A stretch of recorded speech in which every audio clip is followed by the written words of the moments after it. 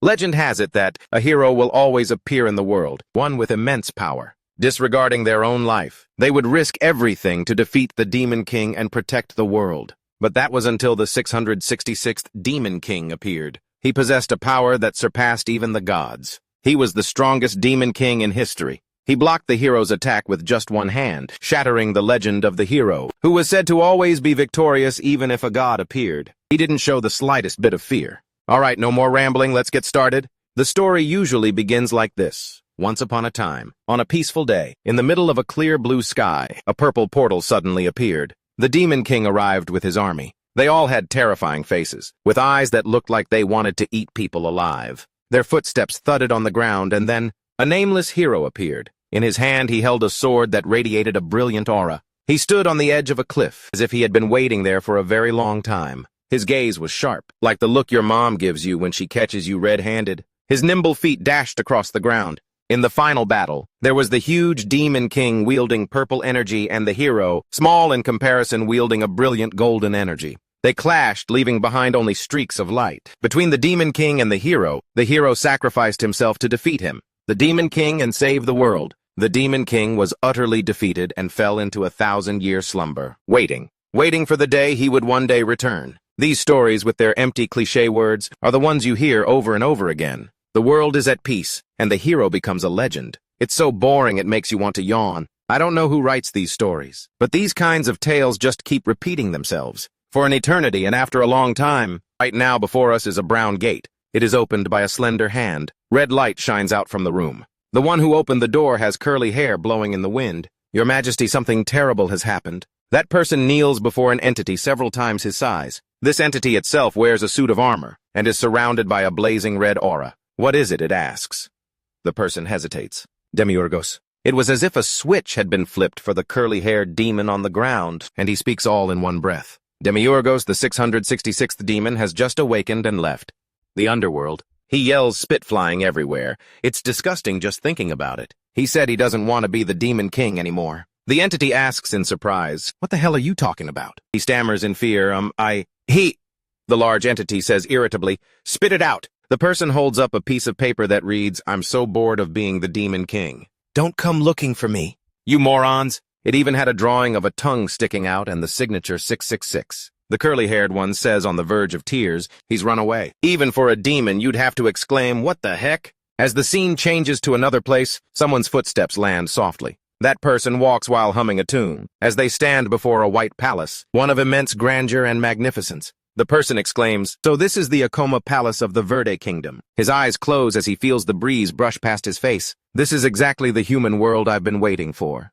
He jumps up and spins like a pinwheel, laughing like a maniac and shouting, "So cozy!" Suddenly he sees something and his red eyes sharpen. He curses under his breath, except for this cursed cross. Just as he was enjoying the human world, a voice from a distance interrupts this moment of his. "Hey, you country bumpkin. Where do you think you're going?" Two soldiers holding gas weapons appeared. One raised his weapon with a condescending tone. "What do you think this place is?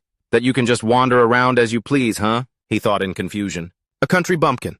Are they talking about me?" He looked down at the clothes he was wearing. "I wonder if it's because of my clothes. My face is handsome enough." The two soldiers continued to question him. "So, you dare to just wander around in front of the Akuma Palace? You got a death wish or something?" Seeing that he didn't answer, the soldier pointed the weapon straight at his face. "What are you looking at?" "I'm talking to you. State your name now." He pointed to himself and asked back, "Me." He knew. He couldn't let them know he was Demiurgos, the 666th demon. Thinking of something, he snapped his fingers. That's it. I just need to drop a few letters." With a friendly smile, he put his hands in his pockets and said, "Hello, humans." He introduced himself with extreme confidence, unafraid of anyone. "I am D." Just as he finished his introduction, someone stepped forward, stomping their foot on the ground. "How dare you take the name of an ancient god as your own? Do you have any idea that this is the capital of the Verde Kingdom?" "Huh." The two soldiers immediately showed respect to the person who had just arrived. "Baron Bro." He paid them no mind. He only spoke to the young man. "If you didn't know, then fine, I'll let it slide." "Now scram!" D just smiled and asked, "The Verde Kingdom. Is it strong?" Annoyed Baron Bro growled. "What was that?" With a blank expression, he kept smiling, ignoring Bruo's discomfort. "Is it strong enough for me to become king?" That question really set Bruo off. He drew his sword. As he prepared to tear him to shreds, he didn't forget to yell, "How dare you mock the royal family? You'll pay for that with your life. Drawing your sword. You want to fight? Well, then I'm not afraid. His blank expression suddenly changed. With just a single glance to the utter shock of the soldiers, Bruo's body exploded. A soldier stammered at the sight, Lord Bruo. He didn't even have time to process it before his own face began to contort. He wore a friendly smile as he surveyed the scene. Blood sprayed through the air. Heads were exploding. The scene was chaotic, with some screaming and others asking what was happening. What's going on? They're just suddenly exploding. But he just kept whistling and singing to himself. His hand drew a purple line through the air. The remaining soldiers also exploded just like the others, without a chance to even say their last words. Up on the palace walls, the archers saw what was happening. They quickly raised their bows. Get him! The arrows flew towards the blank-faced man, and immediately turned into purple flower petals. He calmly received the volley of arrows. He just glanced up, and the two archers who had just fired exploded as well, returning to dust. Arise, he said. The soldiers he had just blown up immediately rose, flipping upside down with their feet pointed to the sky. Blood dripped down from their heads. And welcome your new king. Let their blood pave the path to the gate. He continued, his voice like a song. Bless my every step with your blood.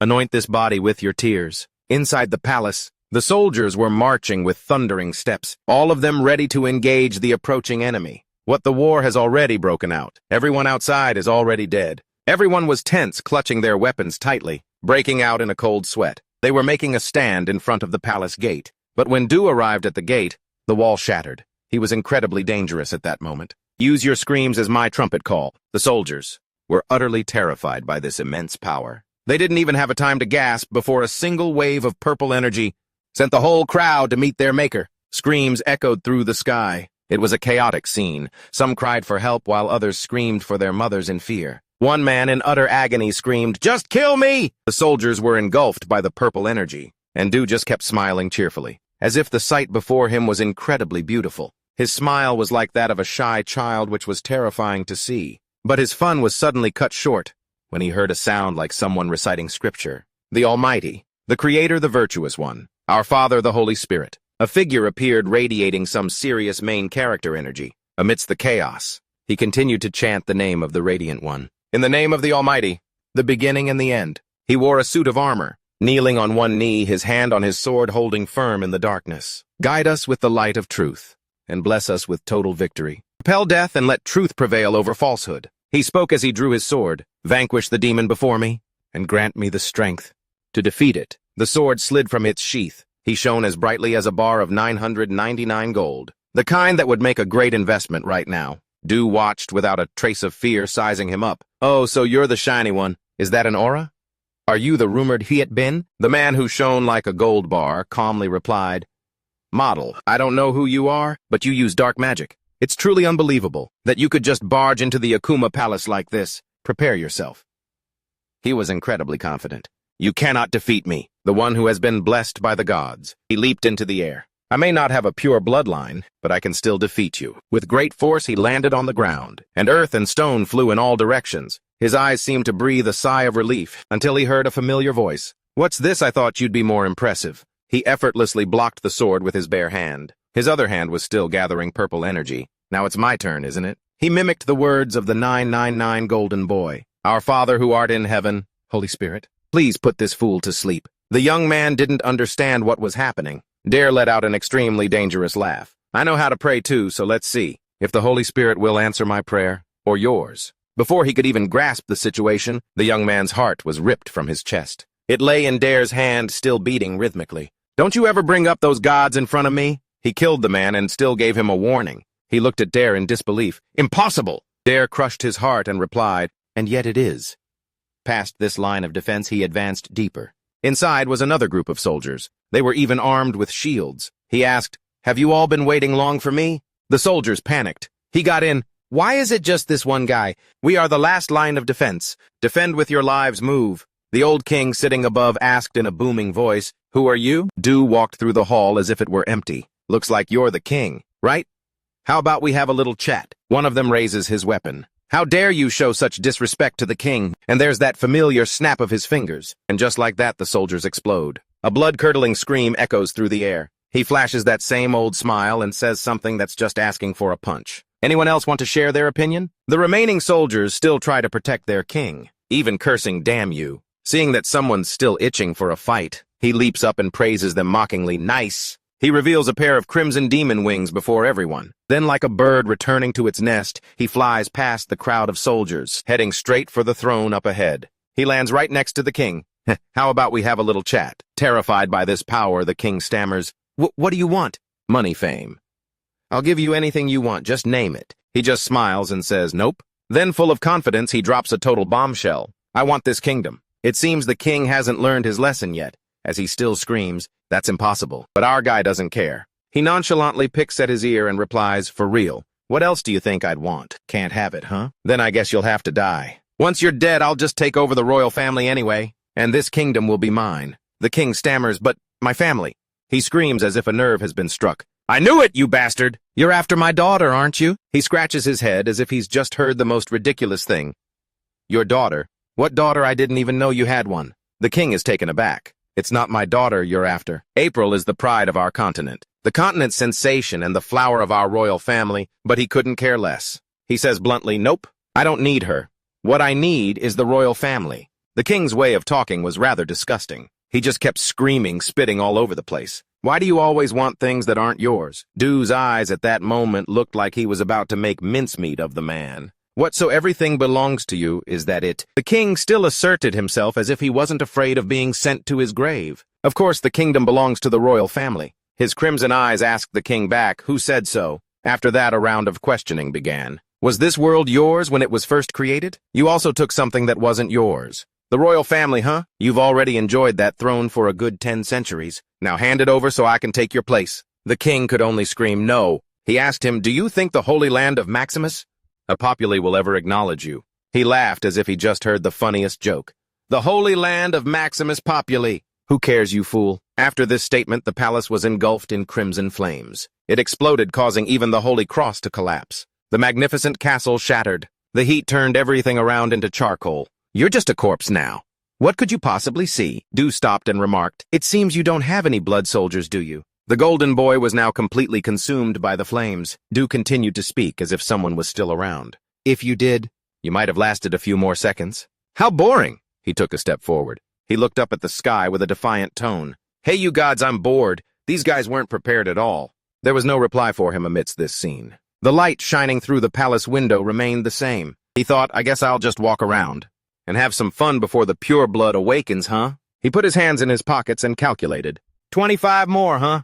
That's usually around the time I start to weaken. An ear-piercing scream rang out, attracting Dew's attention. Curious, he glanced back to look. In the middle of the smoldering ruins, a girl suddenly appeared. She had snow-white skin and wore a white dress. It was a strapless top with a ton of complicated lace patterns, all exquisitely detailed. Her hair was neatly and carefully styled. An elegant blue bow was pinned on top. The girl stood there, a complete contrast to the chaotic scene around her. The girl cried as she stared blankly, asking, who are you? Tears streamed down, soaking her cheeks. I showed a bit of surprise, and perhaps even a hint of curiosity. He slowly repeated, The scene changes. Sunlight shone down on the ruins left from a fierce battle where bodies were piled upon bodies. Some of the fallen hadn't even had time to close their eyes. The demons who lost the first war were exiled to the demon realm, along with the demon king's damaged soul. Groups of demons followed one after another, escorting the soul which was bound in chains, or rather what was its temporary vessel. Even as just a damaged soul, the evil aura surrounding it was still terrifyingly immense.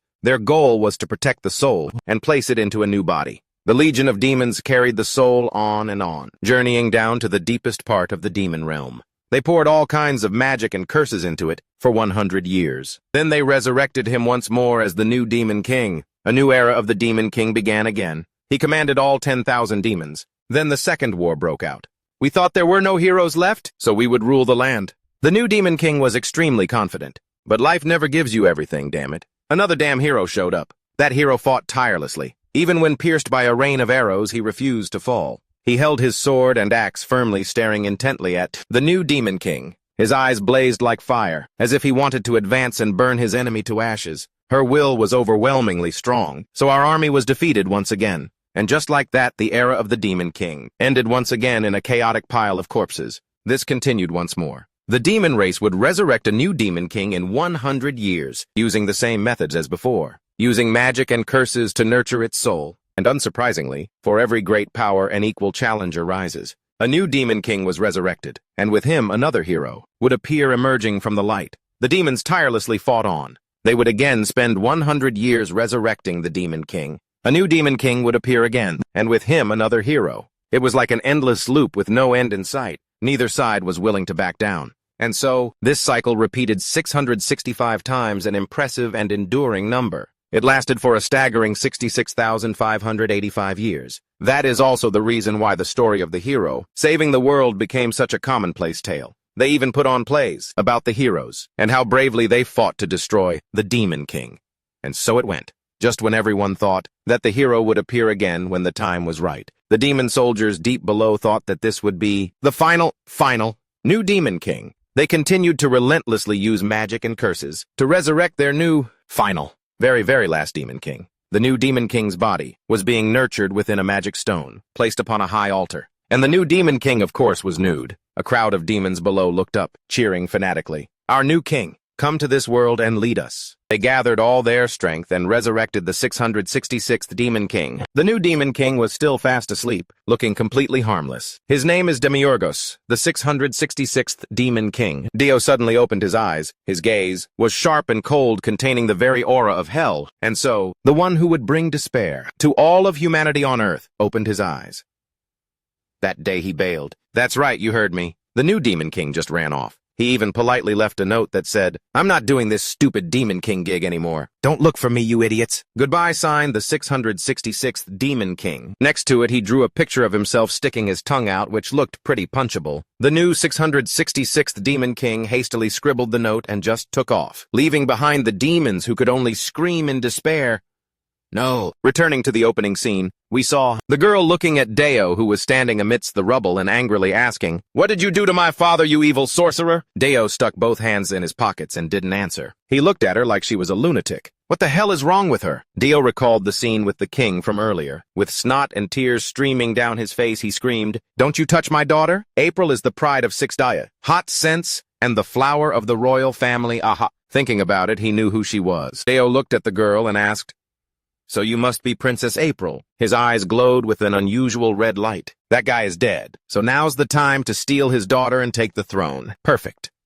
When an opportunity lands right in your lap, you've got to get to work." April was still bawling her eyes out. She looked at Dio in disbelief, horrified. "What did you say?" He didn't bother saying anything. He just raised his right hand and snapped his fingers. April suddenly froze. Her eyes went wide as she stared blankly ahead. She slowly lowered herself, placing both hands on the ground. Her body knelt before Du as she spoke. "This lowly body belongs completely to you. Please take me with you, master." This image was a complete contrast to the girl, who was crying just moments ago. She was now under Du's control. Du jumped high into the air and leisurely flew to where April was kneeling. He slowly landed, raising her chin with his hand. His blazing red eyes stared into April's soulless face. He said with delight, "Good, from now on you are my first human." April replied mechanically, "Thank you, master." Du leaned in closer, bringing their faces intimately close, a sight that would make any viewer blush. It looked as if the two were about to kiss, but Du stopped. He shot a cold glance to one side and said, "Stop peeping and come on out. Before I gouge your eyes out." A small rift appeared in space. It looked like an eye, and a voice emerged from it. "Ha ha, just as I thought, my lord. You already knew." Du looked towards it. The princess. April still stared at him soullessly, her eyes welling with tears. Behind that rift was a man. The rift gradually widened. Then the man stepped out, like a pop star. He wore a fedora and a dapper suit. His long hair fluttered in the wind. The man lowered his hat and cleared his throat with a cough. His entire face came into clear view, with enchanting violet eyes and platinum blonde hair. "Allow me to introduce myself, your loyal servant." "Alex at your service, my lord?" Du stood there with his usual lazy posture, hands in his pockets looking at the man. "You've been following me this whole time." The man bowed his head, feigning a pitiful look. "You wound me, my lord. Wherever you go, I am always by your side, my lord." Du sneered, shooting him a look of pure contempt. "Bullshit, you served my father. But that wasn't me. To be precise, that was the previous Demon King who's gone now." The man didn't see it that way. He said, "Your body was inherited from your very own ancestors. Now you are my lord." Du waved his hand as if shooing a fly. "Whatever, go play somewhere else, because I'm not going back to the demon realm anymore." Surprisingly, the man agreed, readily. "Very well, my lord. This left Du completely bewildered. He said with a bright smile, "I will only obey your commands. My lord, don't worry about me. And please continue with what you were doing." Speaking of which, what was I doing just now? This guy just popped out of nowhere, making Du forget what he was planning to do. The man then pointed towards the princess, who was still in the same kneeling position with her head tilted back this entire time. She looked just like a living statue. "Weren't you about to bestow your great seat upon that woman?" Then he proudly proclaimed, "I am Alex, the one who has never left your side for 85 years. The demon soul had just spoken, and this drama queen popped out of nowhere, swirling a glass of wine in his hand. Alex looked up to the heavens, the corners of his eyes brimming with tears as he said sorrowfully, "Will you listen to the story of my sacrifices? Sacrifices that could fill a wine glass with my tears for you. The rose garden of yesteryear has withered away. It's a real waste this guy isn't an actor." Alex mournfully continued his story. "Throughout your childhood, I breastfed you. After transforming my own body," yes, you heard that right. He's describing how he once breastfed Du, which made Du himself exclaim, "That's disgusting as hell." And it didn't stop there. Alex continued to sing his own praises. "I became a perfect educator through my own dedicated tutelage. But obviously Du might be handsome, but he's not stupid. I still remember you beating me half to death. What kind of teacher ties up a student with ropes and then flogs them with a whip? I was the only demon who sent you off, with compassion, when it was time for you to enter the awakening egg. Sent me off my ass. You tied me up and threw me in there. Who was the bastard who ordered those demons to tie me up like some psychiatric patient and shove me in there?" Alex was like an old nanny, reminiscing about his young master's growth. "It feels like just yesterday you were wiggling your tiny hands and feet. I can't believe you've grown up so much," and started noticing women. "I get emotional so easily. You have no idea." These words made Du so pissed off. He wished he could just fly over and slaughter that bastard Alex. He squinted at him. "Enough of this nonsense. Let me make something clear. I'm not playing this Demon King game anymore. From this day on, I've been reborn as a normal human being." "Oh yeah, so normal." Alex gave him a benevolent smile. "Very well, my lord, as you wish." Du had no idea what the hell this lunatic was planning now. Du narrowed his dangerous crimson eyes at Alex. "What was that?" Alex was determined to play dumb, maintaining his standard friendly smile as if he didn't understand. "I'm not sure what you mean, my lord." At this point, Du couldn't be bothered with the dangerous act anymore. He furiously yelled in the other guy's face, raising a hand to summon dark magic. "What are you plotting? Tell me, why are you leaving me alone? Open your mouth." Alex was getting twisted out of shape by Du's power, but he just kept smiling. "Ha ha ha. My apologies, my lord, I'll talk." The two demons returned to having a serious and normal conversation. Alex asked, "My lord, is there any particular reason you chose to attack this country?" Dare asked in return, "A reason? What reason?" "That's right. Like, for instance, did that arrogant king invade your territory? Or did he covet the riches of the demon world? Or at the very least, you could have just been in a bad mood. A reason like that." Alex stared intently at Dare, waiting for a satisfactory answer. Dare rested his chin on his hand, thinking, Well, no, I don't really have one. I just thought that I should live like a king, if I chose to be human." "Oh, magnificent." Alex, standing to the side, began to clap, causing Dare to look utterly bewildered, not understanding what was happening. Alex clapped and laughed in admiration. How fitting for the title of Demon King. "As soon as you arrived on Earth, you defeated the largest kingdom, single-handedly took on the entire human army, murdered the king and took the princess. Truly a resounding and glorious achievement." "So ruthless," Alex praised with cruel admiration. What could possibly be more fitting for a Demon King? Hearing this, Dare was just filled with question marks. He stood to one side listening, as Alex praised him with grudging admiration. Something that a normal person, or even a demon, as high-ranking as myself would never dare. And to imagine, you are truly a born Demon King. Dare wondered to himself, so this is how it is, huh? Alex continued to speak. "For a great lord such as yourself, to say you would abandon us and refuse to be the Demon King, I will take your son down to the demon world and raise him as another Demon King." The moment Alex uttered those words, Dare was shaken to his very soul. Alex then added one more thing 25 years from that day. Alex's voice echoed through the space. "Your son will become the 666th demigod, and I will bring him down to this very place." A demon's savage ear-splitting laughter shrieked. Du broke out in a sweat, completely speechless. He stared at the image of the powerful new Demon King, ruling over hell, a future that Alex had painted for him. He turned to look down at the princess still kneeling at his feet. Wow, so drop-dead gorgeous, so innocent and pure. Du trailed off. He glanced back and forth between Alex and April. Then Du let out a huge sigh of relief. "Phew, that was a close one. I almost screwed up big time. I was this close to becoming a father at the age of 80. I'm still in my prime, ready to party. Alex's jaw dropped as he stared at his demon king. He was completely speechless. My lord. Suddenly, the look in Du's eyes changed. His gaze grew sharp, filled with killing intent. This took Alex by surprise. He didn't have time to realize what was about to happen. Du let out a furious roar, and at the same time he unleashed a devastating attack toward Alex, forcing him to duck down and brace for impact. This single blow from Du pierced through the top of the castle and shot outwards. It tore through several mountain ranges and created a massive explosion. Alex held his fedora tightly on his head as he stared at the explosion. He silently broke out in a cold sweat. The scene was now, to put it lightly, a complete disaster zone. The flames lit up the entire mountain range. Letting off that steam made Du feel incredibly satisfied. Phew! So you thought you could trick me, you bastards? He panted heavily. Puffs of smoke billowed from his mouth, making him look just like an incense burner. Standing behind him, Alex could only bow his head in silence. At that moment, Alex looked just like a snake. He narrowed his eyes, silently drawing a conclusion. He's on a whole other level. Look at that monkey jumping around, panting, breathing out fire right before his eyes. Even Alex had to admit, his demonic energy isn't even fully developed yet, and yet he's already this powerful. The 666th Demon King? He's definitely different from his predecessors. Maybe, just maybe this time we'll actually win. We'll finally succeed. Alex's face was filled with ambition as he thought about the future. Suddenly, Du's voice rang out. He's right. King is too flashy. Let's do that instead. That, Alex thought excitedly. But Du's next words left him completely speechless. Protector of Justice, Hero Alex Nguyen. A hero what? Du's face flushed with excitement. The hero's sidekick. That's right. Du wants to be the hero's sidekick. This idea left Alex, who was standing behind him, completely dumbfounded. His head was just full of question marks. Du couldn't help himself, and started mapping out his future. I'll team up with the hero. That way I'll get noticed. But I'll always stay one step behind the hero, so it won't be too conspicuous. An ambiguous role where no one would ever suspect I'm the Demon King.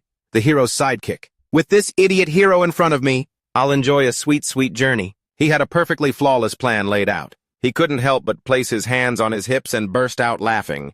You do all the hard work and I'll reap all the glory. This game's too easy, ha ha ha ha. Alex dropped to his knees and hugged Du's leg, desperately trying to salvage the situation. There's no hero without a Demon King. So how can you possibly become his sidekick? Please reconsider, my lord. Hearing this, Du immediately made a decision. All right, then, let's go find this hero. Come on, Alex, he said, flying up into the sky. And he didn't forget about poor old Alex. Alex could only helplessly call out, my lord. He called out to Dare's figure as it flew farther and farther away. What about the princess? Dare just threw back a single sentence. I don't know. You figure it out. Isn't she the female lead? As if this entire scene was enclosed within a sphere, floating and resting in someone's hand. Alex's voice could still be heard echoing, my lord. Half of a girl's gorgeous face appeared. Thanks for showing up right on time. A pair of orange dragon-like eyes opened, staring intently behind her. The girl sat leisurely with her legs crossed, holding a glass. She spoke lazily. Sorry, but I'll have to borrow your power for a little while. I'm sure he'll forgive me, though. After all, everything exists just for the spectacle. A song echoed down the street. Oh, Mr. Hero. Mr. Hero, our gullible Mr. Hero. Where could you possibly be? If you don't want to die, then show yourself. In a horse-drawn carriage, Dare was lying down casually singing these taunting lyrics. The foolish hero pushed him to the front. Let him do the heavy lifting. Let him enjoy the glory. Our gullible Mr. Hero. You really shouldn't have fought the Demon King. Oh, but the Demon King is no more. A voice rang out calling for Dare, sir, interrupting his singing mood. Alex asked a question that anyone would have wondered. Why are we taking a carriage and when we can fly? What a hassle. Dare was annoyed to hear it. He yawned and replied, Hey, you idiot. Are you trying to let the whole world know you're a demon? Alex was speechless. He pointed at the castle behind them, which Dare had smashed to pieces. It was a complete wreck. You were that worried and you still turned the whole castle into this? Dare immediately changed the subject. Whatever, it's on fire. Alex's expression turned serious. By the way, are you planning on becoming a hero or a hero's companion? Dare pointed a finger to the sky and replied nonchalantly, That's right, they say, you don't need to be related by blood to become a companion. I just want to live the life of someone in the top 2% of the world. The life of the rich and famous. By going to the front lines to kill monsters. Alex stated the truth coldly. Even if you become the hero's companion, it'll be very difficult to be in the top 2%. Their horses continued across the fields, Dare explained nonchalantly. The former Demon King and one of the 7 strongest demons of the demon world are right here. So what's there to worry about? A hero who can slay a dragon like it's nothing. If we give him a little help. Alex was surprised. I thought you wanted to become a human. Are you planning to use magic? Der was now getting annoyed. Why wouldn't I use what I have, you idiot? That's why you've lost 665 times. He put his hands behind his head. Anyway, that gullible, hero. Do they have some kind of ranking system? Alex provided the information. Yes, sir, they have a ranking system. Der was completely stunned. A ranking system, like A rank, B rank, that kind of thing? Alex replied, something like that, sir. Like a walking encyclopedia, Alex began to explain the ranks. The first rank is D rank. A dragon slayer. Der repeated, is D rank. Alex remained as patient as ever. So that means they're people who can slay dragons. Der's face went slack as he lazily asked, is it like a title? You get after killing a dragon. Alex replied, no, sir. Currently, dragons are neutral.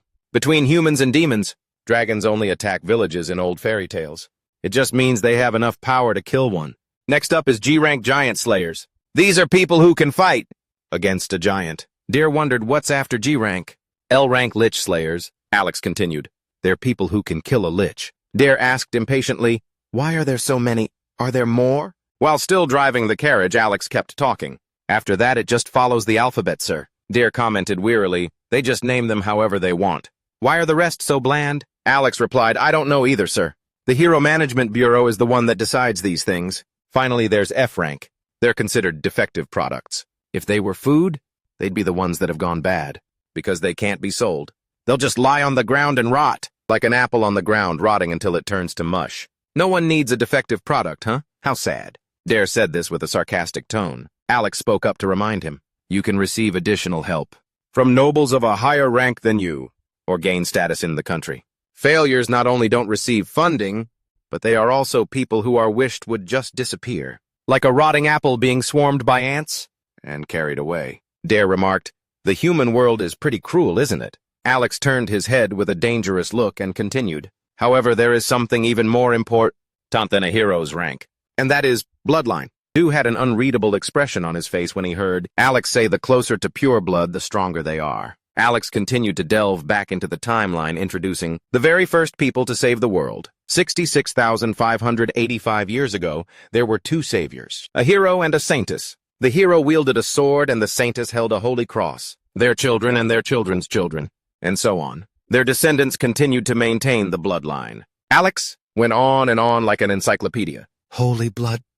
They measure how much of their blood remains within the clans. The purer the blood, the stronger the aura they can use. The person with the purest blood will become the hero, fighting against the generals and winning 665 times. The bloodline branched out like the roots of a tree. For some reason, Do's face suddenly appeared, illustrating this very sentence. Listening to this, Do's mind was filled with questions. So, you use the purity of a person's blood as a measuring stick, or something like that. Does that mean whoever has purer blood gets a higher rank? Alex hesitated for a moment. Well, there are a few exceptions, but usually the purer the blood, the stronger they are. Do commented bluntly, like one of those ladies watching a soap opera.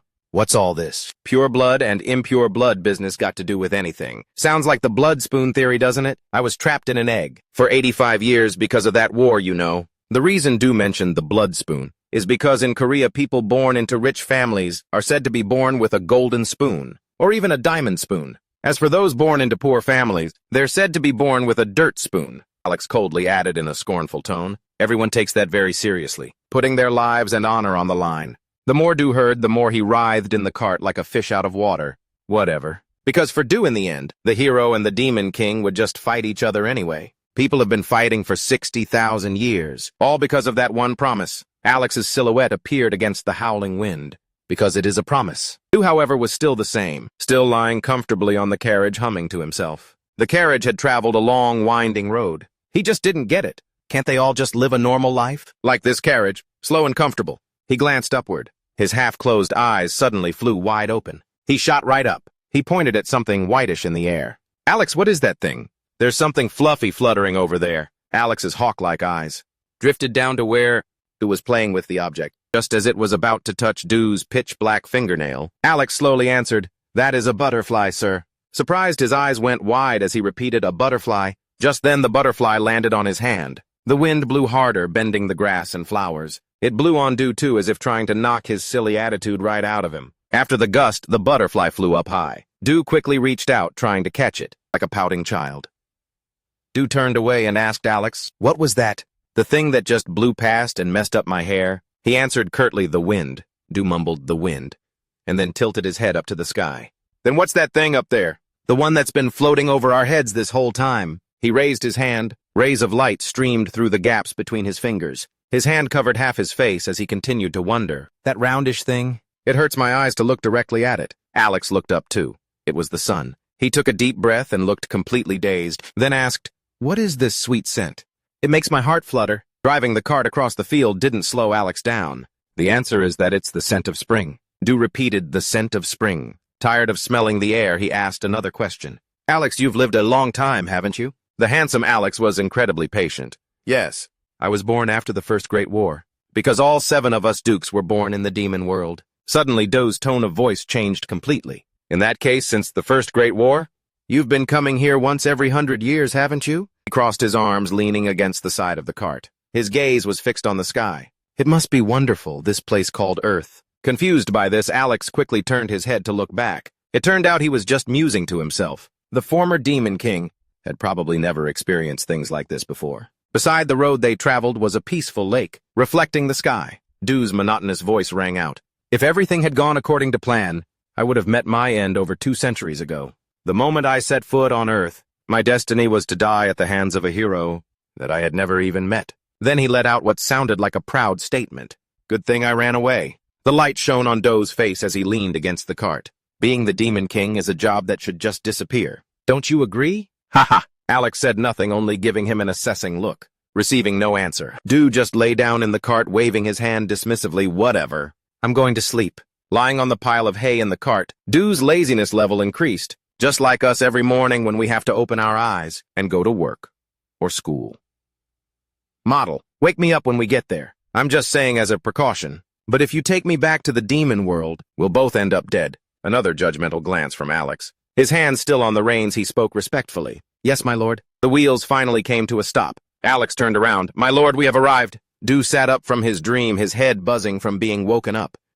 We're here already." Before the two of them was a stunningly beautiful village with a sea and a green forest. Alex introduced, "This is the place you described, my lord. A small trading post not located within a military zone. A peaceful village. A rural village called Jory." Du let out a long yawn. "Jory, huh?" The sound of horses trotted along the roads, passing through the village where the townsfolk were trading and selling goods. Du asked Alex, "So what about the heroes?" Alex provided the information like a machine. "There are only 2 families, sir. One is an A-rank family bordering on Gamma rank, and the other is a rogue family." He looked around, assessing the area. "It seems there isn't a single D-rank clan here." He looked up at a house adorned with flags all around it. Alex offered a hypothesis. "If there was 1 D-rank in every castle, our demon army would never dare set foot on the surface." Du yawned again. "Are D-ranks really that strong?" Alex remained respectful. "Yes, if we had a boss like that," Du the Demon Lord scoffed in disdain. "Bunch of cowards." In the middle of his yawn, he heard someone speak. "Have you heard?" The trial castle was attacked by a dragon. 3 villagers were chatting with each other. The oldest uncle among them was shocked. How could that happen? "I heard they still haven't caught the dragon, so don't go anywhere near that place." The young man next to them also spoke up. "I've heard about that too. I heard half the castle was burned to the ground." The girl standing there also stammered in fear. "But didn't dragons go extinct a long time ago?" Then another person said, "Is the age of dragons coming back? If so, that would be terrible." Hearing this, a guy pointed at Alex with a real attitude. "I thought dragons were supposed to be neutral." Alex didn't know what to say, so he could only reply, "I thought so too." Alex awkwardly drove the carriage away, not bothering to explain. He continued, "The last time I was on the surface was 85 years ago. So I guess during that time, something must have happened." From behind them came the voice of the man from earlier. "We should quickly inform the Holy Maximus and request they send us a D-rank hero." The scene changes to a large building. Alex introduced, "Sir, this is the best hotel nearby." "Let's stay here," Dao said, his disdain clear. "This is a hotel. Well, I guess there's no other choice. Also, from now on, don't call me Lord anymore." Alex couldn't believe his ears. Sir Dao urged him on, annoyed. "Are you going to keep calling me your Lord?" "Just go book the room first." Alex's voice was dejected. "Yes, sir." The hotel owner saw the guests arrive and happily greeted them. "Welcome, sirs, to our—" Alex took off his hat with a friendly demeanor. "We'd like the penthouse suite.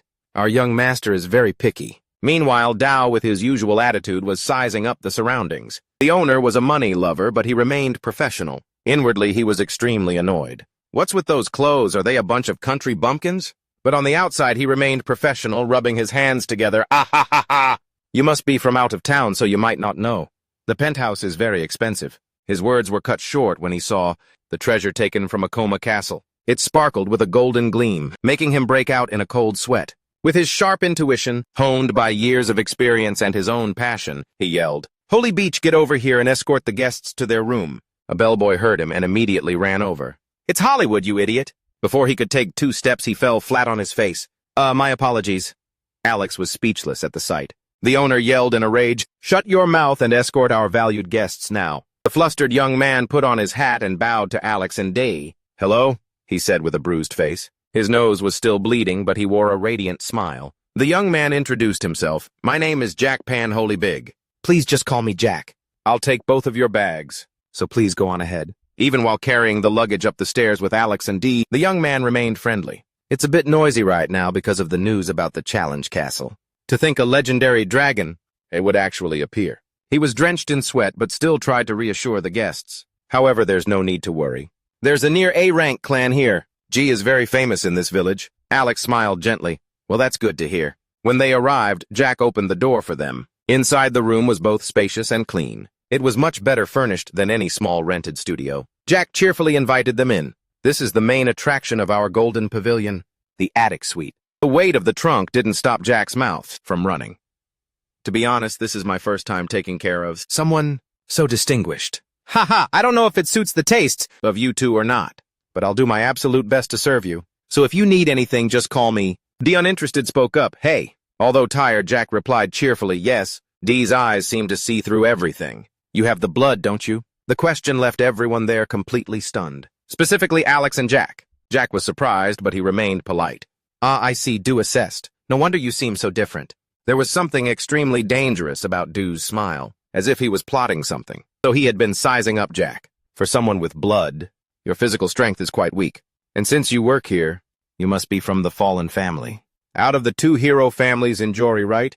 Your family has nothing but descendants who are impure." The comment struck Jack to the core. He stood frozen in the middle of the room. He could only utter a single word. Du then asked, "What is the purity of your blood?" The question made Jack hesitate. "Oh well." He scratched his head, his face turning bright red as if he were about to confess his love.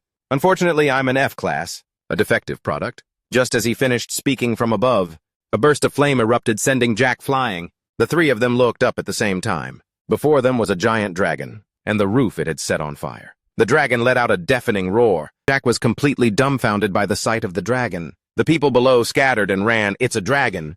A dragon is invading." Someone even cried out for their mother. Despite clearly shaking like a leaf, Jack still acted like a hero. "Sir, you need to run." He pointed towards the door. In contrast to Jack's panic, Du pointed at the dragon and questioned Alex. "You said dragons were docile, didn't you?" Alex, having had enough, snapped back irritably. "I said I wasn't sure, didn't I?" He looked bewildered. Sir?" His expression shifted from bewilderment to confusion. When he heard the words, "It's all right, Jack Panholabig," Du comforted him as his red demonic eyes appeared. "I will become your aide, so you must become a hero. This is just like luring a child with candy. Besides, I'm looking for a hero. It must be fate. Accept my offer. I will grant you the wealth and fame that you desire. I will erase that worthless label of yours." It was an offer that would make anyone's jaw drop, and Jack was no exception. The demon continued to tempt him with his words. "You can waste the rest of your life, or you can accept my offer and change your destiny. This is a once-in-a-lifetime opportunity." At that moment, his eyes glazed over. Jack's mind flashed back to his past. A blood soldier. How can an F-rank punk like him become a blood soldier? Why did his parents even bother having him? In the end, he's just a total failure. A piece of trash like him is lucky not to have starved to death. A bigger child was holding the hand of a crying one. "Brother? Where are Mom and Dad? Brother, I'm so hungry." As these memories flooded his mind, Jack thought to himself, "An opportunity." He dropped to his knees before the 2 demons. He spoke quickly, afraid they would change their minds. "Please take me under your wing, my lord. I am just a worthless nobody, but I will give it my all. I swear I won't let you down," he said with tears and snot running down his face. "I will offer my very soul to you." At this moment, Do's true demonic nature was revealed. "Heh. I was just about to ask you about that." He then laid out the plan for Jack. "Today is the day you go into battle. Go hunt that dragon." He couldn't believe his ears. "Huh, what?" Shouldn't I start with something like goblins? Jack was a man who knew how to adapt to the situation. He immediately dropped to his knees before the two demons. Jack pleaded desperately. Please lend me your strength. I may only be an F rank, but I will do my absolute best. I will ensure that you two won't regret this. Just give me a chance. He was so committed, he was a blubbering mess. If you wish, I will offer my very soul. Dare had already taken a liking to him anyway. He held out his hand. Purple streams of light appeared around them. Then let's make a contract. This statement was completely baffling. A contract appeared before Jack's eyes. Its contents were as follows. Contract Party A is Dare. Party B is Jack Panholobic. Article 1, Party B shall choose Party A as a heroic partner. Article 2, Party B shall unconditionally obey all commands from Party A. Article 3, the relationship can be extended indefinitely at the will of Party A, and only Party A has the right to terminate the contract. Article 4, fame and fortune acquired from the journey will be shared with Party B, in any amount Party A desires, whenever Party A wishes. Article 5, Party B shall have no objections to the above conditions. Reading these lines, Jack couldn't help but feel that this felt like an absurdly unfair contract. Dare's blood-red eyes looked down at the person below him. His voice was alluring. Sign your name. If you accept the contract, it will be complete. He gritted his teeth, letting out a sound, his eyes filled with determination. His eyes automatically zoomed in on the words fame and fortune. With tears and snot all over his face, he shouted his own name, Jack Panholobic. And then his name was printed on the contract. Seeing this, Dare couldn't hide his own smile. He cheerfully pointed upwards. Well then, it's time for your debut. Go kill that dragon. Just like that, he gave Jack a mission that was hard to swallow. Never before. He was so stunned his eyes went wide. What?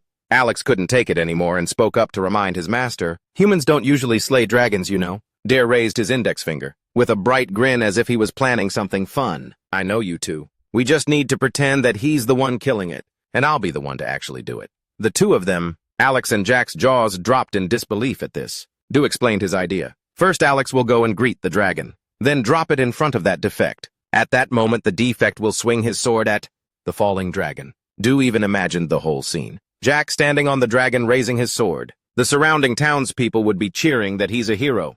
He's so cool he saved us, because other people will see it and think that that defect came and killed the dragon. That was on the attack. This vision even made the crying Jack stop in his tracks. As for Alex, well, everyone knew he was at a loss for words. He decided to voice his doubts. But won't people be suspicious if a rank F person like Jack suddenly kills a dragon? Besides, won't having a D-rank hero as a partner make you stand out too much to live peacefully? Du didn't answer. He just whipped his head around to look at Jack with a hungry glint in his eyes as if he'd found his prey. A chill ran down Jack's spine. Huh. Sir, why are you suddenly looking at me like that? Du still didn't answer, directly ripping Jack's shirt off. He didn't have time to resist, only to blush. Du immediately grabbed a pot. He used his laser-like eyes to punch 2 holes in it. Without a single wasted motion, he slammed the pot onto the boy's head. Jack yelped in surprise. Ah! Du paid him no mind. Ta-da! The masked hero appears. Jack with the pot on his head, a cape made from his torn waiter's uniform, and wearing nothing but his boxers, silently screamed in his thoughts. What the heck is this? Du's eyes and lips all curved into a smile. A hero has to wear a cape and hide his face, of course. Now no one will notice. The appearance of a mysterious hero. Isn't that epic? Alex bent down and grabbed something. Adjusting his hat, he said to our protagonist, All right then, I'll bring the dragon over. Du raised his hand and gave an okay sign. Go, Alex. Just as Jacob was about to fly off, Doe turned to Jack and said, Let's go. Jack stammered awkwardly, sweating bullets, his face beat red from embarrassment.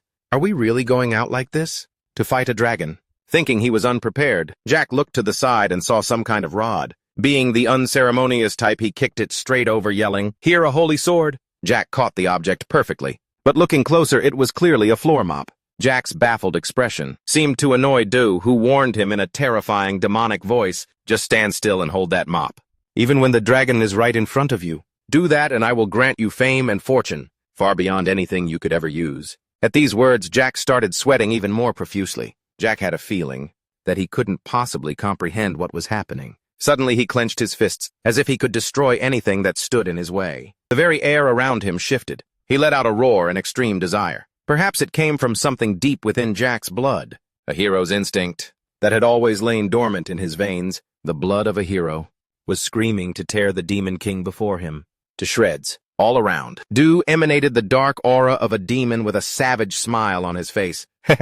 But oblivious to all of this, Jack was thinking, seeing Lord Du's eyes, I'm starting to feel courageous. It's like, I really can get all that fame and money. He was overjoyed, his eyes sparkling like a child's. Yes, master. Here, I'm giving you an order. Go now, my attendant. He quickly complied and took off running. Meanwhile, the dragon was breathing fire everywhere. People's screams echoed through the chaotic scene. Ah, someone help me! The dragon continued to let out terrifying roars and growls. It circled upwards, engulfed in its own flames, then flew off in another direction. Before it could get far, a purple circle appeared in midair. A pair of legs descended from it, followed by an entire body. Alex's appearance was truly ironic. A demon was standing on a cross to stop a dragon, and not some hero. Alex's expression was unreadable, but by now the dragon was blinded by Alex's magic. It roared as Alex grabbed one of its shoulders. With a single pull, he revealed a part of his true form. He had multiple arms, and on his hands were thorn-like protrusions. He made his familiar gesture of adjusting his hat. Using the dragon's wing as a springboard, he leaped high into the air, landing right on the dragon's body with a thud. All of Alex's dozens of hands rose into the air, striking the dragon's body repeatedly.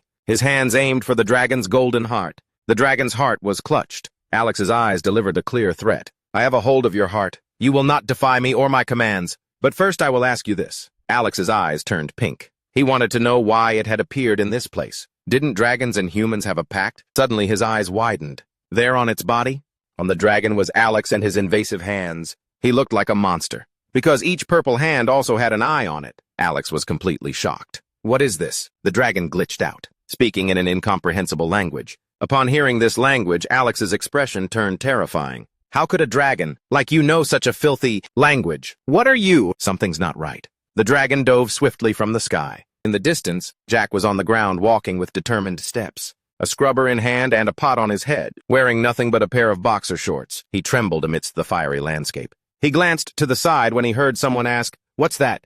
Two people were looking down at Jack from a window. They asked each other, "Who is that? Why isn't he running away?" Others nearby also began to chime in. Is he planning to fight the dragon alone? Is he a hero? But they also commented, doesn't he look a little perverted? Or is he just a pervert? Jack hugged the pot tightly, trying to act like he was okay. But deep down he was crying a river of tears. It was so embarrassing. Fear and shame were mixing together. Mr. Durr dispelled their doubts sitting atop a car. He waved his hands and yelled, "Hey, masked hero! Go for it, save our Jory!" Hearing his voice, Jack turned around. Mr. Durr." When the people around heard that someone had come to save them, they cheered joyfully for the masked hero. "The hero has arrived." "Really, is he a hero? Hey there, Mr. Hero." He shyly raised his floor scrubber in response. "Ah ha ha!" "Thank you, everyone." Gripping the scrubber's handle tightly, he resolved, "That's right. This is a once-in-a-lifetime opportunity. I can't let it slip away." Jack's eyes grew even more determined as he thought of fame and fortune. In the sky, the dragon continued to roar and spew fire. It let out cries that no one could understand. It seemed as if it was being provoked by Alex on its back, flying around erratically in a frenzy. He was on the dragon's back, feeling like he was about to get carsick. Looks like it'll be hard to control it when it's acting like this. There was no other choice. Alex decided to use his 100 demon hands technique. Suddenly, hundreds of arms shot out from his body, bursting outwards. They coiled tightly around the dragon's entire body. The dragon's brown scales mixed with the black of the sleeves and the purple of the magic. This technique is called the prison. Bound tightly, the dragon shrieked in agony. Alex raised his hand, revealing the pitch-black claws characteristic of a demon. This is the final blow. The hands plunged straight into the dragon's heart. This move is called heart pierce. You can only imagine how much that hurt. The dragon opened its fiery maw wide and let out a roar. Alex looked down, slightly confused. Purple things, with eyes, were wrapping tightly around his hands and body. Alex's eyes widened in surprise as he heard a voice. "Republic, prepare." The dragon struggled to speak, its voice breaking. "I am certain. I have seen the one you thought was dead return." "Lies," it cried out again. The purple substance on the dragon's back seized the opportunity and launched itself straight at Alex's face. Seeing this, he finally understood. So that's how it is. Dew, sitting in the vehicle, had lost his patience. He yelled, "What are you doing?" "Lex, hurry up and get down here. The audience is waiting." He picked his nose, looking up at the thing in the sky with annoyance, passing judgment. "Are you trying to sculpt a dragon up there? Why is it taking you so long to kill just one?" A purple slime-like substance flew at Alex, latching tightly onto his body, leaving only one eye exposed. Alex understood. So that's what's going on. The dragon let out pained cries. Its purple eyes slowly dimmed. Its giant body was still coiled tightly by the hands. It just kept falling from high above. From down below, Dew shouted, "Hey, weakling!" Jack turned his head in confusion. "Huh?" He pointed up at the sky. "Get ready. It's almost here." Jack nervously looked away. Do reminded him, try to time your swing perfectly. Up in the sky, the dragon was falling about to land right in front of Jack. Its head was pointed downward, its mouth wide open. Suddenly Jack called out, "Sir, do!" He looked up at the dragon drenched in sweat. "Yeah, I don't want to die." Looking at this person, holding a broom in a defensive stance before him, and having just said those words, Do couldn't help but chuckle. He put a hand to his chin and made a promise. "I do give you my word of honor. No matter what happens, I will not let you die." Hearing this, the look in Jack's eyes changed completely. A glint appeared in his eyes. He gripped the broom handle tighter. He resolved, "That's right, I can do this." He brought the broom back. Jack shouted the name of his technique, Moonlight First Act. The dragon was now writhing even more violently above. On the dragon's back, Alex was getting annoyed by the purple substance clinging to him. That stuff had already covered half his face. Alex screamed in frustration. His hands reached out, then gradually transformed into purple hands with eyes on them. They lunged forward, clashing directly with Alex's untransformed hand. Watching himself fight against himself, Alex realized this was becoming a bit of a problem. He glanced down below. In his current state, Alex wasn't far from the ground anymore. He knew he had to hurry. He quickly used the skill 100 Demon Hands, followed by Heavenly Light Whip. One of his arms could be seen swinging all over the place, scattering the purple mass. One of the purple creatures opened its eye wide in surprise. Alex tensed his arm and grabbed the stuff on his face. Model. He gives it a yank, but the monster thing is stuck on tight. He looks up at the sky where a dragon is flying down. It gets closer and closer. The man cheerfully points out the huge falling object. "Hey, take it easy, or else our hero is going to get crushed." At this moment, Alex is still pulling the leech-like thing off his face. It's still clinging on tightly and won't let go of his face. The dragon is now not far from the ground. The townspeople around see it and start shouting to one another. "A dragon is attacking, everybody run." From inside a house, Jack watches his whole body trembling. Some people are even telling each other, "Get out into the hallway, quick."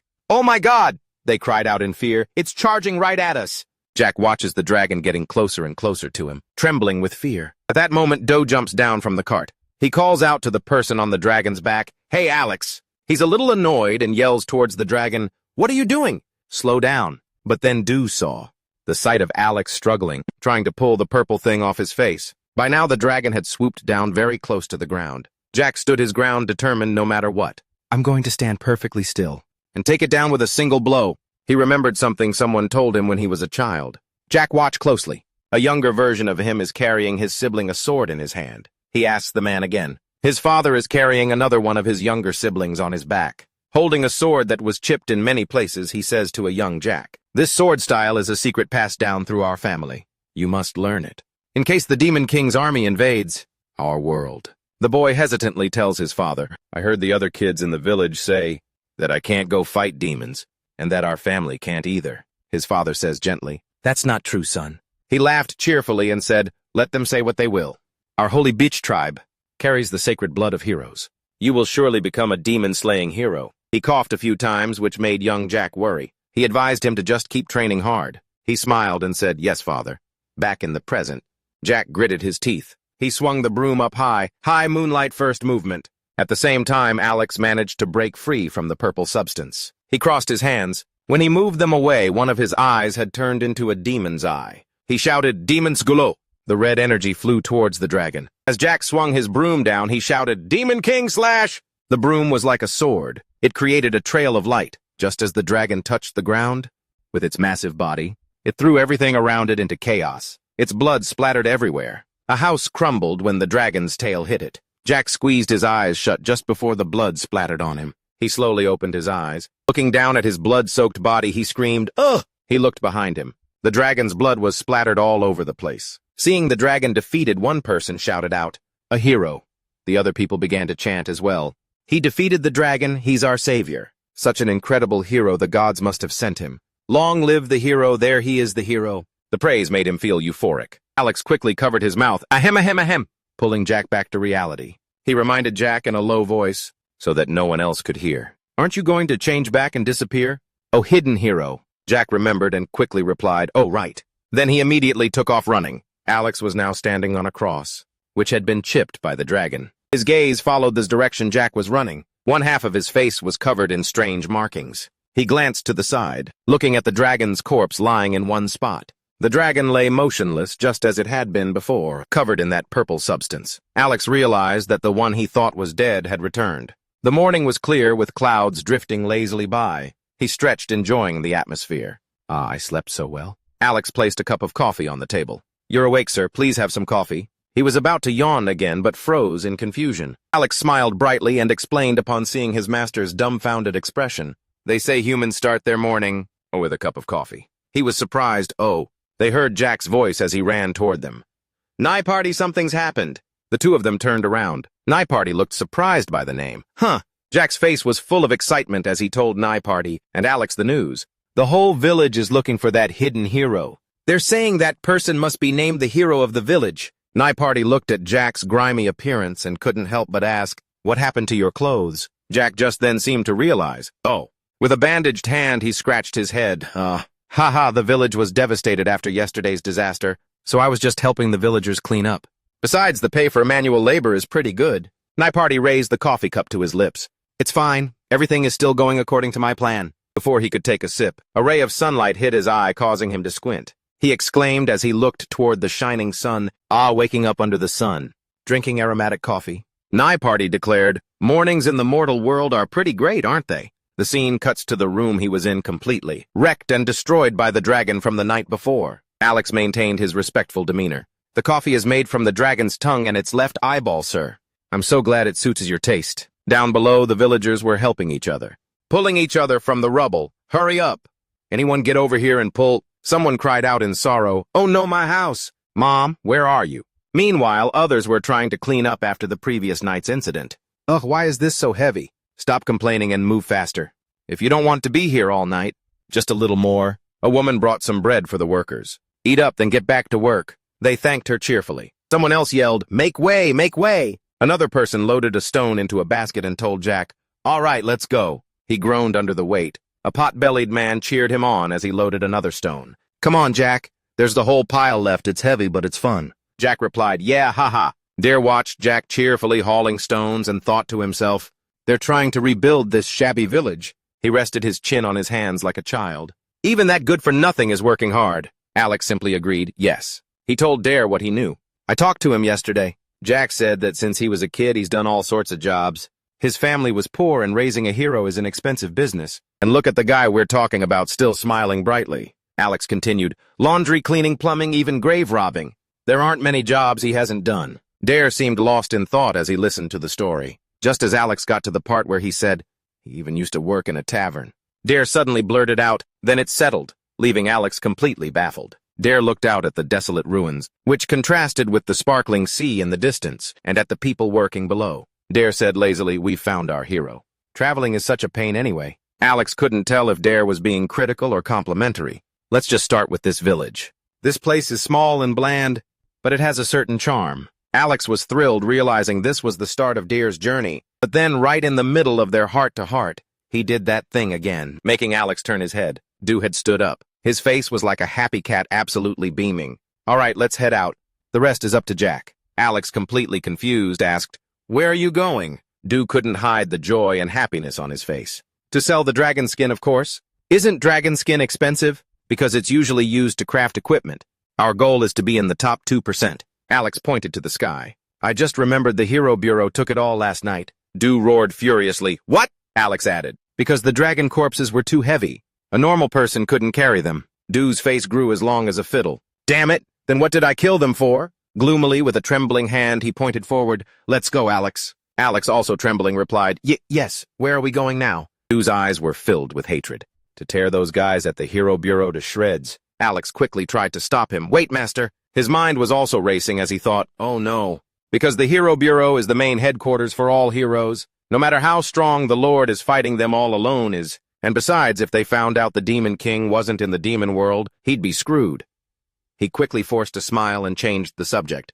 Master, you said you would fight alongside the heroes, but Du, annoyed, shot back, so what? Alex smiled, realizing he could change Du's focus. In the human world, sir, you have to register with the Hero Bureau to be able to work as a hero. If the Hero Bureau disappears, who's going to recognize Jack as a hero? Hearing this, Du's face went blank and he turned around. He brought a hand to his chin, pondering, is that so? Behind him, Alex was sweating bullets. He praised himself for having just prevented the extinction of the demon race. Right.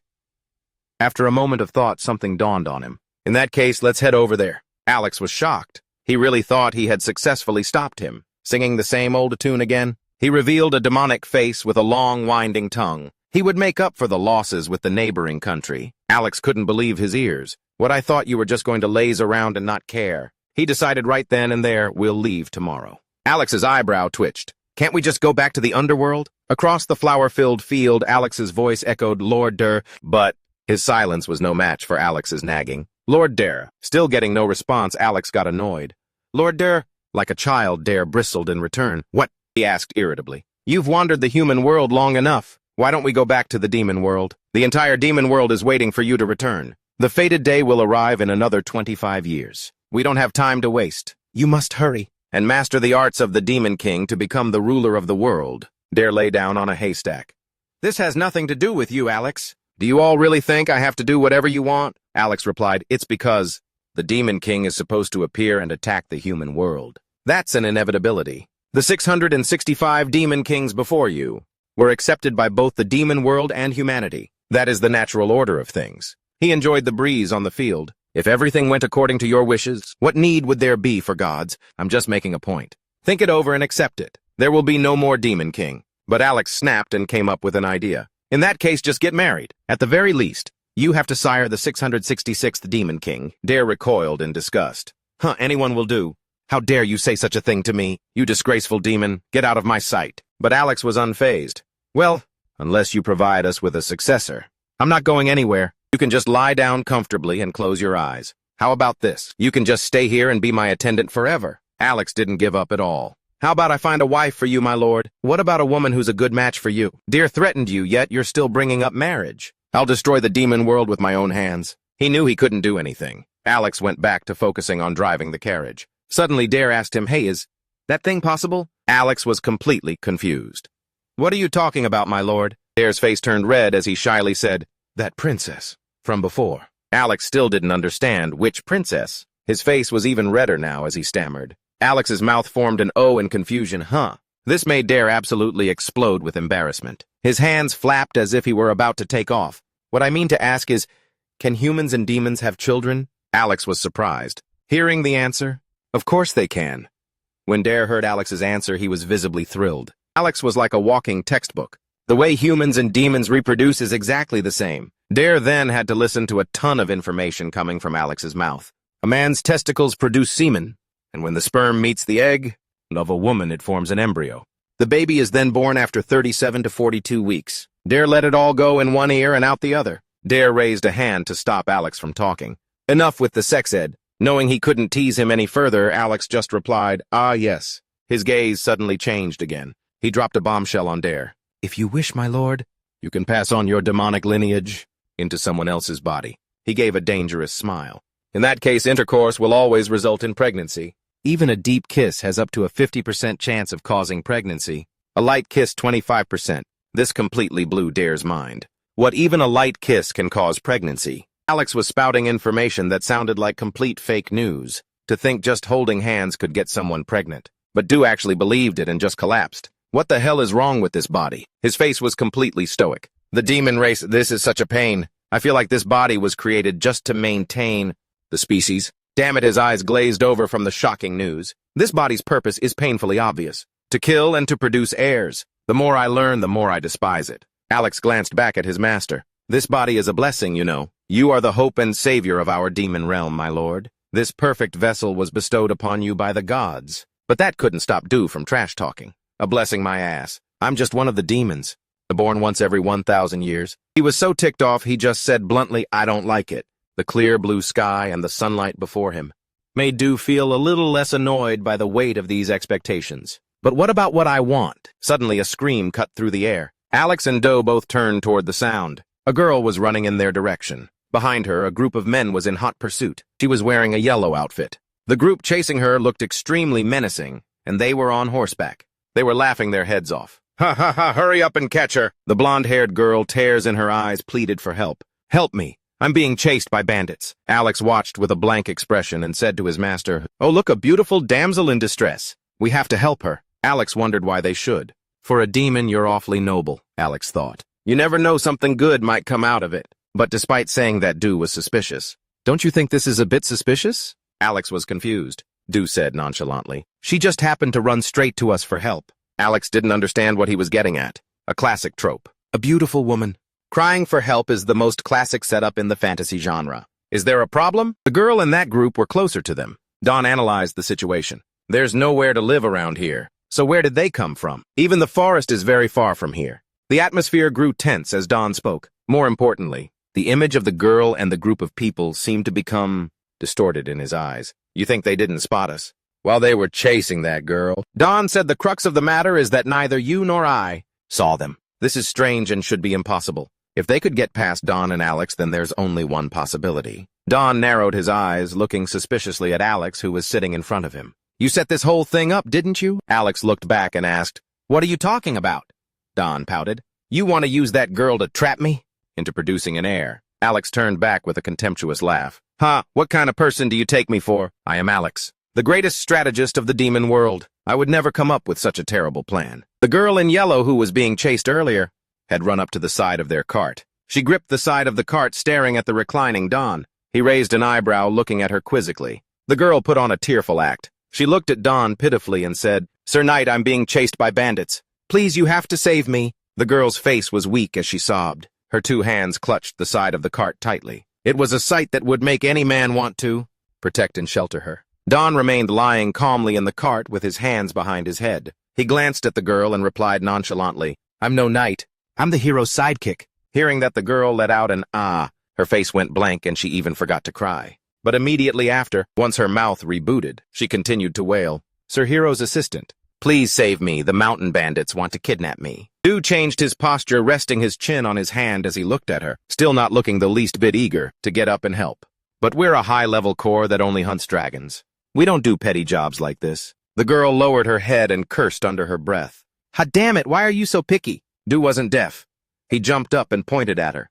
Hey, did you just curse? She continued her act, crying and making excuses. What? No, I was just begging for you to save me. As Du maintained his sassy posture, pointing at her and about to yell again, an axe came flying. It lodged itself right behind Du, who remained cold and precise. Du turned to look at the axe that had just pierced the carriage, his face completely speechless. A strange voice called out, Hey, kiddo! Du glanced back toward the source of that annoying voice that was asking for a beating. A group of hideous-looking mountain bandits were on horseback, heading this way. They laughed as they shouted taunts and provocations. Ha, look at his pale face. Ha, if you don't want to die, then take your trashy luggage and get lost. Another one of them said, What's with that outfit, you from the future or something?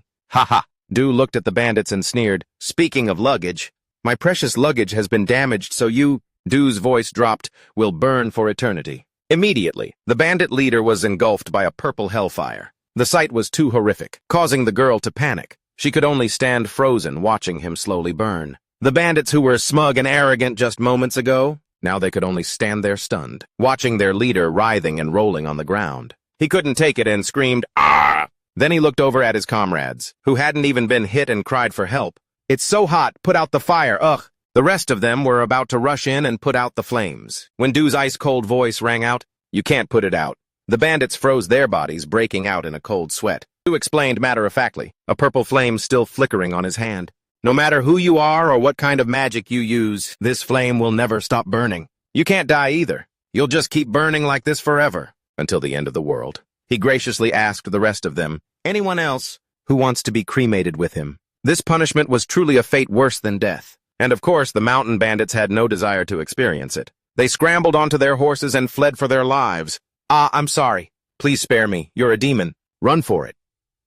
Du looked down at the girl and said, It's all right now. You can go. The girl, sweating, forced a smile as she looked at him. Wait, sir. The bandits also seized our temple, she said with a sheepish grin. All the nuns were enslaved and the holy relic has vanished. Please, sir, eliminate the bandits and save our holy temple. Faced with her plea, the shameless Du calmly picked his nose and replied, Nah, I don't do that kind of work. This made the girl so angry she crushed the side of the carriage. Du turned to Alex and said, Let's go. Yes, master, Alex replied. Wait, the girl suddenly shouted. Du, still with his pinky stuck up his nose casually, waited to see what she would do next. The girl's face was covered in sweat. It seemed she was trying desperately to come up with one last reason to make them stay. You mentioned a dragon just now, didn't you? Could it be you're a comrade of that loincloth-wearing hero? The temple is being occupied by mountain bandits. It's the temple of the dragon god, the supreme golden dragon to be exact. If you drive them away, we will reward you for getting rid of them. We will reward you with the helmet and armor of the golden dragon god. Du stopped picking his nose. His eyes narrowed into a slit like a snake's when it sees a tempting prey. Well, what are we waiting for? Why are you still standing here? And so they began their new journey. With heavy feet, they trudged up the steps. The path was treacherous, their breathing ragged. But something felt off. Alex's panting voice rang out, "Master." They finally stopped, and Do asked, "What is it?" Alex asked breathlessly, "Can't we just fly there?" He was gasping for his life. In all his hundreds of years of being a demon, it was of course because this whole time, Du had been standing on his back and forcing him to climb the stairs. Du replied matter-of-factly, "Come on, how can we fly?"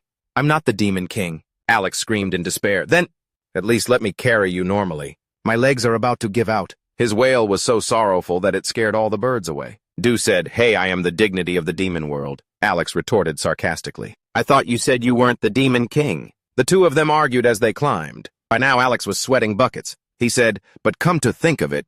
Looking up the stairs, tens of meters ahead of them, that girl in yellow was still moving as if she were flying. She's been running for 30 minutes straight. On such a steep mountain, with the stamina of a normal person, and yet she can keep going without a break. She's even humming while she runs. Du casually put his hands in his pockets. Standing on Alex's back, he looked towards the girl. It doesn't matter who she is. Down below, Alex was still panting like a horse. Du wondered, his eyes sharp and piercing. A murderous intent emanated from his red pupils. "I don't know what she wants, but if she dares to tell even a single lie, I'll skin her alive." But Du paused for a moment and looked up. That girl was still walking enthusiastically. She was even humming a tune.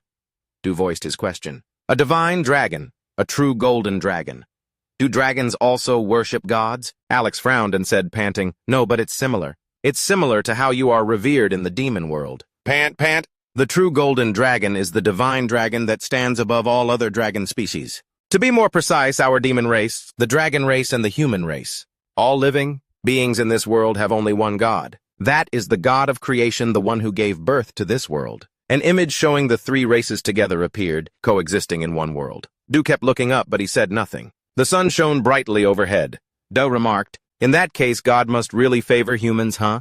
Demons and dragons are just supporting characters." Alex quickly corrected him. "Don't doubt God. God is the one and only truth. He is perfect love.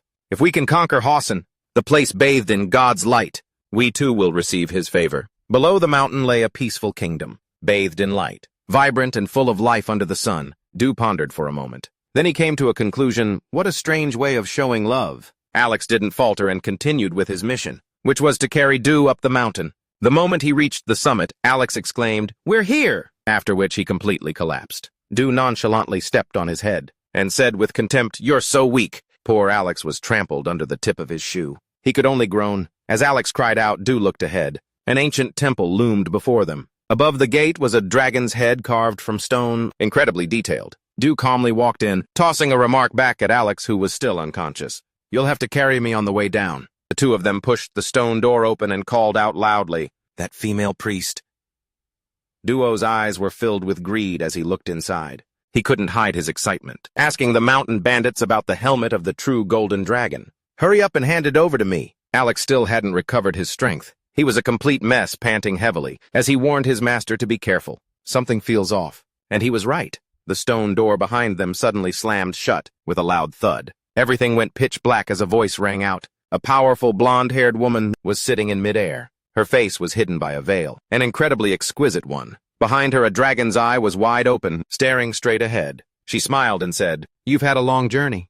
It seems your subordinate is sharper than you are." She finished, still smiling brightly. He looked toward the woman and huffed. "You look like the mountain bandit who took over this temple. Where's the helmet?" Behind him, Alex was extremely concerned about his master's IQ. She sat floating high above, swinging her legs as she observed the two below. "How dare you speak? Do you not understand the situation you're in? Kneel.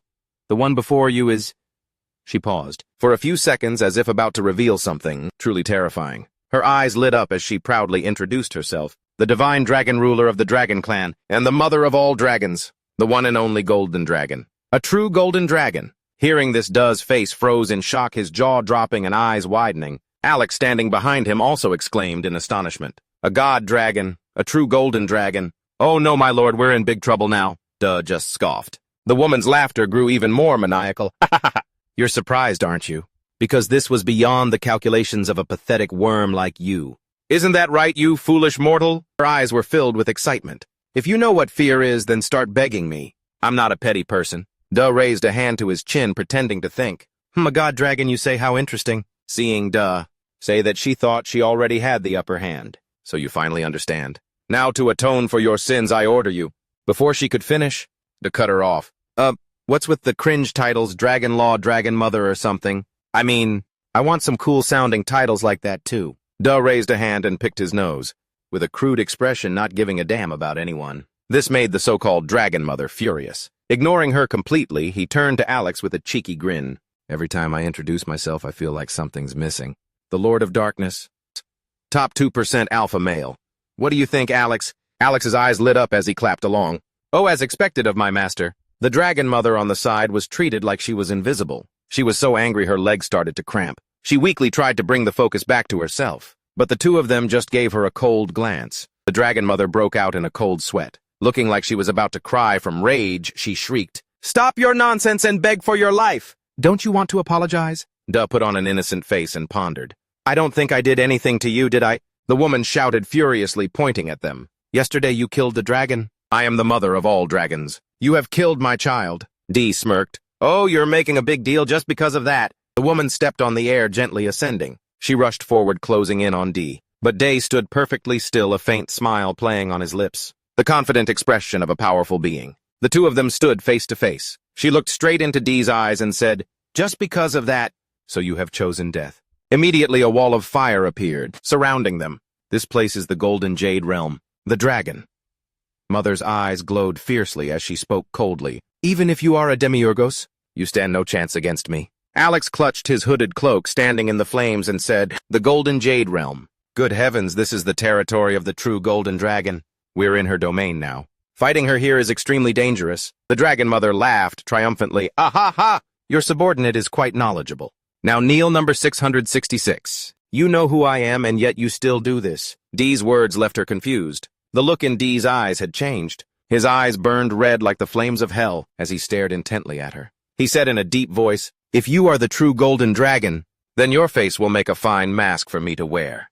Get ready, I'm about to peel your skin off." A glint appeared in the Dragon Mother's eyes. She couldn't believe the arrogant fool before her dared to speak like that. She asked, "You dare?" Dee now looked like a snake eyeing its prey. His eyes were filled with killing intent. "You know who I am, yet you still dare to do this. Get ready, I'm going to rip that face of yours off." A glint appeared in the Dragon Mother's eyes. She couldn't believe the arrogant fool before her dared to speak like that. She asked, "You dare?" Dee raised a finger, signaling for her to be silent. "Aren't you going to apologize for disappointing me?" The Mother Dragon was utterly confused. Her eyes flared with fury as she roared, "What in the world are you talking about?" Dew paused, considering his words, but in reality she was listening with curiosity. He put his hands in his pockets, and as calm as ever began to state his case. "I didn't come to the surface world to cause trouble. I just wanted some peace and quiet, to go to the village and befriend the hero. But out of nowhere your little brat showed up, breathing fire and destroying everything in that village. So what was I supposed to do that was just self-defense? But while your kid was running rampant, you were nowhere to be found.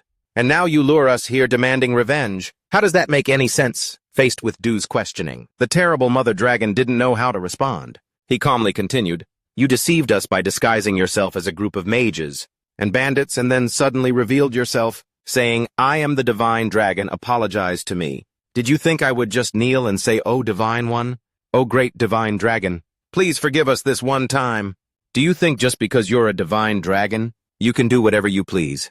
Are all dragons like this?" Being criticized so directly for being such an irresponsible parent, the Mother Dragon broke out in a sweat, completely speechless. Alex also landed a verbal blow. "He's right. It's truly arrogant to think you're always in the right just because you have power." Dew was surprised that Alex also spoke up. "And here I thought you were scared." The accused, the Mother Dragon, was once again rendered speechless. It's only natural that when people fight back against you, you would see them as being in the wrong. How does that make any sense? Furthermore, the dragons were the ones who forgot the peace treaty with humankind and violated it first. You're the one who should be asking for forgiveness. Alex stared at the Dragon Mother and said, "As the Divine Dragon," he asked her, "are you planning on going to apologize to the people of Yorick Village for the sins your children have committed?" What the hell? This seems to be off script, was what the Dragon Mother was thinking. Du spoke like an elder scolding a junior. See, it's true that a spoiled child is the mother's fault. She reluctantly tried to defend herself. I'm not their biological mother. Alex questioned her. Are you trying to evade responsibility? You don't want to take responsibility, so you're just going to blame us instead. Hey, I think I got the wrong script, right? The dragon mother couldn't take it anymore. She took a deep breath and yelled, Hey, have you no shame? Just because some kids are bad doesn't mean their parents have issues too. Don't you know that Du shot back immediately? You see, there are people who know nothing about their own children, who don't care about them, but when their kids cause trouble, they just say, but he's such a good boy at home. Because of people like that, all the other parents get a bad rap. Alex continued to play along. This isn't an issue that can be ignored. As the representative of the dragons, the divine dragon, you must apologize for violating the peace treaty.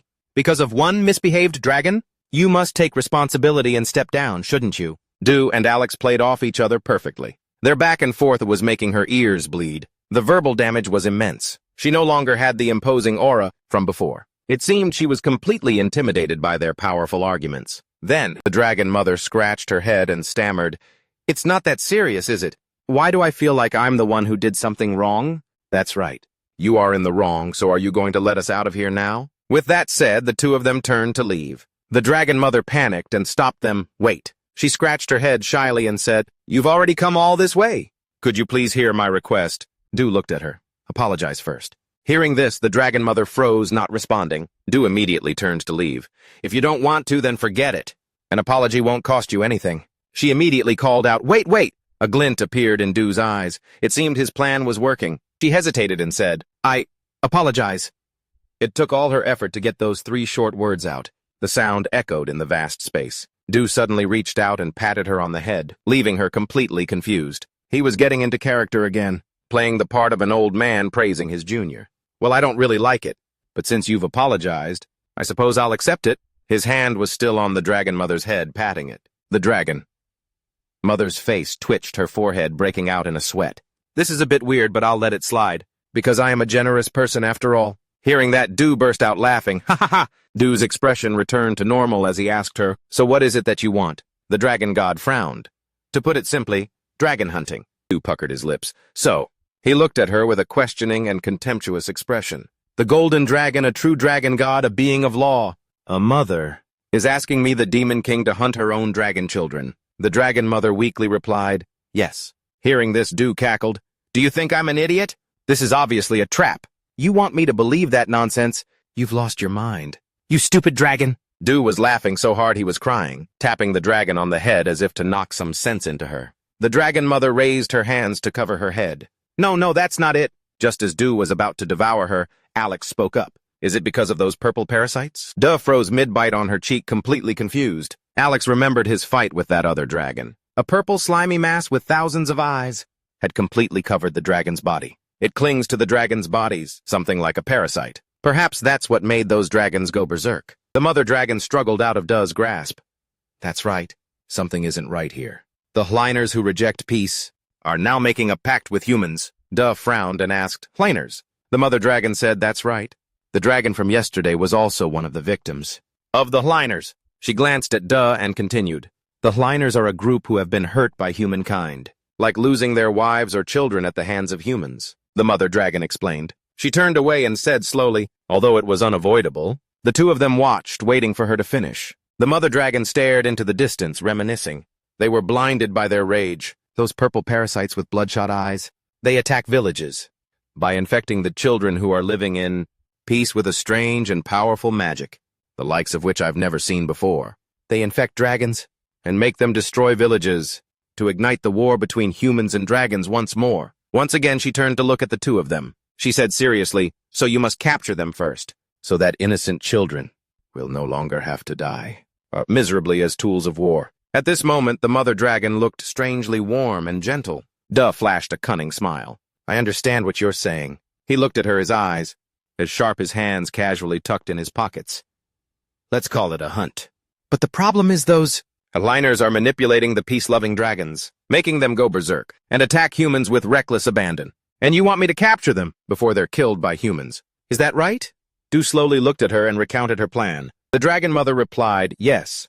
Du then asked her, So what are you going to give me in return? Hearing this, the Dragon Mother was at a loss. A glint flashed in Do's crimson eyes, showing he was about to make a deal. There has to be a service fee, of course. She frowned and asked, what is it that you want? Do held up 5 fingers. 5 dragon scales, that's the fee. He said, since ancient times, there have been weapons created from dragons. Each time I capture one of them, I'll take 5 dragon scales from it. How does that sound? Du continued, in addition, I'll also take some weapons and armor, valued over 1,000 gold refined by dragons. Hearing this, the Dragon Mother fell silent to think it over. After hearing the price, she broke out in a sweat and asked, What? You're a swindler, aren't you? Du snapped his fingers and said, Think whatever you want. Immediately, a contract appeared. It read, Du will accept the job and Huang Qimlong will pay the fee. Job description, capture and punish the dragons, who have caused disturbances in the cities and castles of humankind, and bring them to Huang Qimlong. Price 5 dragon scales, and a weapon valued at 100 gold for each dragon captured. Payment will be made on the morning after the job's completion. If the contract is breached, you shall become Du's slave. What a shocking contract. Du gave her a wicked grin. You only need to state your name and the contract will be sealed. This is a deal with the devil. You'd best not take it lightly, because you're betting your very soul on it. Huang Qimlong laughed grimly. I am aware. She cursed, damn it. Then read aloud, Golden Dragon. Golden Dragon. Immediately, the contract turned a smoky purple color, just like when Jack signed his pact. Du smiled mischievously. Heh. He looked at the dragon in front of him. The contract is signed. Open the door. I'll take care of this in just a few days. With that said, the two of them turned and headed for the door. The Golden Dragon called out to them, Demons. She looked at Du and pleaded, Please, capture them alive. Don't cause any more death. That was her final plea. Du looked at her, smiled brightly, and replied formally, Yes, dear client. Stepping outside, Du chuckled. The two of them left the temple one after the other. Du asked Alex, Things didn't quite go as planned, did they? That's right. Suddenly, Du startled, remembering something. Oh, right. He turned back and called out to the dragon, but behind him there was only a desolate temple. Inside were ancient moss-covered patterns. The stone door from before was gone. Alex panicked. What are you doing, my lord? Alex watched as Du, furious, yelled out, Damn it, she still hasn't given me the golden dragon's claw I've been had. Hearing that Alex could only remain silent, Alex broke out in a sweat and reminded him, We're not dragons, so we can't return to the golden jade realm. Du flew into a rage. That dragon tricked me again. He roared, One day, I will definitely rip your face off. The furious sound echoed, shaking the entire mountain, causing birds to scatter in all directions. Alex yelled, An arms dealer! The sound echoed throughout the abandoned castle. Du laughed gently. He rubbed his hands together and admitted, That's right. Alex looked at Do and asked, Why? Jack, who was standing nearby, had no idea what they were talking about. Alex couldn't hold it in any longer. He unleashed the demon within him, grabbing Du tightly by the shoulders. Alex screamed, Why are you selling weapons again? You abandoned all of us and came to the human realm? Just to sell them some stupid weapons. Du kept that same smiling face. Regardless of Alex shaking him back and forth, Alex looked just like a mom dragging her kid out of an internet cafe. Jack helplessly held him back, calling out to Alex, hoping he wouldn't get too worked up. After Alex finished, Do began his counterattack. He yelled right back in Alex's face, Hey, when humans hunted baby dragons to make weapons, did you feel anything then? Huh, Du said, pointing at Alex's face. This is business, you brainless idiot. This powerful aura left Alex speechless and confused. After speaking, Du proudly rubbed his nose. His 2 eyes lit up as he thought about all the rewards he'd get to keep for himself. The dragon scales are the weapons that the golden dragon gave me. Oh man, with this, how much DT will I be able to earn? I knew it. Well, no. Actually, the first 2% of what she said turned out to be true. She told me I just had to catch dragons and she'd give me a ton of weapons. Isn't that basically getting them for free? The more Du spoke, the more he drooled. A war breaks out every 100 years, so arms dealing is the most profitable business.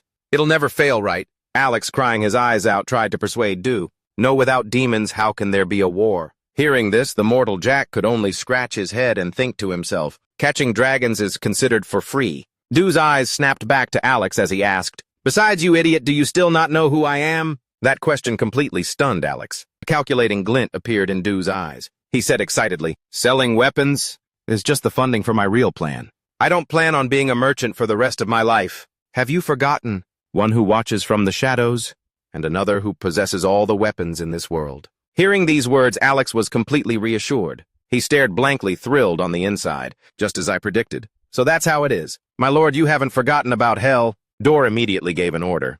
All right, then take that good for nothing, and find a shop that will be useful to us. Get going now. Yes, my lord.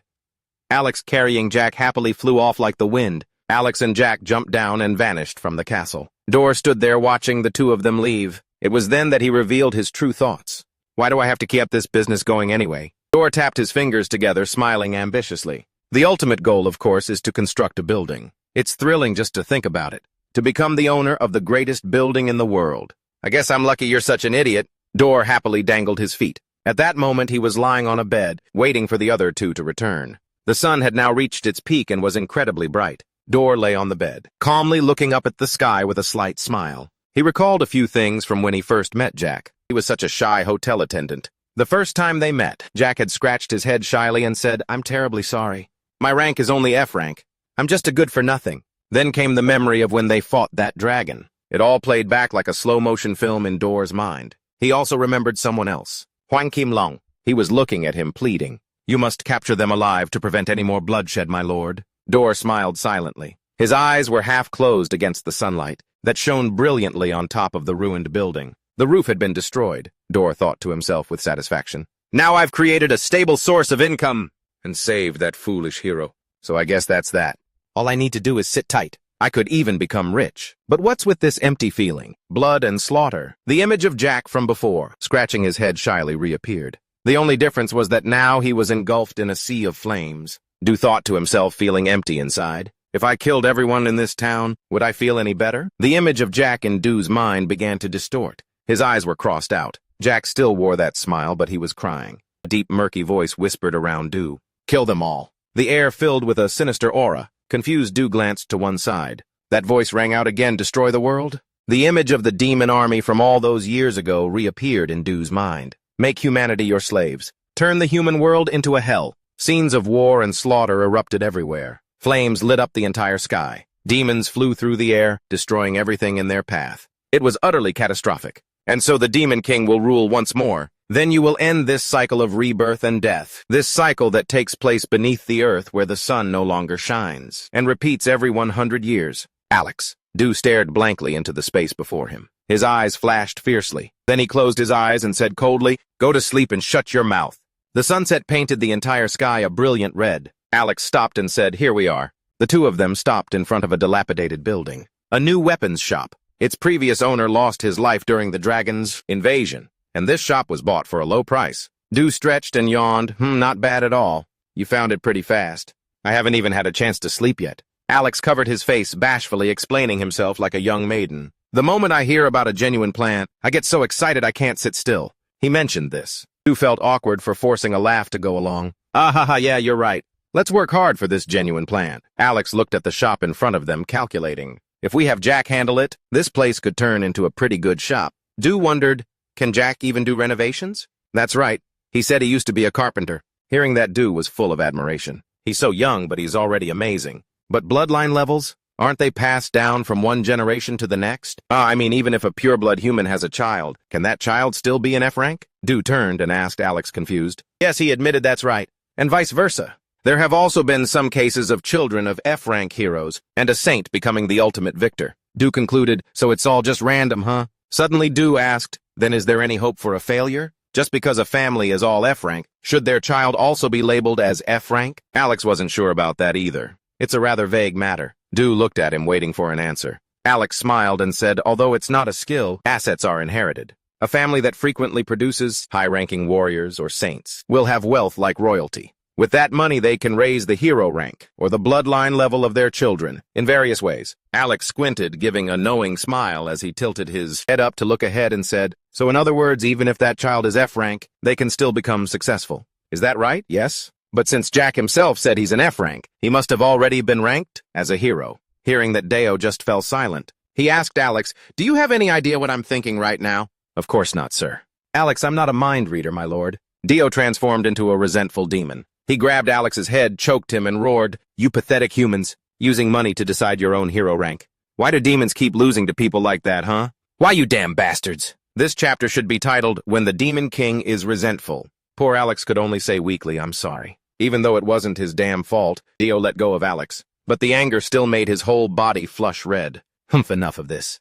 The demon world doesn't matter anymore anyway. A disheveled Alex could only stand still, silently swallowing his sorrow. By the way, where did our hero go? Alex hesitated. Well, at a small stall in the middle of the market, Jack was happily selling noodles. The warrior noodle seller, upon seeing the two of them, stopped slicing the meat. Jack, his face smudged, squinted his eyes and smiled, greeting Deo. Master. You're awake. Deo looked at him confused. What is this?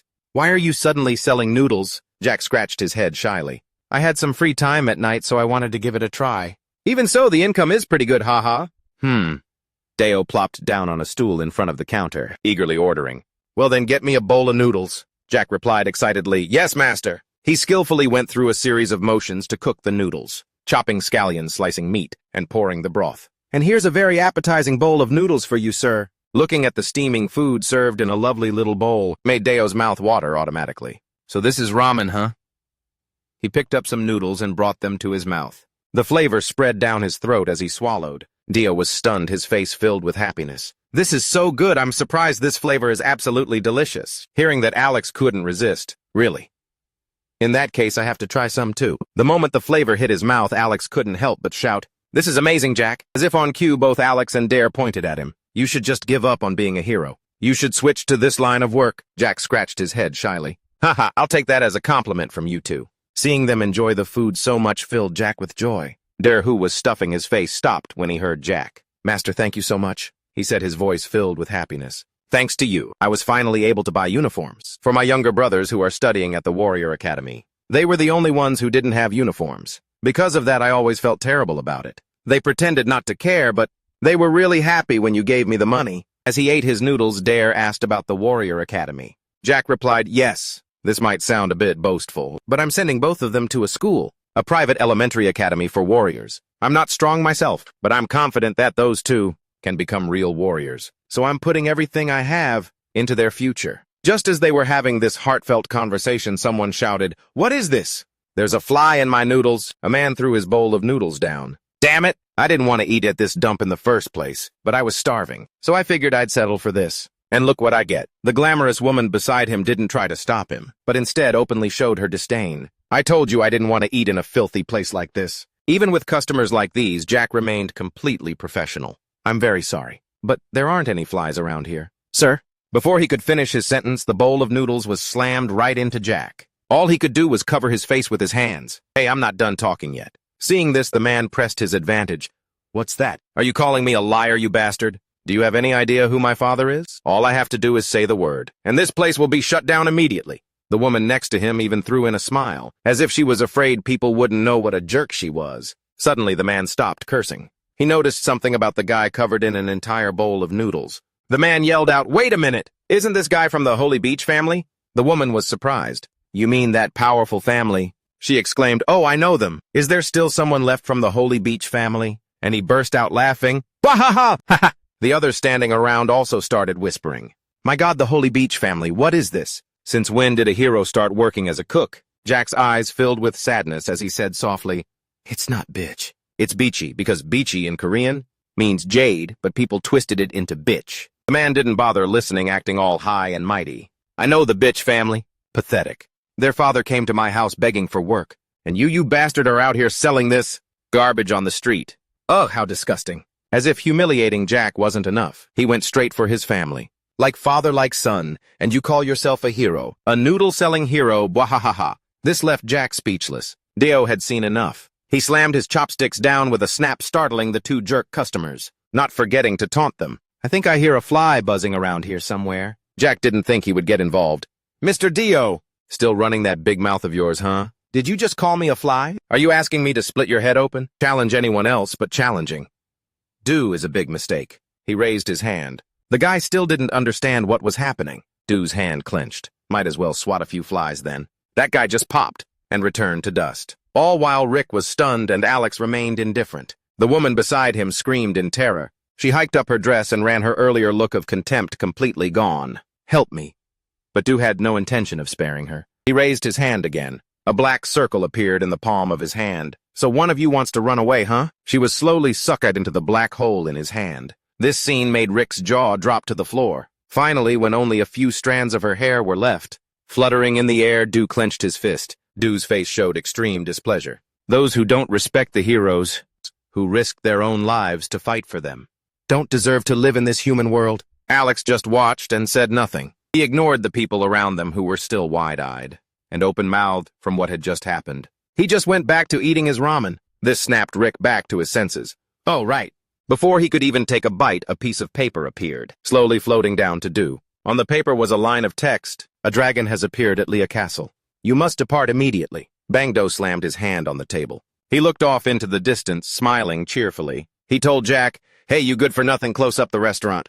Our first super-important client's mission has arrived.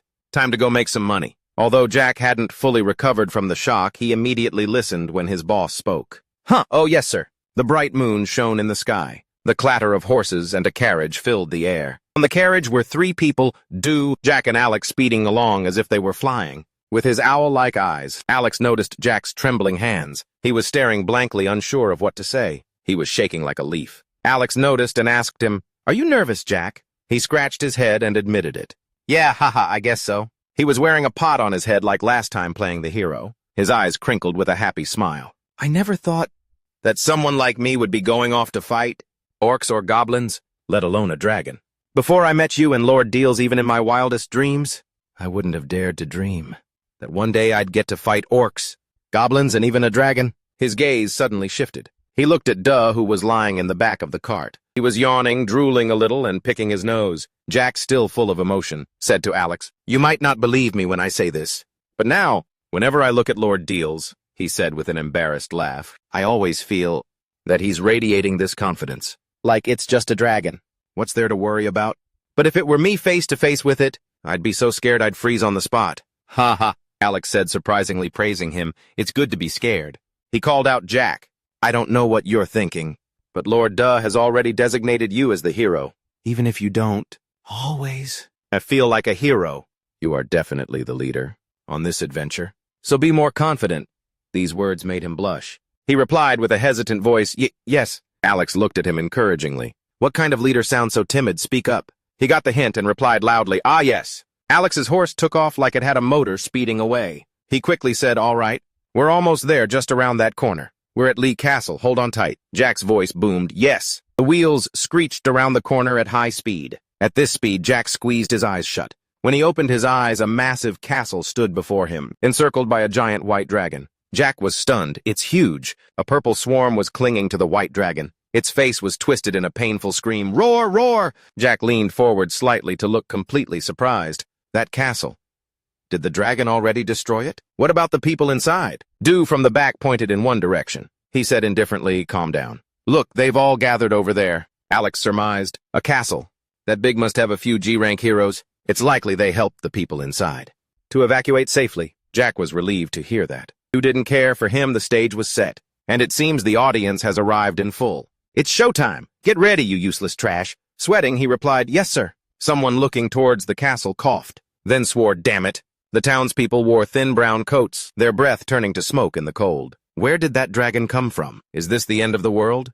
Get warm blankets for the injured. It's so cold. I feel like I'm going to freeze to death. Someone was even praying. "Oh, Lord, please help us." Another person cursed, "For fuck's sake.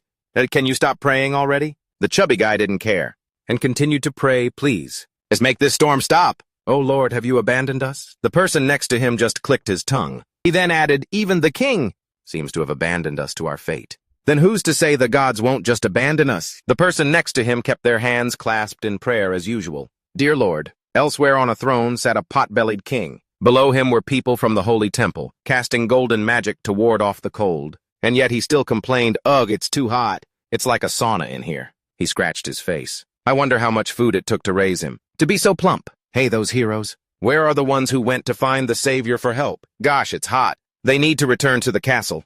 An old priest answered the king's question. "It's highly likely they've been killed by that dragon. I can't make contact with any of them." The king reacted as if a nerve had been struck, yelling, "What?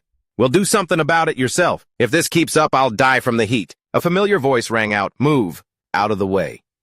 Jack appeared with a pot on his head and wearing a servant's uniform, draped over him. He was standing on a carriage driven by Alex. The people cheered, "The hero. He's here." The king leaned back, looking on in astonishment.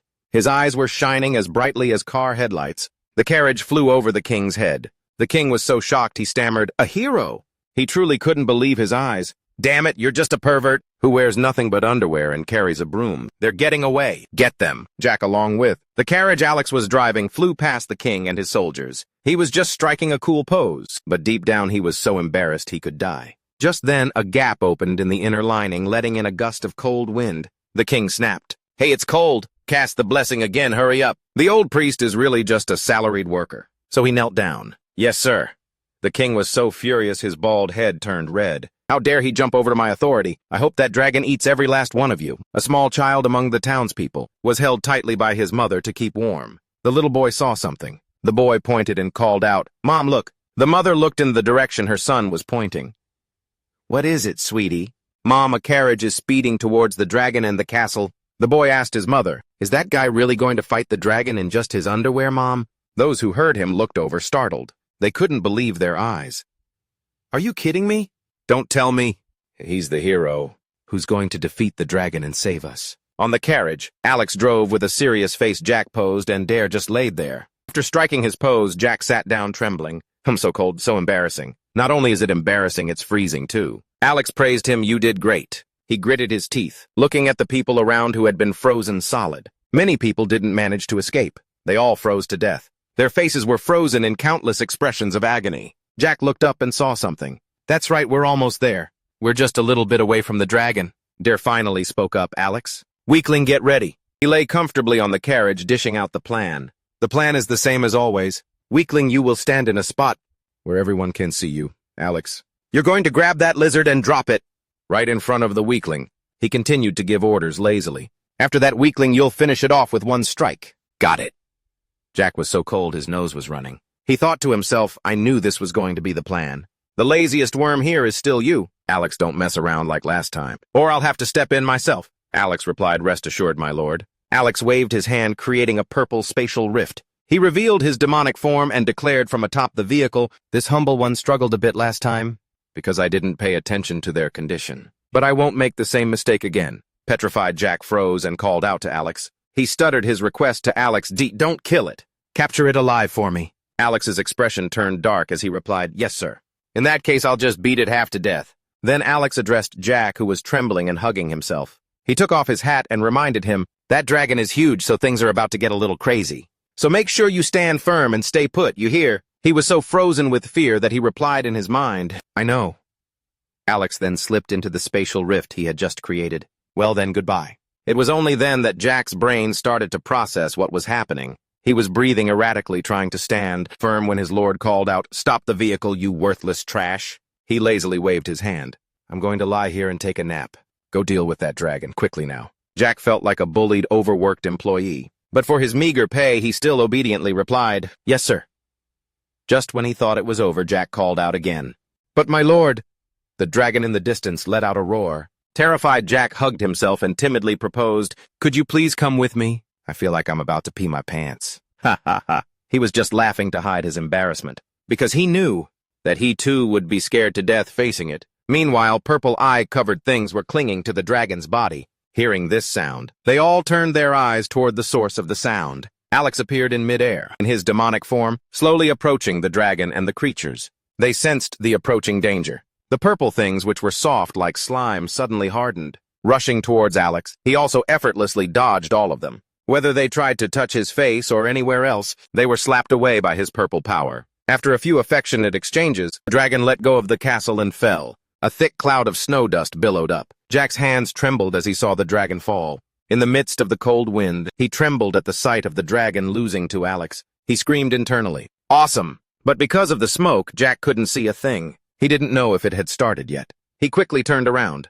I need to find a place where Lord Alex can find me easily. Dew leisurely called out weakling. At the same time, Jack caught a wooden shield in his hands. Before he could understand what was happening, Dew, lying on the cart, explained, don't you always carry this shield with you? Saying something like a hero should at least have a shield. Besides, isn't this a memento from your father? Then Dew pointed his finger at the shield. A dark purple energy enveloped it. Jack looked at the shield, now enchanted by Dew's magic, completely bewildered. Before he could even open his mouth to ask, Dew already knew and answered, this is a protective magic barrier. It can even withstand the dragon's breath. Jack was so moved he was about to cry. He was about to voice his thoughts to Dew, but before he could finish, he looked at Dew, who had already turned into Sleeping Beauty. He left the cart, not forgetting to wish Lord Do a good night with the floor brush and the enchanted shield. Jack ran confidently. I need to hurry to a suitable location so Lord Alex doesn't have to wait anymore. He looked around, searching for a place that was easy to spot, somewhere high up and in the center, and he found a spot that fit his requirements perfectly.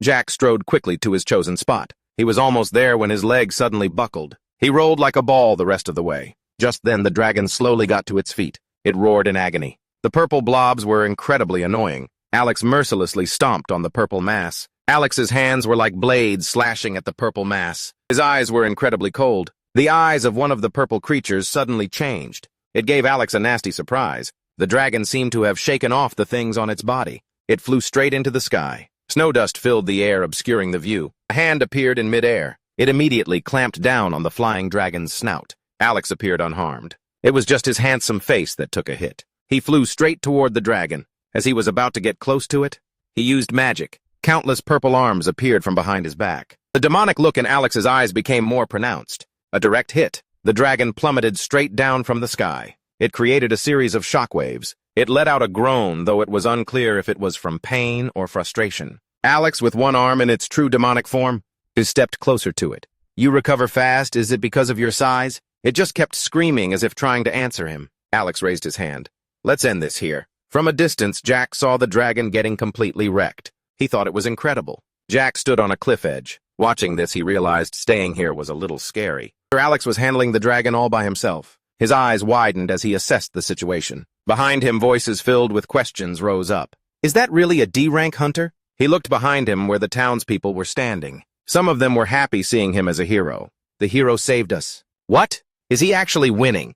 Someone asked, weirded out. Why is he dressed like that? Someone happy is saved. We're saved. Move it, I can't see, but still go, hero. Some people were overjoyed. God has answered our prayers. All the people cheered for the hero. Hearing this, the king anxiously bit his nails. Is that a hero? Jack was extremely surprised to hear the cheers. Everyone's cheering. For me. The cheering grew louder and louder. You can do it. Just keep going. But to Jack, Alex over there is the one who looks like a hero. Not like me. I'm just standing here trembling. That's a real hero. I'm so jealous. He stood there dazed. I want to be a hero like him too. To save people and give them hope. A true hero. Lost in thought, Jack suddenly heard a cry for help. Please save me. Jack turned his eyes toward the source of the voice. A person was about to be frozen solid. With only half their face left, they were pleading for help. Please save me, Sir Hero. Jack was completely shaken. On the other side, the dragon's tail whipped from left to right. This forced Alex to fly back. He dodged the tail, which slammed into an iceberg. Jack heard the noise. He quickly turned his head back to the battle.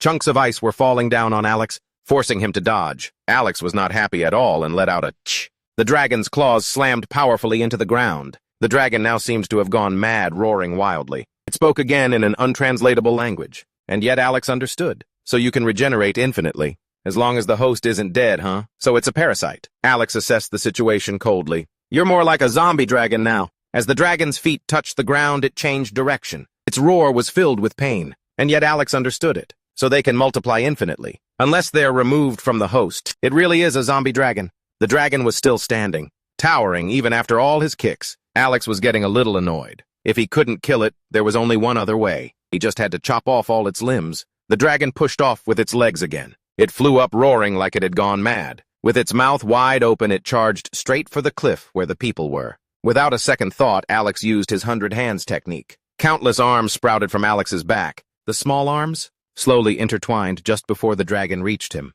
They merged to form a massive hand. This move is called as one hand.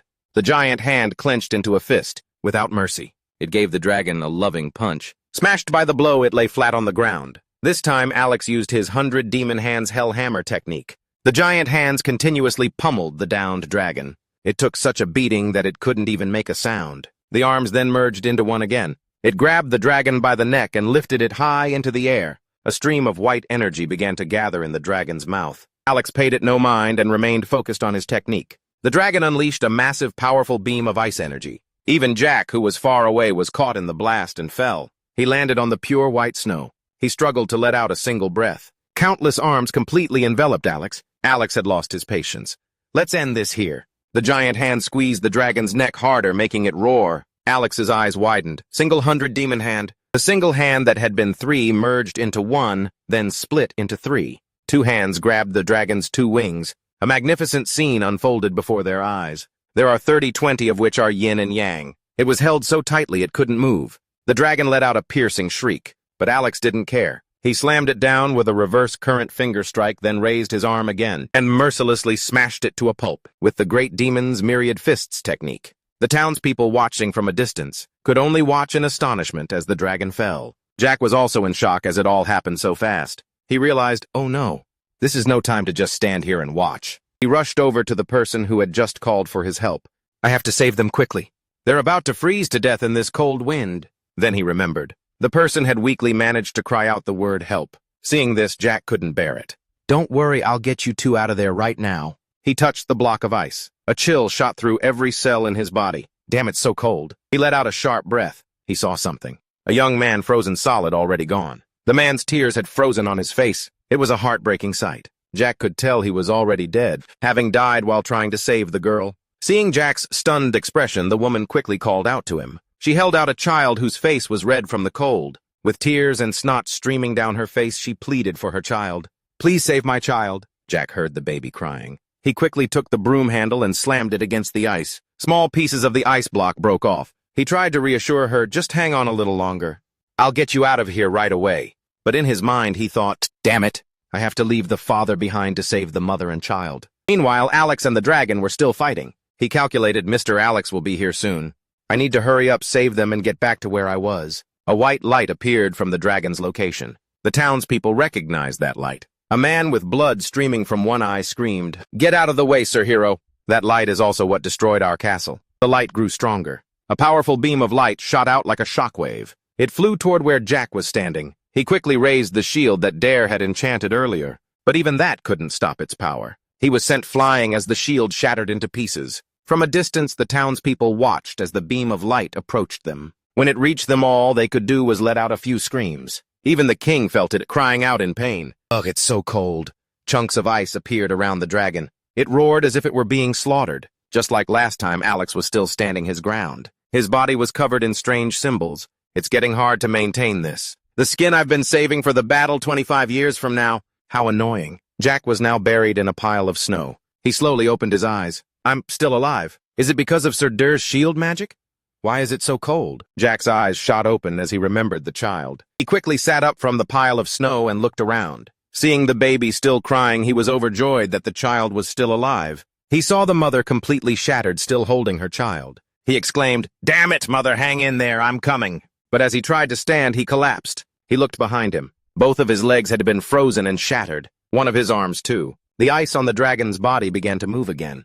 The townspeople saw this and trembled in fear. It's coming back, sir. Hero, run. He clenched his fist, determined to push forward no matter what. I have to save that child. I am a hero. I may be a failure, but the townspeople were cheering for him. Sir Hero. Watch out, Sir Hero. Sir Hero. He struggled to drag himself closer to the child. And maybe I can't save everyone, like the other heroes. But I will save you. On the other side, Alex looked at the dragon who was about to use that power again.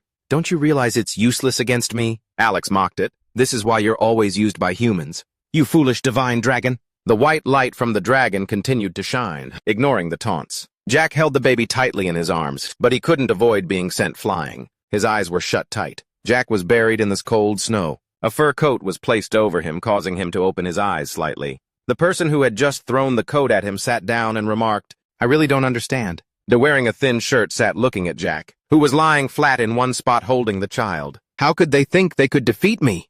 And when they're this weak? He rested his chin on his hand, the eyes of a demon showing clearly. They're like candles in the wind. One puff and they're out, and yet they sacrificed themselves to save others.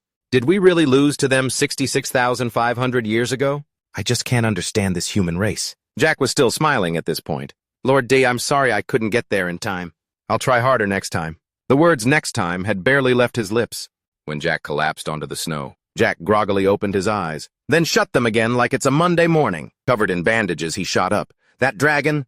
What happened to that dragon, Lord D? He looked around. It was still the same familiar wrecked room. Confused, he wondered, is this Lord D's room? He scratched his head in bewilderment.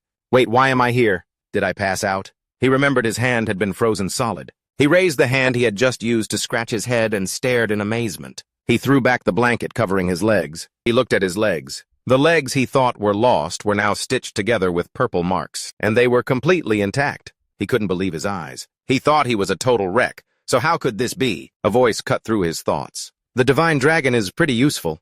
These things are just as I thought, huh? Yes, that seems to be the case. Jack realized it was Lord Durr's voice. He quickly looked down. Before his eyes were two unharmed people, Alex and Durr, and a pile of sword shields and other weapons. Durr looked up and greeted him. Yo, you're awake. Confused, he raised his supposedly broken arm. Yes, but how is my body? Before we talk about that, what about the dragon? And the child, how are they? He felt like he had so many questions he wanted to ask. Durr smiled like a gentle mother. Both the dragon and the child have been taken care of, so you don't need to worry. If you've had enough rest, then get down here and clean this mess up. We still have to open the shop after all.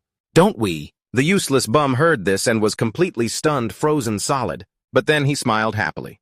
But just seeing his face, all the worries in my heart just melt away. He replied with a loud yes, Master. From that day on, they continued to accept missions from the divine dragon. Jack stood on his familiar vehicle, looking coolly at the dragon. The surrounding townspeople screamed in terror. Run, somebody save me! Jack pointed, commanding the useless bum to attack. Receiving the order, he prepared himself. Lord Alex, I'm ready. Alex was now in the sky. From a purple magic circle, he was preparing to descend and punish the dragon. Alex was like a flash of light, showing no mercy to the dragon. Every time they successfully killed a dragon, someone would come and take it away, but had no idea how to carry them. From downstairs, Rich's voice echoed up to the room. The Master Do was wearing blue pajamas, rubbing his eyes as he looked down from his room. He was picking his nose when a sword appeared. He followed it with his eyes and saw a pile of weapons. Jack was carrying a huge pile of weapons, looking extremely cheerful, and Alex, like a proud mother hen, smiled gently at the sight, because the next morning, a mountain of weapons would appear right in front of their house. Do gave a thumbs up in response, and just like that, they continued their journey. A dragon that looked like a seven-colored peacock appeared before them. By now, Jack was used to this kind of thing. After finding a good spot, he yelled, Sir, Alex! Hearing the call, Alex leaped up in a single bound. Just one hit was enough to silence the dragon right where it stood. He paid it no mind and went straight to sleep. And so the pile of weapons appeared once again. The horse-drawn carriage kept rolling smoothly down the road. Sometimes, for a change of pace, Alex and Do would act like two professional gangsters, wearing dark sunglasses and even tossing out flash bombs. And things just kept going on like that. The carriage sped down the road as if it were flying. Do kept sleeping like a log no matter what happened. The weapons would still appear in front of the house the next day. Rich continued to sell noodles to the local people every day. Seeing the two of them eating with such happy faces, Alex and Rich felt extremely happy. A familiar scene unfolded as they were eating noodles. Do saw a piece of paper fall from the sky into his noodle bowl. The paper read that Tsunari Castle had just appeared. It was signed by the dragon god.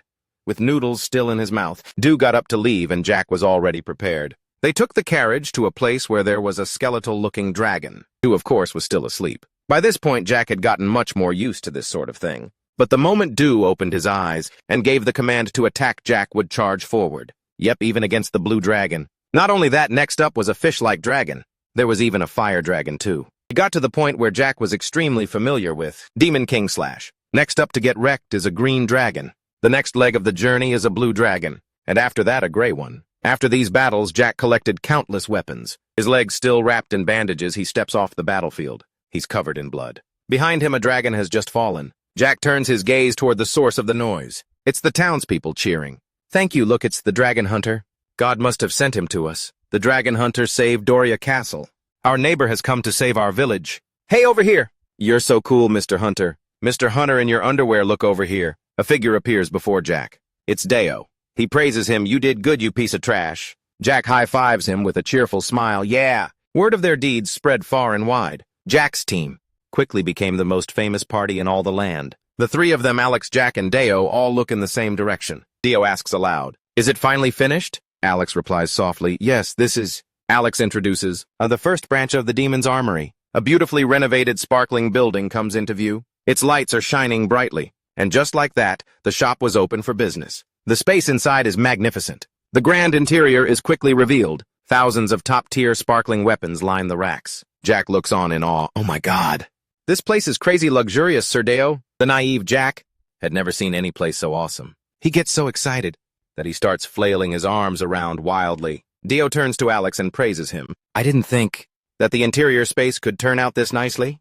You must have put in a lot of effort. Alex smiled, incredibly proud. You bet around here, there aren't any weapon shops that can even compare to this place. Not even the major guilds can compete. Do flashed a classic evil capitalist grin. Oh, is that right? But that doesn't really matter. After all, you two will be the ones managing this shop anyway. Hearing that the other two were completely dumbfounded, Alex and Jack both asked timidly, us? What about you, Master? Do laced his hands behind his head and laid out his perfectly reasonable logic. Have you two ever seen a boss who does the work himself? In the back, Alex gritted his teeth and hissed to Jack. Did you just hear our master spout that complete nonsense? Jack agreed wholeheartedly. I sure did. Suddenly, a purple hand silently snaked out from behind them, draping itself over Alex and Jack's shoulders. The two of them froze instantly. Then Do's spooky voice rang out. He pulled the two of them close and said intimately, listen, all I want is to sit around and count money, not managing some shop like this. And if you two still have any second thoughts, let me just remind you that you're the ones who were all excited about managing a shop,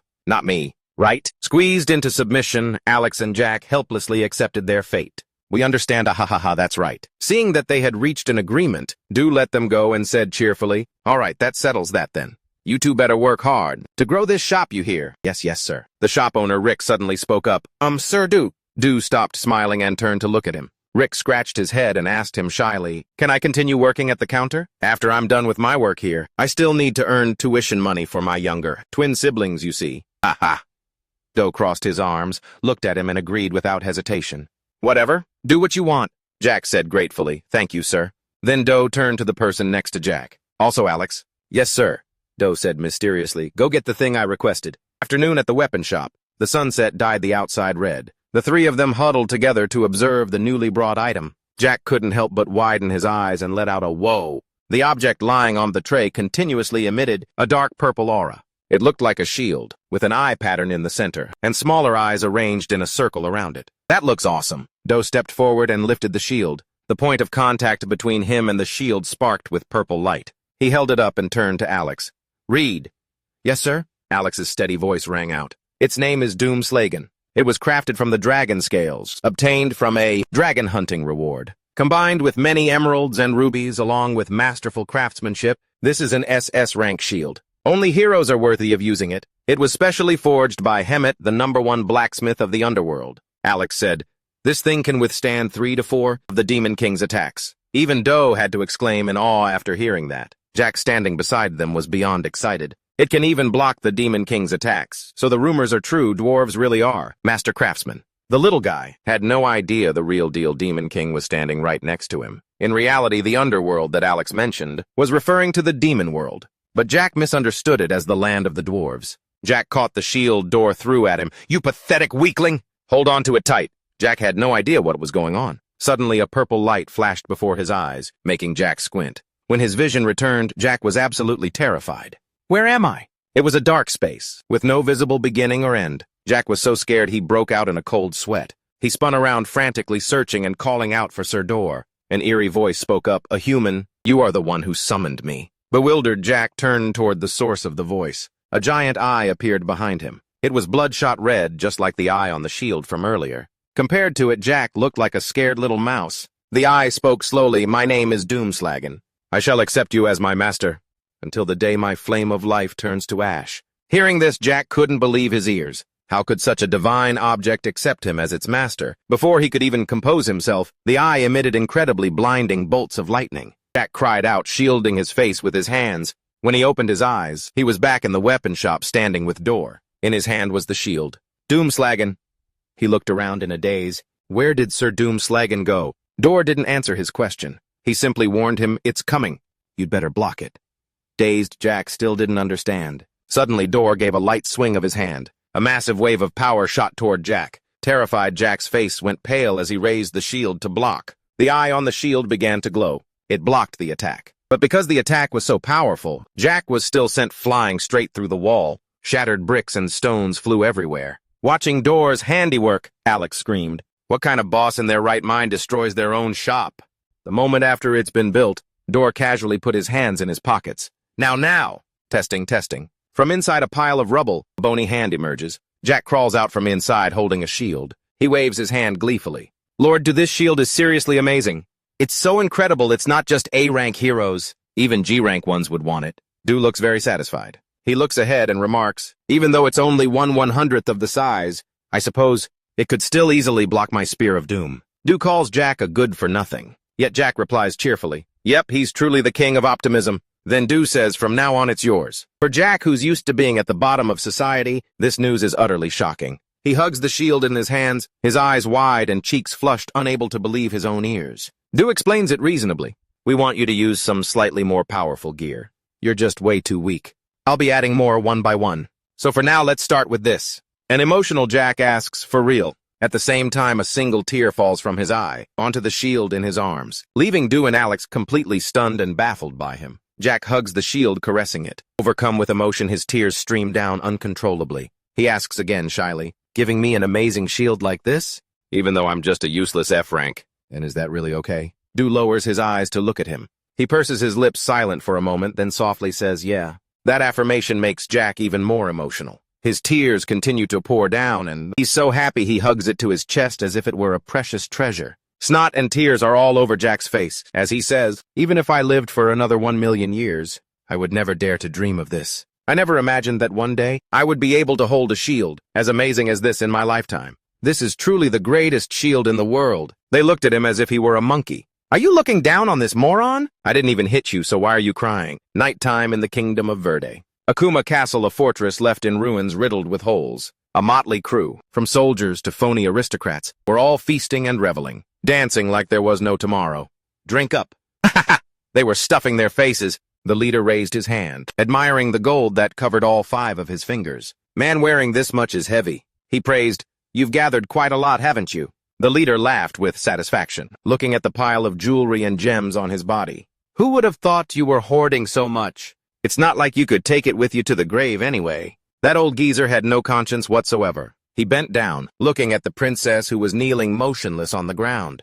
"Am I right, Princess April?" The princess seemed completely catatonic, as if forgotten. She had remained in the same kneeling position this entire time. That guy sat on the throne, cackling loudly. Below, the scene of revelry and debauchery continued. It was utterly vulgar. Suddenly someone appeared. A foot landed softly on the ground with curiosity. A dark, heavily cloaked figure emerged from a crack in the door. It sneaked about like a ghost, and was even laughing as it moved. The person said not a word. They walked straight from the door and up the stairs. The crowd in the hall stopped eating and drinking to stare after them. That person was like an animal sniffing out a scent, sniffing in one spot, then peering into another, from one corner to the next. It even bothered the men who were drinking nearby. The figure in black continued up to the 2nd floor to investigate. They muttered something to themselves as they went. Not this place. He continued down to the main hall. His footsteps were swift. Even those who were eating and drinking had to stop their revelry bewildered to watch the man. One guy even stopped chewing the shrimp in his mouth. He weaved his way through the crowd of drunkards lying all over the floor.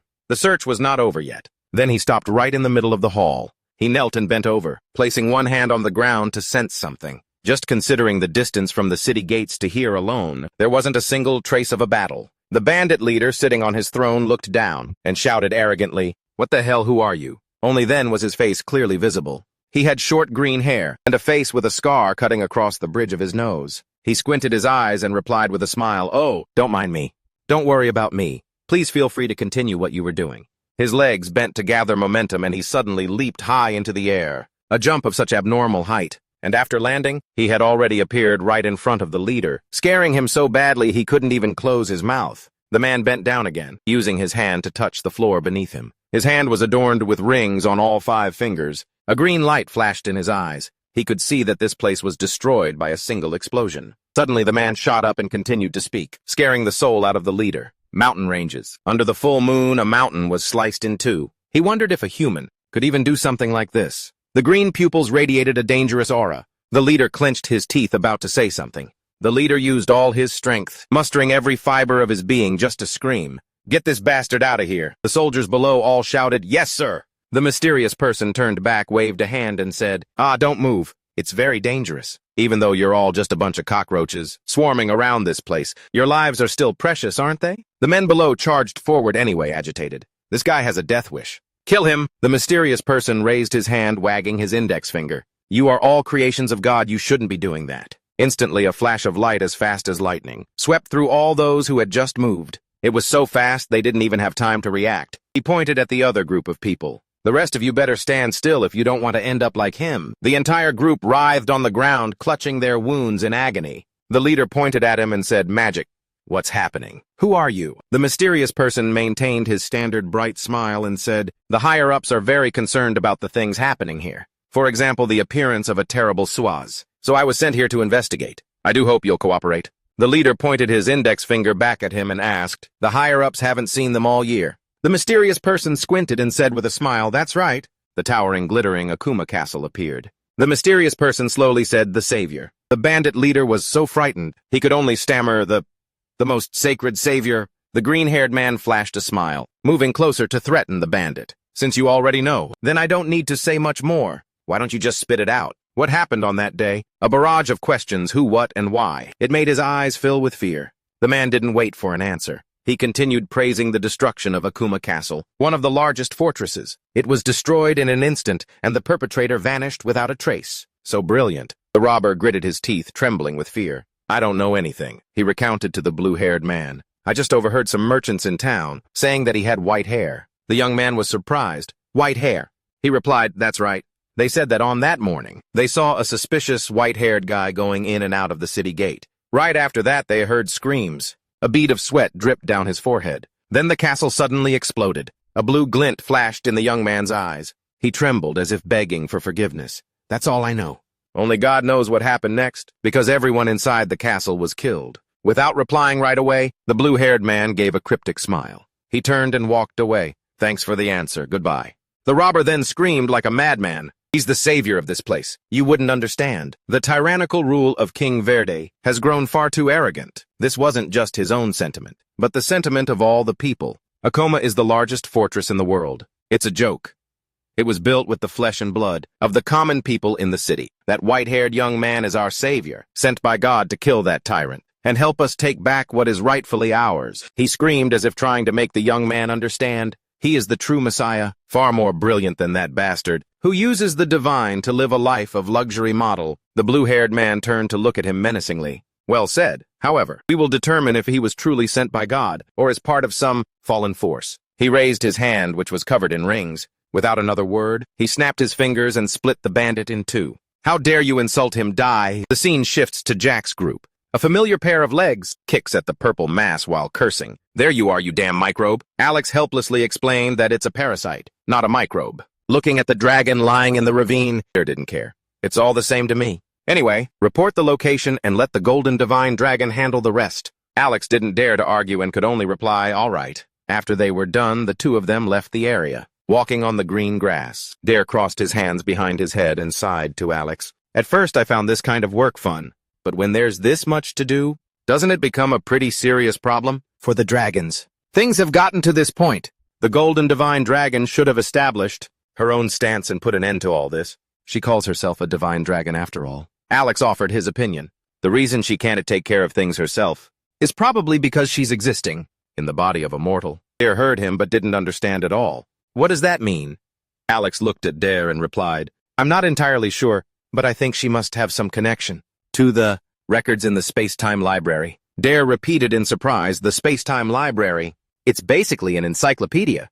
"That's right," Alex explained. "It's the place where the history of the world is stored. Has been officially recognized by the gods for a very long time. If memories or ordinary documents can all be easily manipulated by spiritual magic, then in the space-time library, once something is written down, it can never be altered. It's irrefutable ironclad proof." This do seem to understand. So the reason the golden god dragon acted that way is because she was afraid of being recorded in the space-time library. So in other words, her appearance here is a secret that shouldn't be made public. Alex replied, "Something like that." Do wondered why. Alex gave up. "I have no idea either. How could a normal guy like me possibly understand the personal problems of the god dragons?" Do asked a startling question. "Is this some kind of grown-up business?" Alex had no clue what his master was thinking. Do saw Jack leaning against the car with his eyes closed and remarked, scathingly, "Is this useless piece of trash asleep again?" Alex's reply, "He's probably just tired, confused, Do." He looked at Jack covered in blood, smiling even in his sleep. Alex explained, "He pretends like nothing happened, but he faced a dragon that even an S-rank hero would have a hard time dealing with. Perhaps only he could have done it, because he's learned how to defend himself and confront that dragon." It's unclear if Do understood, but he suddenly noticed something. Looking at the nearby shield, Do couldn't understand. "What's this? Why would he bring a shield but keep it wrapped in cloth like this?" As the wind blew gently, Alex's steady voice continued. He said that he always cherishes that shield because it's something incredibly important to him. He plans to pass this shield on to his younger sibling when they become a hero. That sounds hilarious. Haha, the fool told him to just take it off and use it. Then he could just buy a new one for his little brother. Alex chimed in too. Yeah, that's right, haha. Du ended the conversation. All right, let's keep going. Just toss him onto the cart and let him keep sleeping. Alex could only agree. All right, all right. The moon was high in the sky. They continued their endless journey. Du shattered the romantic mood with a question. It hasn't come off yet, has it? Alex still didn't get what he meant. Du glanced back, looking at the bandages on Jack's arms and legs. Alex finally understood. Oh, right. Jack was still hugging the shield tightly, sleeping soundly. Du was a little surprised. I thought those doctors would do a sloppy job, but it looks like they were pretty dedicated to their work. Alex let out a hearty laugh like an old man. Well, if they're bold enough to chop things off, they'd better know how to stick them back on. I bet they've had to do that a lot. Suddenly, Du wondered aloud. Anyway, do you think that, if he'd had a better start in life, he could have become a great hero? His sense of responsibility is really high. If he had the chance, I bet he would have right.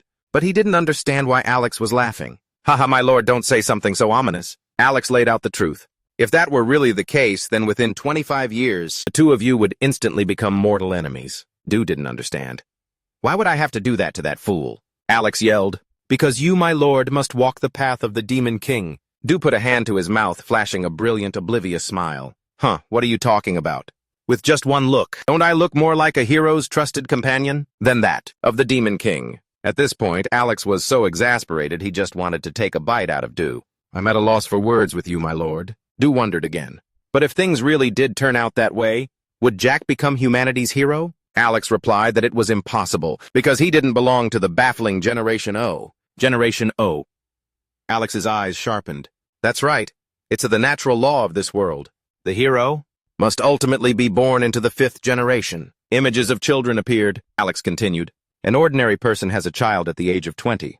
Then their child has a grandchild at the age of 20. And so it continues. By the time the 5th generation child turns 20, it will have been exactly 1 century. And in that very year, the Demon King will descend. A blonde-haired young man appeared, illustrating Alex's words. That child will declare war on us. Then the cycle of Generation O would repeat. Finally, Alex concluded that for children of Generation O, only one person has the potential to become a hero. Moreover, someone from the 4th generation like Jack could never become a hero.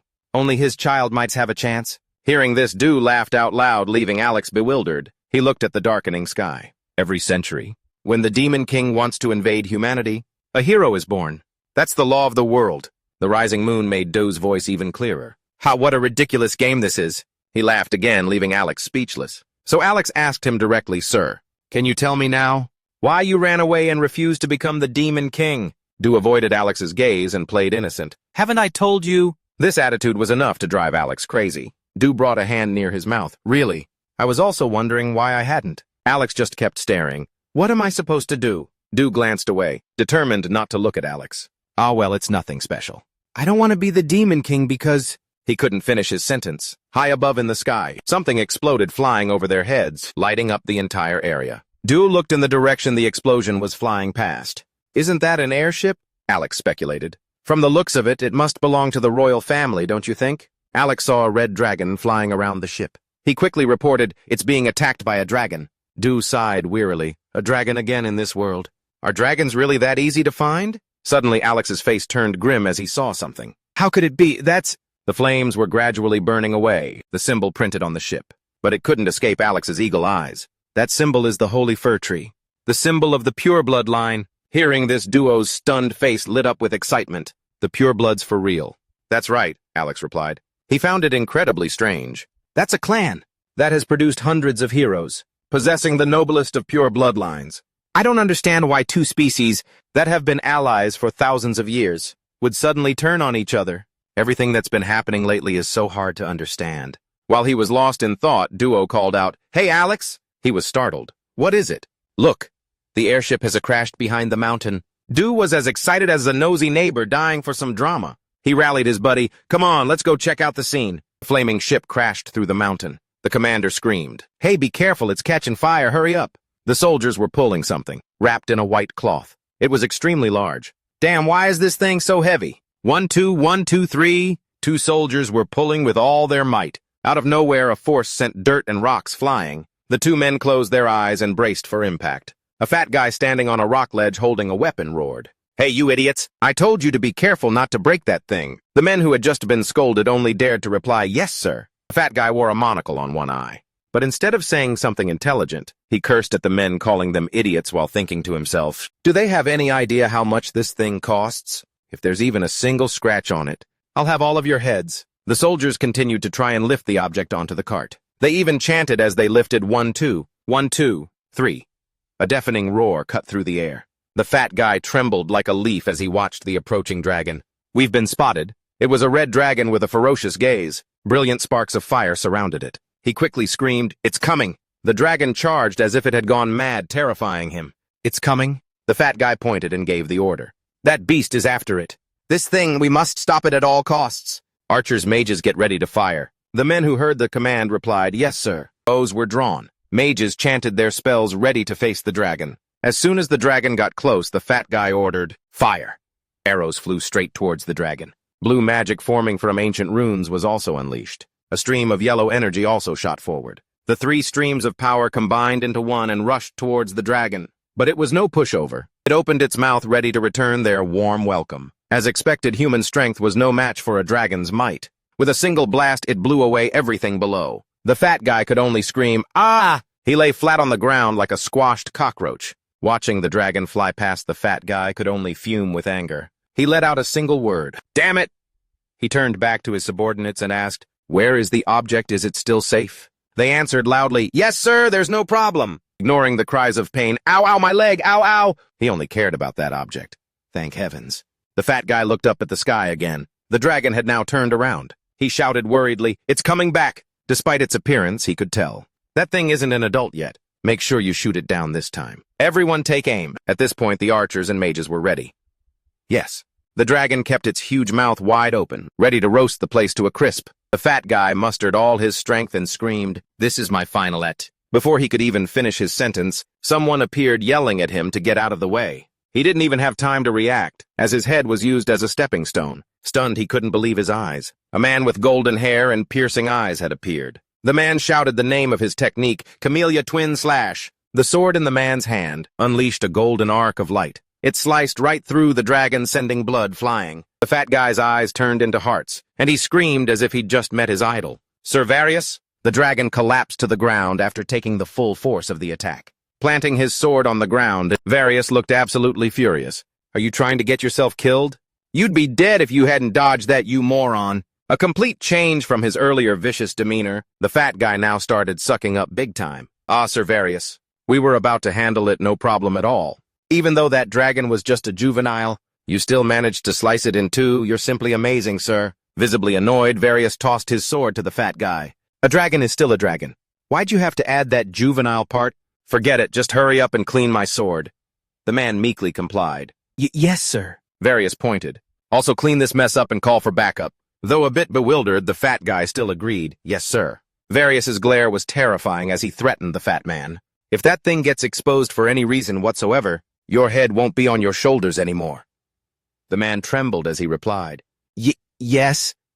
The fat guy was sweating bullets but still tried to suck up. "You can rest 100% assured." "Ha ha ha!" Suddenly Varius heard a voice from behind him. "Is this the thing you were talking about?" This made him freeze. At some point, without him noticing, Dio and Alex were already standing on top of it. To the astonishment of the soldiers, the fat guy holding Varius's sword suddenly yelled out, "Who are you? Have you no mercy?" Du kicked and broke the rope wrapped in white cloth, which was covering that thing. A red dragon with golden eyes appeared. It let out a cry. Du was a little confused. "What's this? You said it was an item, but it turns out to be another dragon." Suddenly he realized something. He looked into the dragon's clear golden red eyes. Du assessed that its eyes seemed normal. So there are still normal dragons? One's not infected by parasites. He deduced, aha. So that's why that little dragon was chasing its mother, to save its mom. Alex shared the same thought. "I believe so, Du smelled something unusual and questioned the nobles. "Aren't you supposed to be in a truce with the dragons? Aren't you part of the hero clan? I smell a conspiracy here." Seeing that he had been exposed, Varius decided, "Looks like we'll have to clean up a few more bodies." Confused, Alex whispered into Du's ear, "My lord, why are you provoking him?" Du had a look on his face like he'd found something very interesting.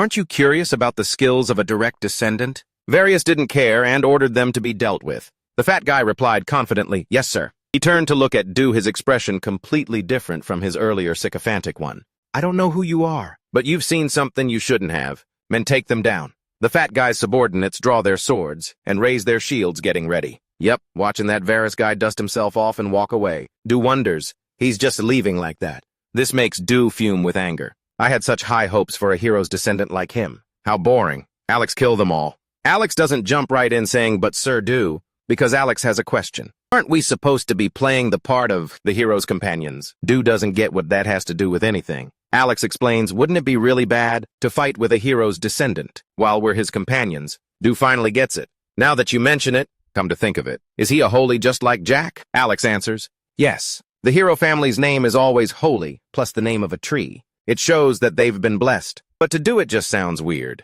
Was the first hero a tree or something? Why are they so obsessed with using tree names? Alex provides more information. They use the name of the most commonly grown tree in their territory. Hearing this, Du bursts out laughing. What kind of joke is that? It's not like it's Arbor Day or something. How ridiculous.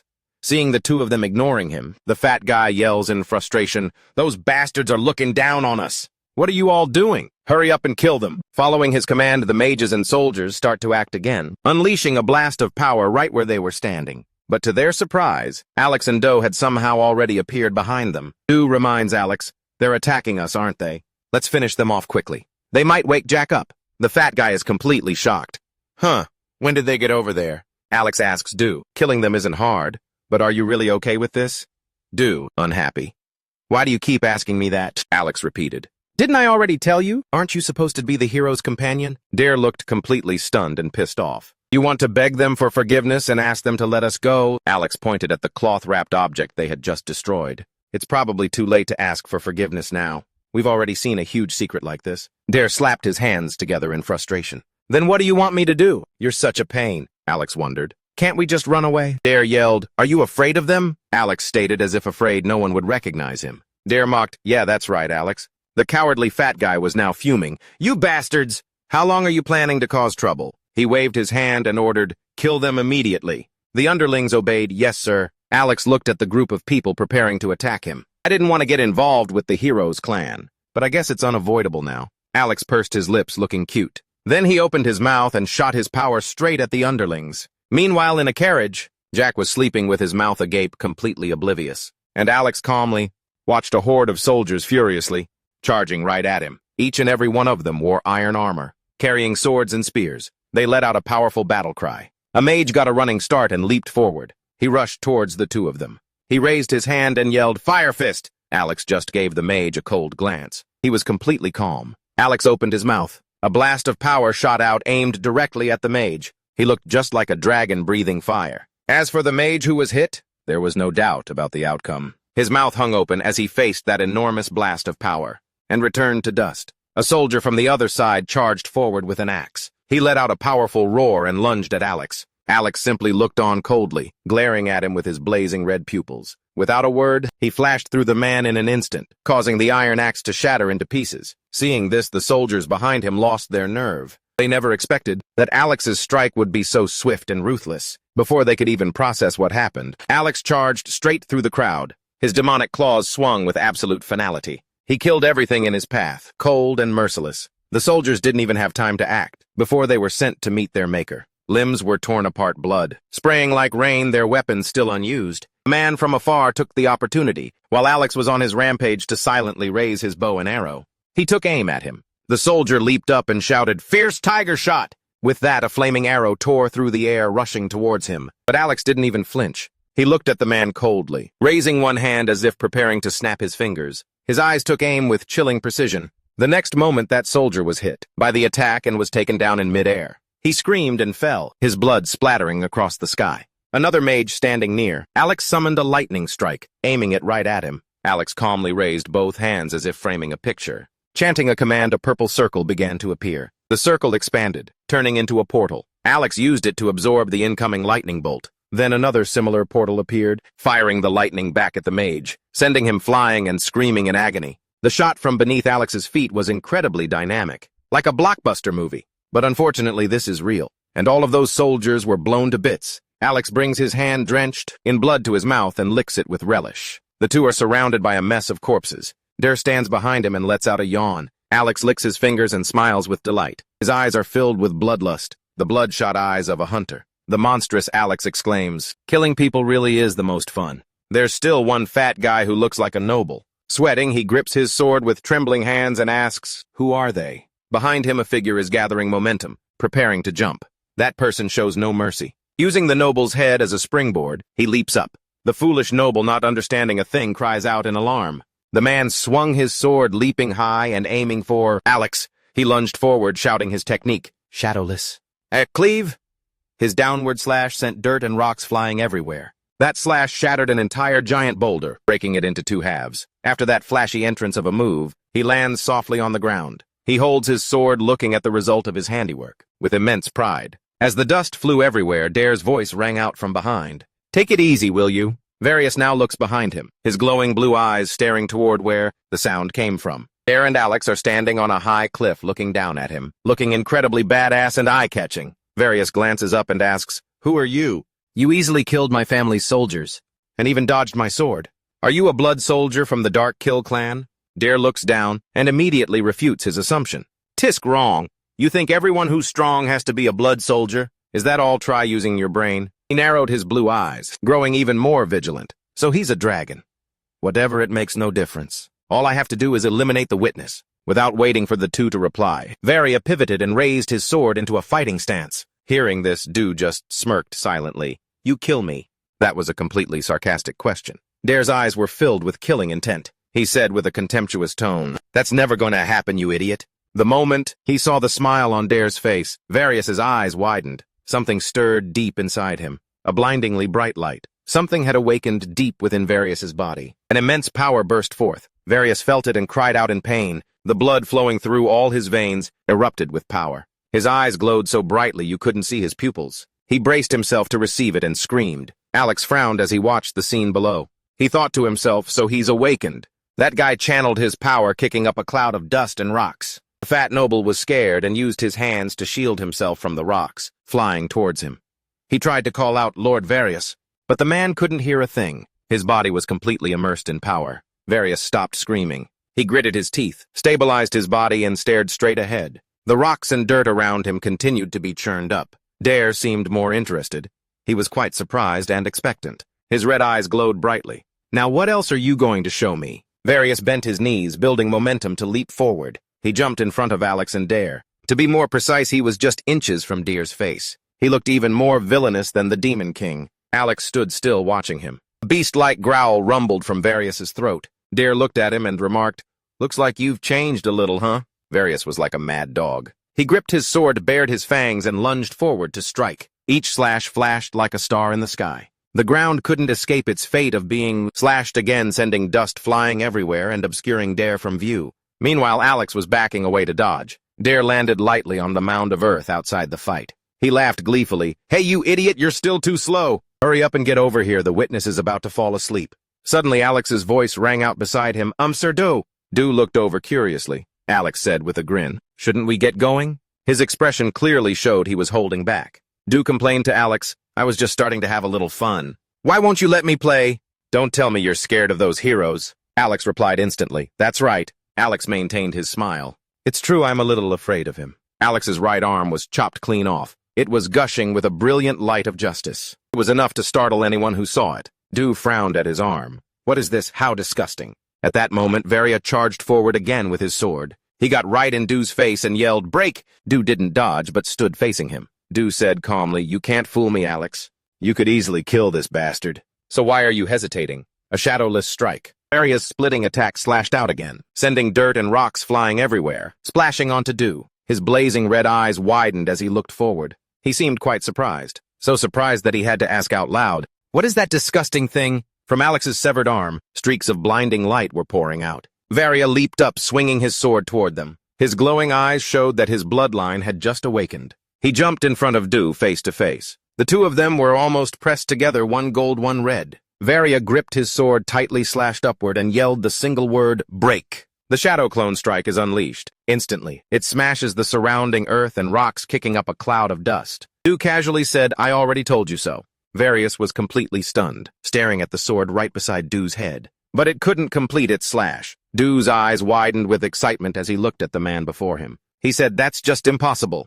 His bloodshot eyes narrowed menacingly. "You can't even touch a single hair on my head." Do casually put both hands in his pockets, not even bothering to take them out to block the attack. Various couldn't believe it. He used his left hand, the one not holding the sword, to condense a dazzling golden energy. Various relentlessly slashed towards Do, asking as he attacked, "You, are you a blood soldier, Do?" Do moved as if he were flying across the ground, effortlessly dodging the falling debris around him. Various unleashed a continuous barrage of slashes. Do maintained his posture, only continuously moving backward to dodge his attacks. As he retreated, Do said, "Do I look like a blood soldier?" It looked as if Do was just taking a stroll. Various's constant attacks made the entire mountain tremble. The surroundings suddenly lit up brilliantly, and dust and rocks flew everywhere. Do dodged a blow that came right at his face. He let out a bored sigh. The scene was now utterly comical. On one side, Various was gritting his teeth frantically, flashing away without landing a single hit. On the other was Do dodging the attacks as smoothly as a feather. He was so nonchalant that he couldn't help but exclaim, "This is so boring. I had high hopes, since you carry the blood of the previous hero. But you're nothing more than a fly? That's just a little bit faster." Do lowered his gaze, watching the man flailing in front of him. "I'm honestly too lazy to even kill you. To me, the ones who died at the hands of people like you were nothing more than a bunch of useless trash." It was as if Dare had nothing more to say. He stopped stomping his foot hard into the ground, causing a chunk of earth and rock to be pushed up. It was too boring, so perhaps Dare wanted to end it now. His eyes glowed with a deadly red, signaling the Demon King's rage was about to be unleashed. Dare slowly spoke the name of a guild. "Annihilation." As soon as the word left his lips, his red eyes flew wide open, ready to unleash a killing blow on the maggot before him. At the same time, Alex's eyes also flashed red. He was also about to make a move, and just as Dare was about to strike, Alex raised his hand to shield Varys, causing his remaining arm to be sliced off. To Dare's utter shock, blood splattered everywhere. A beam of light flashed from behind, piercing right through Varys. Seizing the opportunity, Dare had unleashed his shadow strike. Of course, it pierced through Alex's stomach, who was standing between the two. The impact made Alex spit out a mouthful of blood. Dare called out his name in confusion. "Alex," Dare asked, "what are you doing?" But Alex's eyes remained silent, devoid of any emotion. Then, despite being maimed, Alex spat out a jet-black substance, aiming straight for Varys's head, which knocked him down in a daze. The substance Alex spat out covered his face, and immediately took effect. Varys's glowing white eyes returned to their original blue, and then he just pitched forward onto the ground and passed out, before the silent Alex and Dare. The sword condensed from the power in his hand, then vanished. Dare looked at the guy lying unconscious on the ground. He asked, confused, "You knocked him out instead of killing him. Why?" At the question, Alex glanced back at Dare. His gaze was as intense as ever. "Do asked, you kept trying to avoid him, going on and on about how you were afraid of him and whatnot, and now you're standing in my way to save him." Alex remained silent, saying nothing. A frustrated Doe looked at Alex. "Explain yourself. Explain your reasons to me right now." Just then, Alex turned and replied, "Pardon me, my lord. My concern is not with this young hero, but with the will of the people of this world." Alex's expression was incredibly serious. Who still didn't quite understand. Will isn't causing chaos, destruction and slaughter in this world. "Your specialty," Alex said. "That can only be done on a small scale." Alex and Doe looked down at the scene below. Dead soldiers lay piled up on the ground. "There's a rumor going around that if the Lord merely stands on this land, this entire world will tremble. They will always swarm in like an endless horde of cockroaches. Even a child in a cradle will crawl towards you with a knife. That's just what humans are like, regardless." Do had considered this problem before. "Let that swarm of cockroaches come however many they want. I'll just burn them all at once. I've thought about this for a long time, but I still haven't been able to figure anything out." He pursed his lips, looking at the guy lying unconscious on the ground. "How could these weaklings possibly defeat me? It's just ridiculous." As soon as he finished speaking, Doe looked curiously at Alex. He was smiling with his eyes narrowed. Black blood still stained the corners of his mouth. Seeing Alex smiling without saying a word, a thought flashed through Doe's mind. Doe's expression turned serious. "So there are other things. Something that I don't know?" Alex just smiled with his eyes closed, saying nothing. This proved that his suspicion was correct. Doe stood there frozen as the wind whipped through his hair. "Do wonders. And we'll only find that out in another 25 years. The answers matched. Only then did Alex smile and say yes. Doe narrowed his eyes coldly and voiced his suspicion. "You won't tell me even if I ask." "Am I wrong? At most, it'll just be some crap about the will of the world or something like that, right?" Alex flashed a brilliant smile. He didn't deny it. You've guessed correctly, so let's just go back. Du's hand turned a deep dark purple, sprouting sharp claws. It was a sign that the demon within was trying to break free. A shrill voice escaped his throat. So what if I... Standing beside him, Alex had no idea what Du intended to do. Du's face began to turn black, his blazing red eyes glowing intensely. In his hand, a ball of hellfire ignited. Du continued in that same shrill voice, and killed this bastard right here and now. What would happen? A maddened, bloodthirsty look gleamed in Du's fiery red eyes. That will you fear so much? You're making me very interested in crushing it.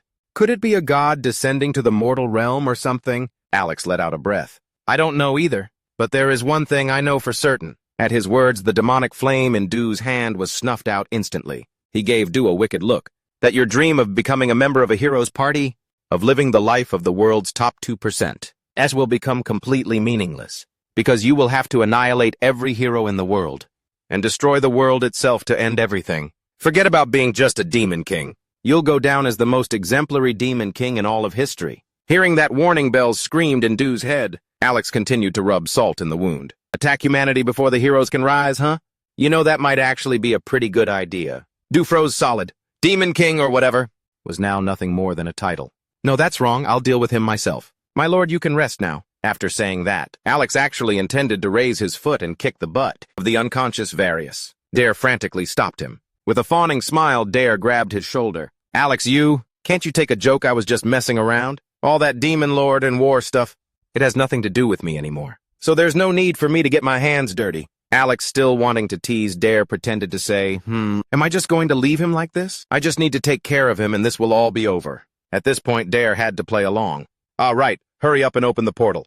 A purple magic portal then appeared. Dare placed one foot on the portal, not yet in a hurry to step in. He turned back and asked Alex, aren't you coming? He replied, I'll follow right after, as soon as I've cleaned up all traces of my presence here. Please go ahead and get some rest, my lord. Alex used the stumps of his two arms to push Dare through the portal. Dare glanced back and asked, are your arms okay? Alex chuckled and replied, wounds like these will heal instantly, once I return to the underworld. Please don't worry and just head back first. Dare's entire body slipped through the portal, leaving only one leg behind. He still called back to ask, really? Then be quick about it, okay? Alex stood behind him and wished him a safe journey. Then the portal closed. The hilly landscape fell silent. Only Alex and the unconscious Varius were left. At this moment, Alex revealed the true demon within. He leaped next to Varius and leaned in close. His red eyes showed clear hatred and killing intent, with no attempt to conceal it. Alex was like a panther staring at its prey. He stuck out his tongue and licked his lips. A shrill, dark voice rang out. You wretched little bastard.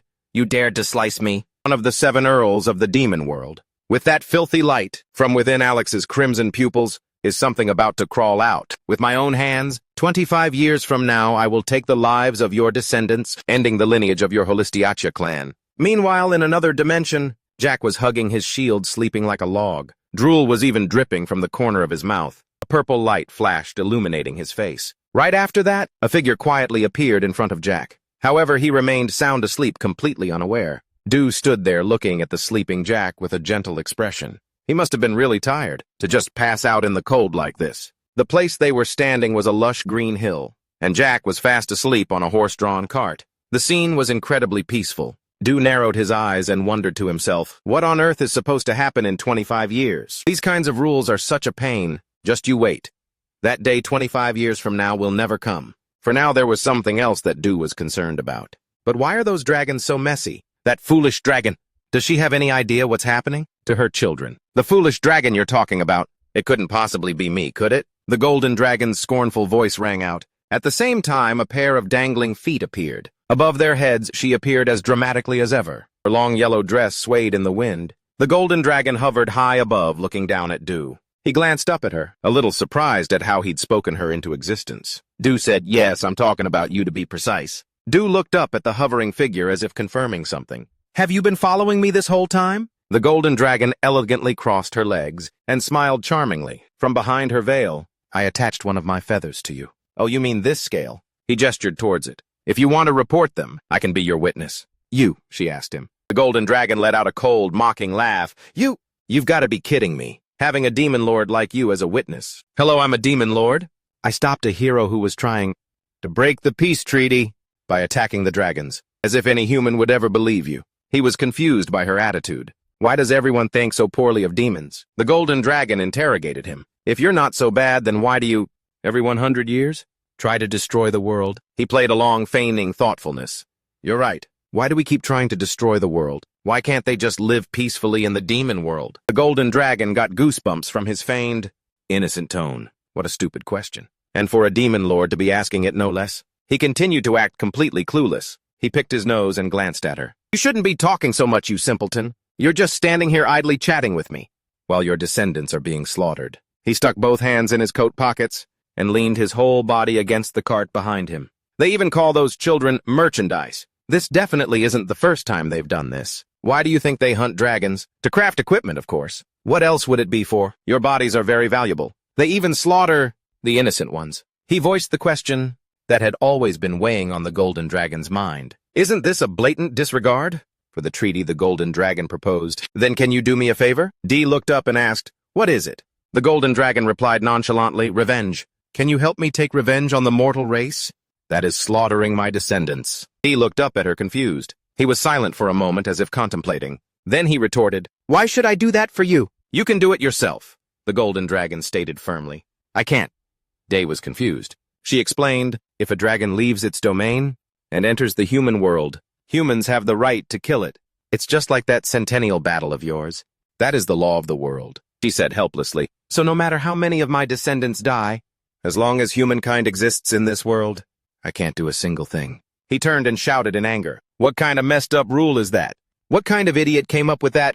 The moment he finished speaking, the Golden Dragon's eyes flashed. A whispering sound emerged from nowhere, causing Dee to freeze, too weak to even protest. An invisible force pressed down on him. Unable to stand his ground, Day was thrown to the floor. The ground and rocks around him cracked under the pressure. He quickly had to brace himself with his hands. A trickle of liquid flowed from Dee's nose. He touched it with his hand, completely stunned.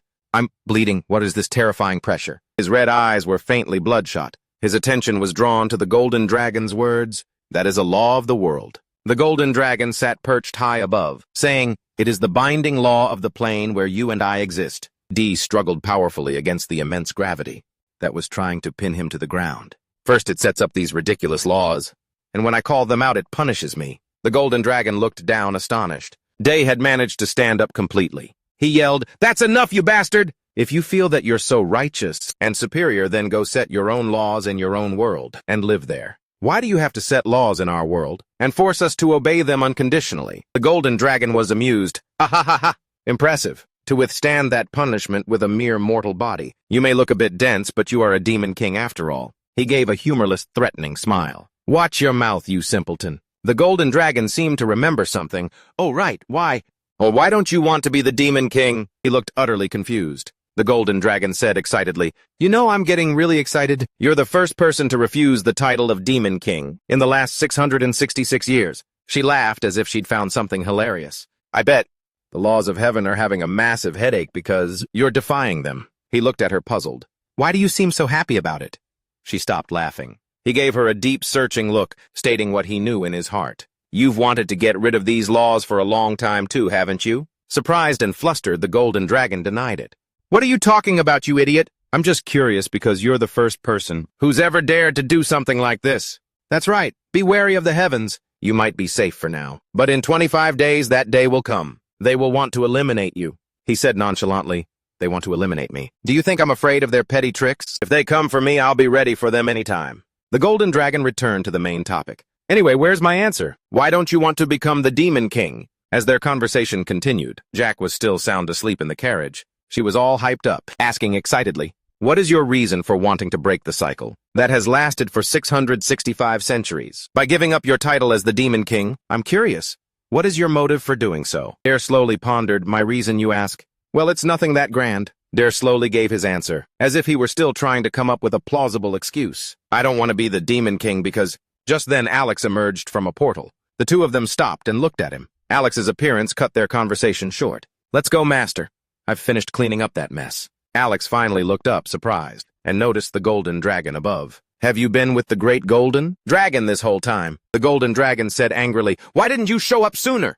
Of all the times to arrive, you had to pick this critical moment. Alex bowed politely. Are you well, esteemed Golden Dragon? But Dare cut him off. Enough talk. Open a portal home now. Alex obeyed. Yes, I understand, sir. The golden dragon quickly called out to Dare, "Hey! Finish telling me before you go. Tell me the reason." Dare replied playfully, "I'll get flamed if I keep getting involved by talking to you. So let's save it for another time, okay?" The golden dragon didn't understand. What the hell are you talking about? He lazily lay down on the hay-lined cart, where Jack was sleeping soundly beside him. "Let's go home, hurry up." The golden dragon called out to him, "Hey, Demon King." She still had one last request. "If you can't get revenge for me, at least expose them. Let the world know how many heroes were involved in this." Her eyes grew ice cold. How many innocent children were brutally murdered? Even if this is the human world, if they continue to act like this, they will be violating the treaty. And there will be organizations from other races who hate humans that will also step up. To deal with them, Du held up 3 fingers to her. "Triple?" She didn't understand. He calmly stated his price. "Because your case this time is quite difficult. I have to charge 3 times my usual fee." Huang Qimlong's voice rose. "What?" She angrily yelled at Du. "You really are a cunning bastard." Du didn't even look at her.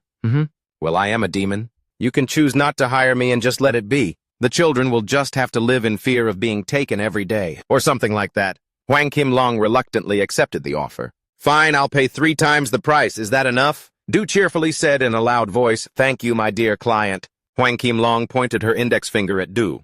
"Take this." The tip of her finger glowed as if she were casting a spell. A sparkling light radiated around him. Du's eyes widened as he looked down at his hands curiously. "What is this aura?" Huang Qimlong explained. "It's a spell that can help you hide your demonic aura. Those heroes or blood soldiers, they all react to your demonic aura. Now you don't have to worry about that anymore." "This is nice," Du cheered. "Oh ho." Du paid her no more attention. He instantly fell asleep as if he'd passed out and gave an order. "I get it. You can get lost now." "Let's go, Alex." Alex replied, "Yes, sir." Huang Qimlong was speechless, gritting her teeth as she watched them leave. That bastard. Huang Qimlong stood in the middle of a vast green field, looking at the portal. The magic retracted, leaving only a small star behind. Above them was a full, perfectly round moon. She asked herself, "Am I doing the right thing?" Time will tell. All 3 of them looked up at the scene before them. Jack exclaimed, "Whoa!" A building, or more accurately, a magnificent castle appeared. A large airship was perched majestically on the castle's roof. The scene was absolutely overwhelming. Jack, stunned, wondered to himself, how did they get so much money to build a castle like this? Alex explained, "It's because they're a hero clan, with a history stretching back 60,000 years. The place where we're standing is the home of the Holy Stuartia clan." Dio turned to Alex doubtfully and asked, "But he's a hero. Why does he look like that?" Hearing this, Jack felt hurt. He closed his eyes and gave a self-deprecating smile. "My apologies, sir, for looking like this." Alex tried to stop him. "Don't say things like that right in front of people." But Dio asked back, "Why not?" Alex explained, Jack could go on a rampage out of anger. Dio still didn't understand why. Alex gave up. "Never mind, I've already explained it before. Once a hero clan becomes famous, many city-states and nobles will want to become their sponsors, because becoming a sponsor for heroes is basically the same as indirectly fighting for peace, and for the whole world.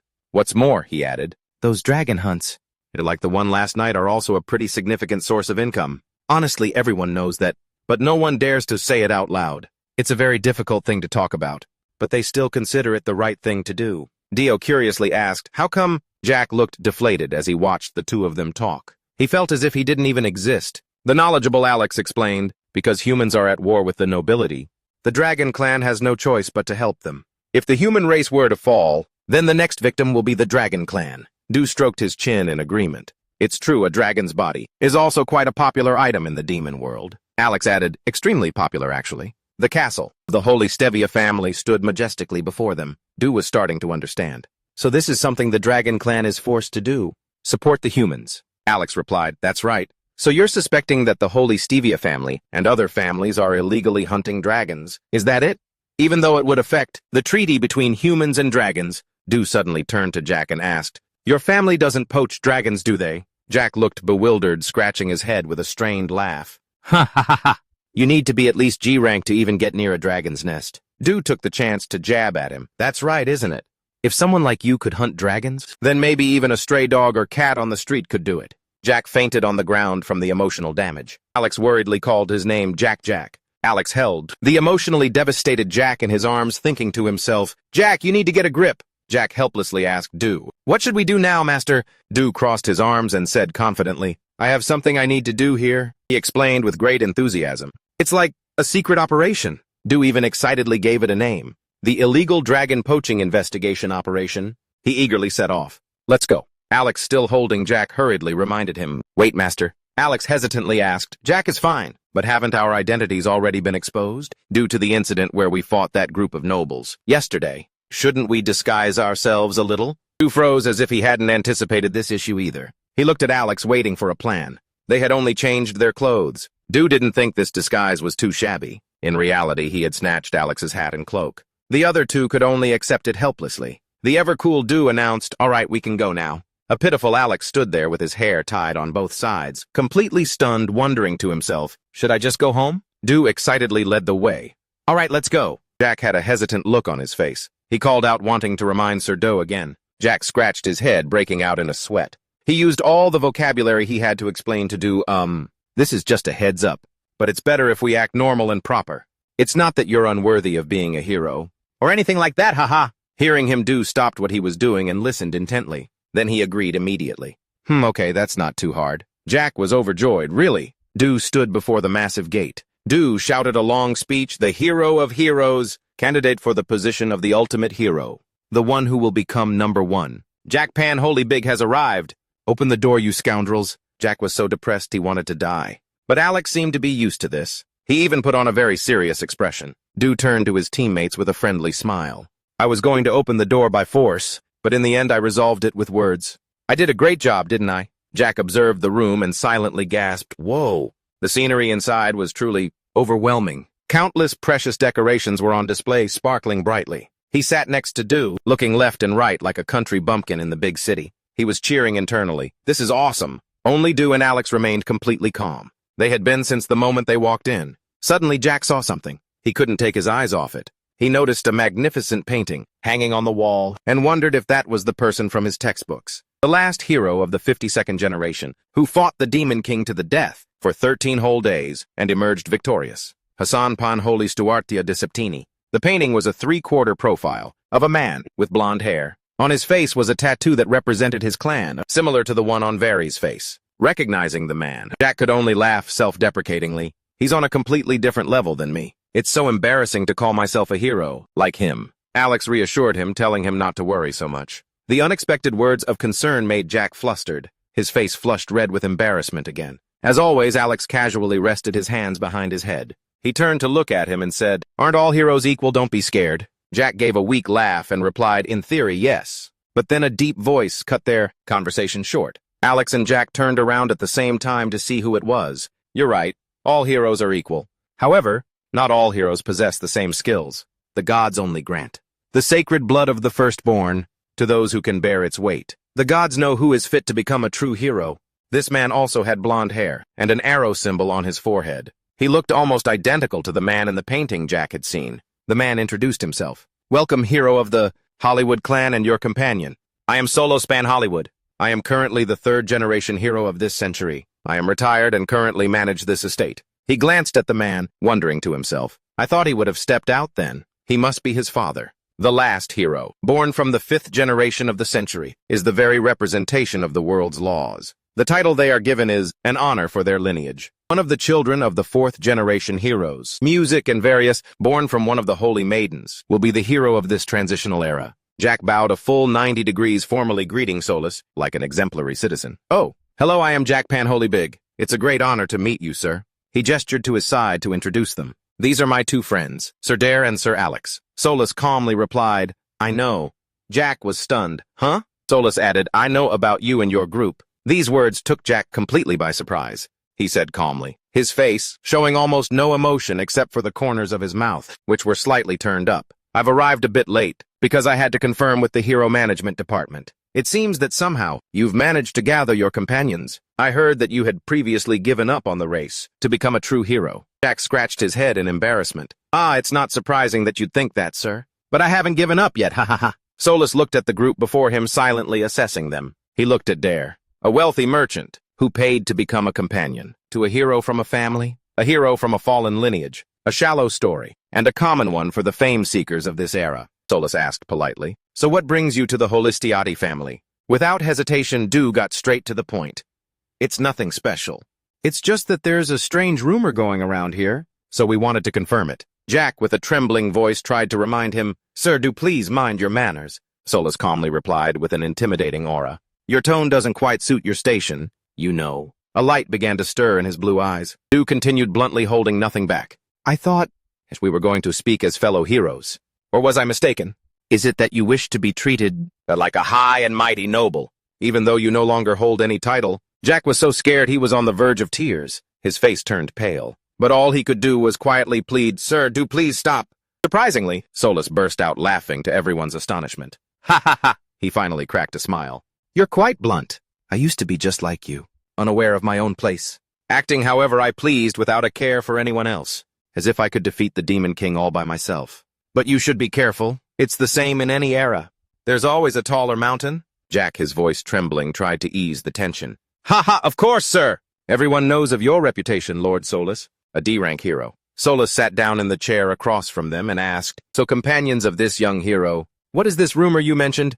Du nonchalantly propped his feet up on the table. With both hands behind his head, he said, The rumor I heard is that you people have some high-quality materials here, and some of them are exactly what we're looking for." Hearing this, Solus was secretly taken aback. He laughed and refused. "Ha ha, you may have money, but I'm not so sure if you have enough for what you're looking for. Our Holistiatia family deals only in the highest quality top-tier materials." His eyes flashed with a cold blue light. His words carried a hint of intimidation. For instance, the black stone hide of a red salamander, or the monocore of the Corpse King from the Howran War, or even things like the heart of a giant, the white-headed chieftain from Hoga Mountain, he thought smugly. "So little friend scared yet?" Du answered nonchalantly, "I don't need such trivial things." Solus was surprised, thinking to himself, Du continued, dropping a hint so the man would understand. "I heard that you have something of an even higher grade than a giant's heart." These words left Solus utterly astonished. Solus answered, sweating inwardly, "There's only one thing of a higher grade than a giant's heart,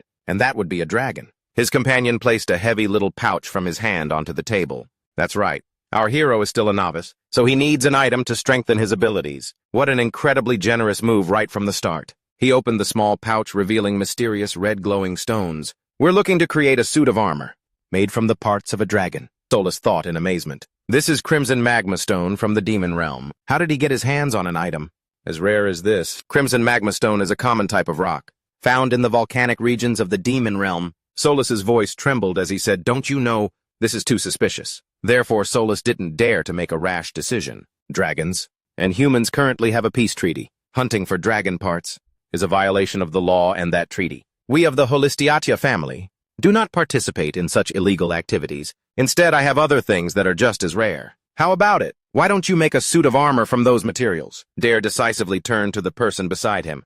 "Let's go, Alex. It seems this place doesn't have what we need." His change in attitude was so sudden that Solus couldn't react in time. Dare glanced over at Solus and asked casually, "But I saw soldiers transporting dragons by airship. They're your people, aren't they?" "I'm sure I saw the crest of the Holistiatia family on that airship." This piece of information made even more exclamation marks appear over Solus's head than before. Solus's tone dropped. He said warily, "You saw something, didn't you?" His blue eyes were now narrowed, looking incredibly serious and dangerous. Dare replied nonchalantly, "It's just that we're in a hurry to join the hero race. Since we're rookies, we got a late start. We heard some unexpected things just because we were rushing all over the place, looking for items to try and catch up to everyone else. And in the end, we saw things out there that we shouldn't have seen." Solus narrowed his eyes and stared at him, saying, "Is that so? How unfortunate. You should have been more careful." "Not to be outdone," Dare retorted. "It may take a long time to build a tower, but it only takes a single moment, a single mistake for it to collapse.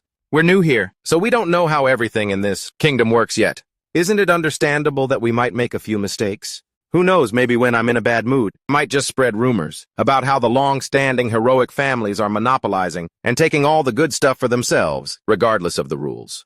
At least, sir, there's got to be something to shut this mouth." The two of them stared at each other, sparks flying from their eyes. Neither of them was willing to back down, his face turning pale. "Are you having a hard time playing peacemaker in the middle of all this?" "My apologies." Solus chuckled sinisterly. "Ha ha! In that case, I'll be the one asking the questions this time." He gave them a grim look. "Have you ever heard of a masked hero who suddenly appeared and defeated countless dragons?" This question scared a certain hero out of his wits. Frozen. He calmly looked at the man as if he had nothing to do with it. He asked back, "What about it?" Rich, on the other hand, was the complete opposite. His face was pale, clearly rattled, and he was forcing a smile. He smirked faintly after hearing Do's question. Then he glanced at the shield Do always carried. I don't know if it's just a coincidence, but the Doomslagon shield you're carrying is made from the materials of a blue dragon and a black dragon that the masked hero defeated. A certain hero was startled again, unable to sit still. He shot him a razor-sharp glare. How did you recognize the Doomslagon shield? Solus explained. I know of all items of rare grade and above. From its color and shape, that is definitely an S-rank Doomslagon. Especially one with scales from a blue dragon and a black dragon. I've never seen a Doom Slagon like it on the list of treasures on this continent. Therefore, it must have been secretly crafted very recently. Standing behind them, Alex was silently impressed. Whoa, such sharp observation. Do refused to comment. Solus slowly asked, Your name is Do, correct? It seems you're the one leading the group. Not that young hero over there. So I'll talk to you. I don't know what your relationship with the masked hero is, but if you happen to meet him, please let me know. Because he has destroyed so many dragons. So the main source of income for materials, for some powerful people who do that, is being affected. Solus's face was now filled with killing intent. No merchant would be happy about being undercut like that. Dare continued to remain silent. Solus continued. Therefore, some high-ranking members of the major guilds, who are deeply involved in this business, will soon make a move against the masked hero, and everyone associated with him too. Jack, sitting next to him, tensed up. This is so scary. He finally revealed his true intentions. A treasure like Doomslagon shouldn't fall into the hands of a declining F-rank clan, Solus added logically. The number of legendary items must be strictly controlled. That goes for both equipment and people, because rarity is the very value that makes an item famous. And also, he paused. It felt like his next words wouldn't be good. Solus stood up and laughed contemptuously. I don't know where you heard those ridiculous rumors, but a prestigious clan like ours would never participate in illegal transactions, like trading dragon parts. He didn't forget to promote his family business either. If you need low-grade materials for some small items befitting of your hero, you can come back here anytime. Rookie, I have some business to attend to. Goodbye. After saying that, Solus coldly walked away, leaving the three of them to stare after him. Dare kept his eyes on the man's retreating figure, saying nothing. It seemed he was mulling something over. Jack beside him couldn't help but be stunned. Dare asked in surprise, Are all heroes like that? He asked Jack, I know this might sound strange coming from me, but is he an idiot? You can only... Dare averted his gaze. So that's your opinion. In short, the bloodlines are working together, so they can hunt dragons and monopolize the dragon's materials. They defeat other merchants not in their alliance to monopolize the trade of those items. Alex confirmed that Do's idea was exactly right. The most important thing for a hero is their equipment. Alex added on, it seems they've controlled the supply of materials for crafting items. Therefore, they can also control other heroes. That must be the reason. Most families go through ups and downs, while a few families with wealthy merchants have stood firm through all eras. Do suspected that perhaps all the famous families are part of this organization. Alex agreed. That's a reasonable assumption. Jack lowered his eyes, his voice a mix of sadness and regret. Sir Solus, I really thought he was a righteous and fair person. There's no way all the heroes I admire are like that, right? Hearing this, Do looked completely confident. Well, humanity is so rotten. Looking back, it seems we're pretty decent compared to them, aren't we? Alex with the pigtails was speechless. Hearing the future Demon King say that, she could only laugh. Seeing her reaction, Do raised his voice and asked again, Alex, it's not surprising at all that they've won 665 times when facing us, is it? Hearing that, Alex with the pigtails stopped laughing and broke into a sweat. No longer teasing Alex, Do turned and put his arm around Jack's shoulder. Congratulations, you've achieved your goal. Are you not listening to what I'm saying? Do winks and points at Jack, but he doesn't seem to hear. The higher-ups of that organization are looking to pursue and search for the masked hero. The realization hits him and his face contorts in shock. Jack panics, clutching his face as it turns purple. With tears in his eyes, he screams, That's right! They probably all come from that D-rank clan. What should I do now, Sir Do? If I get caught, it's all over for me. Seeing this, Do puts a hand to his chin thoughtfully and says, Well, if they bring their whole pack, it's not a big deal to me at all. But it's still a pain.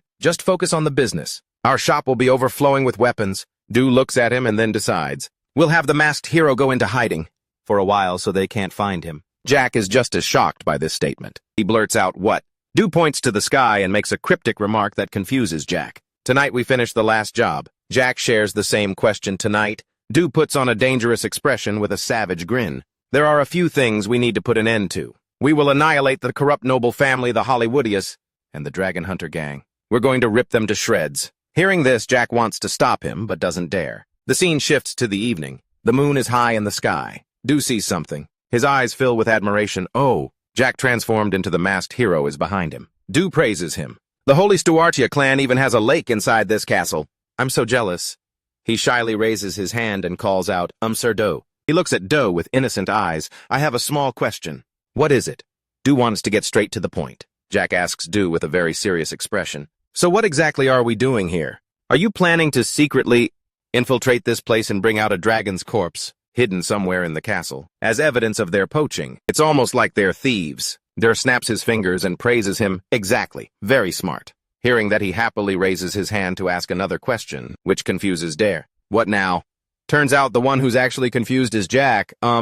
Considering we're sneaking into the castle, but aren't we just brazenly walking into the center of the castle right now? Seeing people and hearing footsteps, he panics. As a few armed soldiers get closer, Jack panics even more. He whispers in confusion, Sir Der, it's the patrol guards, shouldn't we hide? We're going to get caught. The two soldiers suddenly stop in front of them. Jack's tension reaches its peak. What do we do now, Sir Der? And then the soldiers walk right past them. Jack watches the soldiers walk away. Then he turns back to Der. So you already used an invisibility spell. Der turns his back and points, confirming, exactly. Jack looks at his back filled with happiness. Der walks ahead, urging, hurry up. He runs after him. Wait for me! After a while of looking left and right and searching from the east to the west wing of the castle, Jack hurries after Der. He says, panting, Sir Der, it seems like they really aren't keeping any dragons here. What do we do? He asks him back, really. After exploring for a bit, Jack asks Der with curiosity, now that I think about it, where did Sir Alex go? I haven't seen him this whole time. Der is as nonchalant as ever. He went ahead to take care of things. Jack quickly replies, oh, I see. Suddenly he lowers his voice. You good for nothing. Jack is confused at being called out. Der asks him, has your clan ever lived this well? He scratches his head and answers shyly, ha ha, ha ha. That's an old story, almost a legend at this point. I guess it's never been any different. From what my grandfather can remember, we've always been this poor. Hearing this, Doer spoke with a hidden meaning. It seems your clan hasn't been working hard enough. Jack didn't understand his meaning and replied sheepishly, I guess so. Both my grandfather and my father were low-ranking heroes. Doer asked, your rank, is there a test for it or something? The boy cheerfully explained that there is. But the first step is graduating from the Hero Academy. Doer was surprised. You guys even have an academy. The boy chuckled nervously. Yes, I'll definitely send my younger siblings to study there. Doer guessed it must be expensive. It is, the boy replied. Taking the chance, the sharp-tongued Doer started bad-mouthing the Hero Management Committee.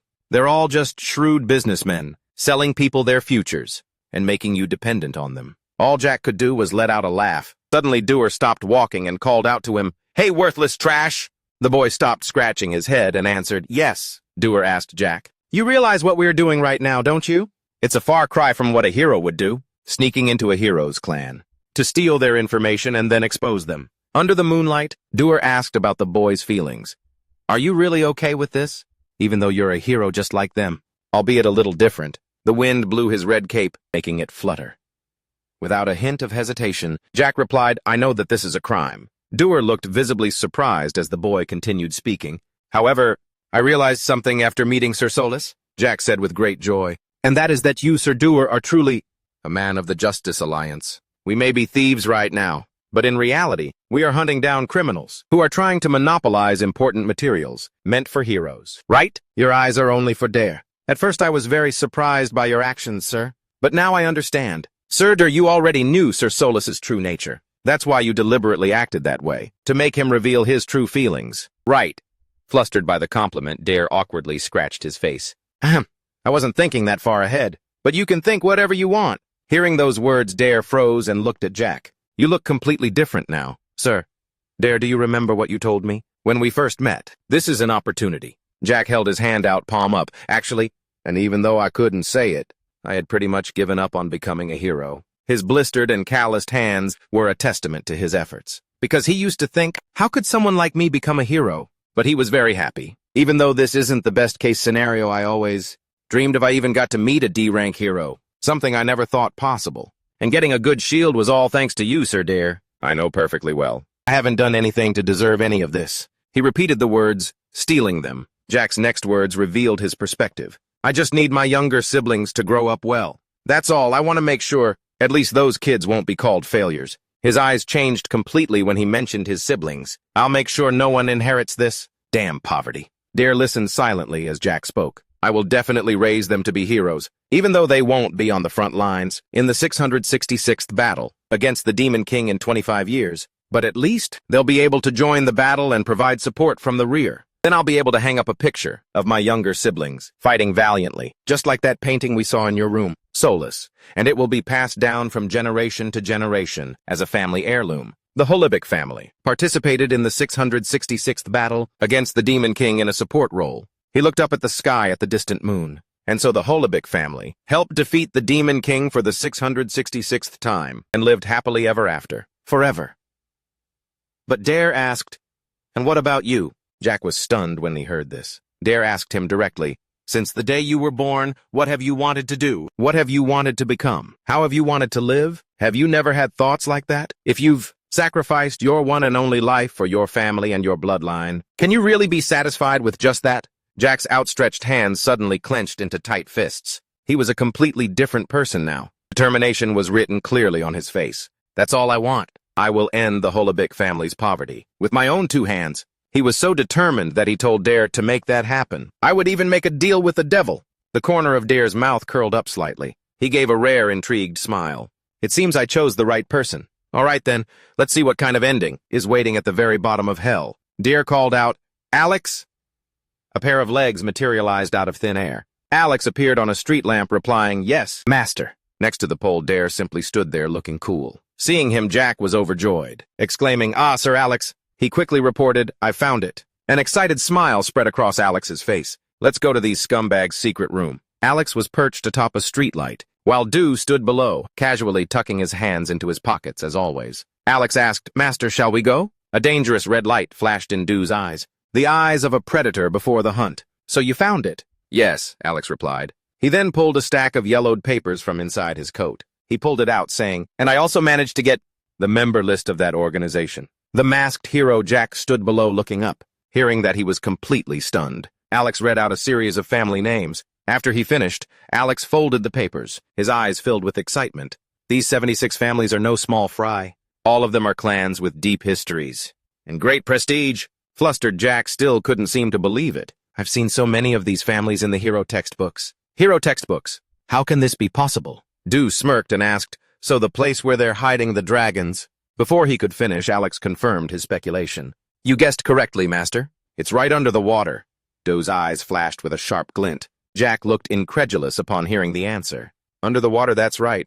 It's underneath the dazzling and magnificent castles of those illustrious families that sit on the vast ocean's surface." Dew gave the order, "All right, then let's begin." "Yes," Alex replied. Then a cluster of light appeared on the tip of his index finger, looking like a bunch of bubbles. Instantly, bubbles appeared, enveloping the heads of Dew and Jack. Dew seemed used to it. Naive Jack, however, was both curious and surprised. Before he could even process it, Alex leaped from above, landing on the bridge railing. Dew and Alex were both wearing air bubbles. They said nothing and just jumped straight into the water. Jack, who hadn't yet composed himself, panicked again. He looked down at the water's surface, anxiously calling for Sir Dew. The other two had clearly already swum away, so no one answered. Jack blushed with embarrassment. Then he also resolved to jump in after them. His spirit was incredibly heroic. "Wait for me, Sir Dew." After jumping in, Jack just kept sinking into the dark water. He tried to struggle. It seemed Jack couldn't hold his breath any longer. Just as he puffed up his cheeks thinking he was about to die, he discovered that he could breathe normally.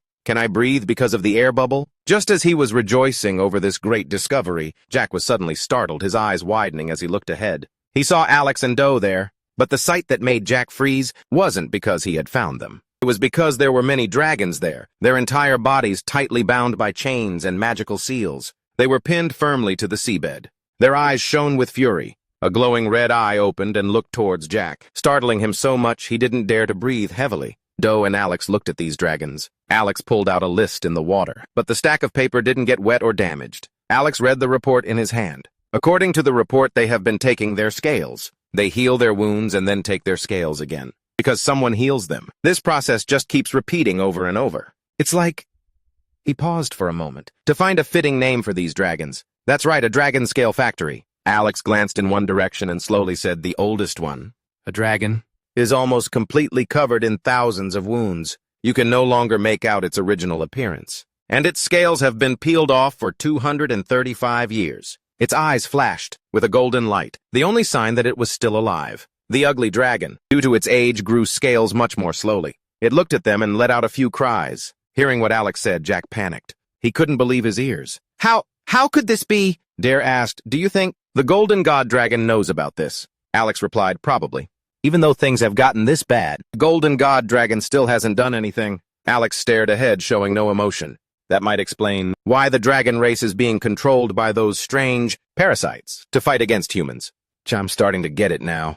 This damn hero clan? They've really gone too far. Alex didn't answer. He looked at Dare, as if pondering what he had just said. Then Alex approached one of the dragons. Let's just grab a scale and get out of here. Dare replied with a bored tone, fine. Alex swung his claw, digging it forcefully into a dragon scale. Very quickly, the red scale was plucked from the dragon's body. Dragon blood immediately started to flow. Once it was done, Alex held the scale and turned to leave with Jack. Let's go. Suddenly, Dare said, something about this doesn't feel right. Alex stopped and looked back at him. Dare was still in front of the same dragon. He clearly had no intention of leaving yet. This action made Alex extremely curious. He asked, Dare, aren't you leaving? Dare was still swimming there, muttering to himself, that's right. Alex replied, bewildered, yes. This isn't my style at all. Then Dare huffed angrily. His lips tightened. Instantly, Dew slid towards the other dragon and delivered a kick. To everyone's surprise, the spells and chains on its body shattered and fell off as well. This move left Alex completely stunned, his jaw dropping in disbelief. Jack stared at the kick, utterly speechless. Dew then crouched down. He crossed his arms, gathering energy as if preparing for something. What happened next left everyone completely shocked. Dew shot up, unleashing a beam of power from his eyes. It swept across the dragon's chains, causing them to snap instantly. The dragons roared. They stretched their bodies, feeling freedom return to them once more. One by one, they unfurled their wings, forcefully snapping the chains that had held them back for so long. Their eyes glowed intensely. Their long-held desire for freedom had finally become a reality. Each mighty dragon broke free. They roared, letting the world know of their return, and just how much resentment they harbored. Alex stared at the overwhelming scene before him, only able to shut his eyes and let out a helpless sigh. Up above, something suddenly burst from the calm surface of the water, a constant gurgling sound echoing. A majestic dragon emerged, still carrying the remaining chains on its body as it broke through the water and flew into the air. The soldiers on guard were utterly terrified. Their faces turned pale, their jaws dropping in horror as they watched the dragon ascend into the sky. It wasn't just one. 4 of them had escaped at once. They were hovering right near the peak of the castle. Their blazing red eyes, filled with resentment, stared down at the people who had imprisoned them. 2 of the soldiers, after realizing the gravity of the situation, panicked and screamed, "The dragons have escaped!" A fireball began to form in the red dragon's mouth. It continued to stare down below, as if contemplating where to start the destruction. Then it spat the fireball straight down. The flames quickly engulfed every area they touched. The black dragon also opened its small, heavily scarred mouth. It spat out purple flames. The purple flames pierced straight through a corner of the castle, causing the walls to crumble and fall apart. The other dragons also rushed in, breathing fire. They competed to destroy all the massive structures below the magnificent white castle, quickly turned into a pile of rubble, shattered and burned down bit by bit. A platinum dragon flew to another corner. Wherever it flew, ice sprayed out, freezing everything it passed over. At that moment, Jack had made it to the surface. He was soaking wet, clinging to the edge of the bank. The Doom's Lagoon shield was placed beside him, not struggling like him. Dio and Alex both casually leaped out of the water and landed gently. Jack could only look up in awe. Just then, Alex frantically questioned Dio. "Why on earth did you release those dragons?" Dio pouted. "Well, because..." He seemed to be looking for some plausible reason. Alex waited expectantly. "Well..." After finding a suitable excuse for himself, Dio said, "Suddenly that bastard Solus's stupid face popped into my head, and it pissed me off." His relaxed, nonchalant attitude made Alex even more frantic. He started nagging like a mother. "Didn't we say we were just going to get the dragon scale and leave?" Dio mumbled back, whatever. Don't care. I didn't even touch any of the blood soldiers. What's the big deal?" Alex continued to yell, "You've caused a huge mess. Now take responsibility for it." The 2 of them kept bickering back and forth noisily. Only Jack seemed to be distracted by something else. He looked behind him. On the opposite bank from them was the site of the mansion, now completely engulfed in fire and ice. The dragons were still relentlessly destroying everything over there. Rich thought to himself, "I'm sure of it. But you said you'd investigate this quietly." The 2 of them continued to argue. "Now the rumor about the dragon here is going to spread everywhere. What are you going to do now?" Desire replied nonchalantly. "Who cares? Let them escape and then we'll just blow this place up." Meanwhile, a tiny Jack on the side tried to butt in. He called out, Mr. Desire, as Alex's questioning voice rang out again. Then why in the first place? Did we operate in secret? What was the point? They failed to notice that on the roof of a nearby building, a pair of legs had appeared observing them from on high. Various stared with his signature blue eyes. He looked at the three of them with pure hatred grinding his teeth. An enraged sound hissed through his clenched teeth. You bastards! From his high vantage point, Various saw something. He was shocked. White hair. That's right. He had seen Desire. Various gritted his teeth in frustration. He's here too! Solus, weapon in hand, had an incredibly sour look on his face. His displeasure was obvious as he screamed, My castle! How dare you do this to the Holy Stevia family? Suddenly he froze when he saw something. Solus was so surprised he was speechless. The masked hero, Jack, oblivious to everything, was still smiling cheerfully. That smile turned to panic when he heard a voice. Well, if it isn't the bastard. Both Jack and Desire looked up toward the source of the voice. Unlike the flustered Jack, Desire broke into a wicked smile. He opened his mouth and immediately provoked Various. Oh, well, hello there! Don't mess with me. This time I'm going to kill you. The taunt made Various roar, You son of a bitch! As for Solus, he too had been waiting for a long time. Masked hero, I've been waiting for you. Jack panicked, hugging the pot on his head. Spare me. Various kicked off his left heel and Solus his right. The two men, each with a different goal, charged forward at the same time. Their eyes and faces were filled with hatred. Out of nowhere, a giant zipper-like mouth appeared. It snapped shut. And just like that, Various and Solus were obliterated. And just like that, it was over. The dragon soared into the sky, creating a powerful gust of wind. Deo even waved goodbye as he turned away. He held up both hands, showing his pristine white hands to Alex. I haven't laid a single finger on them, Alex replied helplessly. Right. Rick still couldn't process what had happened because it was all too fast. He's gone. Just then Alex suggested. All right then, let's use this chaos to escape. Deo agreed. Jack didn't have any objections either. Let's do it. The three of them quickly fled the scene, while others were screaming, Run, somebody, help me! In the end, the only two witnesses who saw Deo's group were also dead. Afterwards, the history books simply recorded that the reason for the Holistiatia clan's downfall was unknown. Sunlight streamed through the window. Jack woke up in a daze and looked outside. It was already morning. He rushed out as soon as he was awake, because he'd said that starting today he would focus on the shop, so he had to open up quickly before Sir Deo arrived. Jack was surprised the moment he opened the shop door. A huge crowd was standing in front of his store. Someone in the crowd asked, Is this the weapon shop with weapons? Forged by a dragon's breath. Another person commented, I told you the best shops are always in this countryside. Then someone else yelled, Hey, someone go wake up the owner. An impatient person said, When are they going to open? Someone snapped at the person behind them. Hey, stop pushing. A guy with a scar said to a bald man, Hey, don't shove. The bald guy shot back. Yeah, what's your hero rank, huh? Someone saw the door move. Oh, it's opening. And the whole crowd roared with excitement. A man in armor asked Jack, What took you so long? A female mage exclaimed excitedly, It's open, let's go in. A bald-headed man in the distance shouts, I've been waiting here since dawn. Seeing this, Jack happily welcomes the customer. Ah, hello, welcome to Devil's Weapon Shop. A person wearing a fully enclosed iron helmet raises a sword and asks, How much for these 2 swords? Jack immediately replies, That'll be 7 gold and 87 silver in total. Another person hands him a golden weapon. I'll take this one, give me the price. This one is 2 gold and 13 silver. Around the shop, there's a bustling crowd of shoppers. Look at this, the color is a bit different. Isn't it? I've never seen a dagger in this style before. Where are the shields? Someone calls out to Jack. Hey kid, how much is this? He serves them with all his energy. That one is 8 gold and 7 silver. Thank you, sir. Alex appears and compliments a girl in a yellow cloak. That magic wand? It really matches the color of your cloak, milady. He flashes a handsome smile and introduces, We're currently having a promotion. Buy 2, get 1 free.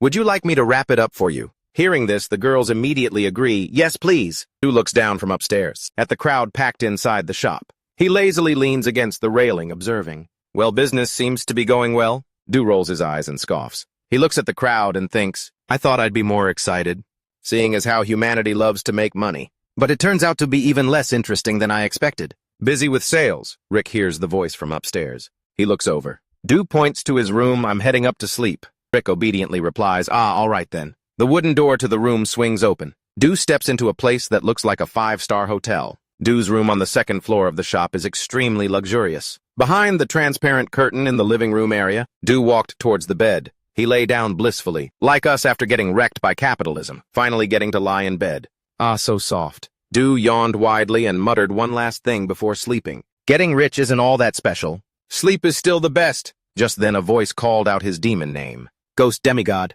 The familiar voice made Du realize, oh great, the mother of dragons. He opened his eyes to see the mother of dragons standing by his bed. Du asked, what are you doing here? She just hummed in response. All mothers really are the same. She began to ask, you're always sleeping, aren't you? It must be nice to be so carefree. Du ignored the question. You saw everything that happened yesterday with Holy Stuartia, right? The list of families involved is on the table. Go ahead and take it. She glanced at the table and also told Du, I saw it all from beginning to end. They clearly violated the peace treaty between our two races. Du started to wonder. So are we going to war with humanity now? The mother of dragons asked him back, for whose benefit? Du lazily turned over like a cat. I don't care as long as I get paid. She agreed immediately, I will pay you. Hearing this, Du's eyes turned serious. This isn't something that can be finished in a year or two. You know. She just remained silent as if pondering something. Du asked again, maintaining the peace treaty is very difficult. You know that, don't you? Outside, the sun was beginning to set. Du's voice echoed in the room. He continued to question her. When you were in the Holy Stuartia clan, and you found out the truth, you must have been furious, right?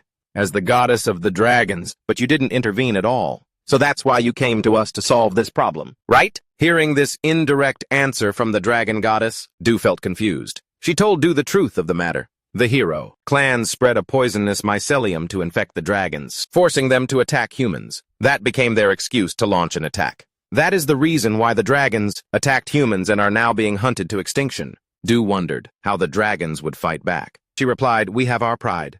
Instead of stooping to their level, we will attack them, until the very last one of us is gone. To avenge the loss of a friend, a lover or a family member, would we use our other friends, lovers or relatives? For the sake of that revenge, suddenly she spoke up. Thinking back their actions, don't quite add up. The purple fungus that appeared called mycelium made Du ponder. She confirmed her own suspicions. Just as I thought, the mycelium is very strange. There's no way humans could have created something as terrifying and strange as this curse. Who was it that placed such a foul weapon into the hands of the hero clans? Her eyes filled with hatred as she spoke of someone who is exploiting the anger of my children and the hero clans for their own benefit. Du grabbed Huang Kim Lang's cloak and pulled him back. He angrily yelled in her face, hey! Everyone knows that the young dragons from your clan love to go out and cause trouble. Except for their parents, of course. Then go ahead and ask who's going to believe they were framed. You guys are only good for causing trouble in this world. Huang Kim Long, knowing she was losing the argument, only dared to let out a small grunt. But the very way she breathed made the blood in Deo's veins boil. What was that?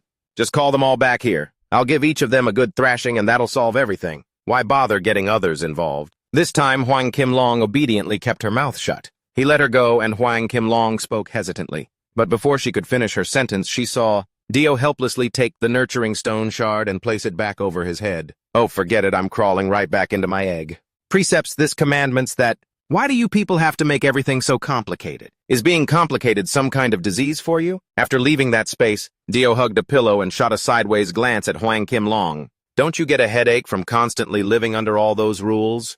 Just break the rules and live in peace. Look at me, I live a life of total freedom. It's so liberating, no one can touch me. Hearing this, Huang Kim Long just gave a wry smile. This made Deo curious. Huang Kim Long narrowed her eyes, a mocking smile on her face. A demon king telling me to live out my days in peace. You're the worst, you know that. It seemed Deo realized he'd said the wrong thing. He fell silent, looking at her with embarrassment. Then Deo turned away, giving a dismissive wave to Huang Kim Long. Just ignore me. She laughed again. Heh heh. Deo rested his head on his arm, turning to face the wall. With his eyes closed, he asked, Hey, why don't you people use your brains for a change? All you have to do is gather a whole horde and attack the humans.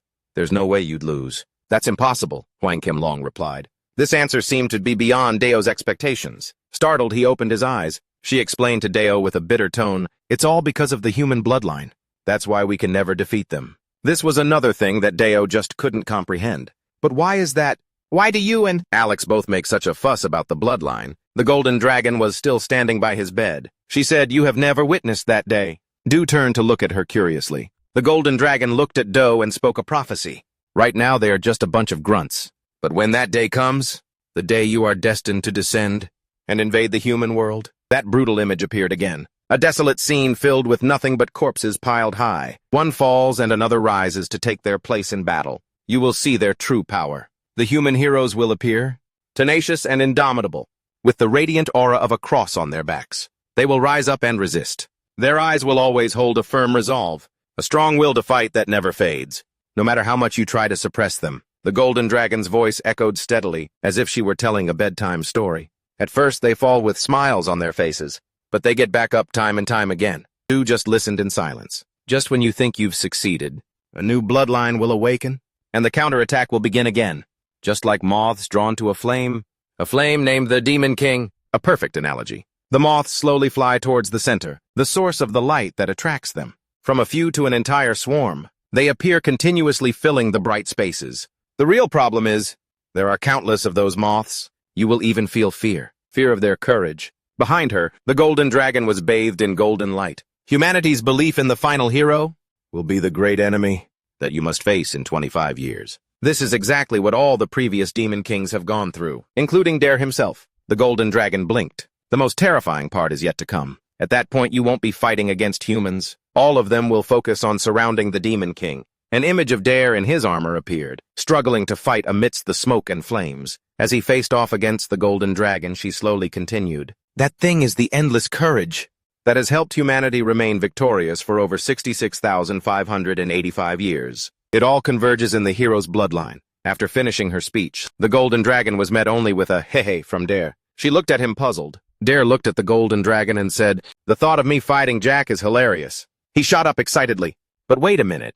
Why don't I just kill the third and fourth generations too? The final hero will be born in the 100th year." "Right. If we attack and kill the third generation now, then the final hero can never be born, and we'll win." Dare's words left her completely stunned. She didn't know what to say. Dare put on a thoughtful expression. "Or we could wait another 35 years? Wait until the final hero dies of old age. That would work too. Why does it have to be exactly 100 years anyway?" "You idiot."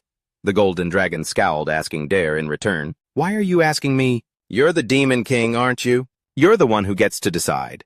Dare replied casually, "Nah, I don't have a clue. We've just been doing things this way since the beginning, so I figured there had to be some special reason for it."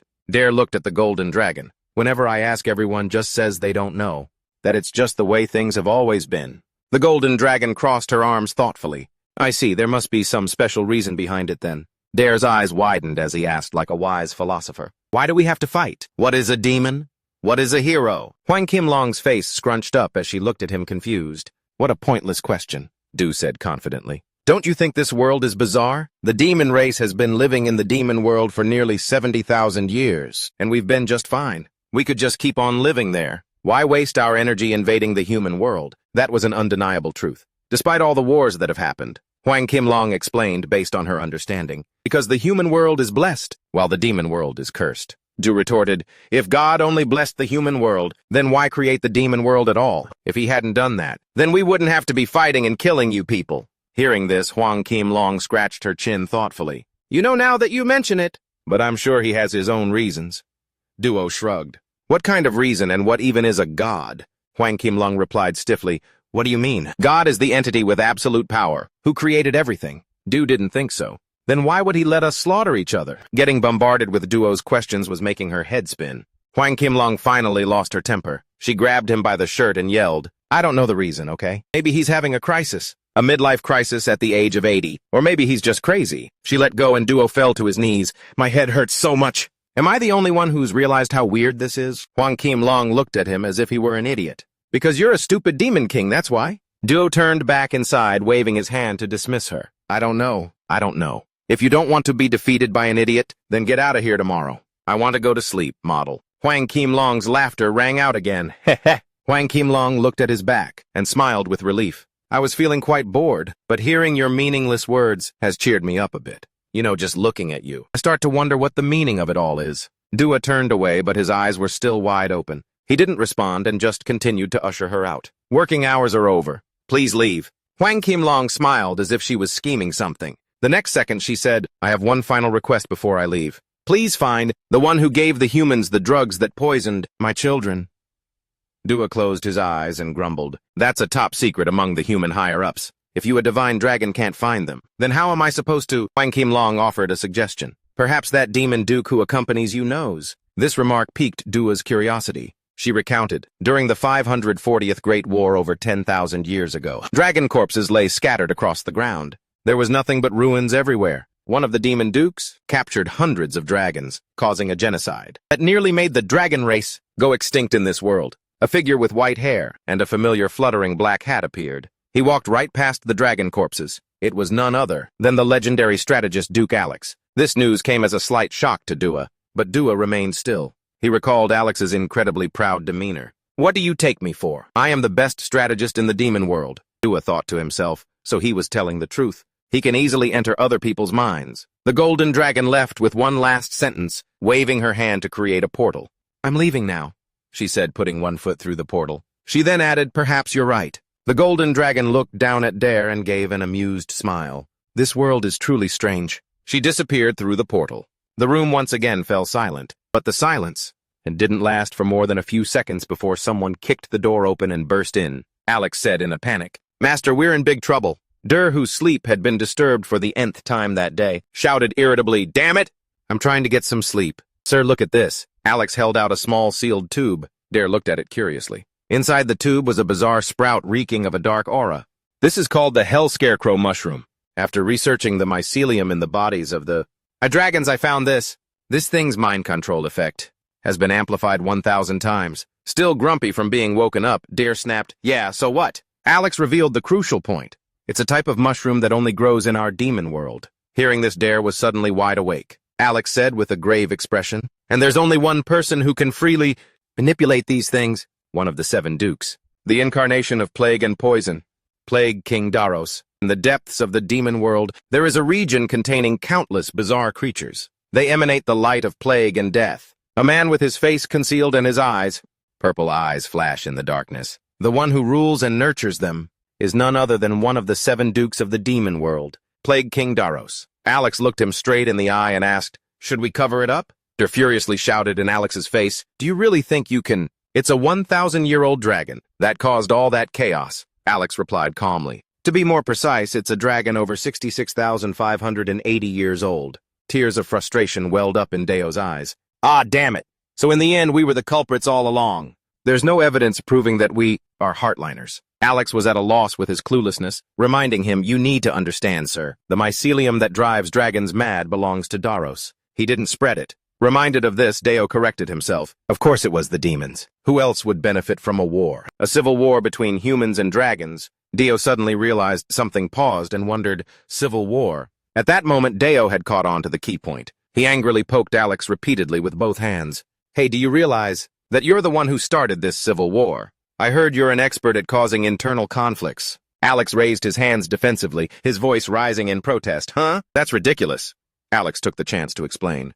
"I have a high-class, elegant style. I use psychology.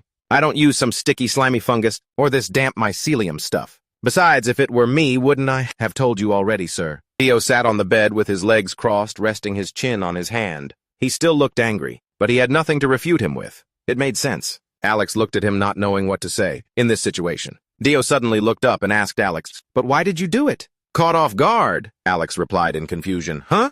Dio pressed on. "Using the mycelium to make the humans attack." "Why?"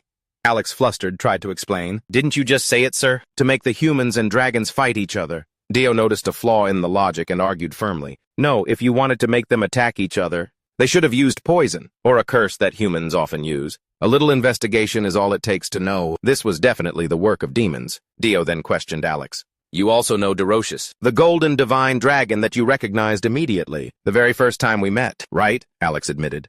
"Of course." Images of the past appeared in Alex's mind. How many times over the course of 665 centuries had the demon world with Alex and Derocious, and the dragon faction with the golden dragon, fought each other, while facing humanity on the front lines? How many times has it been? Alex recalled. Dio silently listened to Alex's old story, but he still felt that something was off. Right something isn't right. There's definitely a hidden agenda here. He got fired up and cracked, his knuckles a humorless smirk on his face. "All right, let's just summon Derocious then. It's time to use those Demon King's torture techniques we learned when we were kids." Alex was speechless at his enthusiastic attitude. "I've already been to Derocious's workshop." That sentence made Deo stop and listen. Alex spoke, shattering his beautiful fantasy. "I've searched all over the demon world, but there's not a single trace of him. He's missing." Receiving this unwanted news, Deo became furious, yelling, "What the hell?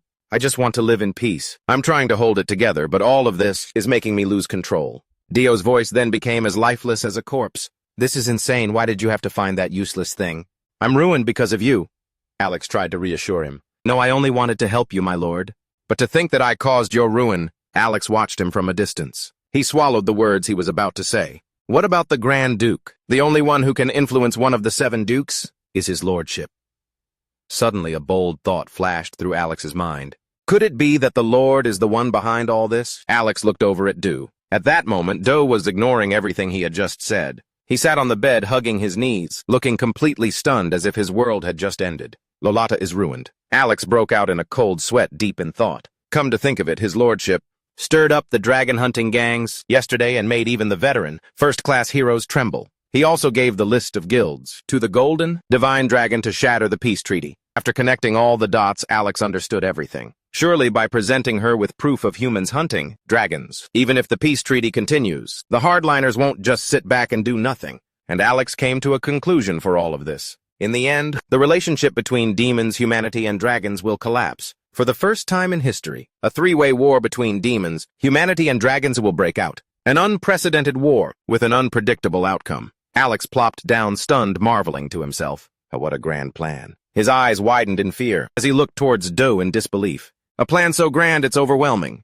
Do, however, was still dazed, unable to escape his sorrow. Alex gave a wry smile. A bead of sweat dripped down awkwardly. Come to think of it, even if we were caught now, we couldn't confess that the Lord was behind it all. Alex imagined a bright library space. Instead, the Lord and I will be recorded in the annals of history by the gods for preventing the war between humanity and dragons. An unbelievable thought crossed Alex's mind. Could it be that he had planned everything? If not, why would he abdicate the throne? Dare looked at Alex's strange expression, completely confused. If Dare knew what crazy theories Alex was cooking up about him, he would probably incinerate him on the spot. Alex recalled the past from when Dare first came to the human world. Looking back, the image of a young, fascinated Dare appeared, pointing a finger at the blue sky.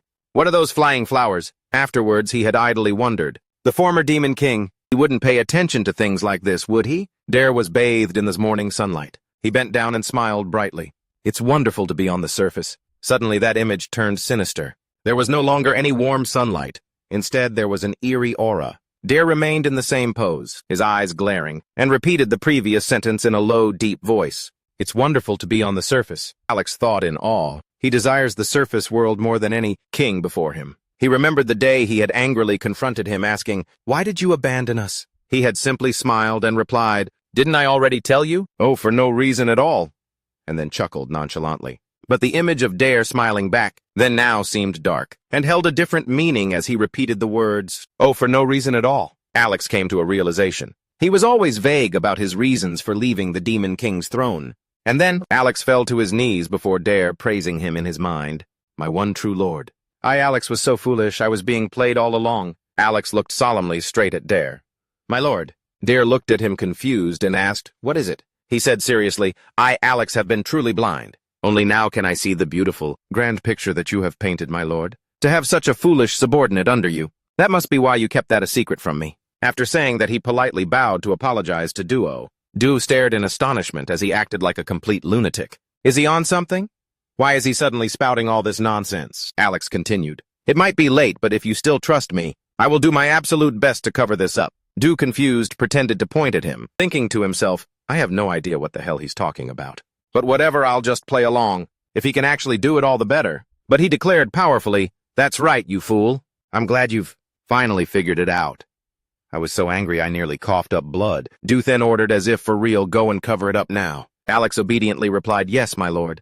With that nuisance out of the way, Du thought gleefully, "I can finally go to sleep." Du called out after him, "Oh, Alex." He stopped waiting for another command. Out of a deep-seated curiosity, Du asked, "By the way, do gods actually exist?" Alex found the question strange and replied, "Of course." "Why do you ask all of a sudden?" Duo looked away nervously, stammering, "It's just that—" Finally, Duo looked towards Alex. "They're always going on about rules and whatnot, but they don't seem to care one bit whether a demon lord actually wants to be the demon lord or not." Alex let out a relaxed laugh. "Ha ha, I'm sure they are watching over everything. Gods really do exist," Alex affirmed with certainty. "I've seen them before." Duo asked Alex curiously, "Oh, what do they look like?" Alex just mumbled, as if trying to organize his thoughts. His eyes shifted as he recalled the memory. I'm not sure. I only caught a glimpse of them from far away. Du fumed, shaking his fist at Alex. You idiot! You got me all worked up over nothing. Just go to sleep. Being scolded, Alex timidly stepped aside. Ah, yes. He opens the magic portal in the room, turns his back and says goodbye.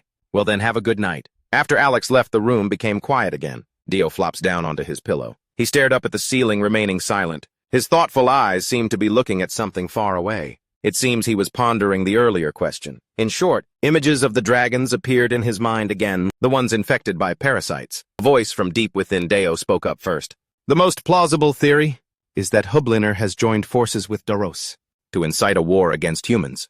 The Golden Divine Dragon tried to stop it, and as a result, we ended up siding with Farragum. He then dismissed the thought. But in that case, the Golden Divine Dragon would think that Daros and Hatliner are exploiting the situation to make us the target. The Golden Dragon's warning from that day echoed in his mind. Someone is exploiting the dragon's anger. Dio continued to form another hypothesis, or second possibility, the complete opposite. Mankind must have hidden Aris's mycelium to create a reason to hunt the dragons. He recalled his conversation with Solus. At the time he had asked, oh, why are they thriving so much? Solus had casually replied, because they're extremely valuable. He wondered, hiding Daros's mycelium and deliberately causing the dragons to attack humanity. If that's the case, the dragons are 100% the victims, and the peace treaty would be broken. All because of Hatliner's rage. The image of the dragon imprisoned for 23 years appeared, its form no longer recognizable as a dragon. Theo paused for a moment, organizing a few more pieces of information. And the final speculation, the third possibility, is that this whole thing is a lie. A theory fabricated by the Golden and Divine Dragon. After all, she said she was hiding her identity as a human female to avoid being ruled by the gods, and she's extremely wary of other forms of magic. Du recalled what Alex once told him. The Golden Dragon God is in this world as a human, not the real Golden Dragon God. He continued to reason, in other words, Dugam doesn't exist here right now. The scowling face of the Golden Dragon flashed in his mind as he spoke. The Dragon Hunt. Du used the process of elimination. So if we rule out the Golden Dragon God? The more he thought about it, the more confused he became. Everything that had happened since he came to the human world flashed through his mind. It was as if a demon king and a demon duke had suddenly surfaced and attacked both humans and dragons, and Alex and Du were present at every single event. With only 25 days left before the regression, the alliance between dragons and humans was on the verge of collapse. Back then, the Demon King and his demons wreaked havoc everywhere. So the great war between humans and demons? How will it turn out this time? To ensure the civil war between dragons and humans continued, many forces sided with the demons. They did everything they could to drive them apart. But Du and Alex were the ones leading the charge to change everything that came before. And the key to the entire situation, if you can take advantage of that, you can seize control of the upcoming war. After all was said and done, Du asked himself, why? In response, a crazed voice rose up from within him. If you want to do something, just go kill them all. Du's face twisted into a terrifying expression. His eyes glowed an unnatural red as darkness began to spill out, covering half of his face. The true Demon King manifested in the room. His calculating laughter filled the air. Meanwhile, at the demon weapon shop, a girl with an adorable face, wearing a seriously cool set of armor, spoke up. How have you been? Seeing a familiar face, Jack's face lit up. Alexia Senpai. Du has his feet up on the table, looking confused by the situation. Yes. Seeing this, he hurriedly introduced, Sir, Du, this is Alexia, the pride of Joris. She was also my elementary school classmate, the anti-hero, a Hollyoak hero, from an A-rank family, Senior Alexia. Hearing this, her cheeks puffed up. Sir, he hurriedly explained, that's just how Alexia is. Du recalled Alex's words that there were only two families here. An A-rank family that's almost at G-rank, and one fallen F-rank family. He thought to himself, everyone knows that. Alexia looked around the shop before sizing them up.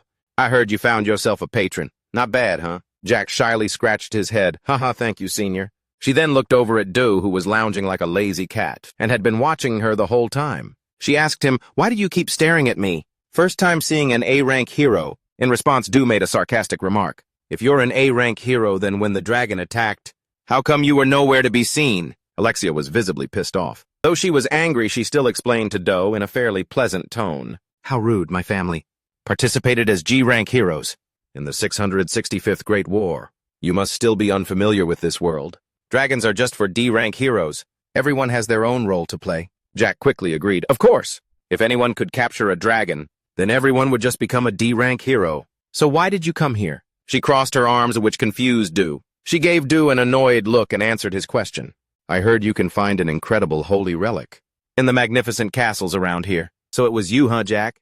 I was wondering what kind of guardian deity would choose an F-rank bum instead of an A-rank hero like me. Alexia's contempt was written all over her face, but it turned out there was no point in looking. You're just a spoiled rich kid who doesn't know how to respect heroes, and you have no taste whatsoever. No wonder you didn't recognize the Holyaka family. Jack chimed in, agreeing with her. I just got lucky. If my master had met you first, Senior Alexia, he would have chosen you, haha. Hearing this, Du immediately started mocking them without any restraint. Before being chosen, you should learn some manners first. Who would want to protect a family of heroes that doesn't even bother to show up when a dragon attacks Alexia? She gritted her teeth in anger. How dare you? Du turned his face away as if he couldn't be bothered to look at her.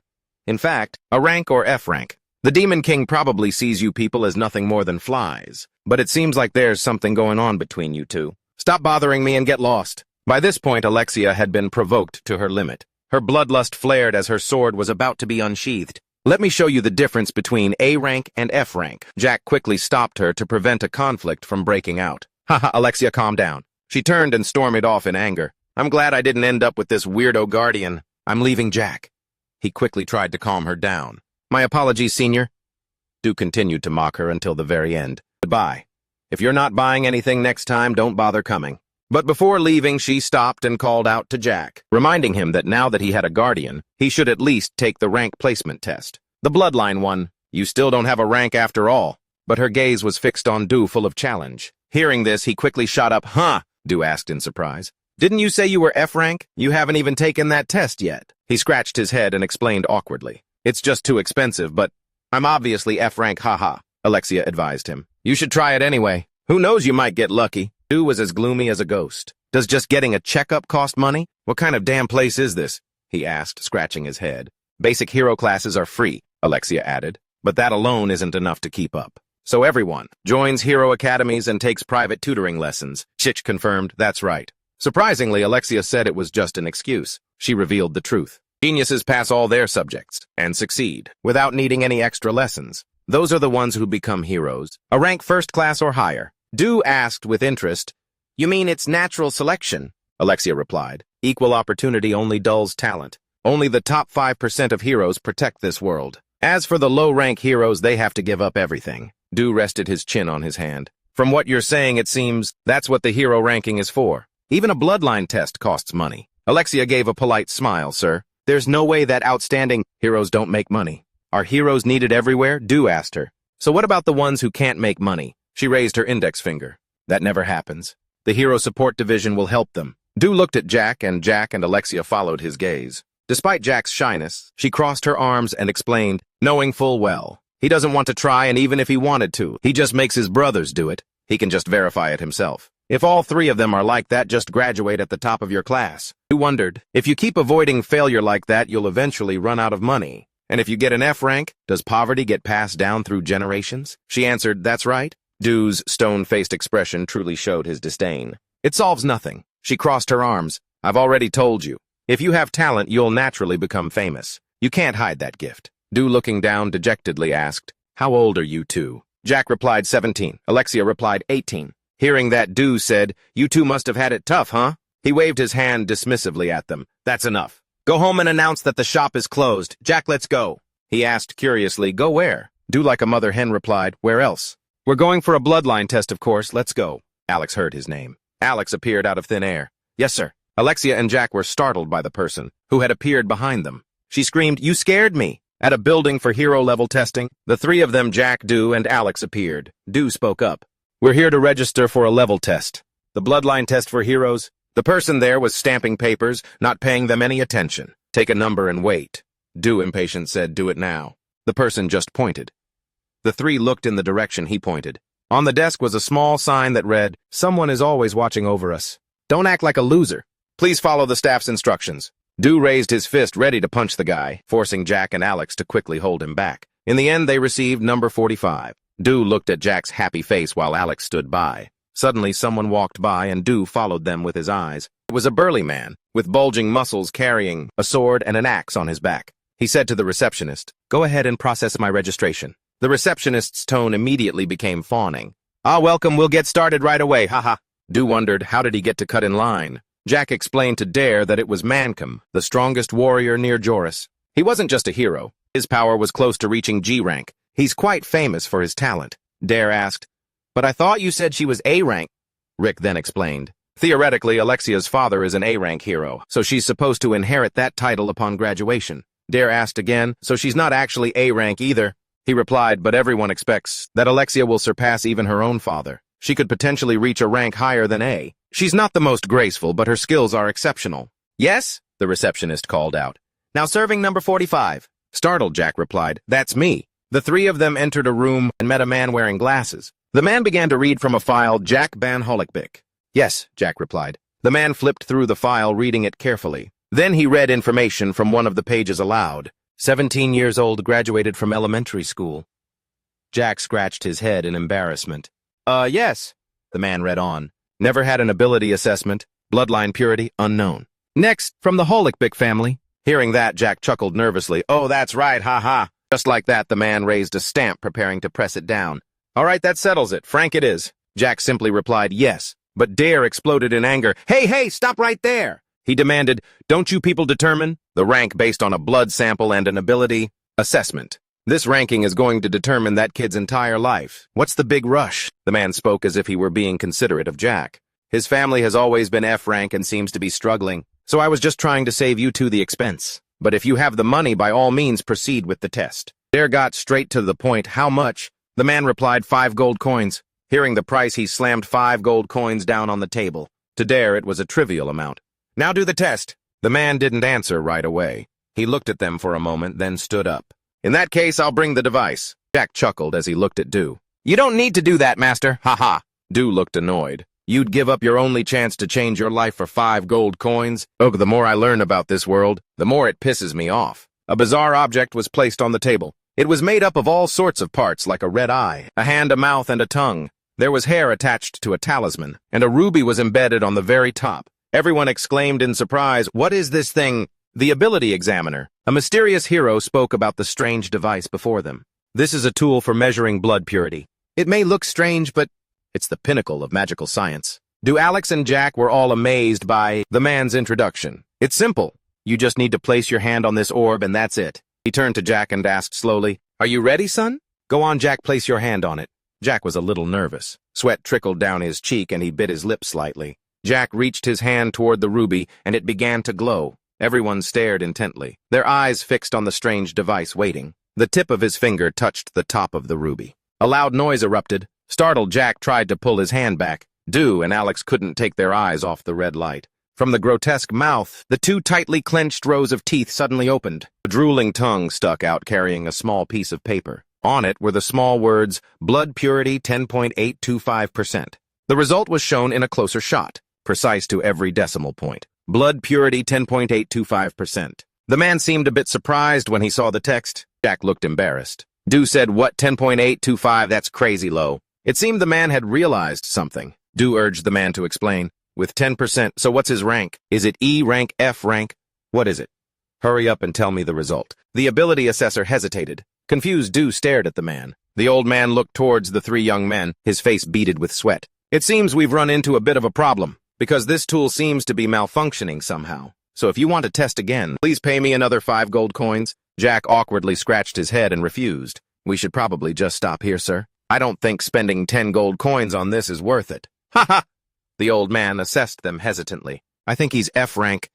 Sweat drenched the man's temples. Du complained once again. Hey, old man. I already paid you, so you better do your job properly. Got it. Why do you keep dodging the question? The index result is 10,825, isn't it? Just give me a rank already. Faced with his questioning, the old man was clearly a bit flustered. Jack looked back embarrassed. Du continued, 5 gold coins isn't cheap, and we already paid the price you asked for. So give us a proper assessment. If he's just F rank, what kind of error could there possibly be? The old man was sweating bullets, not knowing how to answer Du. He glared and explained, it's simple. You, Jack, you're from the 4th generation of heroes, right? Jack lowered his gaze before looking at the man. So what?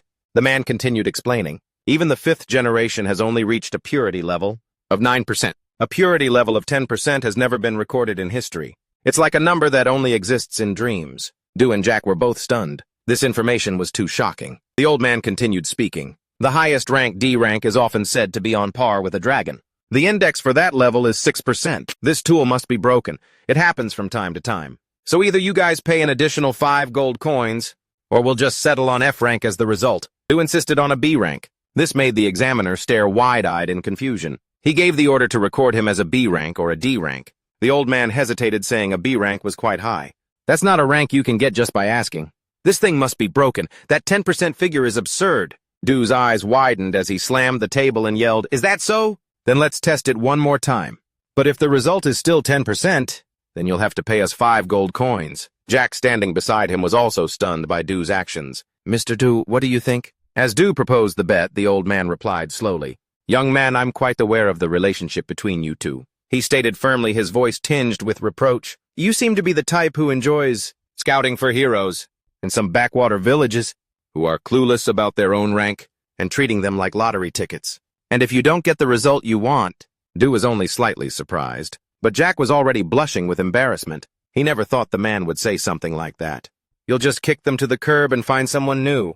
And if the next person is the same, you'll just toss them aside too." He lowered his voice. "It's true you're helping struggling heroes, but imposing your own wishes and forcing me to give someone an unsuitable rank is fraud.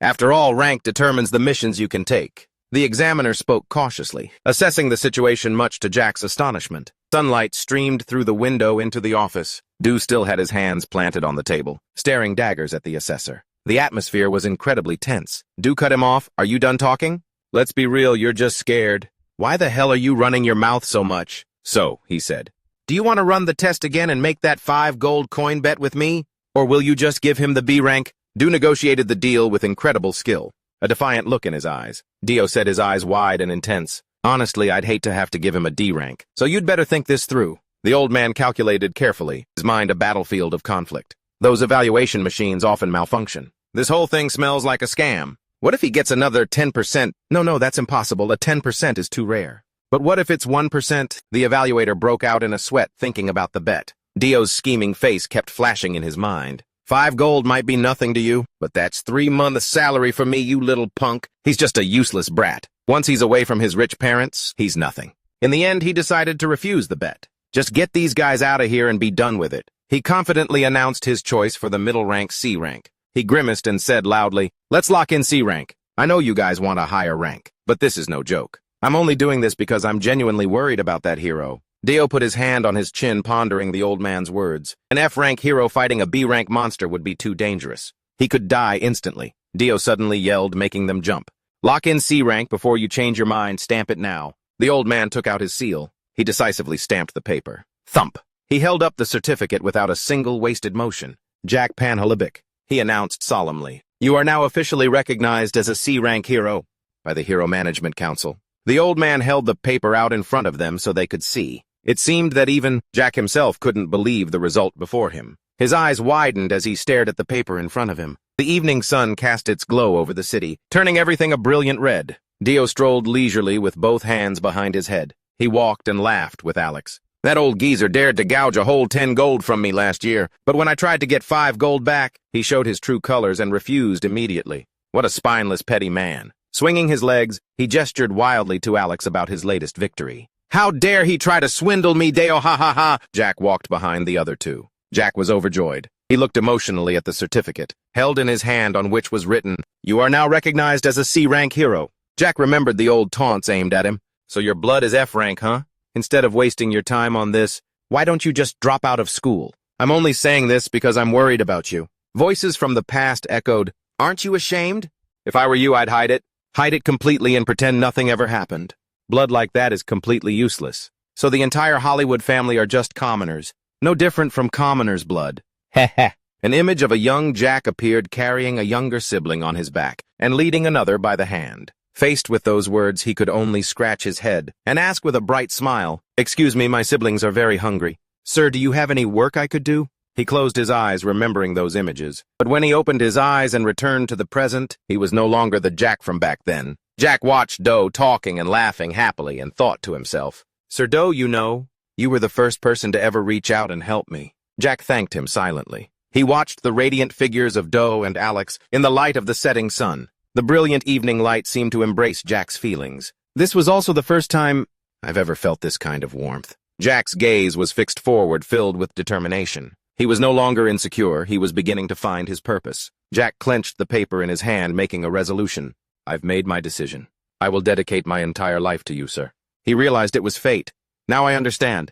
Our meeting wasn't a coincidence, Sir Doe. You must be the angel that God sent for me. Jack gripped the notice, his resolve hardening. After that, he continued to walk, striding powerfully forward. The boy hurried after Deo and Alex through the sea of people in the marketplace. Let's go together, Sir Deo. Deo shouted back, Hurry up, you idiot! Jack told himself, my goal is to protect Sir Deo. 1 month later, in the dead of night, a crackling sound combined with a radiating stream of energy, a winding yellow light. If you looked closely, that thing was getting bigger and more numerous, and they were all gathering in one place. A yellow bolt of lightning suddenly struck down without warning, causing the area around it to glow brightly. The streak of light shot past Dio's face at a terrifying speed, accompanied by flying sparks of lightning. He watched it with delight and exclaimed, Oh ho! Dio's eyes shone brightly in the darkness. Dark streaks swirled around Dio's face. He whispered excitedly, It's that punk Jack. Dio stood suspended in midair. He looked back behind him.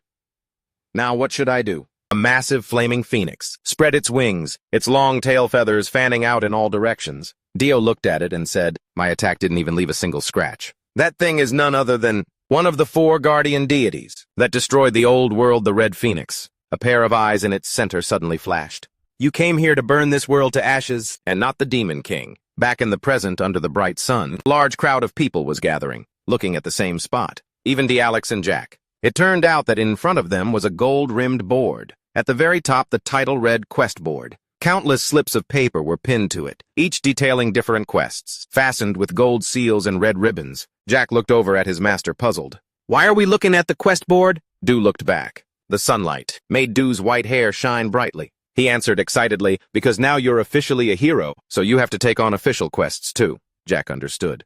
Oh yes, sir.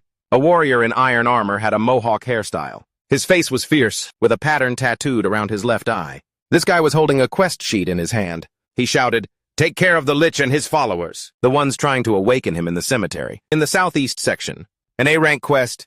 This is what I'm talking about. Oladin will take this quest. All 3 of them heard him. Looking over, Rick couldn't help but be impressed, blurting out. That guy laughed smugly. Ha ha ha! Do ignored him and continued looking at the quest board. Seriously, what's there to brag about? We should just pick a C-rank quest. Let's see. Jack gave a strained, reluctant laugh. I guess so, ha ha ha. There were some quest sheets that were torn and ragged. Each sheet had a stamp showing the quest rank A, B, or C along with other symbols like a plus sign. Jack read a few of the quests written on them. Bring back 3 certified bags of wild wolf pelts. Extinguish the eternal flame on the western snow mountain.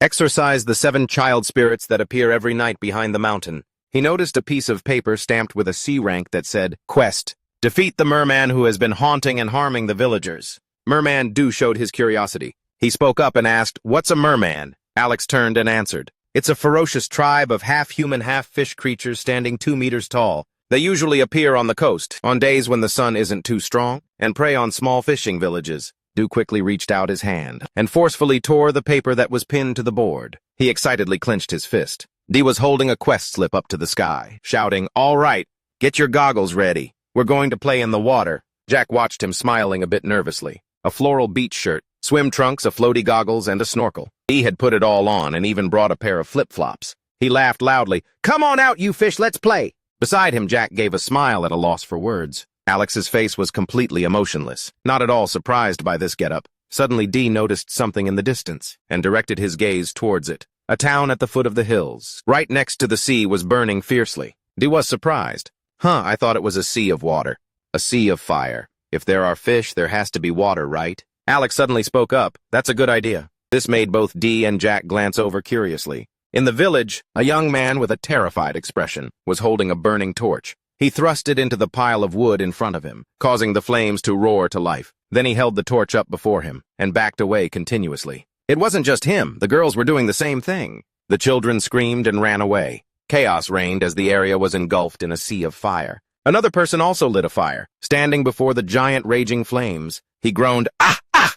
Sweat was pouring down his face. He strained with all his might, still holding the torch in his hand. He turned around and shouted, The merfolk are terrified of fire. They won't come any closer. Quick, light more fires. Village girl, torch in hand, rushes through the flames that were still burning fiercely. Her urgent shouts were frantic. Hurry up, add more fire, move faster. Suddenly liquid dripped onto her face from an unknown source. Fear washed over the girl. What is that? She gasped, looking up. A massive, hideous monster, with its glowing red eyes staring intently at the girl, its mouth full of sharp teeth. In one hand it held a trident. Its entire massive body was covered in scars, clinging to the second story of a house on the side of the road. Water dripped from its body in a steady stream. The girl's eyes widened, the color draining from her face. Sweat broke out on her skin. Her hands flew to her head as she let out a terrified scream. In a flash, before she could even realize what was happening, the monster had vanished from its previous spot. The giant beast lunged downward with dizzying speed, the trident in its hand plunging straight toward where the girl was standing. It intended to skewer the girl. Luckily, a man was faster. He rushed forward, grabbing the girl to pull her from the lightning-fast attack.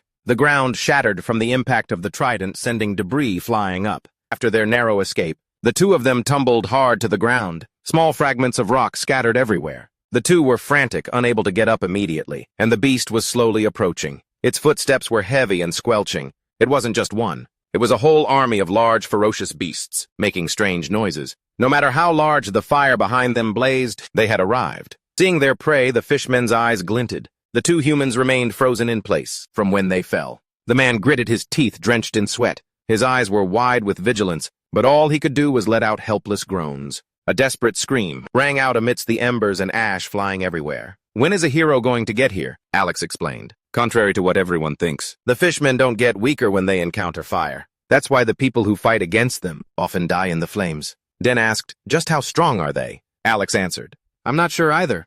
Why? Dor wondered.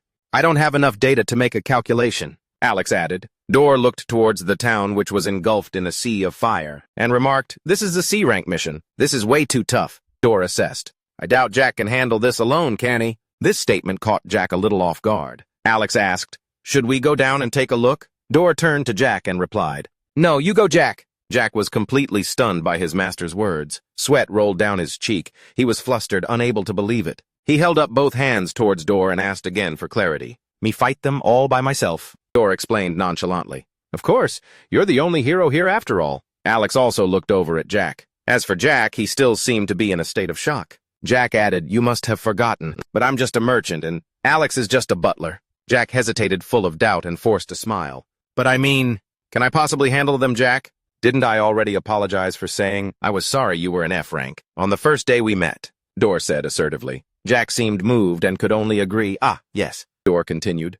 Weren't you the one who said you were an F rank? It wasn't someone else, was it? Jack was still astonished. She was speechless. Dor continued to psychologically manipulate Jack. You are a hero, the leader of this party. You're also the one who fought.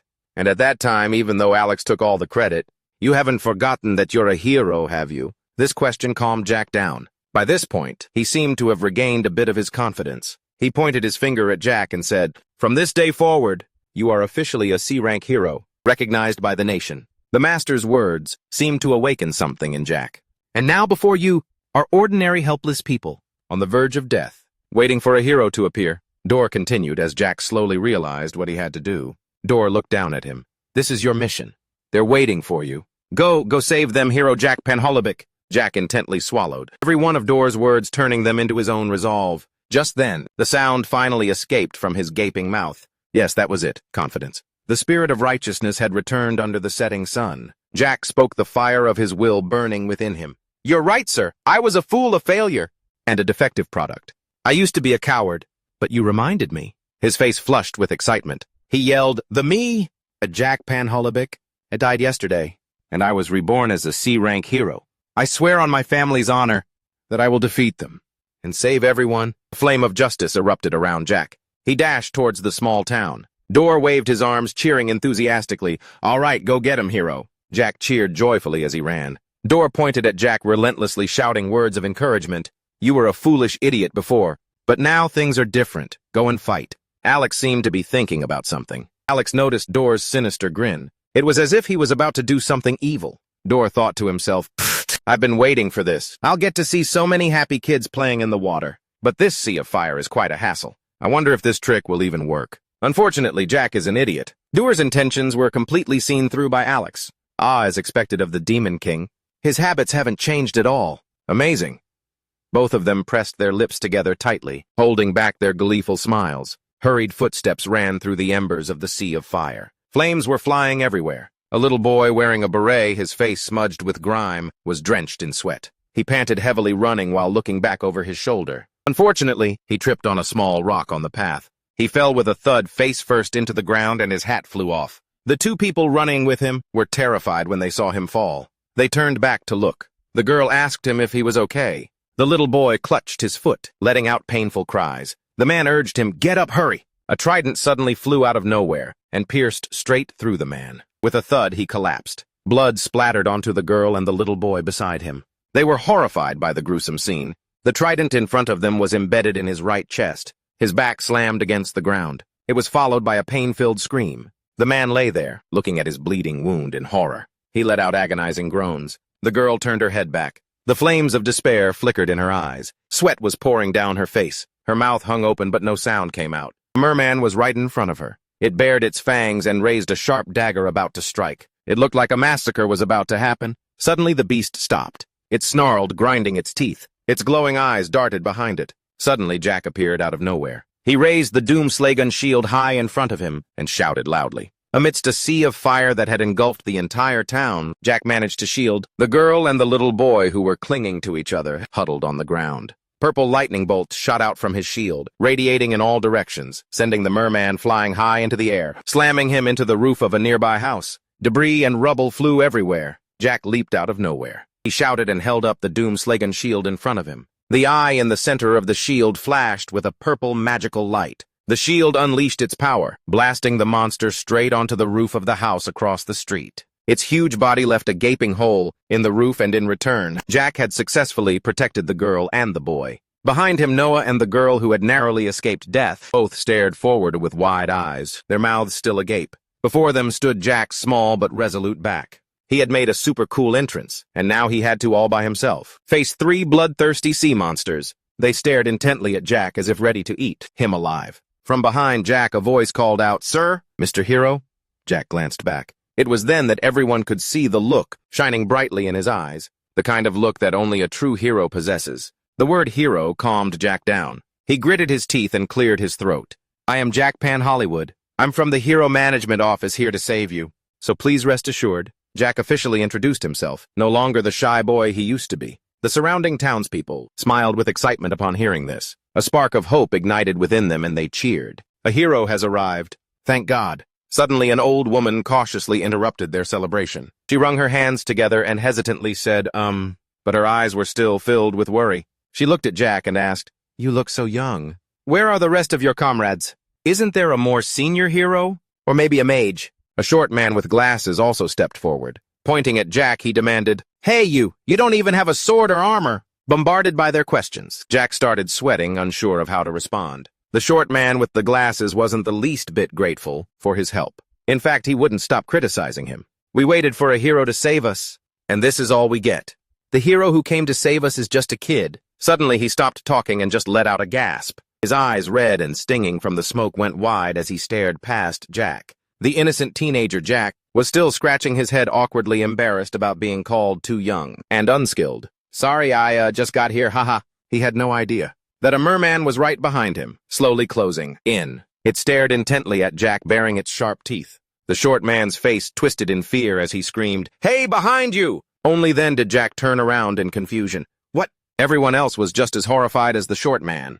They only saw a blur like a gust of wind rush past Jack. Just as he turned to look, Jack took a direct hit from the monster's fist. Luckily, he managed to raise his shield to block it. Its eye flashed again with a purple bolt of lightning. Jack braced himself, gripping the shield tightly. He gritted his teeth, but blood still shot out from his mouth. Jack groaned quietly in pain. Then he was blasted backward, sent flying through the air. His trajectory even left a thin trail of smoke. Jack crashed down hard next to the man, hitting the trident. He also looked at him in panic, as if just waiting for this to happen. The mermen immediately bent their knees to gain momentum. They rushed towards them. Every single one of them was ferocious. The man clutched the trident still stuck in his chest. He screamed at everyone around him, "Run!" as if afraid his previous words weren't enough to jolt them. He opened his mouth wide, took a deep breath, and screamed for his life. "Everyone run!" Only then did the villagers turn and flee for their lives. They ran and screamed behind him. "Damn it, Rick." And the man was still lying on the ground, watching the horde of monsters rushing in like a storm. Just as the man was about to bend over and grab the trident, to escape, Jack, who was beside him, pushed himself up. He rushed towards the merman as fast as the wind. Seeing this, the man screamed in alarm. "Hey, what do you think you're doing?" Shield in hand, Jack charged into the horde of monsters alone. He called back defiantly, "I'm buying time, so get going." The merman watched greedily, waiting for him to charge. The man's jaw dropped, staring at Jack's courage. Water flowed into his eye, forcing him to see with only one. Two attacks struck out as fast as lightning. Only after images could be seen flashing by. Jack held his shield tightly, weaving through each merman. His eyes glowed brightly, just when he wasn't paying attention. A merman leaped up. Jack only had time to stop and look for a split second. And just like that, the merman lunged, stabbing its knife towards Jack, forcing him to brace himself and block with the Doom Slaygun shield. The blow sent Jack flying backwards across the ground, the friction creating a wisp of smoke. Jack coughed up a mouthful of fresh blood in pain. His eyes were wide open as he struggled to breathe. But just a second later, Jack had to be on guard again. His eyes widened as he looked up at the sky. Another merman gave him no time to recover. It lunged, plunging its trident straight into the spot where Jack was. The impact sent earth and rock flying. The momentum sent Jack tumbling away. He barely had time to cry out in pain, and Jack kept tumbling over and over, a completely disheveled mess. But using that momentum, Jack managed to spring back to his feet. He dropped to one knee, pulling his shield back, preparing to block the next attack. Next, the merman hurled his trident without a single wasted motion. The trident flew precisely toward Jack's position, but he quickly dodged to one side, missing the trident by just a few centimeters. Jack's fighting spirit reignited. He held his shield in front of him and charged forward. His eyes blazed with a brilliant yellow light. Seeing this, the mob of mermen swarmed him at once. They surrounded Jack, their bloodshot eyes glowing red with bloodlust. Jack showed no fear. He used his shield to blast one of the mermen backward. Jack's eyes shone brightly, reflecting his unwavering determination as he glared at the enemy. With another spin, Jack successfully knocked another merman away. A powerful purple light radiated from the shield. Suddenly, a slimy hand reached out and grabbed Jack's ankle, stopping him in his tracks. Jack looked back in alarm, but it was too late. He was yanked off his feet, his face turning pale. The sea monster held Jack up like a toy. Then, without mercy, it slammed the small Jack down onto the ground as if swatting a fly. The ground beneath him cracked and shattered. All he could do was let out a helpless groan. Jack tensed up, gritting his teeth against the pain. Blood gushed from his nose and mouth, and all Jack could do was clutch tightly onto the shield, the Doom Slaygun in his hand. Immediately after Jack was lifted up again, the sudden jolt sent fresh tears and snot flying, floating through the air due to the inertia. The monster took pleasure in torturing him. It grabbed Jack by the leg and gave him a fun ride. A powerful impact slammed down from above. It gleefully smashed Rach from front to back, hitting him so hard that the ground caved in beneath him. But Rach refused to give in. He quickly found an opening and swung his shield with all his might, slashing into the monster's arm. The monster recoiled in pain and immediately dropped Rach to the ground. The gash on its arm didn't seem to faze it at all. Instead, it launched a kick right at him. Fortunately, Jack managed to roll aside just in time to dodge it. He rolled a few times before using the momentum to spring back to his feet. His gaze remained fixed on the enemy before him, filled with determination. Everything around them lay in ruins, but Jack's will remained unbroken. He stood up, bracing himself. Then he swung the shield in his hand with all his might and let out a roar. The fishmen continued to stare intently at Jack. Quick as a flash, Jack lunged towards one of the fishmen. His eyes flashed with a golden light. Those eyes then crackled with dazzling golden lightning, a testament to his powerful will. And with that came his attack, an attack of unknown power. Jack swung, his shield slashing fiercely at the nearest sea monster, knocking it to the ground. Jack glared at it from behind his shield, his eyes glowing with a determined golden light. Then he fearlessly charged forward once more. Shield Doom, Slaygun unleashing a blast of energy towards the group of fishmen. One was sent flying straight onto a rooftop. The others continued to stare him down. Suddenly, one of them saw an opening to strike. It prepared for a sneak attack from behind Jack. He was still looking straight ahead, completely unaware. And the monster's attack landed. It delivered a devastating punch, slamming right into Jack's vulnerable back. The force of the blow made him arch back in agony. Blood immediately spurted from his mouth. His blazing golden eyes were still wide with shock from the sneak attack. The fishman didn't hesitate for a second. It immediately grabbed Rick's head and slammed him down. Its eyes flashed with cruel amusement. One hand grabbed Jack's head. It leaned back, wound up, and hurled him forward with immense force. Jack crashed straight into a burning house. The spot where he flew through created a gaping hole in the building. Smoke from the friction billowed out from it. The surrounding townspeople watched with worried eyes, having witnessed the fiery battle that just took place. A look of indescribable horror was on everyone's face. The man, the girl, and the young boy Noah all stood with their jaws dropped. Far away on a small lush green hill, Dew and Alex were relaxing, watching the sunset and observing the battle. From a distance, they were set up as if they were on vacation, not on a mission. Alex looked at the burning village. He was pensive, not knowing what to say.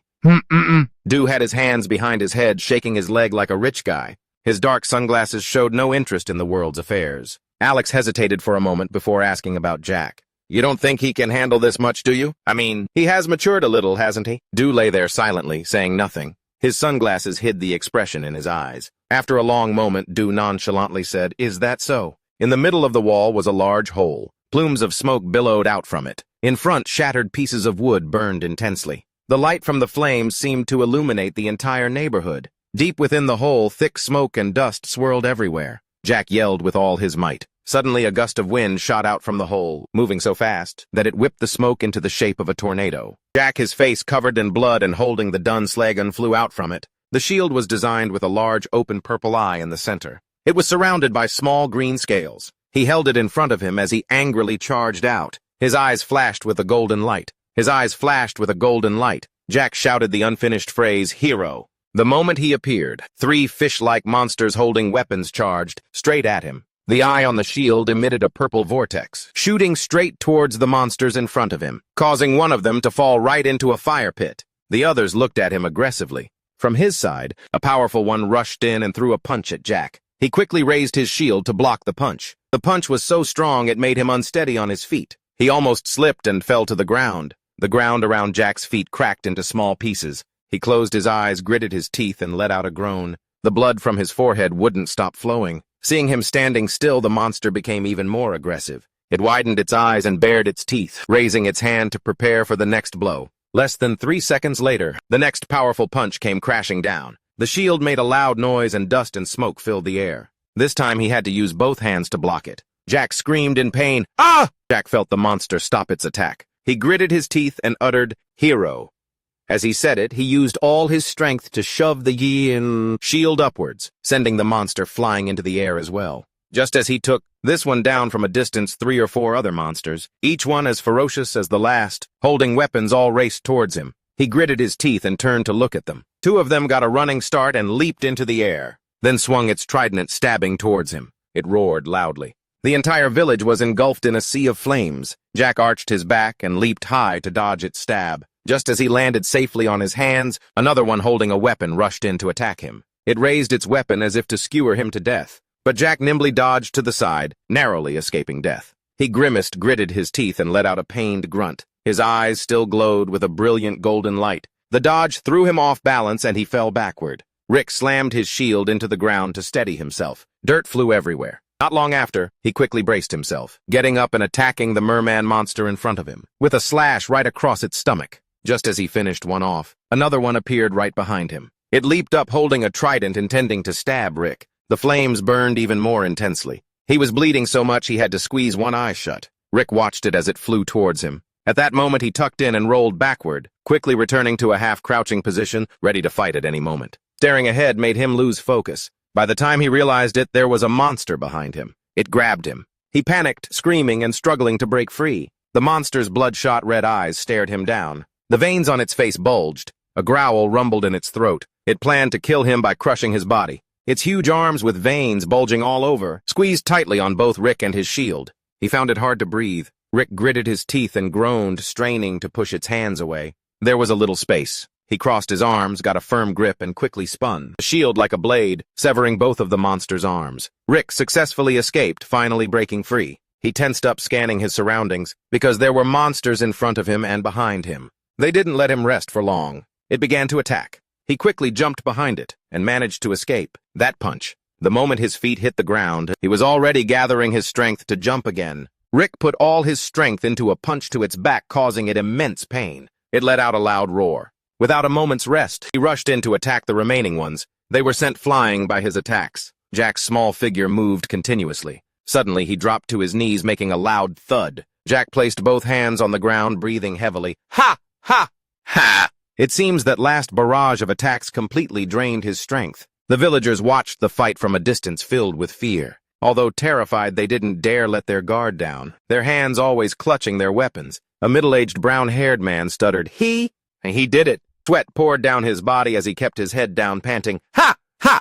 Not daring to lose focus, he raised his head, his sharp gaze scanning the surroundings. And in the direction he was looking, a monster that was lying down suddenly stirred. Then it slowly got up. He stared at it in disbelief, his eyes wide with shock. It changed its target from him to the villagers. The monster let out a loud roar. Grr! The growl made the people jump in fear and scream, Ah! And they retreated backward. Jack's attacks didn't seem to affect them at all. One by one, they started getting up. Grr! They even looked at him and let out a challenging snort. He was still kneeling there, exhausted, looking up at them without a single scratch. He thought angrily, if I could just land one solid hit, I could definitely end this fight.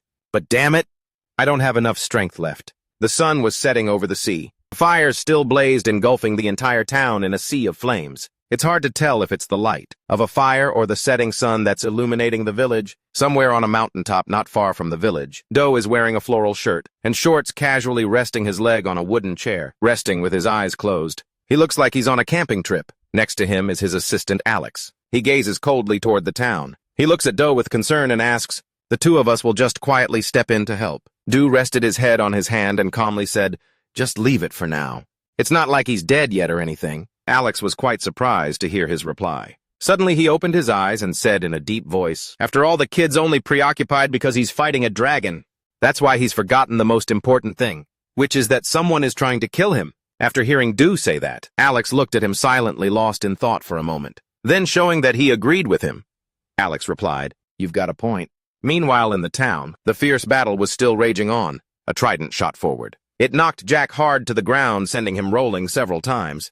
He cried out in pain. Jack struggled to prop himself up on his hands and turned his head. He scowled at the monster and let out a frustrated groan. It was even more ferocious than its first attack on him. It bared its teeth in a wide grin and swung its weapon at him. Jack quickly scrambled to his feet. He used his shield to shatter its trident. The trident shattered pieces flying in all directions. Taking advantage of its opening, he used his shield like a blade, slashing at it repeatedly. As he was attacking this one, he realized that another one had appeared. Behind him, it was charging at him at full speed. Jack spun around. He once again used his shield to destroy its weapon. His attack was faster and more powerful this time. He gathered all his strength for the blow and yelled, Die! He succeeded in slicing the monster before him in half. The slash was so powerful that it lifted him slightly off the ground. But he was too focused on the one in front of him, so he was hit by the other monster. Its sharp claws raked across his back. Blood splattered everywhere.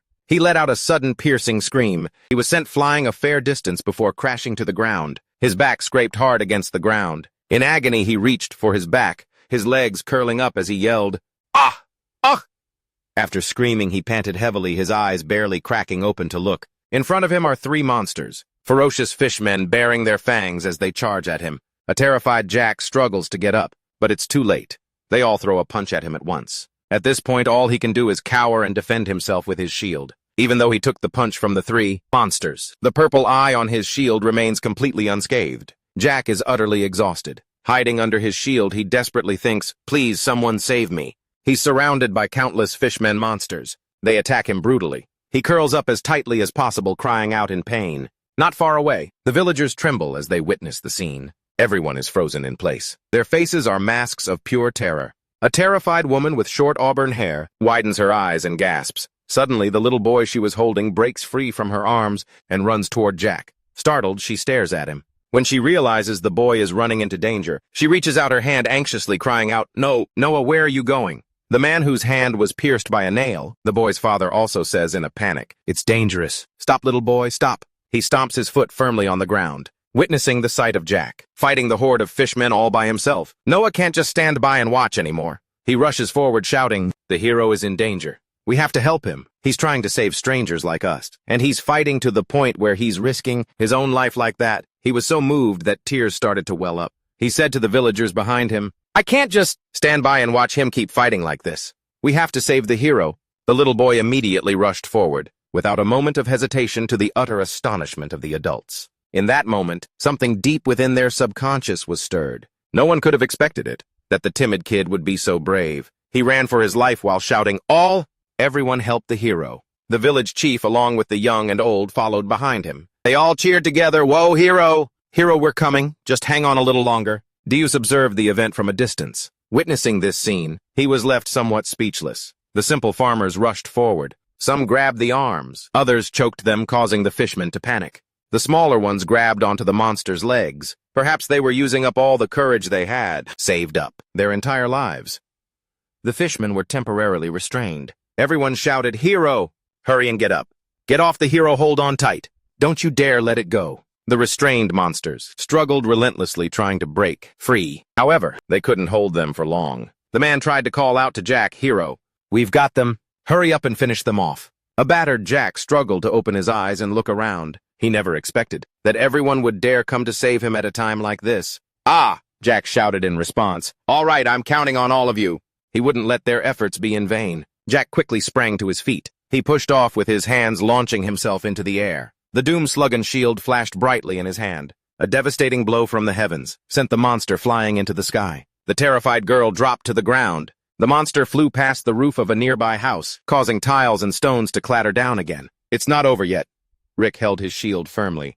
With a loud cry, he charged in to finish off the rest. Rick shouted loudly to boost his own morale. He swung the shield in his hand in a circular path. The surrounding water monsters were immediately sent flying in all directions. Suddenly, a loud roar came from behind. Rick and the man looked back in horror. A water monster had taken the opportunity to grab the man with the glasses. It raised its trident with evil intent. Its glowing red eyes stared intently at him. Its large hand tightened around his neck, making it impossible for the man to breathe. Rick raised his shield. He estimated the distance between himself and the monster. It wasn't too far. But suddenly, the eye of the Doom's Lagoon suddenly emitted an incredibly powerful beam of light. From the central eye, power flowed to the 4 smaller surrounding eyes. The entire shield seemed to transform. Rick aimed straight at the water monster and fired. The shield in his hand flew through the air in a flash, slicing off the monster's head. The shield flew in a straight line, then looped back around like a boomerang. Even Rick couldn't believe that it could suddenly unleash such immense power. With one of them decapitated, the aggression of the remaining monsters intensified. They stared at Rick, wanting to eat him alive. But this time it seemed things would be different. Rick lowered his stance, staring straight at them, as he let out a loud shout. Everyone stay 10 meters away. At the same time, he swung the shield in his hand again with incredible force. This time, whether it was limbs or tails, everything was sliced clean off. However, one of them still managed to slip through. It took advantage of Rick's opening and immediately charged at him with its trident, leaving Rick no time to react. Instinctively, Zyke raised his arm to block. But at that moment, Doom Slargan had already left him. A shield. As if sensing its master was in danger, Doom Slargan's flight path suddenly changed. It soared back. Just as the sea monster was about to reach Jike, a shield appeared just in time to block it. This left Jike utterly stunned. Even so, the monster didn't intend to stop. Its glowing red eyes stared intently at Jike, its mighty trident thrust forward. Then Doom Slargan once again surprised its master. It moved as fast as lightning, blocking every one of the sea monster's thrusts. Finally, Doom Slargan swooped upwards from below, slashing at the monster and knocking it down. The shield flew a loop into the sky, then quickly flew back. On its way back, its speed seemed even faster than before. Jike held out his hand, but out of reflex, he still squeezed his eyes shut. The shield returned again, settling securely onto its master's arm. Everything became quiet. Jike slowly opened his eyes and looked forward. Around him, the dismembered bodies of the sea monsters lay scattered everywhere. Jike excitedly thought to himself, I did it. He remained in the same posture as before, staring in astonishment at the shield on his arm. The power in Doom Slargan gradually subsided. The color of its eye also faded. Jike affectionately hugged his beloved shield. Nuzzle, nuzzle, aw. You're so cool, I knew it the first time I met you. Slargan, you really are the world's #1 shield. Being praised, Slargan also seemed to respond happily. The excited villagers also gathered around and hugged Jike. Everyone was overjoyed and moved. The hero did it. The hero is truly #1 in the world. I thought I was a goner. Thank you so much, hero. Suddenly, a loud screech rang out, interrupting their moment of joy. Everyone looked in alarm toward the source of that familiar sound. The man said in horror, There are still mermen in the back of the village. The people there are in danger. Hearing that, Zyke didn't hesitate. Shield in hand, he immediately charged toward the back of the village, much to everyone's shock. The hero, very soon after, Zyke, noticed other pairs of feet appearing beside him, also running along with him. The villagers were all fired up. Every single one of them was brimming with fighting spirit. We're going with you. We'll hold them off. We'll fight using the same strategy as before. Don't go alone. Let's go together. This was probably something Zyke had never experienced before. A look of deep emotion that he couldn't hide appeared on his grimy face. He replied happily, "All right, then I'm counting on all of you." On a nearby hill, Deus was still calmly watching the battle. He mused, "The atmosphere is completely different now, isn't it?"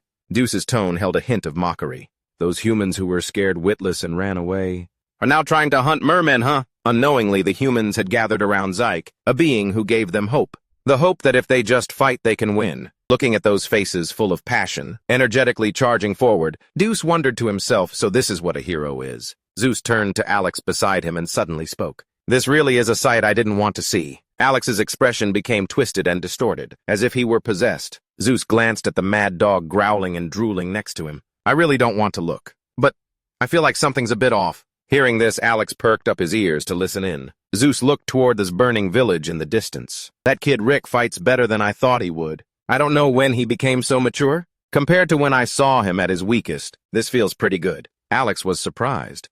It was rare that his Lord Jesus would genuinely praise someone else. Deus voiced a strange thought he was having. "For some reason, I feel this strange excitement building up inside me. I want that kid to get even stronger. You're like a young father who has high hopes for his young son." Jesus' face was filled with excitement. "I want him to get stronger and then even stronger. I want him to become more and more awesome." So, hidden behind his sunglasses was Deus's deep gaze. "I want to see Jack smile more. For some reason, I really like the genuine, passionate smile of that young man." Hearing those words, Alex could only silently look at his demon king. The audience, of course, also couldn't know what the two of them were thinking. Down below, the battle between the fishman and Jack was still raging on dramatically. One after another, the sea monsters were all sent flying into the sky. That's Doom's Lagoon. It bravely made short work of the fishman in the blink of an eye. A truly shocking battle. Once it was done, it landed back on Jack's arm, having completed the mission its master had entrusted to it.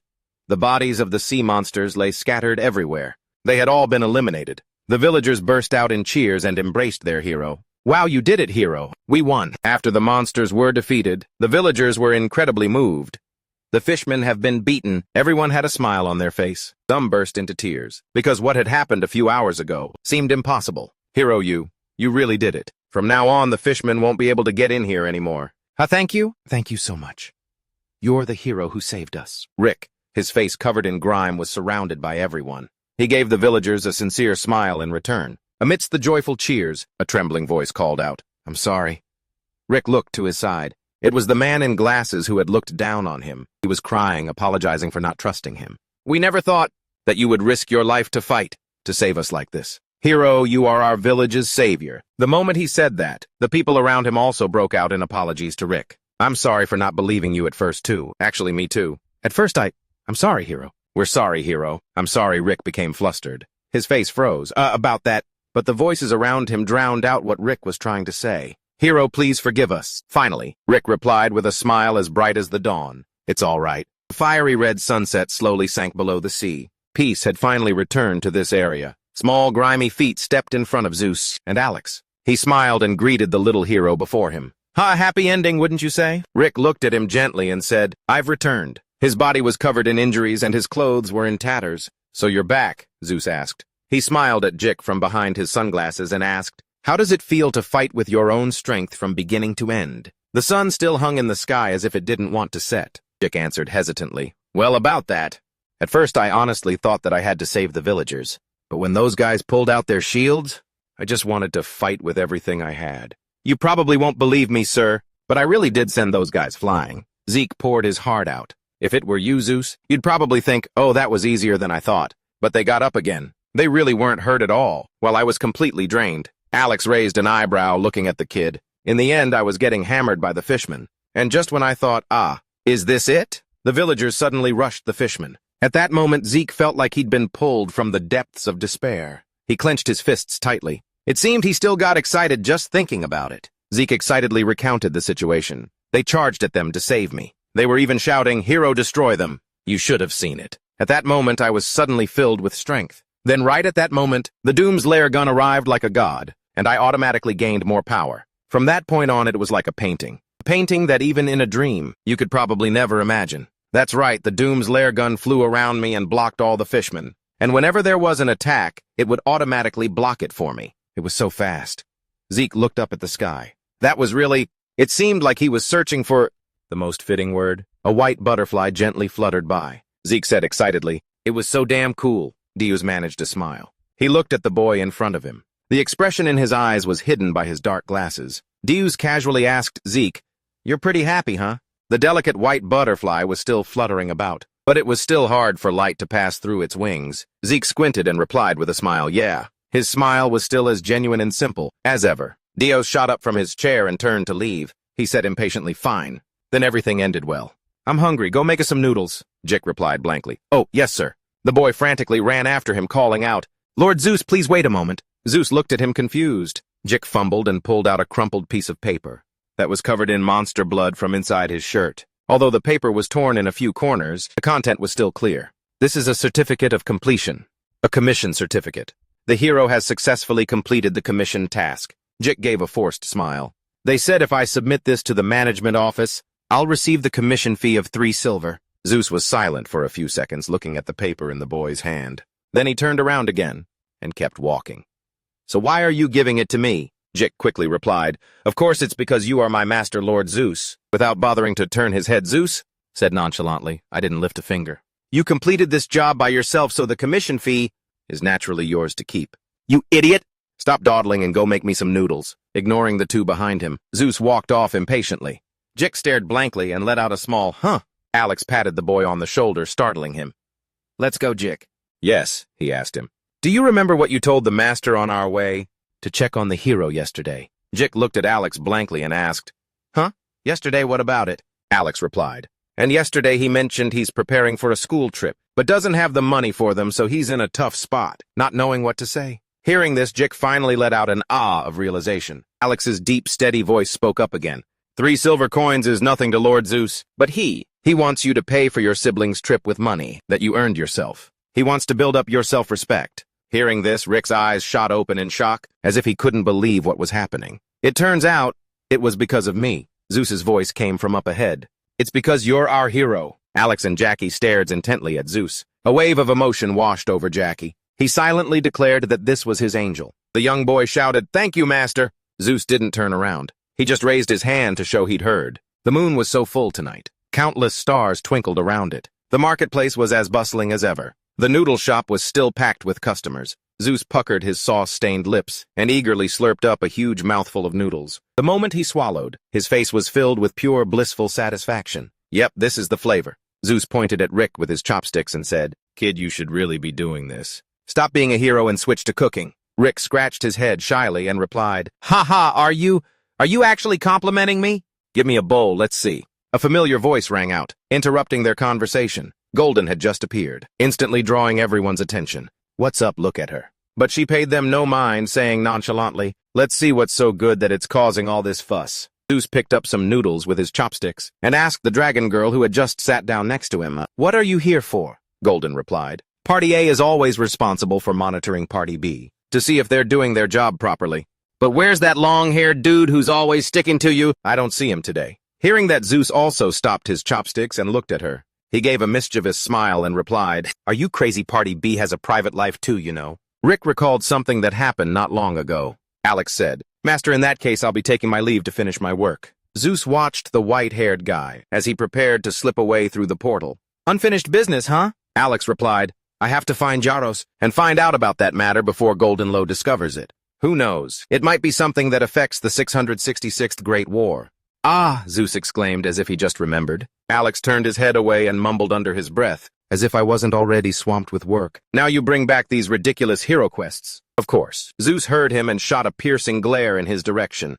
"What was that you said?" Alex quickly ducked through the portal, replying, "It was nothing. Haha, I'm really busy, so if you'll excuse me." Back in the present, Zeus was still smiling at Golden Low, trying to probe her for information. Does she know something and that's why she asked? Or does she know nothing at all? You can never tell what a 66,580-year-old dragon is thinking. As the two of them fell into silence suddenly, Jick spoke up. "About that matter," he flashed a bright smile at Golden Low. "Hello, I am the hero Jickapon Hobiche from Lord Zeus's party. It's a great pleasure to meet you." "It's my first time meeting an acquaintance of the master." The woman looked at the kid before her with interest and replied, "The pleasure is all mine, Jick. I've heard about you. I am Golden Low the sorceress. Following this fool around must have been quite tough on you." Look at you all covered in injuries. And he even forced me to open a shop. He was going insane from being publicly bad-mouthed by that dragon. Zeus's eyes widened as he got right in her face. Rick quickly replied, I only opened the shop because I want to make money. It's not because Lord Zeus forced me to. A warm smile remained on his face. Rick, the eternal ray of sunshine. Seeing the two interact so closely, she remarked, so you two really are friends after all. Their behavior is just the same. Golden Low covered her mouth and whispered, he says we're friends, Zeus also replied with a gloomy laugh. Ha ha ha, friends, more like friends from the grave. A moment later, Rick brought out a bowl of noodles. The noodles you ordered are here. Enjoy your meal. Golden Low looked in amazement at the huge bowl. Even while eating, Golden Low kept her veil on. She lifted a mouthful of noodles and slurped them down. While still chewing, Golden Low hurriedly exclaimed, what is this? What's going on? This is delicious, Jack. You shouldn't follow this guy anymore. You should go out and open your own restaurant. Rick laughed shyly. Are you really praising me? Zeus, with his mouth messy, chimed in with the dragon lady. I have to admit, it's really good. Golden Low continued to eat but didn't forget to ask. Oh, didn't you have the hero qualification test today? Jack, what rank did you get? Rick replied. I got C rank. While eating, Zeus finished the sentence for Rick. His blood purity is 10.825. This answer made Golden Low jump in surprise, shoving her face right into the bowl of noodles. She asked in astonishment, Rick, you're over 10%. Rick quickly waved his hands and replied, No, not at all. Lord Zeus is just teasing you. The machine was broken at that time. The dragon lady was a bit suspicious. Oh, is that so? Zeus quipped again. Who knows if it was really broken or not? Golden Low said thoughtfully. Either way, 10% is an impossible number.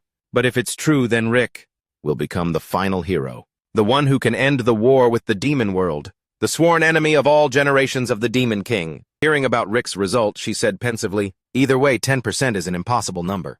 But if it's true, then Rick will become the final hero. He can end the war with the demon world. Hearing this, Zeus stopped chewing his noodles. The sauce-stained corner of his mouth curled into a smirk. A low chuckle escaped him. Zeus looked at Goldia sarcastically.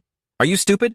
A war that the first-generation hero couldn't even finish. So how can someone with only 10% of his bloodline possibly do it? You obviously know that the fourth generation can't be the final hero, so what are you even talking about? Cut the crap. You just want to choose a fourth-generation hero? So you can create a fifth-generation one. There's nothing more to it. Once he rises to prominence, he'll just become a toy for those guys up there. Goldia replied annoyed. I was just saying it's an incredible statistic. Why are you taking it so seriously? She pouted and said, but there's wealth and fame. And Zeus immediately fired back. Those are things you have to earn for yourself, not things that are handed to you. It wasn't easy for me to get where I am either. I also suffered from being imprisoned for 85 years, you know. The Golden Dragon wasn't about to back down. She turned to criticize him. Oh, please, you heartless messenger of hell. What's so hard about just sleeping? Zeus retorted emphatically. You think sleeping for 85 years is easy? Rick could only give a strained smile as he watched them. You two are so much alike. Zeus shouted in anger. Unbelievable. I was trying to enjoy my meal and you had to come and ruin it. Spit it out. If there's nothing else, then get lost. Oh, that's right. Listening to you ramble made me forget. I came to give you this. With that said, Golden. Lao reached into a dimensional space searching for something. Then she pulled out a sword shrouded in dark energy. Here a gift to celebrate. You officially becoming a hero. The renowned sword Doomsluin. Golden Law held it out towards JK. In name, you are a hero. So you should have a proper sword, right? So I brought an item from the same series as your shield. The kid recoiled in shock. Hey, are you really giving this to me? Just then Zeus, who was beside him, quickly snatched the sword. Let me see that. Golden Law got annoyed. Hey, I'm giving that to Ziki. Despite saying that, she still watched intently as Zeus inspected the sword. This pungent smell hitting my nose. This is an extremely familiar smell of darkness. This sword smells of the demon world. Without waiting for him to guess, Golden Law replied with a sly smile. Because this is a sword made from the demon race. She introduced it proudly. When it comes to offensive weapons, the best ones are from the demon world. This is a sword forged from the black horn of a dark Xeno and the oil from the tentacles of a beholder. A sword full of poison that can pierce any shield. As Zeus listened, he stared thoughtfully at the sword in his hand. On the sword's hilt, there was a smiling mouth, revealing its fangs. Zeus asked Golden Law, is this how you feel? Every time you see a weapon made from a dragon? She just laughed. I don't know. Then Zeus gave a wicked smile looking at the dragon beside him. Why would you give a demon sword to my hero? Truly, I can't understand. You 60,000-year-old snake? Golden Law responded with a similar smile. Oh, please, it's just an item from the series, that's all. What's so special about it? Are you kidding me? Fine, whatever. As he said this, he threw the sword towards Rick. Here, Rick, your present. The young man awkwardly took the sword. His face was etched with anxiety. Yes! The moment he touched it, Zik suddenly felt an immense surge of power. But when he opened his eyes, he found himself in a strange place. What the? Below him was a land scorched fiery red. Zik frowned and pinched his nose. Ugh, that disgusting smell of sulfur. He frantically looked around. What in the world? Everything as far as I can see is engulfed in flames. Is this the demon realm? He was surrounded by rock formations glowing intensely, glowing red from being superheated for so long. A low growl echoed. Zik turned and saw the sword shimmering into view from beneath the stream of lava. The sword began to speak. My name is Doomsluin. I am the embodiment of all the hatred that is built up inside you. By itself, it is merely a hateful scream, lost in a world already deafened by noise. The mouth on the sword's hilt curved into a grotesque smile. Accept me and I will protect you. I will help you cut down every enemy that stands in your way. Immediately after, the sword let out a horrifying scream. Ah! The overwhelming power made it difficult for Zik to even open his eyes. When he opened his eyes again, Zik's face was filled with sheer terror. He stared intently at the sword in his hand. Resting his chin on his hand, Deos asked Zik, So what do you think to your liking? Yes, the boy answered honestly. I don't know if it's because of the demon power within it, but this time it's a bit different from Doom's Lego. The first time I sensed it, I heard a very dark whisper. It's really powerful. While Ziki was still bewildered by the sword, Deuce said, Well then, shall we go test out the new sword? His mouth was still chomping on some noodles as he spoke. Ziki was so scared he nearly peed his pants, unable to believe it. What? Golden Lao shoved it in Deus's face and yelled, Hey, your hero is going to die. Give him a break. Zeus brushed her off. Quiet. An action-packed adventure is coming right to us. After the commotion died down, the carriage driver took the two old-timers out to the suburbs. Zeus's voice rang out. Hey, I'm telling you. He angrily pointed at the dragon Dandanlin behind them. What are you doing following us here? That was supposed to be my spot, Gordon nonchalantly replied. It was on the way, so I thought I'd tag along. Jack could only manage an awkward laugh. Aha. As the one driving the carriage, a confused Jack had to ask, but where are we going? A sly grin spread across his face. Zeus held out a mission scroll. Miners went to mine minerals at the foot of Mount Kahu 5 days ago, and not a single one has returned. All the heroes who went to investigate have completely lost contact. Please uncover the secret of the mineral mountain. Sunghuang mission board, Zeus said excitedly. I had fun when we handled the merman case, so I grabbed this one too. I bet it's just some stupid goblins that have taken over. There's another reason too. It's a good chance to test out my new sword. It's about time I gave it a taste of blood, don't you think? Killing 2 birds with 1 stone. Jack could only laugh and reply, Ah, yes. Ha. The young man seemed to hesitate as if he wanted to say something. Finally, Jack turned and asked, Lord Zeus, what kind of monster is the Demon King anyway? What kind of creature is he really, that he hasn't given up after 60,000 years, and still wants to destroy the world even now? To plunge all of creation into a sea of suffering. That was perhaps the question that Jack had been agonizing over since he was a child, right up until now. But that's the one question I absolutely have to ask the Demon King, asking if he had any idea about all the sins he had committed and just how cruel they were. Hearing that, Golden Lao quietly glanced over at Zeus. Unexpectedly, he responded immediately. Rick looked toward Zeus, stunned. That's what I'm saying. I also don't get why that guy who was already losing had to be in such a rush. As he spoke, he put his hands behind his head and looked up at the night sky. Zeus's voice was still incredibly nonchalant. But who knows? What if he has his own personal struggles or something? For all we know, the Demon King might not even like to fight. These words left Golden Law a bit stunned as well. Jack let out a forced laugh and dismissed the idea, as if the Demon King doesn't like war. He's the ringleader behind all of this after all. Zeus just laughed in response. Ha! Jack looked at him completely baffled. Zeus smiled casually and said, I think so too. Zeus's eyes were fixed on the sky. It was hard to tell what this Demon King was thinking. Truly, there was nothing left to say. The carriage continued on through the night, heading towards the mine. After rolling on for a while, the crude wheels finally came to an abrupt stop. All 3 of them looked curiously to the right. Over there, they were standing on the cliff opposite the mine. This is Kahu Ore Mountain. From here, you could clearly see the mine down below. So do you understand? I'm going to sleep here, so go take care of business and come back. Deus was lazy and tired.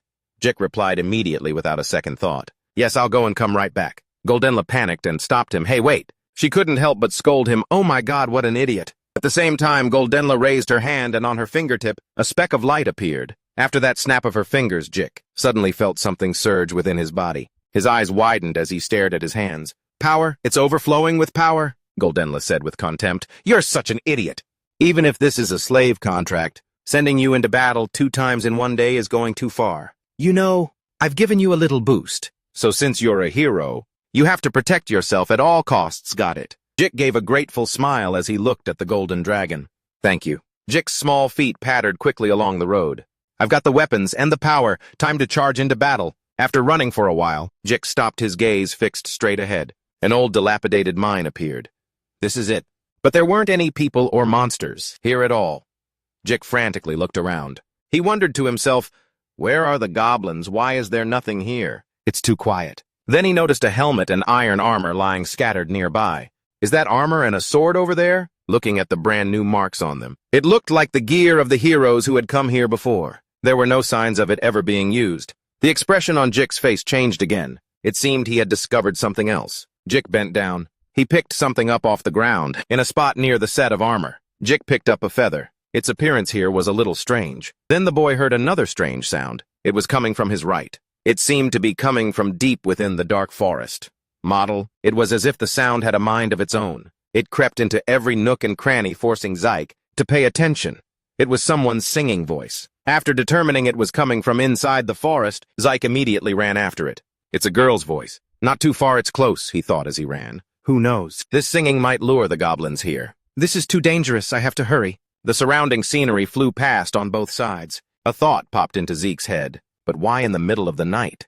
Is there a woman this deep in the forest? Suddenly he stopped, his eyes widening as he looked ahead, where a source of light was emanating from, and also where the singing was coming from. An incredibly bizarre scene appeared. Dozens of miners were all gathered, kneeling down, kneeling before someone in the center. Zeke stopped not far from them. He slowly approached to see what was going on. From an angle that Zeke couldn't see, the miners' faces had become dazed and foolish. They wore idiotic smiles. In the center position, the face of a girl could be seen. Her mouth was slightly open, the song pouring out from it. But then her mouth opened wider. Rows of sharp teeth jutted out. Perhaps the sight was too grotesque. Zeke decided to stop 3 meters away. The girl's neck suddenly stretched out in a bizarre way. Below it were feathers, like those of some kind of bird. But in the blink of an eye, her neck had grown a meter longer, now covered in feathers. It was clearly a monster. After just a moment of looking at it, Zeke's eyes glazed over. His pupils dilated. He looked just like the miners at the monster's feet. His expression was one of complete foolishness. He had been mesmerized by the creature, to the point of praising that hideous thing. So beautiful. He didn't realize that. Behind him, 3 more monsters had appeared. One of them was opening its mouth full of teeth, ready to devour him. Golden said a name, Harpy. It seemed to be the name of the monster that had enchanted Zeke. Jeos gave her a bored look. Huh. Golden quickly explained, I said Harpy. They're birds that wear human masks and use their singing voices to enchant humans. That's the kind of species they are. The demon Deos asked curiously, enchant them and then what? Obviously you play with them. Until you get bored, then you eat them. What else is there? Goldenlow looked at Zyke's idiotic expression, down below grinning like a fool at that monster. He asked with concern, Deos, are you sure we shouldn't help him? Looking at him, it doesn't seem like he can do anything. Deus didn't answer. He rested his chin on his hand, watching the situation below intently. Let's just watch for now. The miners, who had been completely entranced, suddenly turned to look back. They had probably noticed Zyke's presence. Seeing him, they flashed an inviting smile. You should come over here, too. Come and stay with us forever. That's right, come here. It's really warm over here. So warm. So blissful. The eyes of those men were completely empty. The melodious singing continued to echo through the forest. Zyke quickly dropped all the weapons in his hands. He ran forward like a complete moron, his arms spread wide and a foolish grin on his face. He didn't even forget to call out to his masters. Master Deos, Master Goldenlow, you two hurry and come see this. Other harpies from behind swooped down from the nearby trees. Come, here quickly. A gloomy voice rang out, you idiot. And right after that, Doom's Lewin flew in wielding demonic power. One swift and powerful slash sent the head of the harpy that was singing flying from its neck. Zyke was also startled by the happy's severed neck. A stream of jet black's blood shot out like a fountain. The black blood splattered everywhere. It even splashed onto Zyke's face. Standing right there, his dazed, empty eyes began to clear up again. As his senses returned, Zyke became aware of the scene unfolding before him. He was frozen to the spot when its head was severed. The happy let out an absolutely terrifying sound. Zeke recognized the object flying in the sky. He immediately called out for his sword Lewin. Doom's Lewin heard its master's call. It immediately flew back at the speed of light. The sword from the demon world rested obediently in Zyke's hand. Doom's Lewin's furious voice rang out. How dare someone who wants to wield me be of a lower class than me? Don't let that lowly demon stuff bewitch you. Kill them all. Slice them right in the neck. The remaining happies immediately opened their tooth-filled mouths wide. Their glaring eyes stared warily at Zyke. All of them began to sing in unison. But this sound was completely different from before. It was an incredibly bone-chilling sound. Its frequency was relentless, high-pitched, and irregular. In response to them, Lewin immediately opened its mouth and let out a loud roar, shattering their ghostly song. Zyke closed his eyes, enduring the chaotic sound in his ears. His hand still held the sword steady, pointed towards the flock of birds. The sound from Lewin completely silenced the happies. They all went quiet at once. They even seemed a little scared of that sound. Doom's Lewin screamed frantically. "Did you think a sword made from Reno and Beholder, like me, could be controlled by such petty tricks? Is that what you thought? Ha ha ha, let me show you the difference." Between a high-class demon and a low-class one, Zyke covered one ear with his hand while raising Lewin high with the other. The sound, empowered by demonic energy, continuously amplified all around. Rays of demonic energy shot out, slicing off the neck of each happy. He took care of them swiftly in just a few seconds. Next up was a performance from the Lagoon Shield. Its power was released decisively. Two streams of power shot out at the same time, forcing Zyke to bend over to withstand them. Hues of pink and red exploded together, engulfing the entire patch of forest. It was enough to see just how immense their power was. After a long while, a terrifying demonic aura finally began to dissipate. The mighty Lagoon and Louis had completed their mission. From behind his shield, Rick peeked forward. The sight left him stunned. An entire patch of the sky had been completely cleared. The canopies were scorched in a circular pattern, perfectly round, revealing the beautiful night sky. The shield in Rick's hand dropped to the ground with a thud. Dums and Lewin suddenly pointing forward startled Zyke a bit. A moment later, the young man shockingly uttered a single word: incredible. The miners were still in their kneeling and bowing positions. When the Happy's song disappeared, the hypnosis ended and the miners snapped out of it. Everyone joyfully looked at their own bodies. Huh, what's this? It's back. Wow, my body can move again. When they looked to the side, they saw Zyke majestically raising his sword. That's him. They all cheered with joy. It's the hero! Everyone ran over together. Shaking hands and celebrating, they looked at Zyke with gratitude. Wow, a hero! Words of praise rang endlessly in his ears, and smiles full of humanity which hadn't been seen for a long time now surrounded Zyke. Thank you so much. I thought I was going to die just like that. Ha, what a relief. Thank you so much. Just then, Golao smiled and said, Hey, these Demon Clan swords are pretty damn good, aren't they? While we're at it, maybe we should switch all our family's weapons. Over to ones from the Demon Clan, eh? But when she looked over at Deus, the Dragon Mother's expression froze. She saw that Deus was smiling. Cô nhìn thấy Deus đang nở nụ cười. A very sincere smile for Zyke down below. Goldenlow's voice rang out, breaking Deus's gentle gaze. Be careful. She pursed her lips, reminding Deus. I'm telling you, you're dead meat. Aren't you still bleeding? Deus replied with a smile. Come on, you're seriously underestimating the Demon King. After all, for someone at Rick's level, how could they possibly mess with me? Ha ha ha. But Goldenlow didn't seem to think so. She reminded Rick again, just don't make that expression in front of Rick. It just makes us both more tired. Seeing that sincere smile of Deer's, Goldenlow reminded him not to make that face in front of him. Jack Deers asked confusedly why. Golden stopped for a few seconds, her eyes thoughtful. Then she said she might catch feelings. This statement somewhat stunned Deers. He turned his face away, laughing like an idiot and repeating those words. Catch feelings, huh? Goldenlow was speechless and replied, Never mind. What's the use of talking to a madman? Everything came to a dead end. She changed the subject. Forget it. Help me handle the matter from last time. Then Zeus, looking confused again, asked, The matter from last time. Golo got pissed and said, You quit being the Demon King, didn't you? Why did you quit? Was it because the kids downstairs wouldn't listen? Or did you want to take a break for a while? There must be a reason. What is it? Zeus just let out an oh. He replied in surprise, But I already told you then, didn't I? Golden. Lo looked like she was ready to get in the ring at any moment. She glared at Zeus and said, What are you talking about? You said you'd tell me next time and then you disappeared, didn't you? Resting his chin on his hand, Zeus replied nonchalantly, Oh, did I? This made the dragon even more furious. Then Zeus smiled, wanting to go back on his word. It's too much trouble. Let me just keep it a secret. Goldenlow shoved a fist toward Zeus. She yelled, Hey! But knowing she couldn't do anything to this demon, the dragon lady decided she didn't give a damn anymore. Whatever, do what you want. Anyway, even if you did tell me, it'd probably be for a completely ridiculous reason. Deers grinned cheekily and replied, Thanks for understanding. Suddenly, Golo said, But anyway, thanks to you, I got to try talking to the Demon King. Also, the dragon lady looked up at the high sky and asked, Why does the Demon King sit in that position? I've always been curious about something. The glint in the eyes of a dragon who had lived for over 1,000 years was difficult to read. Even though we're on opposing sides, your position is still equivalent to mine. You must have your own share of problems over there, right? I was just curious. Everything seemed so small amidst the vast world. She turned to ask Deus, the demon kings before you. Was the 665th one anything like you? Faced with the sudden question, Deus looked taken aback. He propped his chin on his hand, looked to the sky, and answered, I wouldn't know. I barely spoke to him. Besides, that was 85 years ago. I was just a kid back then, while he was already a feeble spirit. No, I doubt we were anything alike. I remember him being pretty set in his ways. Goldenlow let out a laugh. Ha! That makes sense. One person with a personality like yours is more than enough. Deus smiled as well, glancing at her. Goldenlow's voice grew soft. Honestly, if the past demon kings had been like you, this war might have ended a long time ago.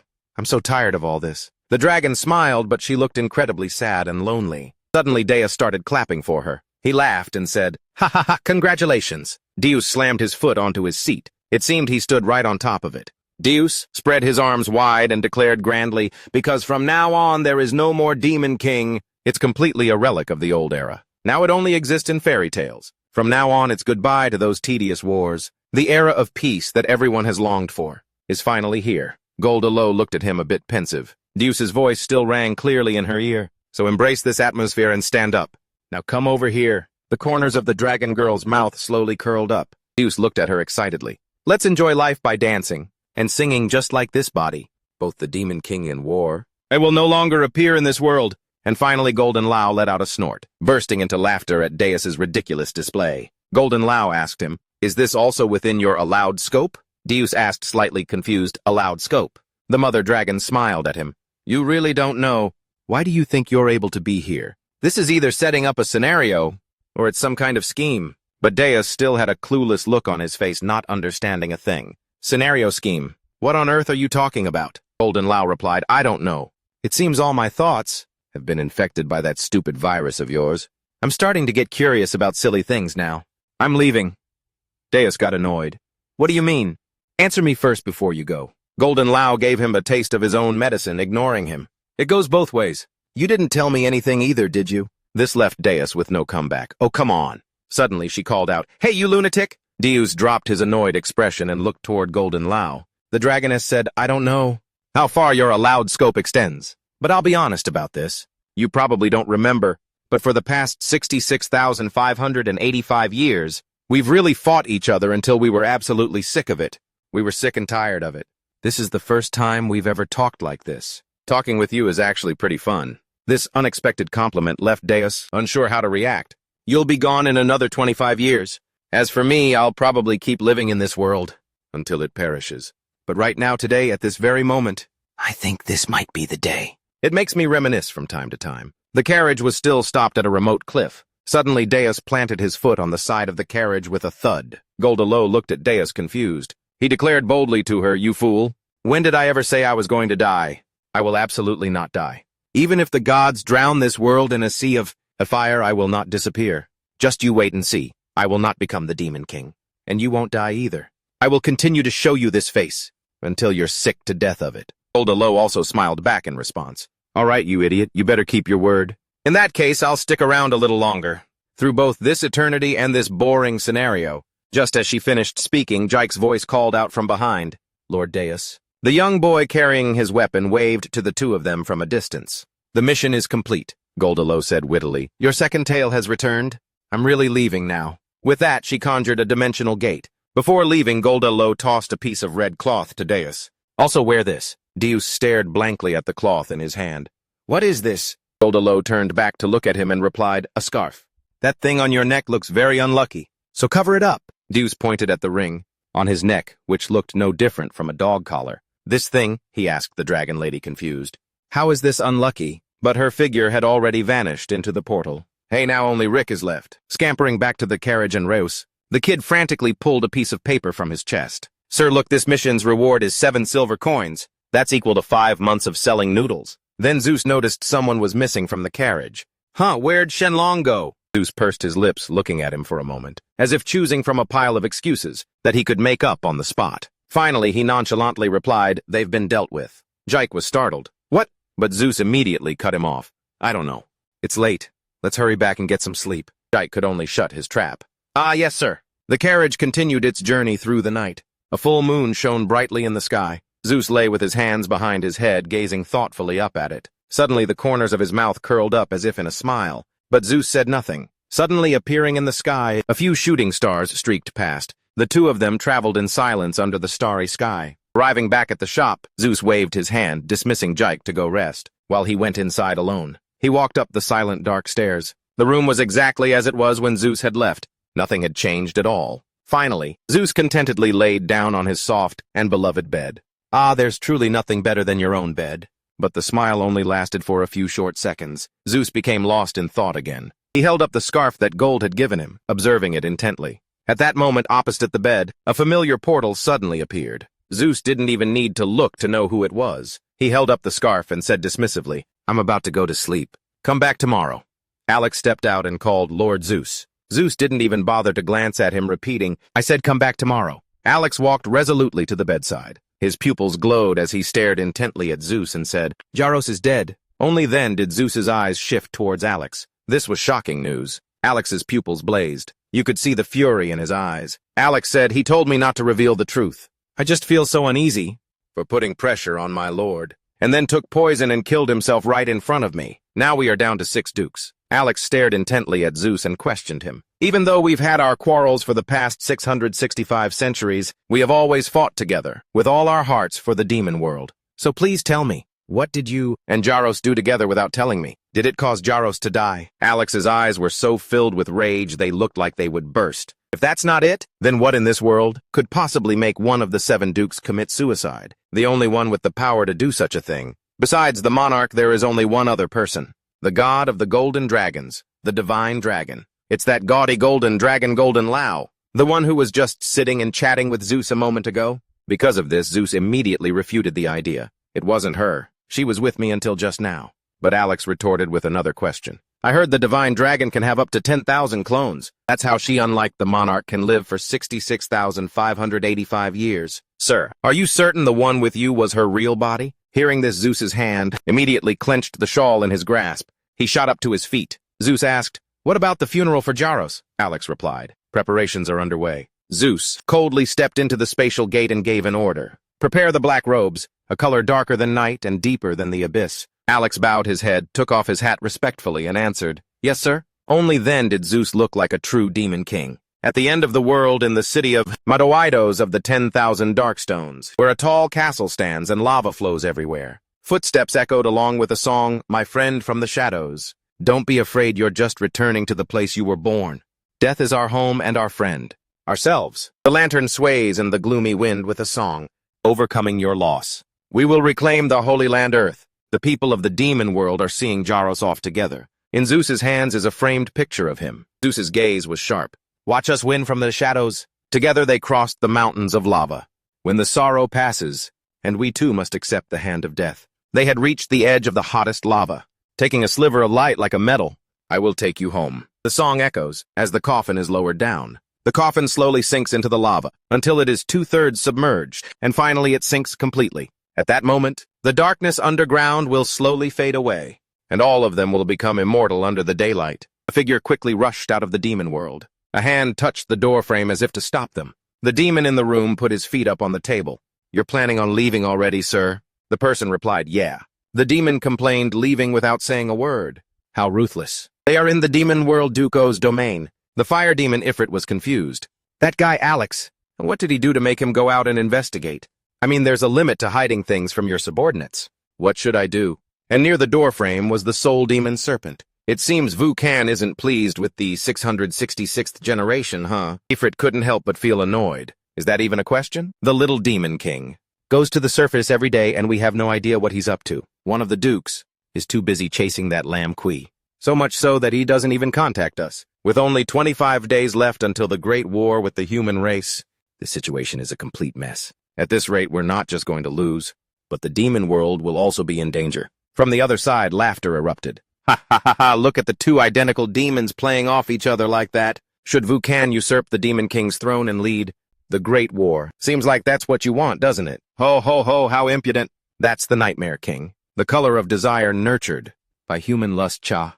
and Tina the twins. Ifrit slammed his fist on the table in anger. His face became terrifying. Don't think you can just run your mouth because you've got a big one. You're just a useless thing that only knows how to rely on those filthy nightmares. Cha and Tina, with two mouths, you can really say whatever you want. You really can't take a joke, can you? So boring. I heard there's another flame igniting in that soul of yours.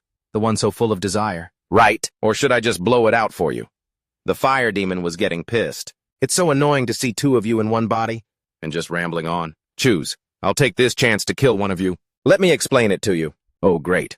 The Nightmare King is annoyed now, too. Do we really look like two people to you? We're one and the same, you know. Hoo. Here's Ifrit flaring up. This is the last warning. Shut up, Satan revealed his demonic eyes as well. Look, my little brother Ifrit is about to go crazy. The demon lord of envy, Bina, cheered him on. Go on, kill each other. Foolishness only leads to death. Hearing this, another demon slammed down his food bowl. That was the demon lord of gluttony OCS. He was even thinking, these corpses would make a delicious soup. His words made everyone around turn to stare at him. Oaks looked away awkwardly. Back at the small house on the vast meadow, Zeke was sleeping soundly on a straw bed. Startled, you open your eyes to a familiar silhouette. He sits by the window looking at you with a cheerful smile, Rick. What brings you to my humble little place? Suddenly, Zeus's hand stops you from sitting up. Just stay lying down.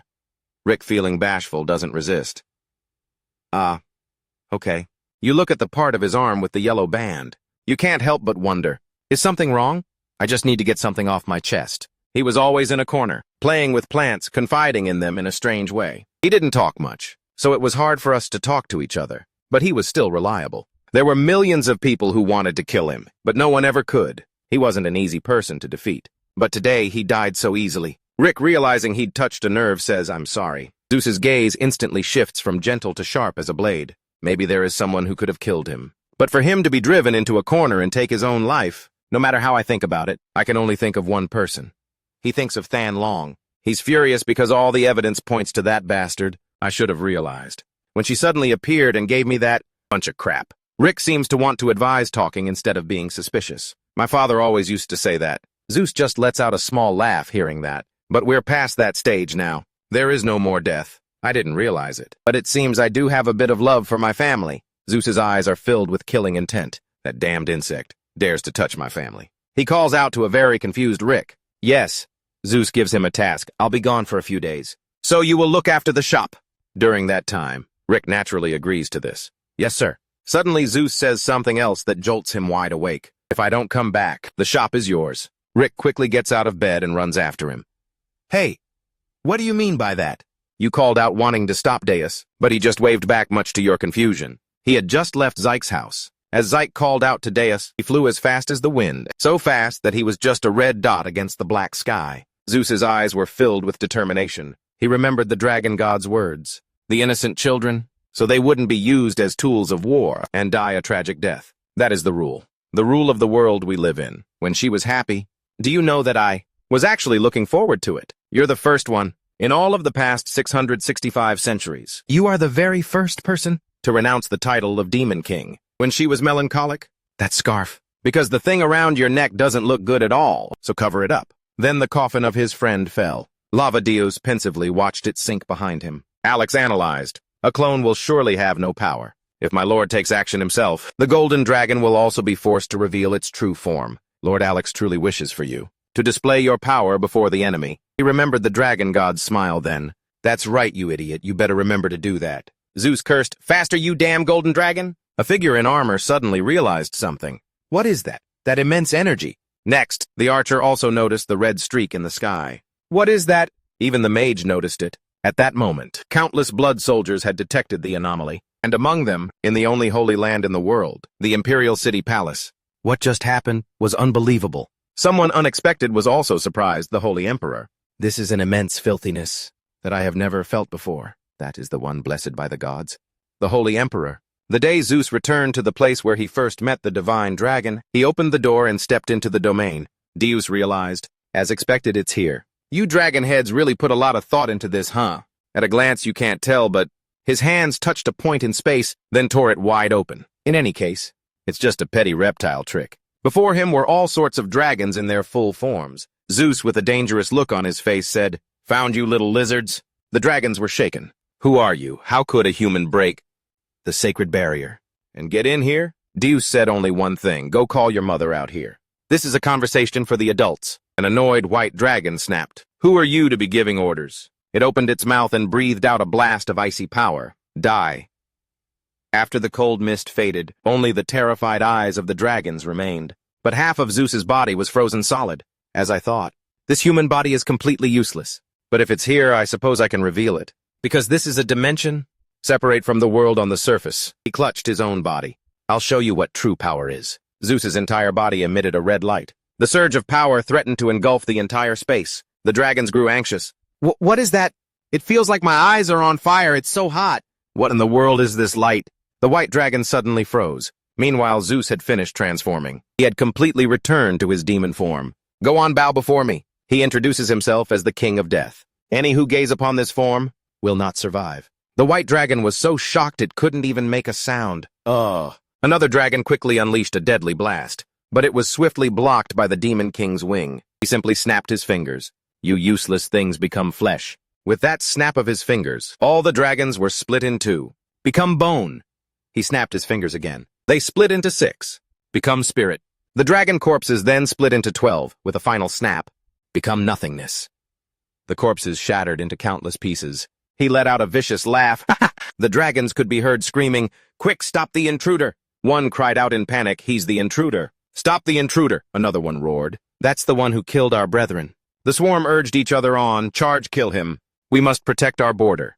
Attack the one who invaded our territory. Avenge our fallen comrades." Zeus scoffed, "What is this? So this is where you've all been hiding. Fine by me. It's much easier with all of you out in the open." He looked up at the menacing dragons circling above. "I don't care who you are. You're not leaving this place alive." Zeus simply said, "All I know is, I'm going to slaughter every last one of you." He took a long, deep breath and exhaled a wave of pure power. The demonic energy swept over all the dragons. He glanced to his left. Headless dragons gushed blood. He then glanced to his right. More dragons were decapitated, disintegrating in a shower of their own blood. Zeus let out a chilling chuckle. Hehehe. "And so I have but one request.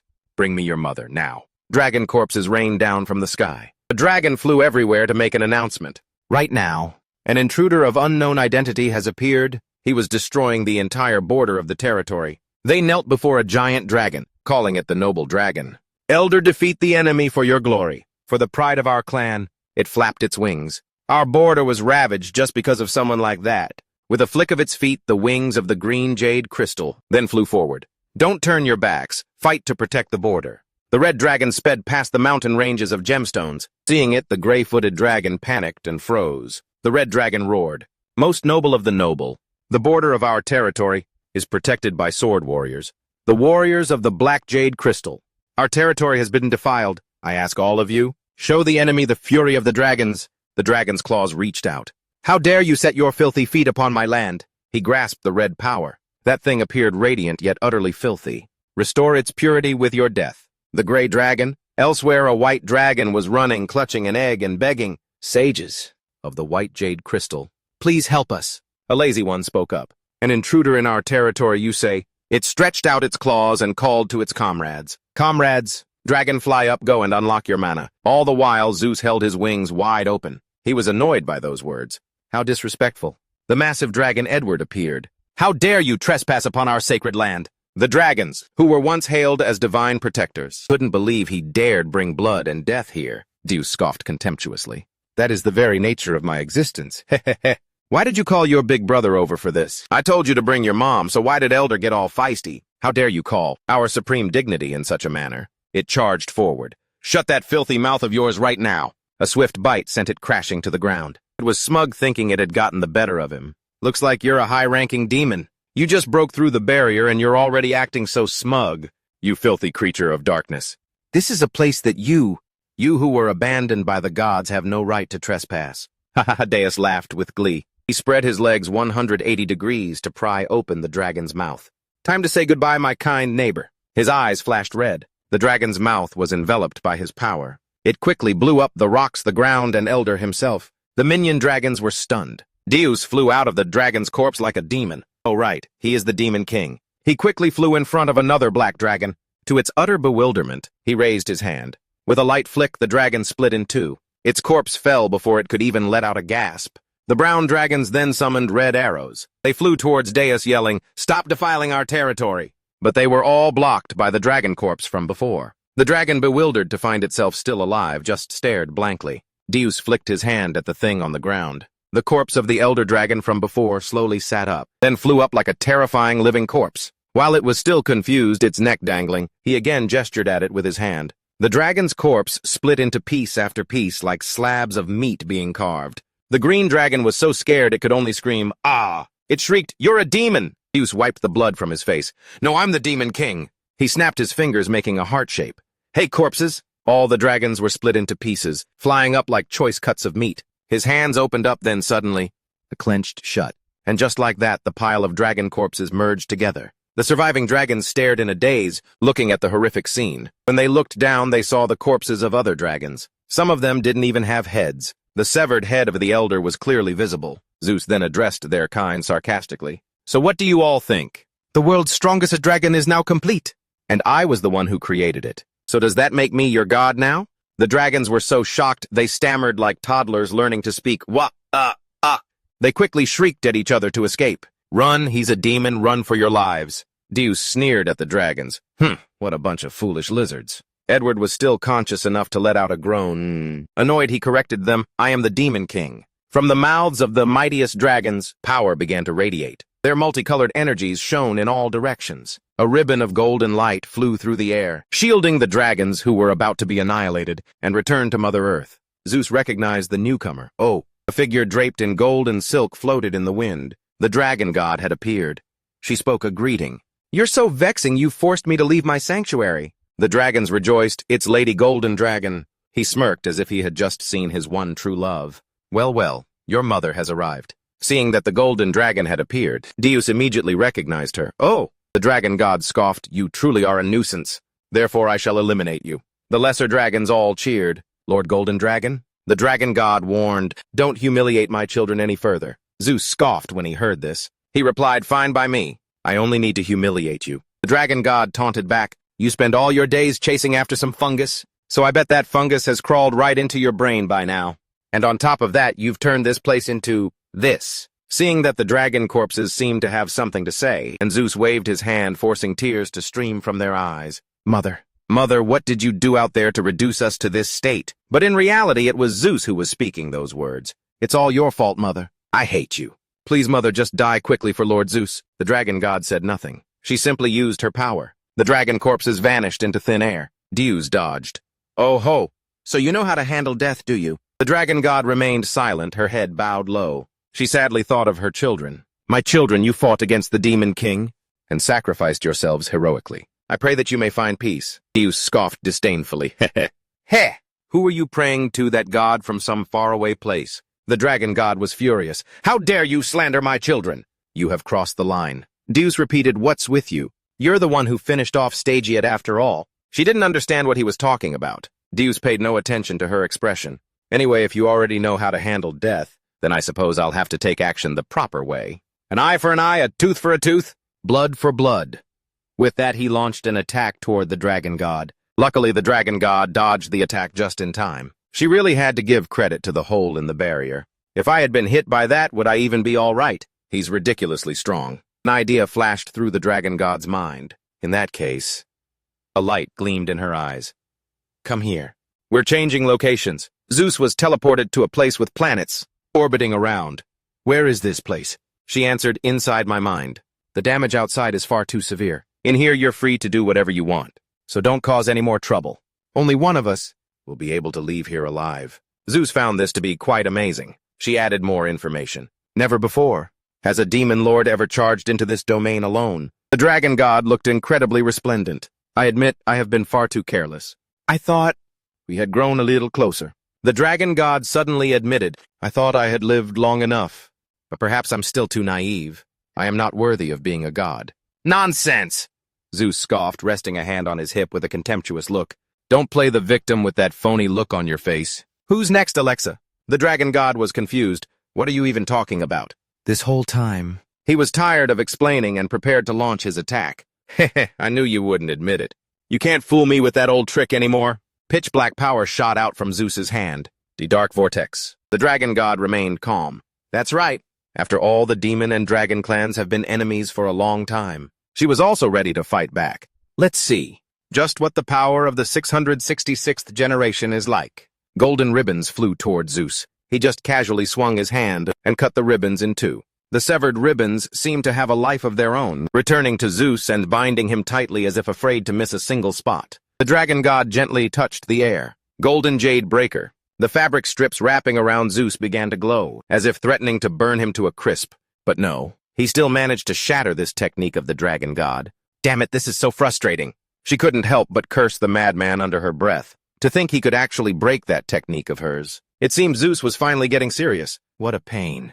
I'll end this all in a single blow. He used the soul suppression technique. The shadowy aura around him turned a dark purple. This stream of energy flew towards the dragon god. She remained perfectly calm, preparing to counter. The dragon god used the golden dance technique. The two streams of power, one dark purple, the other a brilliant gold, swirled together like coffee and milk. Amidst the mysterious black, a golden light shimmered. They unleashed a hurricane of dark energy. How terrifying. Even the Jade Realm was shaking. But even the dragon god's face was injured. Generation 666 is truly powerful.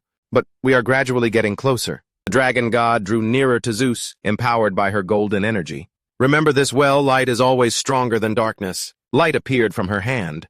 Zeus seemed to realize something. He let out a triumphant laugh. Coo, coo, coo. Go on and try. To dodge every single one of the 100 million blades hidden deep within the darkness. Because even the slightest touch can rot your soul and take your life. To think she could get this close. Her light drew even closer. He couldn't help but be impressed. The legends about the dragon god were no lie after all. A knowing smile spread across his face. Getting this far, you must be thinking to yourself that you can actually defeat me. But Zeus's eyes glowed red. I will show you true darkness. A darkness that swallows even light itself. He used soul suppression dark vortex. Skulls were appearing everywhere out of nowhere. Seeing this, the divine dragon opened her eyes wide. At that moment outside of Dragon Island, the power of Deus had completely flooded out of the divine dragon's mind. The other dragons gaped in astonishment. A familiar pair of legs appeared. The blue dragon seemed to be the most surprised of all, and for good reason, because Zeus had not only shattered the mindscape, but he also casually tore off the divine dragon's arm. The dragon stared at the familiar arm of the golden divine dragon. Every last one of them anxiously called out his name. Golden god dragon, Zeus warned. No one is allowed to touch my family. He tossed her arm aside as if it were nothing. The green dragon quickly rushed forward to catch the arm. The golden god dragon.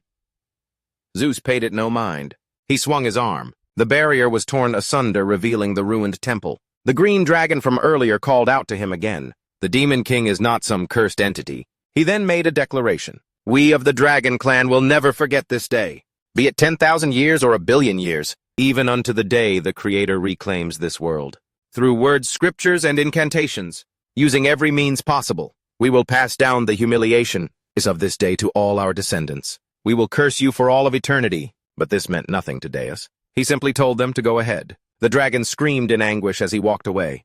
Ah! Deus stepped outside. As the moonlight shone down, a gentle hand draped a cloak over his shoulders. Alex greeted him respectfully. You have returned, my lord. He announced, I have avenged Jaros. Alex was taken aback. I thought that you had forsaken the demon realm. But his next words sent a shockwave through Alex. I have forsaken the demon realm. I have also willfully cast aside the destiny this world bestowed upon me. All I ever wanted was to live a simple life just like this. He tilted his head back, gazing at the bright moon. Alex asserted, but you are Deus. Gritting his teeth, Alex ignored this and called out, My lord! Zeus understood what Alex meant and gave a simple explanation. Jaros was my family, and I was simply avenging my family. That's all there was to it. Flicking his cloak, he said, Let's return to Zorik's castle. But Alex tried to stop him. My lord, please. That is not a place you can return to. Not since you have become an enemy of the dragon race. 25 years from now, this war will become incredibly fierce. In order to destroy you, to eradicate our demon tribe, the dragon tribe, will do everything in their power. But what's that got to do with me? I couldn't care less. I'm not the Demon King anymore. Whether it's the 6,666th generation, or the 66,666th, you guys can just deal with it yourselves. Alex remembered 2 words, family. Didn't you say that you would never forgive anyone who harmed your family? Or did you not? Enraged, Deus spun around and pointed his finger in Alex's face. You idiot. Family. Living peacefully until someone suddenly shows up to kill them. You're comparing that going out on your own to find the reason for your family's death with rushing headfirst into a war you already know you can't win. Do you really think those two things are the same, huh? Would any of you try to stop me from throwing my own life away like that? Alex gently refuted him. You call it throwing your life away. But isn't that a bit of an exaggeration? After all, it's a war. That's like a long-held dream for the demon race. You snapped. A dream, it's a sickness.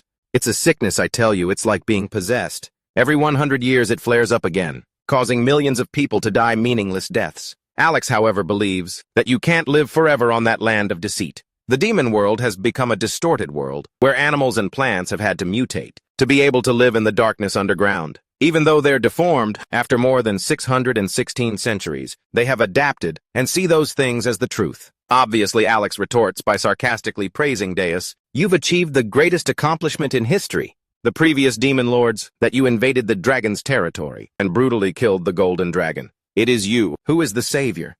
The demon world has longed for all this time.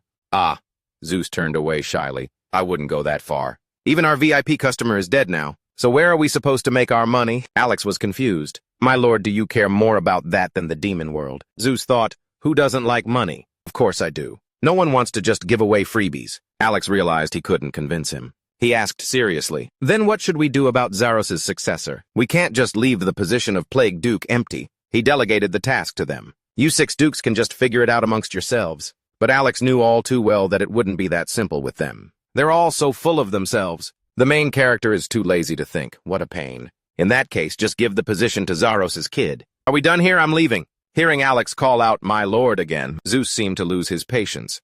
What is it now? Alex bowed at a perfect 90-degree angle and spoke from the bottom of his heart. Thank you, my lord.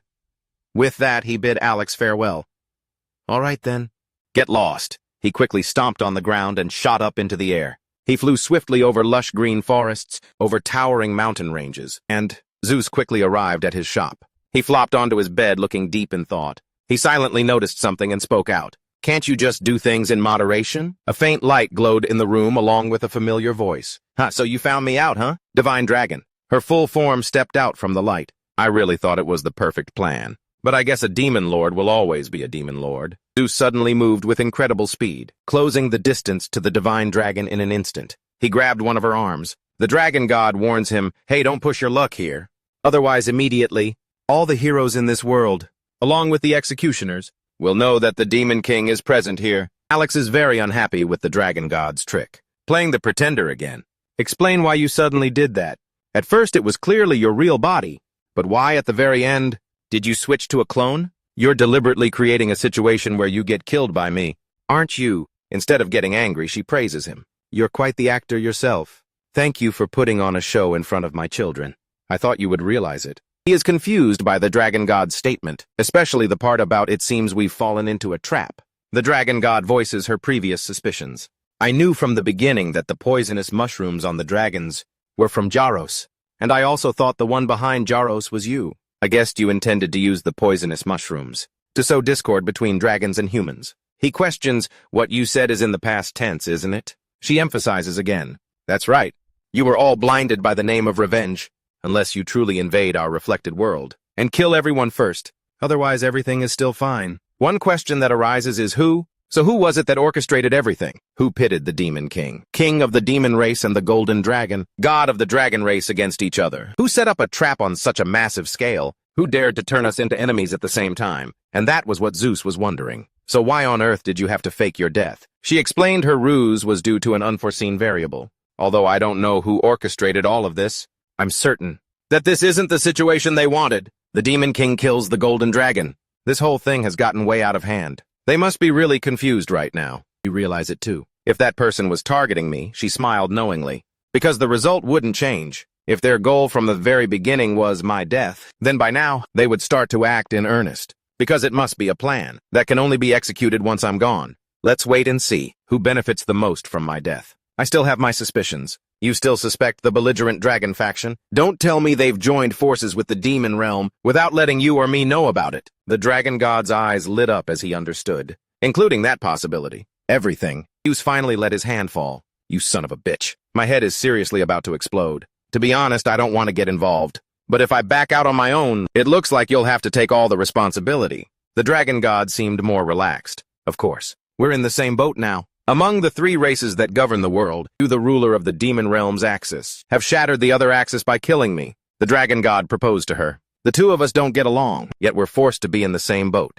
Let's find the bastard who did this and deal with him. Deus turned to the dragon god and asked, then what about Ki-hun? What's going to happen to the children? Have they been completely destroyed? The golden dragon replied, right now I don't know either. At this moment I just want to tear you to pieces, to avenge my children. But in any case you also lost one of your 7 dukes, the ones who had been with the demon king for 665 centuries. We have to give all of this back, to the one who made things this way.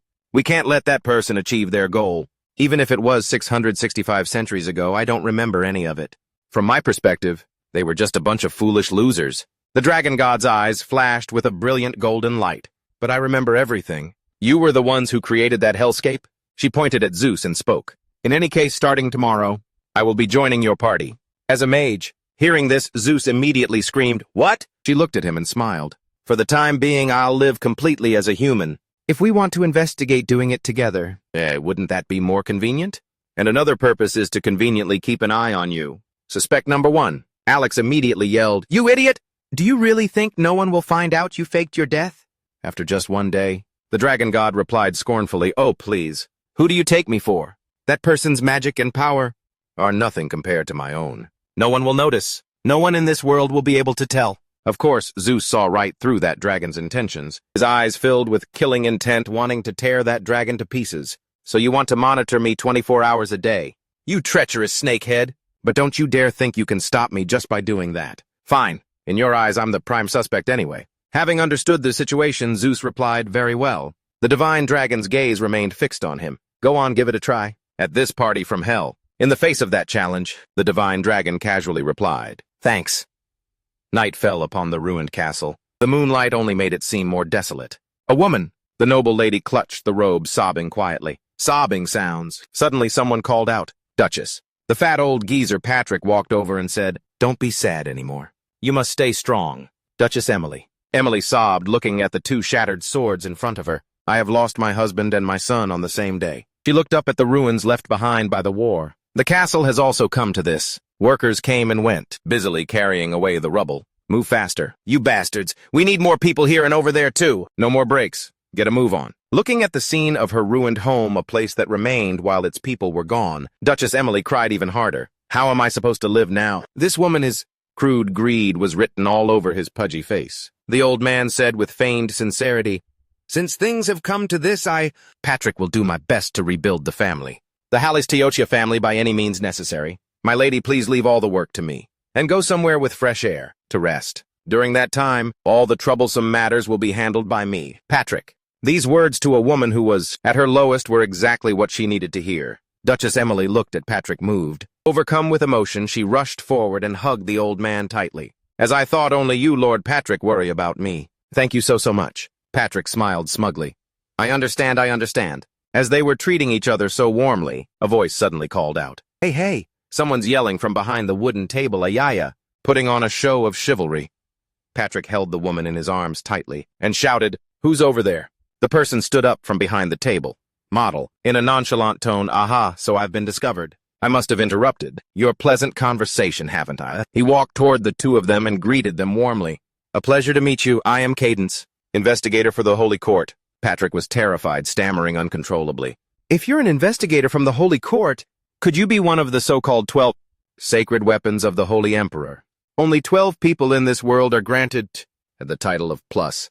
And a Plus of the Zodiac, the D+ rank blood soldier organization. And the person before him was one of those 12. Scared out of his wits, Patrick immediately dropped to his knees before Cadence. It's a true honor, investigator. Why are you here? Cadence replied. What is all this, Sir Patrick? You're the one with the higher rank here, he said, his smile never leaving his face. Since you already know who I am, our conversation should be much easier, don't you think? Allow me to explain in more detail. Patrick looked anxiously toward Cadence. A dangerous light shone brightly in his eyes. Surely you must have heard. Akoma Castle was a colossal fortress, but it collapsed in the blink of an eye due to a power of unknown origin. And as if by coincidence, from that moment on, strange rumors began to spread through the many villages. Rumors of a perverted masked dragon hunter. Recently, dragons have been appearing everywhere, but there is only one hunter. who has been able to eliminate all of them. It's hard to believe. Lady Emily and Duke. Patrick could only listen in silence. The voice of Cadence continued to ring out. But no matter how hard we look, we can't seem to identify that hunter. Someone with such incredible strength. And yet there are still no reports about him. From the Holy Court. How strange, isn't it? 4 powers that can destroy a castle, and the power that protects the castle appeared at the same time. What is the connection between the two? We need to understand just how immense that power is. Is it an ally or an enemy? Cadence smiled, but it was a chilling smile. While searching for the dragon hunters and conducting my own investigation. At these words, the other 2 broke out in a sweat. The cunning Cadence said, I have discovered that several high-ranking blood armament families are organizing large-scale illegal dragon hunts. And I also found out that the Harley Steltia family is at the center of it all. The moment he finished speaking, horror spread across the faces of Duke, Patrick, and Lady Emily. At that very moment, the castle fell into this state once again. From beginning to end, Cadence maintained his friendly smile that hid daggers. This terrified Patrick even more. He stammered in response. No, it's not that. Cadence smiled and turned to the woman beside him. My lady, although the investigation is still ongoing, so it hasn't been reported to the Holy Court yet.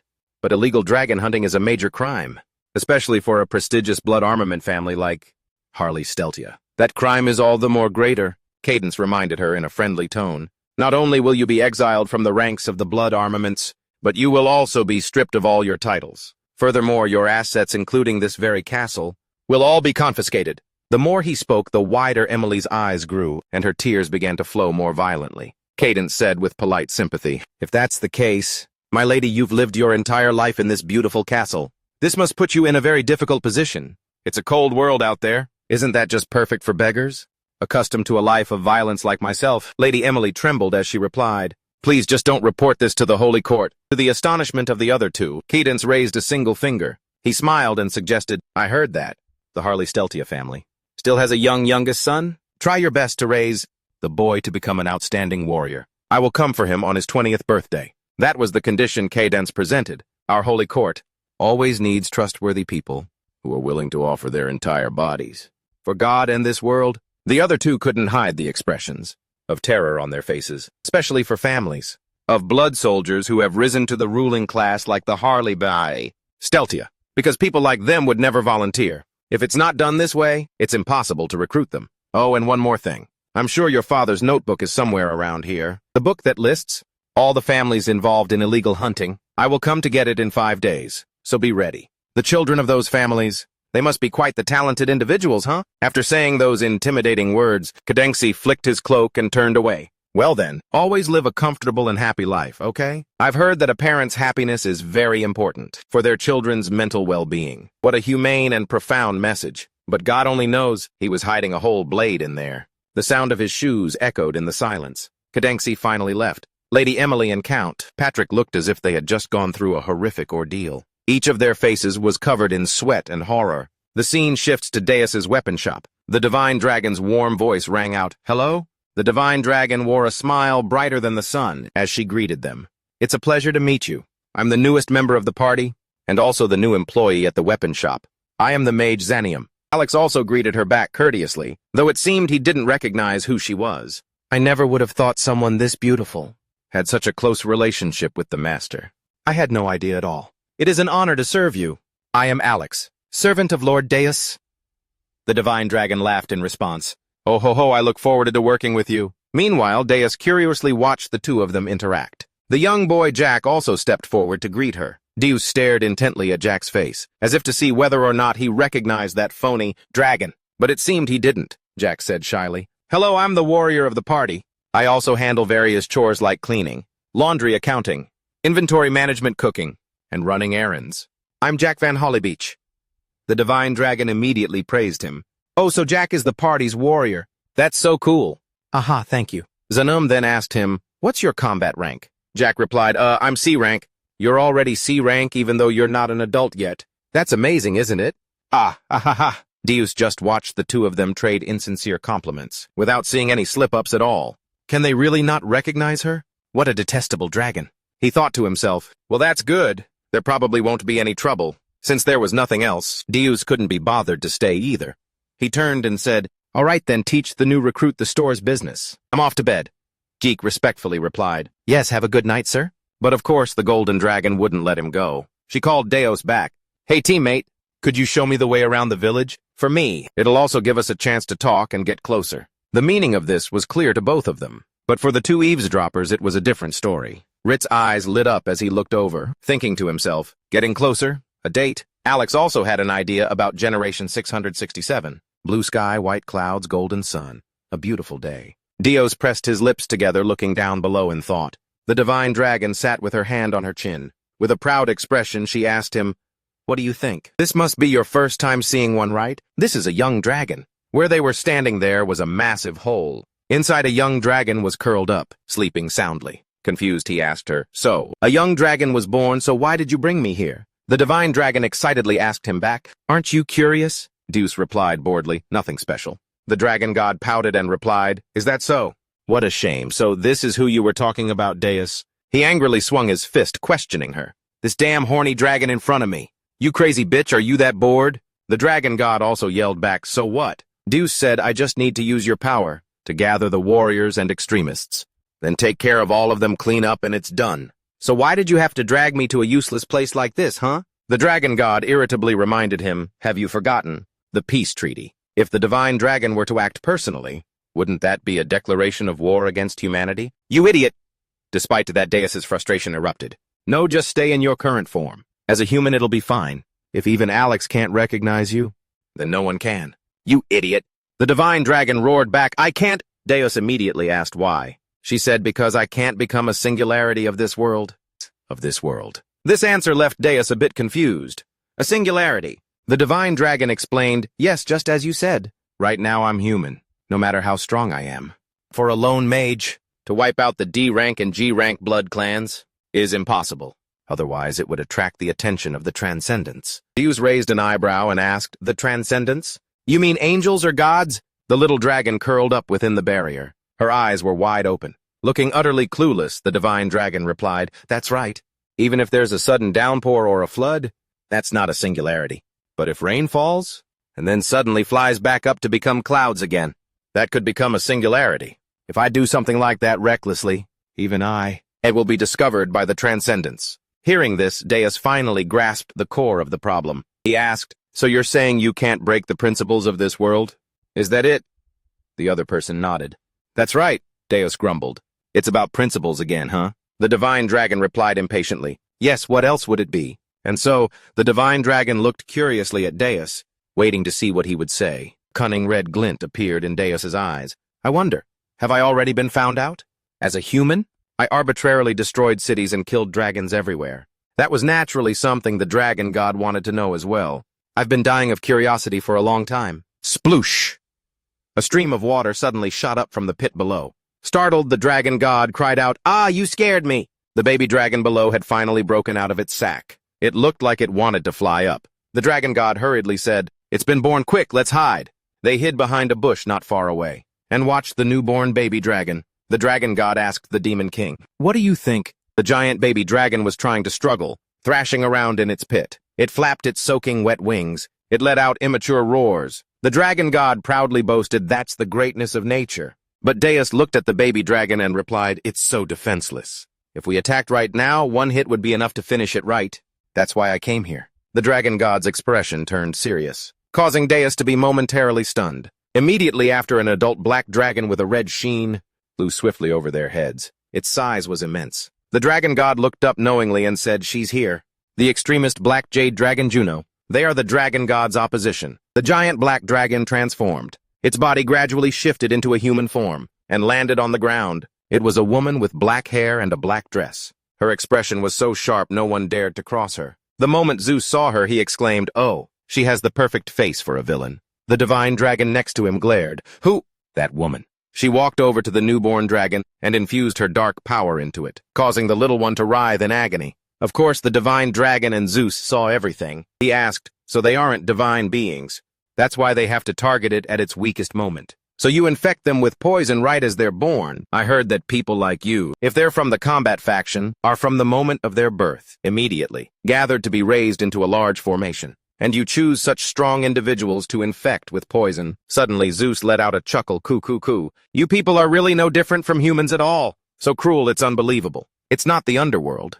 This place is the real hell. A hell of light. The dragon god said. I used to think that way too. Until I discovered that mycelium belonged to Zaros. Deus asked, used to think, huh? She replied, no matter how hardline the faction is, they would never join forces with you. And according to my speculation, there must be someone acting as a bridge between us. Someone behind the curtain. Deus's gaze also sharpened. It seems your children have improved. The dragon god didn't answer. Instead, she announced, they're here again. Zeus also looked forward. Deus tilted his head up. 2 more adult dragons appeared. 1 blue, 1 red. They quickly transformed into their human forms. The blue one was a man, and the red one was a woman. They landed gently on the ground below. June greeted the 2, you're here, Ogun Julie. The girl replied, sorry, we're late. June asked Julie, what about the tail? Julie smiled confidently and replied, no problem. Because the golden dragon no longer exists in this world. The moderate faction is now like a snake without a head. This world is finally ours. June corrected her, no, we are too. Until the Lord decides on a new soul. Right now, there would only be chaos. If those humans find out, it'll all be over. Ogun smiled and suggested, how about you try challenging for that position? Julie discreetly glanced at him. But Ju once again dismissed it. Don't talk about that anymore, Ogun. Everything will be as God wills it. We are merely creations. We have no right to question his work. And Zeus heard every word of it. He seemed a bit pensive at that moment. The young dragon let out a pained cry, drawing the attention of the other 3. Ogun replied, that's right. He slowly approached the small dragon. He stopped about 1 meter from the pit. We must do what has to be done, even if you are pitiful to the point of madness. But take comfort in knowing that no more families will have to suffer. With that said, Ogun reached into his chest pocket looking for something. Then he pulled out a vial of glass containing the poisonous seed, the familiar poison of Zaros. Everything is for the sake of our race. Witnessing this scene with her own eyes, the divine dragon was finally provoked. She stared ahead with hatred.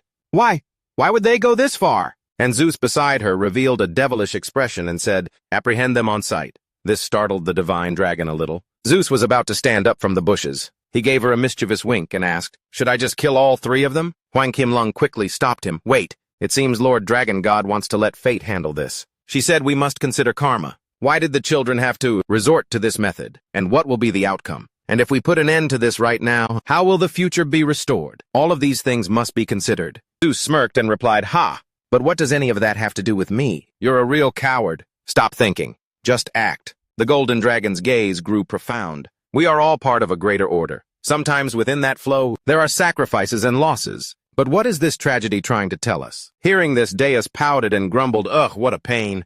In that case, let's go with Plan B. The golden dragon asked him curiously, Plan B. A blazing red light emanated from Deus. He replied with a smile. A little violence, kidnapping, and imprisonment. Torture. And an interrogation with plenty of time to think.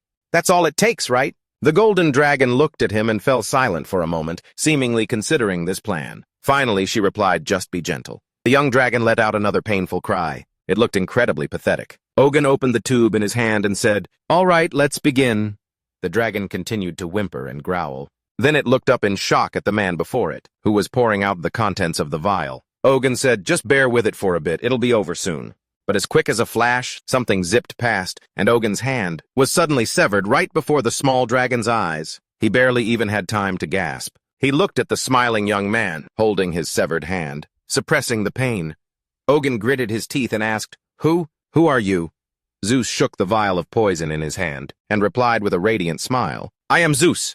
June quickly sprang into action. She shouted, everyone run! Then she took a massive gulp of air. Immediately after, June forcefully spat out a stream of dark purple gas from her mouth. Facing that attack, Deus just smirked and raised his hand. A small black hole appeared on it. Something terrifying happened in an instant. The black hole on his hand quickly sucked both the black gas and June inside. Julia and Ogun watched in shock. The full-grown man vanished in an instant. Zeus clenched his fist. He smirked at the 2 remaining people and said with a bored tone, next. Julia and Ogun backed away in terror. They were both extremely wary of Zeus's freakish power. Run. Without a word, they both flew off in different directions. The ground kicked up a cloud of dust, Zeus said with amusement. Just to survive. You'd run off on your own like that. He looked at the 2 sparkling red and blue dots in the sky. He raised his hand, waving it back and forth.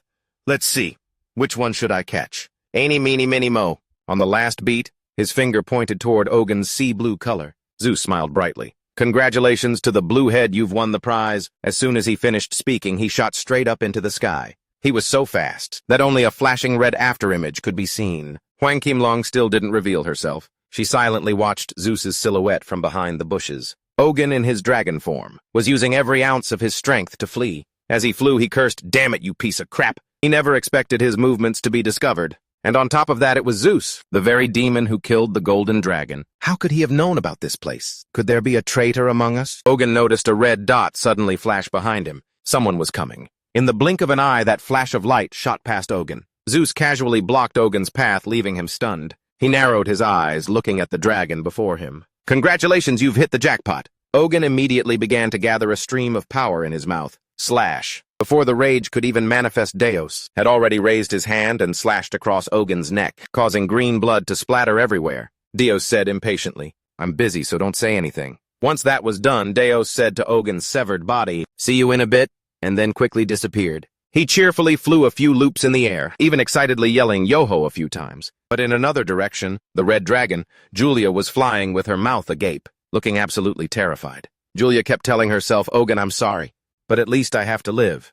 I have to survive to report to the rest of the group that the Demon King is targeting us.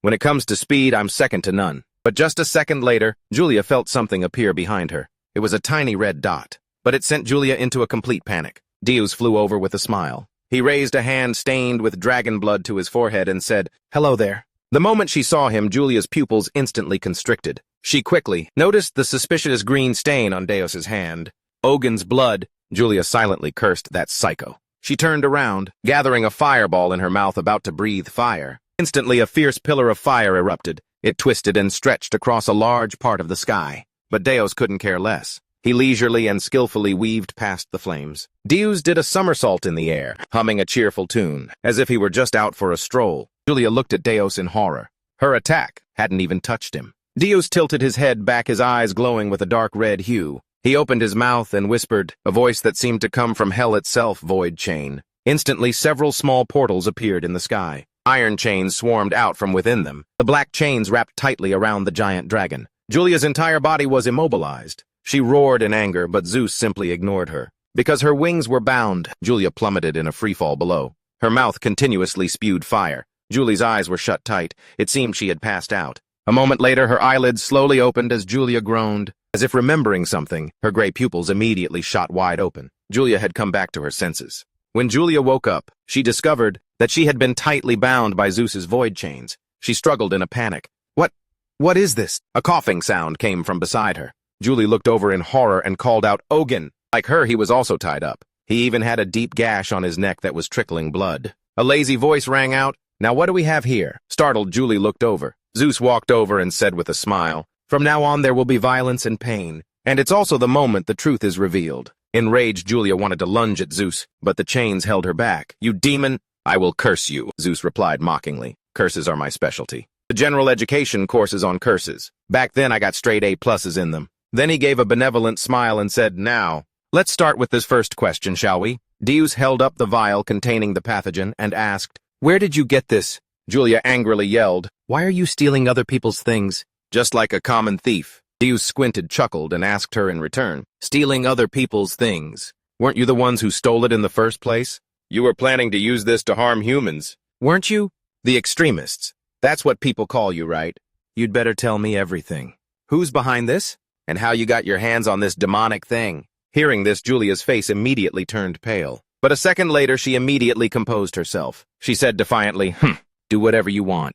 You won't get anything out of me." In response to her words, Deus just smiled silently. This made Julia even more uneasy. He didn't bother saying another word. Instead, he walked over and thrust his entire hand into Ogun's side, causing him to recoil in pain. Julia cried out worriedly, "Ogun!" Deus rummaged around inside Ogun's body with his hand and, after feeling something, immediately squeezed it tight. Ogun writhed in agony, his throat only able to let out a few gurgling sounds. Deus smiled and said in a mock-pitying tone, "Ah, how pitiful for our dear Ogun. He can't even scream if he wants to, because his throat is all blocked up, huh?" Seeing her comrade being tortured beside her, Julia screamed, "Stop it, torture me instead." Deus said with contempt, "You fool. You don't know what real torture is, do you?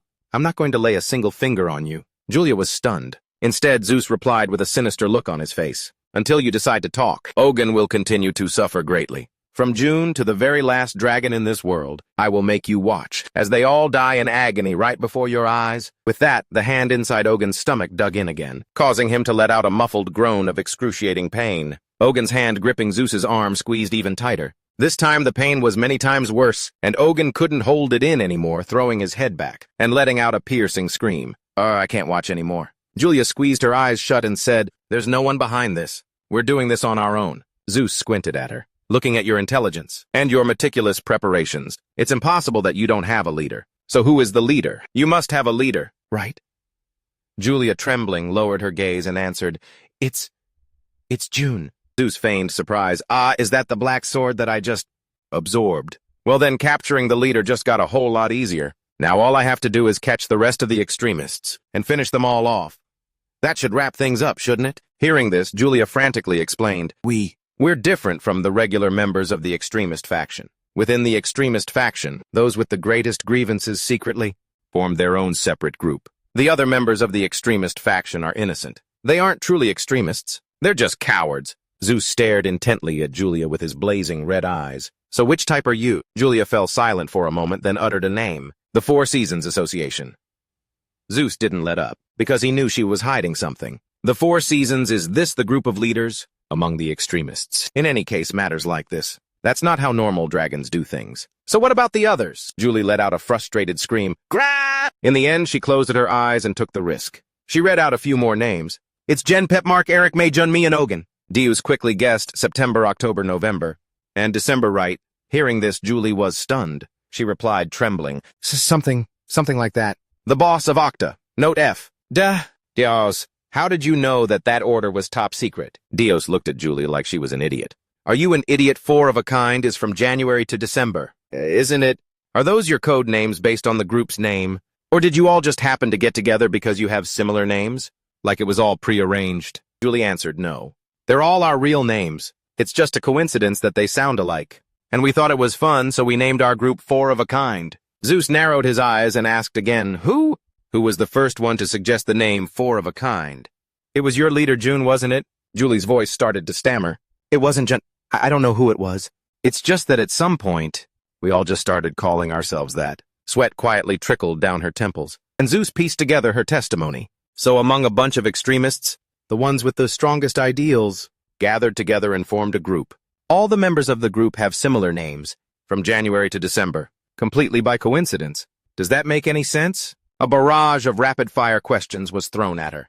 "It's obvious that the 12 of you, from the very beginning, they were selected according to someone's plan. Was it June? Was she the one who started it?" Julie frantically denied it. "No. Our only goal is to liberate the oppressed dragons. That's all. This is a group where every member who joins does so voluntarily." Deus seized on that keyword and asked again, "Oppressed, who's oppressing them?" Julia replied agitatedly, "The world's concept of a non-aggression pact. Humans are destroying this world. Not just us, our allies, but they're even destroying themselves. Did you see that newly hatched dragon earlier? The truth is dragons can only be born in the secret realm. That's proof that this place was originally supposed to be a part of the secret realm." The more she spoke, the more resentment Julia showed. This world was originally our territory, the territory of the dragons. It was the humans who stole our land, pushed the dragons to the borders, and oppressed them. Our gods and our creator are turning a blind eye to everything. Humans don't deserve to be the masters of this land. In response to those emotional words, Deus scornfully replied, "So now someone shows up and declares that this was originally their land. So you'd rather just destroy this land then? Fine, let's just go with that. In that case, what about this? How did you get it from Zaros?" He held up the vial in his hand. Julia immediately answered, "Zaros, that demon. What does he have to do with this?" And Deus gave another friendly smile. I already know everything, just spit it out." But suddenly he stopped. His expression instantly changed as if he'd realized something. Now Deus took a closer look at the pathogen tube in his hand and wondered, what is this? He recalled what had happened earlier at the weapons shop. Back then, Alex had shown him the final pathogen sample. Alex rummaged through his coat and said, "So the pathogen found in the dragon's bodies is this. The hell fungus. It drives the puppets into a frenzy." He had pulled out a collected sample vial and shown it to Deus. Deus quickly realized that one was clearly purple. Then he looked at the pathogen vial in his own hand. "But this one is pink. It's not Jaros's pathogen." Deus held up the sample vial and asked Julia, "Where did you get this?" At this, Julia began to stammer, unable to answer, especially about that one thing. Without even waiting for her to react, The chains suddenly loosened. Julia unexpectedly collapsed to the ground. Her face was filled with confusion. What? Before she could ask anything, the chains wrapped around Julia's neck once more. The surrounding scenery turned a blood-red color. Julia and Ojan were both chained by the neck by Deus, left dangling in midair. Julia asked in horror, "Ugh, this place. Where is this place?" As soon as she asked, Julia was frozen in shock by the sight before her. Below her was a deadly sea, with no end in sight, filled with distorted, twisted faces all pushing against one another. Deuce's voice rang out. Julia turned to look at him. "Allow me to introduce you. This is the deepest level of the demon realm, the most wretched of souls. The ones that cannot be classified, even by hell, are sent here.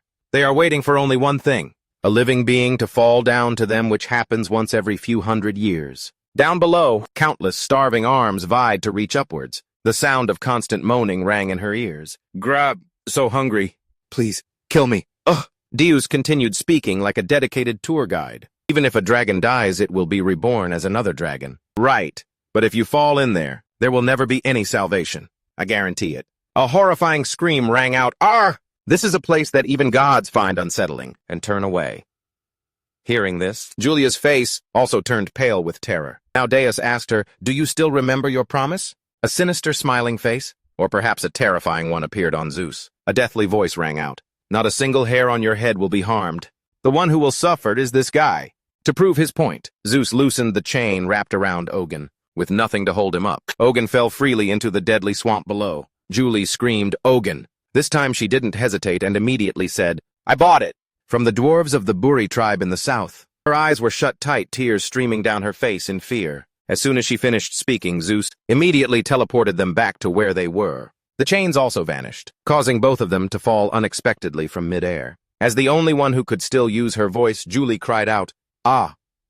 The horrifying moment just now had pushed Ogun's nerves to the breaking point. His face was pale as he started to gag. Julie looked over at Ogun worriedly. "Are you okay?" Before she could even compose herself, the golden dragon's voice suddenly rang out, causing Julie to freeze in her tracks. "Stop lying, dwarf, Julie!" She stared in horror at the being she thought had disappeared, now reappearing right in front of her. She stammered, unable to form words. "Golden dragon." Julie was so overwhelmed that she burst into tears. She asked in disbelief, "You're still alive?" The divine dragon suddenly revealed himself and said angrily, "I am certain that you naive children are being used by someone else. In the end, the one harming dragons is another dragon." The golden dragon's eyes blazed with fury. "I never would have believed it. That you would join forces with a duke of the demon tribe to slaughter your own kind. No matter how deep your hatred for humanity runs you, as dragons have crossed the line." Yesterday, Julia felt she had been framed beyond belief. She said tearfully, "We are collaborating with the Duke of the Demon Clan. Do you have any idea who you're standing next to right now? To be saying such things, aren't you the one shaking hands with demons?" The golden dragon grew even angrier and questioned Julia. "Tell me the truth now. This poison, it must be from Zaros." "That's right." But before she could finish, Deus raised his hand, a black hole swirling in its palm. Without a word, he sucked both Ogun and Julia inside. To the golden dragon's astonishment, the two of them were quickly swallowed into the palm of Deus's hand. The golden dragon asked him irritably, "What are you doing? We needed to find out more." Deus held up the vial of pathogen he took from Ogun and said, "Zaros's poison is slightly different from this one." Hearing this, the golden dragon was also stunned, and Deus tossed the sample over to her to see for herself. If you look closely, the color and shape of the eye inside are a little different. The dragon was bewildered. She looked at the vial in her hand and asked, "Then where in the world did this come from?" Deus replied, "The dragons bought it from the dwarves in the south." But the dragon immediately retorted, "That's not right. The dwarves are experts with stone. This kind of chemical concoction is complete nonsense for them." Deus agreed, "I agree with what you just said." The dragon speculated, "So that means another poison different from Zaros's is also in circulation." But Deus would just deny it. "No one besides Zaros in this entire world could create such a poison. This just makes everything even more chaotic." "That's right, I think so too, but Zaros is already dead. If this wasn't his doing, then where did it come from?" The golden dragon asked Deus doubtfully. "Do you think that kid was lying? Maybe he was desperate and just blurted something out." Deus replied, "You saw it with your own eyes. That's what someone says when they're pushed to the brink. That means it's 100% true." Huang Qimlong looked at the pathogen vial in his hand, growing even more bewildered. "Don't tell me there's a second Zaros. Impossible. What on earth is going on?" Zeus answered honestly, "I don't know either, but hey." Zeus casually glanced at the person beside him. Huang Qimlong proposed a theory. "Do you think we might have misunderstood everything? right from the very first step. Zaros, are you absolutely sure he's dead? This question stunned Zeus as well. You think he faked his death? Hwang Kimlong pointed out the inconsistency in the story. The world's greatest toxicology expert commits suicide with poison. Don't you find that strange? Instead of calling his friend an idiot to his face, Zeus shrugged and replied, Look, you can write whatever novel you want, but don't expect it to bring the readers to tears. We were literally at his funeral. A frustrated Hwang Kim-long pointed to the vial in his hand. Then what in the world is all of this about? I don't know either. Based on the clues we have the 4 seasons in the demon world, what's their common goal? The destruction of the human world. Isn't the enemy of my enemy supposed to be my friend? You're right, this whole thing is very strange. Zeus recalled the smuggling incident involving the Holy Stuartia family. That rarity is what creates value and drives the actions of the 4 seasons. It's the relationship between the beneficiary and the perpetrator. Before administering the poison, Ozan said, Just endure it a little longer. It will all be over soon, and the ones who suffer are different each time. The poisoned dragons were just the means to commit the crime. As he listened to Zeus's analysis, Hwang Kim-long's expression became thoughtful. A new clue has appeared. Not to mention the dwarves are now involved too. So now we have 3 factions on the playing field. But the question is, who stands to gain from all this? The extremists and those who want weapons made from dragons. The demon tribe too, Deus added. It would be perfect for them if the hatred between humans and dragons grew even deeper. The roles here are obviously clear. The ones who did it were my kids, the 4 Seasons Guild. Deus squinted, looking up at the sky. I don't know if the problem is with their heads or their execution. But the strange thing about all this is, why do I get the feeling that you and I are the only ones completely uninvolved? The Golden Dragon replied in agreement. You're right about that. Deus stretched wearily and said, All right then, at least I've caught the ringleader. From the 4 Seasons Guild's perspective, 3 of their members have gone missing. So the remaining ones definitely won't dare to make a move right away. Let's get going in the meantime. Where to? The Divine Dragon asked. Deus pointed at the sky and replied aggressively, Didn't you hear me? We have to go underground in the south to get the dwarves' poison. The scenery of lush green trees was gradually replaced by a barren landscape of stark bare cliffs. There were no trees in this place, only twisted metal pipes jutted out from everywhere. The dwarven symbols were covered in dust and stained with smoke, looking utterly bleak. Alex and Deus's group of 4 were standing together before a large ancient gate. Alex spoke up. Ever since then, this place has been the dwarves' territory. It's obvious just by looking, Deus replied blandly. This is the prison of the dwarves from the Buri tribe, in the south. The sound of Zyke's footsteps clattered on the barren ground. He held a torch leading the group. They were moving through a pitch-black tunnel. Alex suddenly laughed loudly and said, A merchant, a steward, a warrior, and even a mage. Well, our team is looking pretty complete now, huh? Rick chimed in with a laugh. That's right, Deus agreed. Is that so? Shenlong laughed, jumping into the conversation. Oh, ho, ho, ho! It's definitely because of me. Oh, is that so? Alex chimed in blandly. Suddenly he asked his steward, Alex, that poison you gave me back then, when did you get it? Alex smiled proudly and replied, Who do you think I am? I took it from the very first dragon we caught. Deus asked again, and the recent dragon too? Alex replied, Nah, there's no need to get it from every single one, right? Back when we were in Dorix, I already collected from 45 of them. Yes. So that means you haven't been collecting it recently? Yes, Alex replied. Why do you ask? Shenlong, who was behind them, had overheard their entire conversation. Deus, leaning his chin on his hand, thoughtfully answered curtly, No. I was just asking. The boy said timidly, Up until now, I've just been silently doing whatever Lord Deus told me to do. If you tell me to do something, I'll do it. It must be about things that someone like me, a low-level soldier, shouldn't know about, right? But the truth was, Jike was thinking to himself, I'm afraid Alex and Deus are D-rank hunters. Seeing him hesitate, Deus urged him on, What is it? If you have something to say, just spit it out. Jike didn't dare to look at him as he asked, What are we searching for? Deus replied, You were given a brief explanation when we set out. The fallen dragons are dealing with the demon tribe. We are monitoring everything related to that matter. Jike asked again, The first day I met you, Lord Deus. Is this related to the dragon that attacked the village? Deus nodded and replied, Yes. That dragon was also contaminated by the demon tribe's poison. Suddenly, Jike exclaimed excitedly, I knew it. Deus was confused. Seeing him excitedly clutching the strap of his bag, Ricky began to voice the concerns on his mind. Back then, Uncle Tony next door, Miss Emma, downstairs, so many people got hurt. There was a peace treaty between dragons and humans. So why did they suddenly attack people? I thought it was strange. It had to be the demon tribe. Why can't they just stop plunging this world into suffering? Why don't the gods punish them? They're truly horrible creatures. Deus looked away and replied indifferently, "Yeah, you're right." Ricky said excitedly, "This incident involves both dragons and the demon tribe. It's truly on a massive scale. One that's impossible to imagine, huh? I've been thinking about it constantly. What's needed are 3 people. No, maybe it's 4 people, including you, Sir Yujong. You need me to hide everyone's identities, right? To secretly carry out this huge mission, disguised as a low-level party." After saying that, Ricky laughed shyly. "I'm sorry, that was going a bit too far, wasn't it?" Deus spoke up. "Listen." Ricky glanced at the person next to him. Deus didn't look at him and just calmly explained, "You just go on and live your life. I won't get in your way."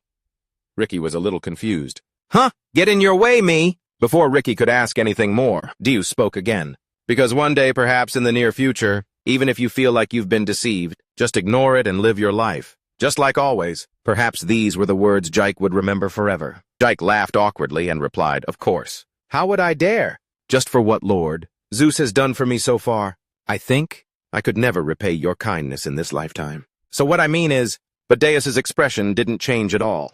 He said vaguely, "I'm just saying. You'll understand later." Confused Rick still replied, "Oh, yes, sir."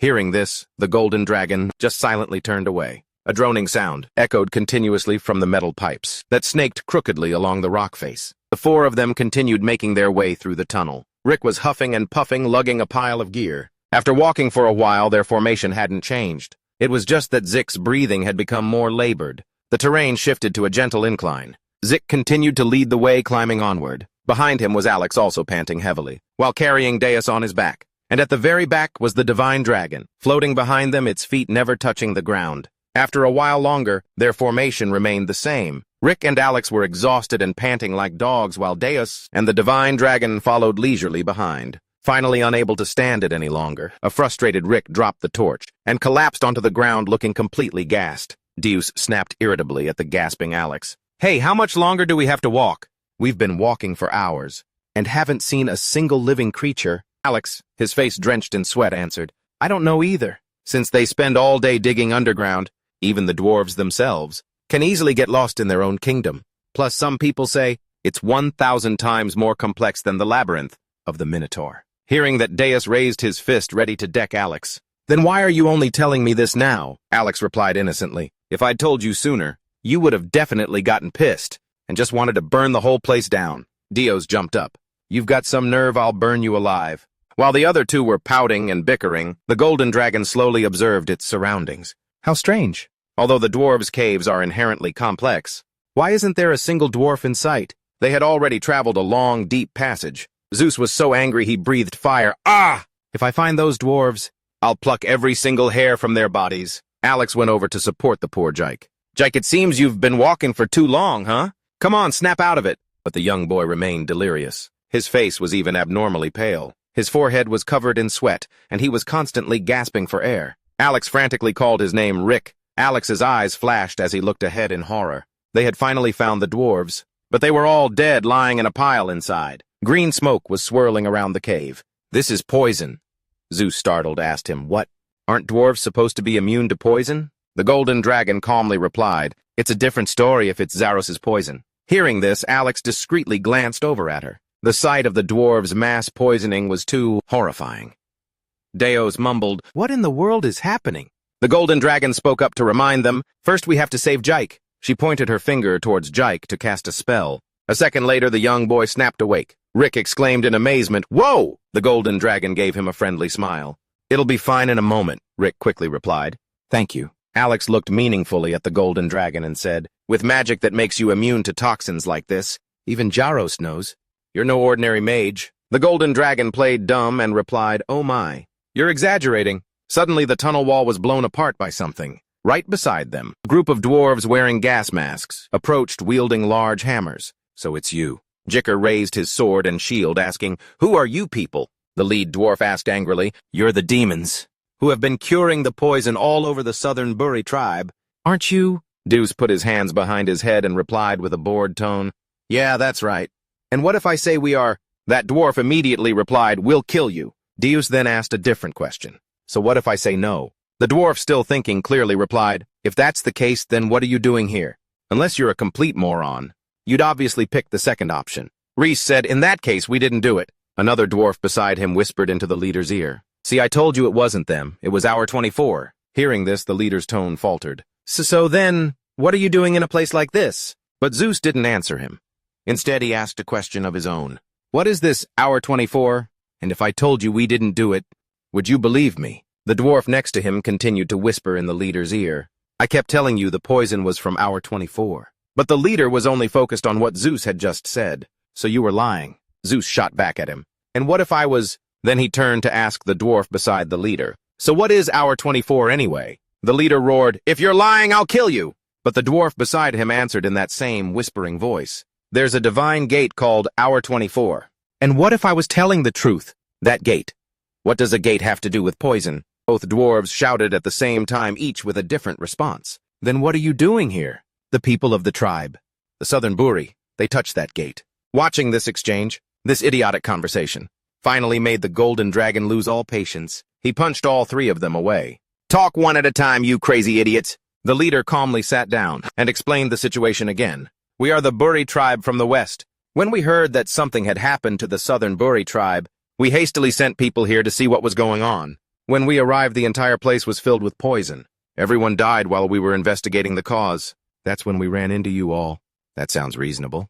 We also came here to find out who was responsible for this poison. But we found everyone dead. Damn it, Deus said with interest. The person behind all this escaped just when we thought we had him.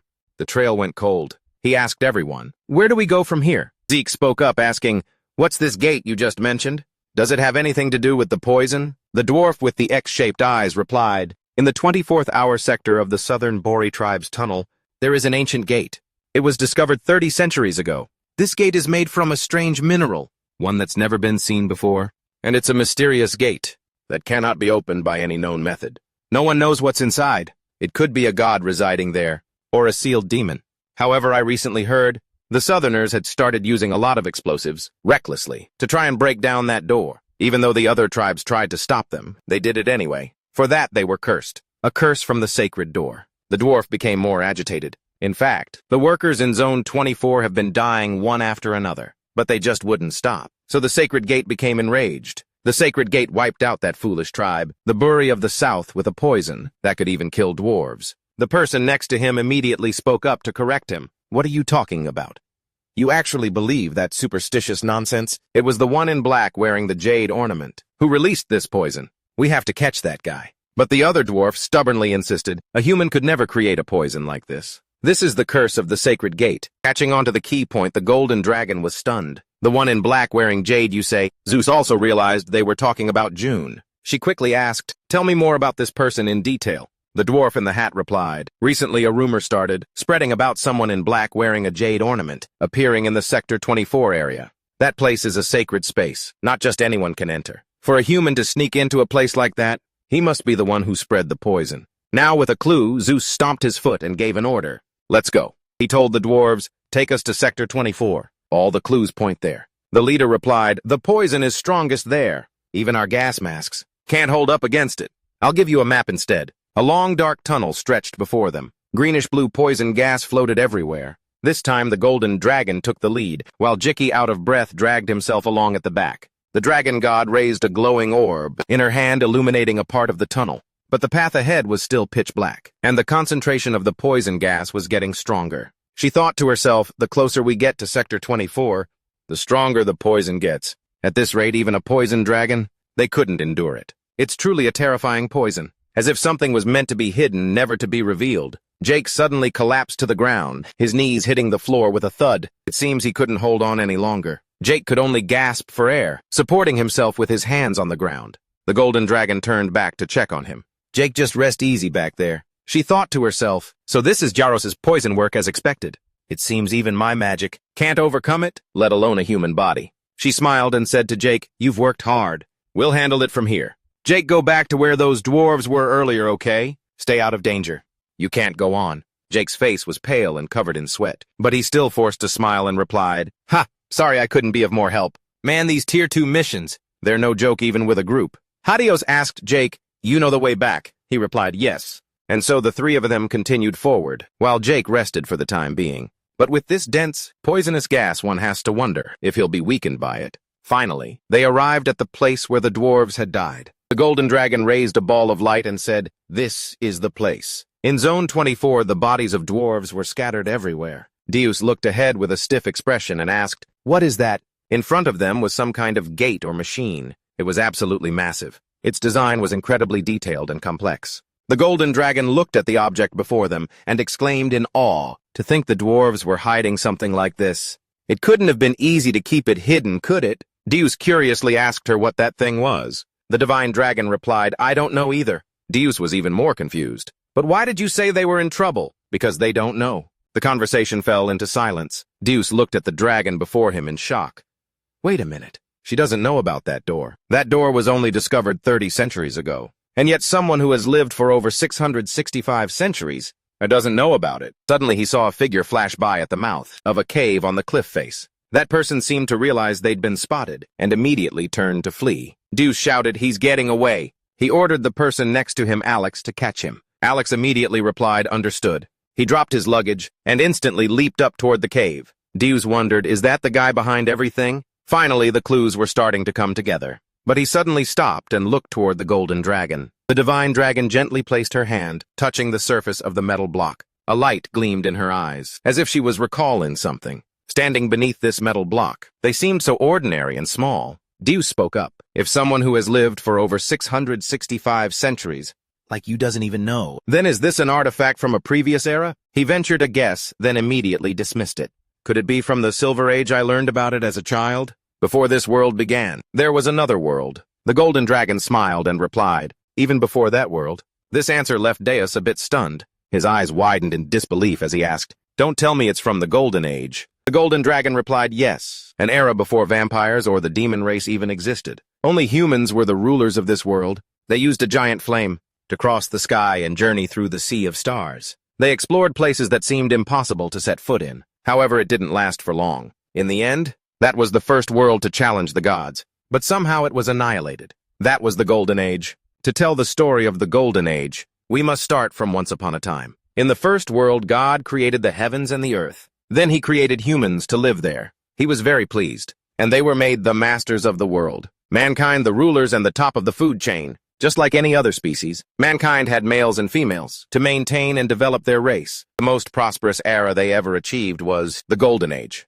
Without needing magic, they could still communicate with each other from the other side of the world. The tower of their achievements rose endlessly, touching the very heavens. They had enough power to leave this world and cross the ocean of stars. The level of their scientific and technological development was on a whole other level. But in the end, they destroyed themselves with the very weapons that they had created. The achievements of an entire era were quickly reduced to dust. Everything was bathed in the crimson red of annihilation. Fire scorched the ground, making the land boil. Even the oceans evaporated completely. The war caused the world to sink. The sea of darkness had covered the sky, becoming a rain mixed with toxins that lasted for 1,000 days and fell.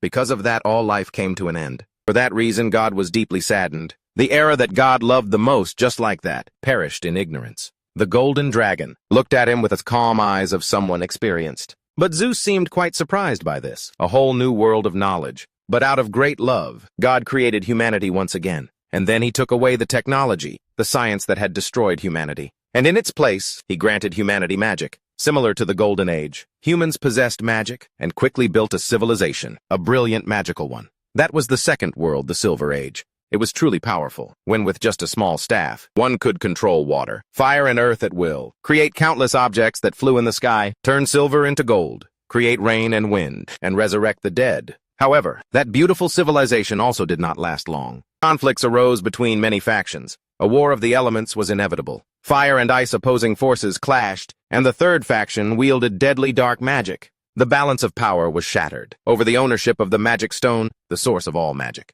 A war broke out, and it lasted for 500 years, causing them to once again face extinction. As the one who witnessed this entire process of destruction, God was once again saddened. The golden dragon's gaze remained calm. And finally, there is the current world, the Age of Chaos, which is also our world. The demon race and the dragon race were born. It seems he still hadn't lost hope. God once again created the world, but this time he only granted humanity the continent of Jose, a simple place with nothing special about it. But beneath the ground, the dwarves dug tunnels and claimed it as their own territory. As for your demon race, you made your nest in the Hewley Purgatory. This place still holds relics from the Golden Age. Model. And finally, on the other side, the boundary of the era, of primordial magic and the War of Darkness, the place where I was born, was also the place the Dragon Clan conquered. God combined the characteristics of the two previous worlds and created the current world. After hearing this, Zeus replied, "That's right, before I was sealed in an eggshell. I learned those things when I was a child. Back then I paid almost no attention, but thinking back on it now, it's truly an unbelievable story." The divine dragon looked at him curiously. Zeus continued, "I heard the Golden Age only lasted for 80 centuries before it was wiped out. The Silver Age was even shorter, lasting only 20 centuries before it too was destroyed. All things considered, the current age of chaos is the most dangerous period, and yet for humans, they have endured the longest. Instead, even without the ability to cross the ocean of stars in the sky above, or despite having lost the power to control everything with magic, they aren't even as mighty as they used to be, but their ability to survive is the highest." The golden dragon laughed and replied, "Well, perhaps that's a good thing, because humans are ignorant creatures after all. But it's that very ignorance that has caused the Supreme Being, who created them to shed tears on many occasions." The golden dragon said, "The porcelain of the stars." Zeus didn't understand what she was referring to, until she pointed to the huge block, resting inside the cave. "This is it. People call this the pottery of the stars." She provided some basic information about it.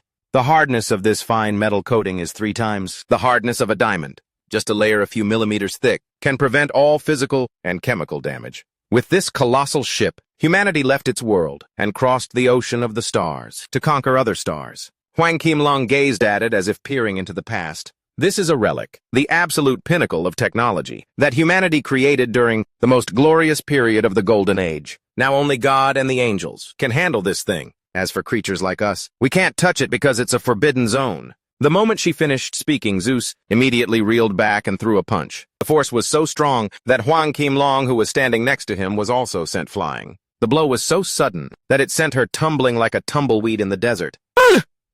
After she stopped, the dragon god angrily shouted, "Hey, what do you think you're doing?" To test Hwang Kim-long's words, Zeus didn't hesitate to punch straight into the metal wall, but it didn't even get a single scratch. "Whoa, it really won't break. This is so infuriating," the dragon god snapped, jumping to her feet. "If it actually broke, what were you planning to do, huh? You idiot!" It seemed that only fueled the stubbornness of Zeus. He snapped back irritably. "Stop pissing me off. Can you just get lost in a corner somewhere? I'll be the one to open this." Hwang Kim-long stepped forward and pushed him aside. "If you don't know anything about it, then get out of the way. I'll open it." She searched for something on the smooth, blank surface. Then she suddenly exclaimed, "Found it, I knew it was here." But Zeus stared until his eyes nearly popped out and still couldn't see a thing. The great dragon god pressed a spot somewhere on the gate. Immediately, a control panel appeared. It was a type of hidden control concealed very cleverly. Hwang Kim-long tapped a few things on the control panel, looking extremely proficient. This was completely new to Zeus. He asked in astonishment, as luminous images appeared on the stone slab, "Is that magic? What are you doing?" The dragon god replied as she worked, "I'm restoring the program." Zeus asked, "What program?" The dragon god answered, "This is technology from the Golden Age." Behind the stone slab, giant threads of lightning were connecting with each other, creating an effect that looked like magic. "This technology has now vanished." The golden dragon seemed quite regretful about that. Her hands still skillfully glided across the control panel. Zeus curiously asked, "You know all this?" The dragon god replied, "I only know the basics. Although I don't understand the principles, I've learned how to solve it." Hearing that, Zeus was stunned. "Learned? Who did you learn from?" "Could it be that you've met the golden race before?" At the mention of this, the golden dragon fell silent for a moment. Then she said, "The Golden Age, the Silver Age. Although they have all perished, the legacy of each age has not completely disappeared. In my opinion, your demon tribe has inherited the legacy of the Golden Age. The demon world also worships fire and uses power to rule the world. If you compare them, it's the same ideology." Zeus asked curiously. "This pottery of the stars, or something like a program. Why don't I know anything about them?" The golden dragon answered mysteriously, "Who knows, maybe one day you'll be able to create it." And Zeus thoughtfully looked up at the giant, wondrous thing before him. Then he asked again, "So did your dragon race inherit the legacy of the Silver Age?" The divine dragon replied, "That's right. We of the dragon race live by magic. Without magic, we probably wouldn't even be able to fly." Zeus, looking shocked as if he'd just discovered something world-shattering. "What, you guys don't fly with your wings?" The dragon god replied scornfully. "Have you ever seen a bird this big? Besides, some dragons don't even have wings." Zeus marveled, "Whoa, I never would have guessed." The control panel lit up with a strange language. or rather the language of the Golden Age. A circle appeared on it. The dragon god cheered, "It's solved." The massive heavy gate groaned open in two directions, upward and downward. The two of them peered inside curiously. Before their very eyes was a room made of pristine white metal with a unique design, like something out of a sci-fi movie. Deus exclaimed, "What is this? What a strange ship." The golden dragon nudged him aside and pushed her way in. "If you're not coming in, move it." Deus said, "Hey, that's a relic from the Golden Age. Won't we get in trouble just barging in like that?" The dragon god waved him off. "It's fine, it's probably no big deal." Deus retorted, "How could you possibly know?" The golden dragon walked straight to the main console. She answered as if scolding an idiot. "It's written on the floor. This is a dry food storage." "What's there to be scared of, you coward?" Deus stepped inside and saw a huge line of text on the floor. He stomped his foot furiously and said, "Food reserves for 1,000 centuries. So what kind of monsters could be lurking in here? Come on out! I'll destroy all of you!" The dragon god ignored him. She started operating something on the central control panel again. A screen lit up displaying a complex diagram. The golden dragon's eyes were glued to it, muttering each name under her breath. "Keterbina Chokma Gavura. This is Malkuth." Seeing this, Deus walked over curiously and asked, "What is all this?" The golden dragon replied, "The last ships of the Golden Age. There were 10 ships built when humanity was on the verge of extinction. Was created to escape from this star. The map on the screen is the root project of Sephirothus." The golden dragon's eyes shone brightly, clearly showing her admiration. "The entire ship is stuck here. This section seems to be a food storage unit. Among those ships, they were probably in too much of a hurry. They couldn't take off in time and were left behind," she speculated. "This place has nothing to do with the poison. It's probably because this is a place the dwarves hold sacred. So few people come here. They probably thought no one would come here, and so they chose this place as a trading spot for the mycelium." A look of suspicion appeared in Zeus's eyes. He asked, "Who are you really?" The golden dragon didn't turn around. She laughed and replied, "Ha! A person in my position usually has a lot of secrets, you know." Zeus said as the demon lord, "I thought you were a rather powerful being, but it turns out there's a lot I don't know. So it's true this body of yours is nothing more than a disposable item for war. Nothing more, nothing less." The golden dragon glanced at him, feeling wronged, but Zeus just acted indifferently and turned away. "All right, none of that meaningless stuff is worth anything. I've already cast aside the title of Demon Lord, so what meaning could anything else have? I need to hurry and meet up with Alex and catch that guy who ran off just now. He needs to be punished immediately." But after just a few steps, a laser beam suddenly shot from the ceiling, straight at Deus. Luckily, he managed to dodge it in time. The dragon god was also startled. "Deus." He looked at the hole in his hand in shock. My hand was pierced through. Deus's glowing eyes looked up at the ceiling. There a spider robot was watching him intently. "What is this thing?" Deus exclaimed. I can't sense a single thing from it." The golden dragon spoke up. "It's not a living creature, nor does it possess any magic. That hunk of metal is a robot, a golem from the Golden Age. Its tentacles stretched out. The gun barrel glowed red hot. It was still smoking from the previous shot." Upon hearing the dragon god's words, the smile on Deus's face twisted into a frown. "A robot," the golden dragon repeated to make it clear. "It's a golem from the Golden Age. It seems to be the guardian of this place." As soon as he finished speaking, the robot's gun barrel began to glow red hot again. It lit up. Seeing this, the golden dragon quickly pushed Deus back, and at the same time conjured a magic shield. "Watch out!" A cold red laser beam shot towards them. Its destructive power was terrifying. The golden dragon raised the shield and braced himself to block it. Ugh! But the force radiating from it was too strong, so the two of them were thrown backwards. Deus's blood boiled as he yelled at the robot. "You're not the only one who knows how to shoot!" A beam of power shot out from his blazing red eyes. After firing the shot, the robot's gun barrel had cooled down, and it detected Deus's attack. Its defensive mechanism activated. A transparent shield with a red glow appeared. When Deus's attack reached it, it was reflected by the shield in multiple directions. Another ground-shaking explosion erupted. Deus's eyes were still glowing red as he saw it was undamaged. Deus grew even angrier and roared, "You blocked it!" "Fine, I'll just hit you with something stronger." Power began to gather in his mouth, preparing for another blast. Seeing this, the golden dragon quickly clamped his hand over Deus's mouth. "Don't shoot." Deus angrily turned and asked, "Why not?" The dragon god said, "Didn't you hear me? These are the ruins of the Golden Age. Are you trying to blow this whole place up?" Zeus replied aggressively, "If you're scared, hide behind me. I'll make sure you don't die." "That's not it. This spaceship is a sky-faring vessel, powered by nuclear energy." He asked, confused, "Nuclear energy, what's that?" "Of course, it just takes one spark, and the whole reactor will go boom, bro." The Golden Dragon could only explain it briefly, telling him to just listen. There's no time to explain. Are you trying to destroy this entire world? But while they were arguing, the robot jumped down from the ceiling. It landed right next to the two of them without any hesitation. Each of its tentacles was equipped with a weapon. Its razor-sharp leg lifted up and swept towards Deus. Its agile legs and tentacles continuously slashed towards Deus, forcing the two of them to constantly retreat to dodge. Deus yelled, "Damn this thing! It's really trying to kill us." For the sake of self-defense, and also out of annoyance, Zeus threw a punch in retaliation. Purple magic flashed. The powerful punch sent the Golden Dragon tumbling to the side again. But the robot still blocked it with its shield. And of course this time, Zeus couldn't even damage a single screw on it. His face froze in disbelief as he exclaimed, "It can even withstand this, and that spaceship as well. What are these things?" Instead of helping him answer his questions, the robot continued to attack him. Zeus leaped high into the air to dodge. As he jumped, Zeus simultaneously summoned two chains from the void. The chains shot out, tightly binding the robot's arms and legs, and rendered it immobile. One of its tentacles suddenly rose before his eyes, immediately transforming into a sharp laser blade.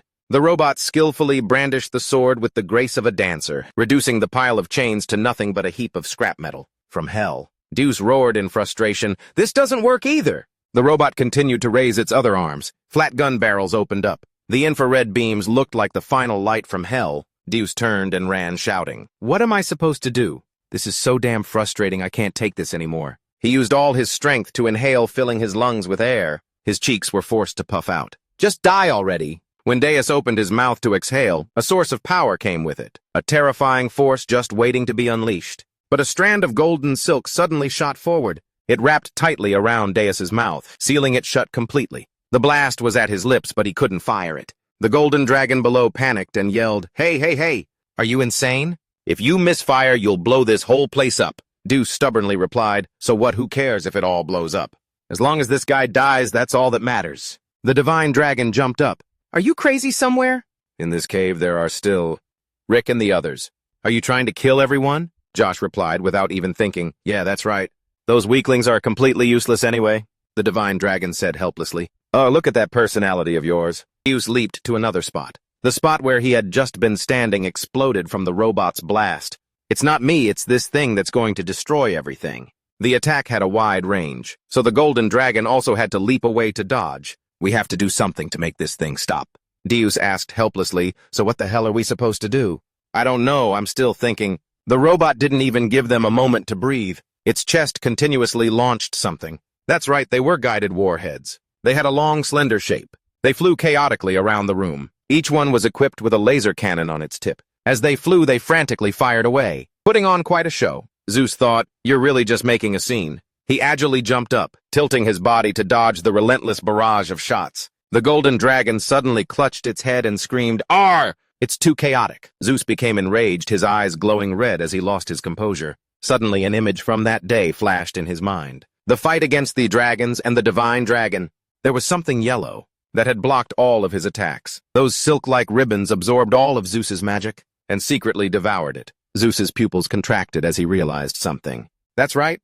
That's it." He quickly turned to the Divine Dragon and said, "Last time you blocked all my combined magic with that cloth." The Golden Dragon, jumping to dodge a shot, asked in confusion, "Why are you suddenly bringing that up?" And Zeus, leaning to dodge a beam that just grazed past him, said, "Use your power. Wrap this entire place with that cloth." The Golden Dragon looked at him, puzzled. At that moment, the robot suddenly leaped up. Its legs looked just like a chicken's. It raised its weapon and charged towards Zeus. He flew backward and said to the Divine Dragon, "Surround this place like a wall, to protect the people outside, just to keep us in your space, completely separated from this area right now." She replied, finally understanding. Okay." Her draconic body immediately flew up. Behind her were countless, huge yellow silk ribbons flying out. With just a wave of her hand, she directed them to surround the two people and one robot. Zeus puffed up his cheeks. Before making his move, he kindly gave his enemy a heads up. "Hey, you tin can, you should probably put up your barrier." But he didn't even wait for it to do anything. Gears immediately opened his mouth, blowing a dark purplish breath toward the robot. "Take this, the Demon King's breath." The robot still managed to activate its shield, but at this point it was nothing more than a piece of taffy to Gears. One puff and it shattered instantly. The situation in the cave remained as quiet as when they arrived. The only thing was at the spaceship's exit. A massive yellow object suddenly protruded, and it was even emitting a purple glow. The silk ribbons were slowly retracted by the golden dragon. The robot was just a blackened heap lying motionless on the floor. Deuce dusted off his hands and said, "Done." Suddenly Alex's voice echoed in his mind. "Master, I've captured him." Receiving the message, he immediately told the divine dragon, "Alex has got him." "Let's go quickly," the divine dragon replied. "You go on ahead. I'll go after I'm done interrogating him. I think I have to clean this place up before I go. I have a few things I need to confirm. The surrounding area is on fire. We have to hurry." Hearing that Zeus just looked at her in silence, finally he replied, "Hurry up and then come over." Elsewhere, Alex was casually strolling out of the tunnel. He was using his tentacles on the suspect. "Whoever you are, just give up. Otherwise you'll die a very painful death." He was being held by Alex's tentacles, pinned tightly to the ground, and was unable to move. Zeus's voice suddenly cut in, "Hello?" Alex turned to look at him.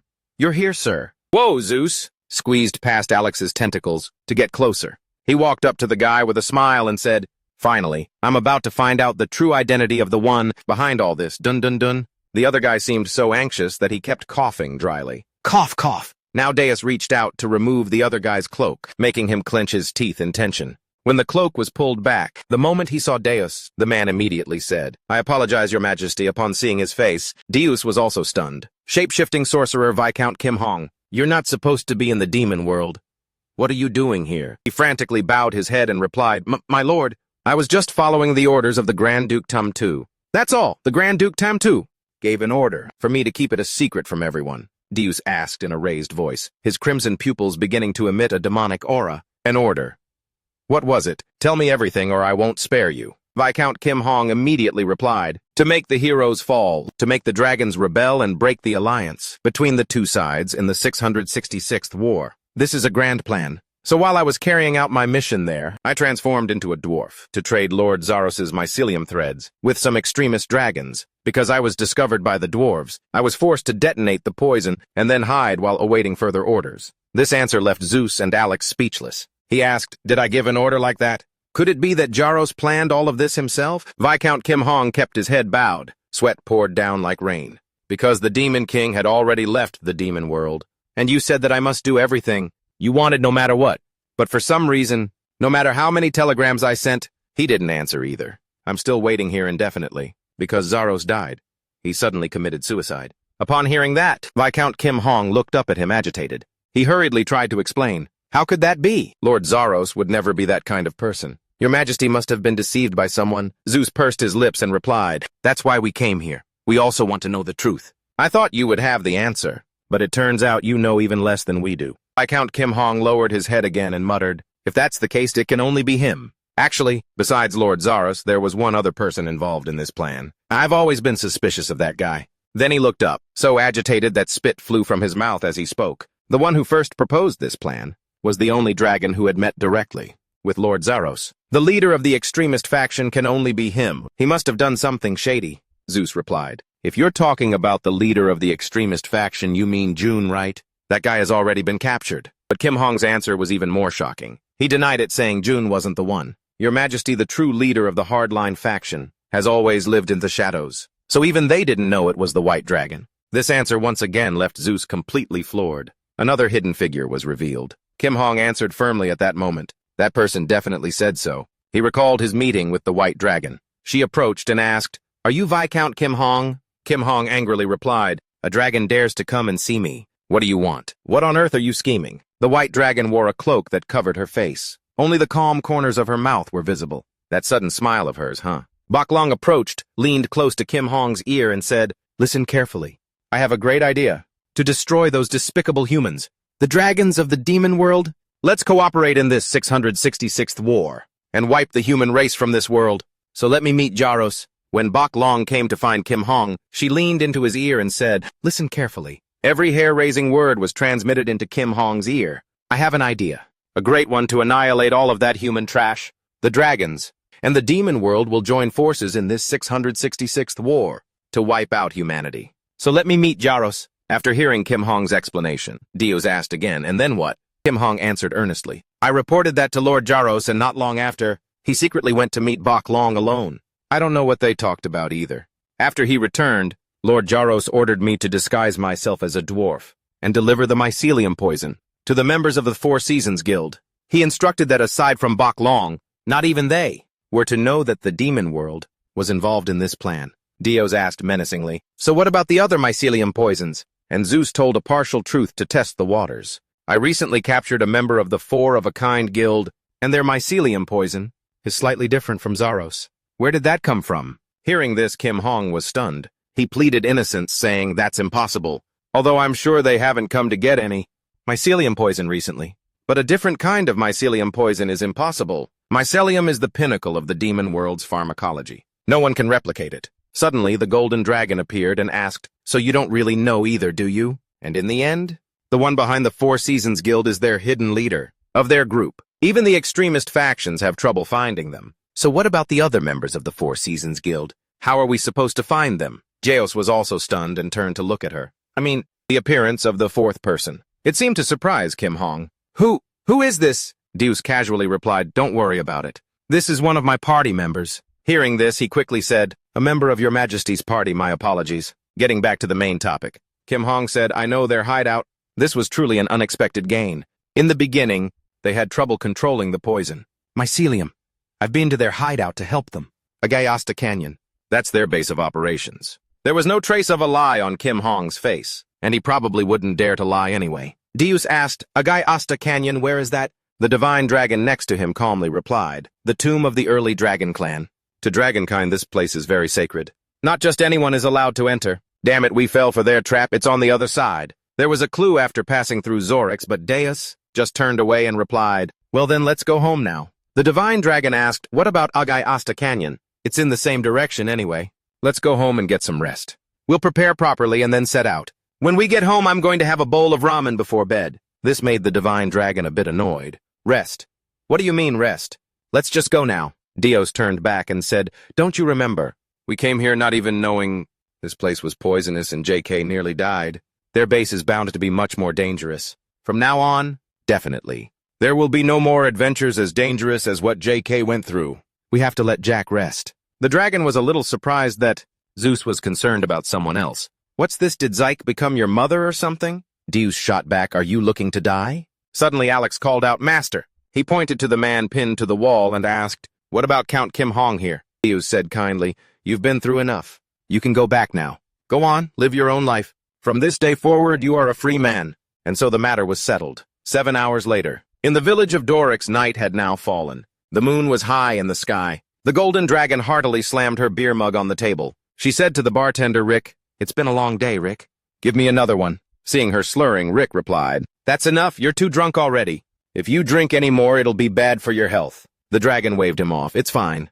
Those kids have really gotten on my nerves, Rick. You just don't understand what it's like to be a parent, do you?" "I didn't know you had children." "Well, that's not exactly it." Jack, who was eating noodles nearby, chimed in. "Just go along with it. What's the harm? She's just ruining her own body anyway. Besides, you'll sell more alcohol. Isn't that great? If she gets drunk, then just do a little something with the bill." Hearing this, Jack could only laugh. "Huh, Sir Jack, you're really something." Alex leaned in mysteriously and said, "Just do as he says. If you do a good job, you might get a little Deus tonight." Hearing that, Rick's face immediately turned bright red. What? As for Deus, of course, he heard what Alex said. He used his magic to twist Alex into a jumbled mess and warned him, "Stop talking nonsense." Alex reluctantly replied, "I'm sorry." Alex clutched his aching head and cried silently. Deus went back to slurping his noodles. He asked Zeke, "By the way, how's your siblings' tour going?" Zeke gratefully replied, "Thanks to you, Lord Deus. The kids got off to a good start, thank you." Deus then asked, "How old are those kids anyway?" Zeke beamed with pride and answered, "My sister is 15 years old, and my little brother is 9. Deus asked, 9 years old and he's already in a dormitory?" "Yes. For prestigious families starting from elementary school, they live in dormitories and receive a focused education." He said to Zeke sympathetically, "That must be tough. Next time something like this happens, just tell me right away. Don't keep it to yourself and suffer." "Yes." The drunk divine dragon beside them suddenly chimed in complaining, "Why are you only so generous with Zeke?" "But with me you charge money, even just to cook a single dish," Deus replied defiantly, "because I want to." Who knows what was going on in that dragon's head? But she suddenly asked, "Hey, you don't happen to like Zeke, do you?" Deus answered, annoyed, "Are you crazy? Stop getting drunk and talking nonsense." Then the divine dragon slumped over her beer mug, mumbling, "That can't happen. That can't happen. Don't you two fall for each other? You two can't become any closer than you already are." Although he wanted to shut her up, Deus just grit his teeth and said, "That's right, let's just keep moving forward." The strange atmosphere was broken when Zeke spoke up to greet the approaching guest. "Hello, Deus." Deus also turned to look. The man walked over with a fake smile and introduced himself. "I am an investigator from the Holy Court Zike Kadansi." Hearing this, Rick was a bit stunned. The Holy Court," he stammered in response.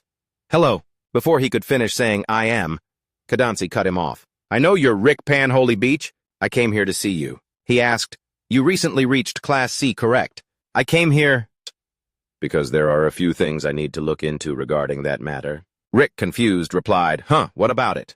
"Is there a problem?" Kadansi replied, "It's nothing major. Just a special case, that's all. I heard the Holy Beach family. It doesn't have the financial means to spend. Even 5 gold coins on the ranking evaluation? You surprisingly achieved Class C, a rank that's no small feat. I have a completely reasonable suspicion that there might be some kind of scandal going on." Rick tried to remain calm and replied, No, there's no scandal. That's something we'll only know after an investigation. Even if it's not a scandal, there is certainly something illogical about it." As he said these words, Kadansi maintained an overly exaggerated smile. Finally, Deus spoke up. Hey, investigator or whatever you are." That Kadansi guy turned abruptly and replied, "Yes, Mr. Deus." Deus, a bit surprised, asked, "You know me too?" Kadansi smiled brightly and said, "That's right. A strange merchant who suddenly appeared and took the name of an ancient god. The unconscious woman next to you is Miss John Goom, and the gentleman over there is the butler Alex." Alex's expression under his hat immediately became wary. Zeus was surprised for a moment, then said, "It's good that you know that." "In that case, get lost and stop interfering with my business," Caden replied gracefully. In that case, can I be a customer?" "It's perfect timing. I need a dagger for a trip I'm taking. And in a few days, before the dragons are released in the Holy Street territory." I've lost my weapon." Zeus's gaze sharpened. He asked, "You were there at that time, too?" Cadenze replied, "That's right. I've been present in many other places as well." His smile was so punchable. Cadenze didn't bother beating around the bush and asked, "So I have a question. The pure blood test for JK. And what was the percentage?" Deus answered guardedly. "I'm sure some kind of report was sent up. Just look at that." Cadenze replied, "That's right, it was sent up. Which is why I'm asking what the percentage was." Deus decided to play dumb. "I don't know, I don't remember anymore." He then turned to ask Zik, "You don't remember either?" The young boy stammered, Cadenze pressed him with another question. "Just tell me the truth." "The report says 4.2%. That's really hard to believe." The naive Zik easily fell into the trap. He went along with it and replied, "That's right, it's 4.2%. Seeing him take the bait, Cadenze smirked and said, "Wrong. It really was a fake report. The report says 3.62%. Deus cut in saying, "He's a 17-year-old boy from the family of an F-rank warrior. He has no parents, no power, and no money. If his pure blood lineage is too high, it would actually make it harder for him to survive. I tried to lower it a bit. If you have a problem with it, go ask the person who filed the report." Cadenze gave him an intense look. "Is that so? Believe it or not. If you get it, then get lost, will you?" Having said that, he brought another mouthful of noodles to his mouth. Cadenze laughed and replied, "There's no need to be so confrontational.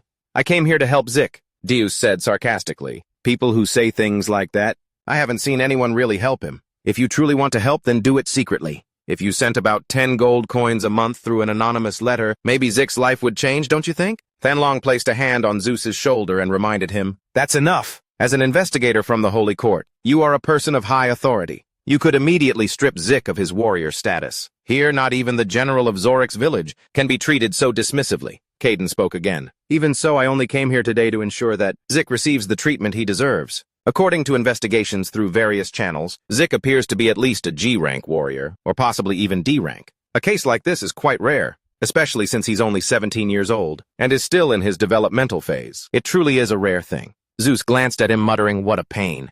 It's all thanks to the weapon that I spent a large sum of money to create. That kid's body doesn't have that kind of potential." Caden's tone suddenly became strangely high-pitched. Zeus looked at him warily. It was that same familiar scrutinizing gaze. Caden said with interest, "Most warrior guardian hope that their warrior's rank will increase, but you seem to want the opposite." Then Zeus gave a despicable answer. "If his rank gets too high, it'll be hard for me to take advantage of him." That response, which reeked of a shady merchant, caught Caden completely off guard. That's... Zeus looked at him calmly and replied, "You know how it is. Zik is a warrior, with no money or connections. If no one helps him, he can't even participate in the competition. Rank evaluation. When you graduate from high school, they give you one free evaluation, right? But Zik couldn't finish high school, so he'll definitely have to get an external evaluation and live his whole life as an F rank." Kaidenzi watched Zeus intently, but he continued to speak. On the other hand, there's me. I have a lot of money, but no status. The fastest way to climb the ranks is to become a warrior's teammate. Becoming someone a little famous is enough. However, if I become too famous, I'll also be brought into the spotlight. I don't like that. Kaidenzi's green eyes lit up, as if he were observing his prey. He exclaimed, "What a selfish mindset."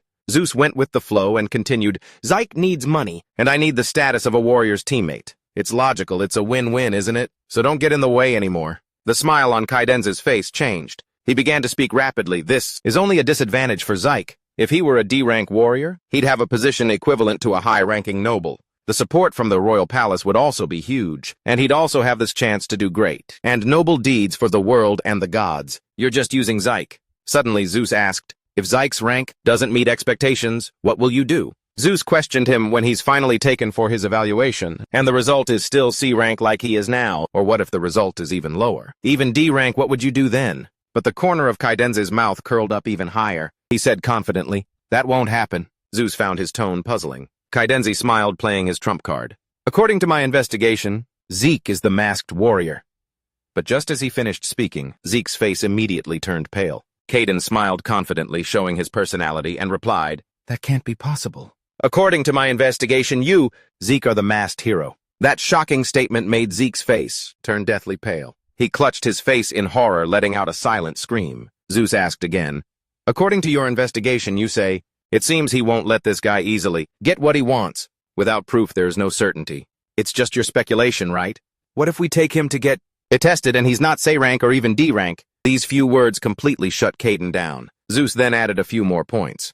Or maybe last time was just a fluke. On the contrary, if the results come back even lower showing he's F rank, what will you do then? Will you still treat him like a G rank or D rank? Seeing Zeus pressuring him like this, Zeke also felt worried. Caden's blue eyes narrowed. If that unfortunately happens, then he'll just have to live according to that rank. But that's not going to happen. Annoyed, Zeus slammed his elbow on the table, causing the noodle soup to splash everywhere. "And why is that?" Zeus looked at him provocatively. "Because you've already investigated it. So you're just going to believe your investigations and bet Zeke's entire future and life on it." From Zeus's mouth, the conversation began to take a different turn. Zeus gave him a sharp look. "You're a rich kid, aren't you?" Zyke, looking confused, replied, "What does that have to do with anything?" So Deus said, "You think that just by trying hard on your own, you can achieve anything, right? No matter how many times you fail, if you don't give up and keep trying until the very end, you'll eventually succeed. You've always believed." And stories like that are a given. That's why you from the younger generation could never do it. Caden's eyes lit up again. He asked, "Are you mocking the concept of effort or not?" Zeus replied, "No, I'm not mocking effort. It doesn't matter that you've failed repeatedly. But the fact that you could have avoided hardship by accepting help from others, and you refuse to, that's what's laughable." Zeus then began to directly defend Jack. "Failure is the mother of success, is it? Jake has lived a life where just one single failure means it's all over. But no, on the contrary, he chose failure for the sake of his younger siblings. He was even afraid that the very choice to fail would also end in failure. So he had to live a life constantly in fear, carefully taking one slow step at a time." Everyone shook their heads at Zyke, telling him not to live like that.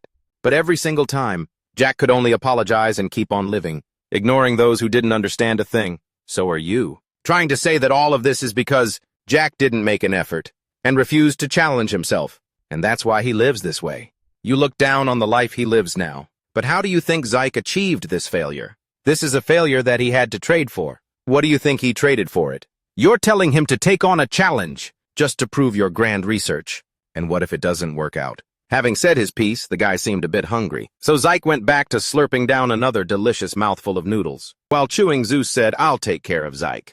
You don't have to worry anymore. Just order 28 bowls of noodles, eat, and get out of here. That's the only way you can help Zyke." Kaiden Xe's eyes flashed with a mysterious blue light. He said, "High-level warriors are assets, precious assets to humanity," Zeus replied while slurping his noodles. "Then they should have been managed properly from the start. Why would a warrior who's potentially a D rank be stuck doing menial jobs like hauling and cleaning, to the point where he can't even go to school?" Faced with those sharp arguments and reasoning from Deus Ex, Zyke fell silent. Finally, he smiled and conceded defeat. Zyke said, "Your resistance is stronger than I thought. I'll be back later, Rick. You should think it over carefully, too." Rick reluctantly replied, Yes. Deus grumbled, "I told you not to come." "Well then, goodbye for now."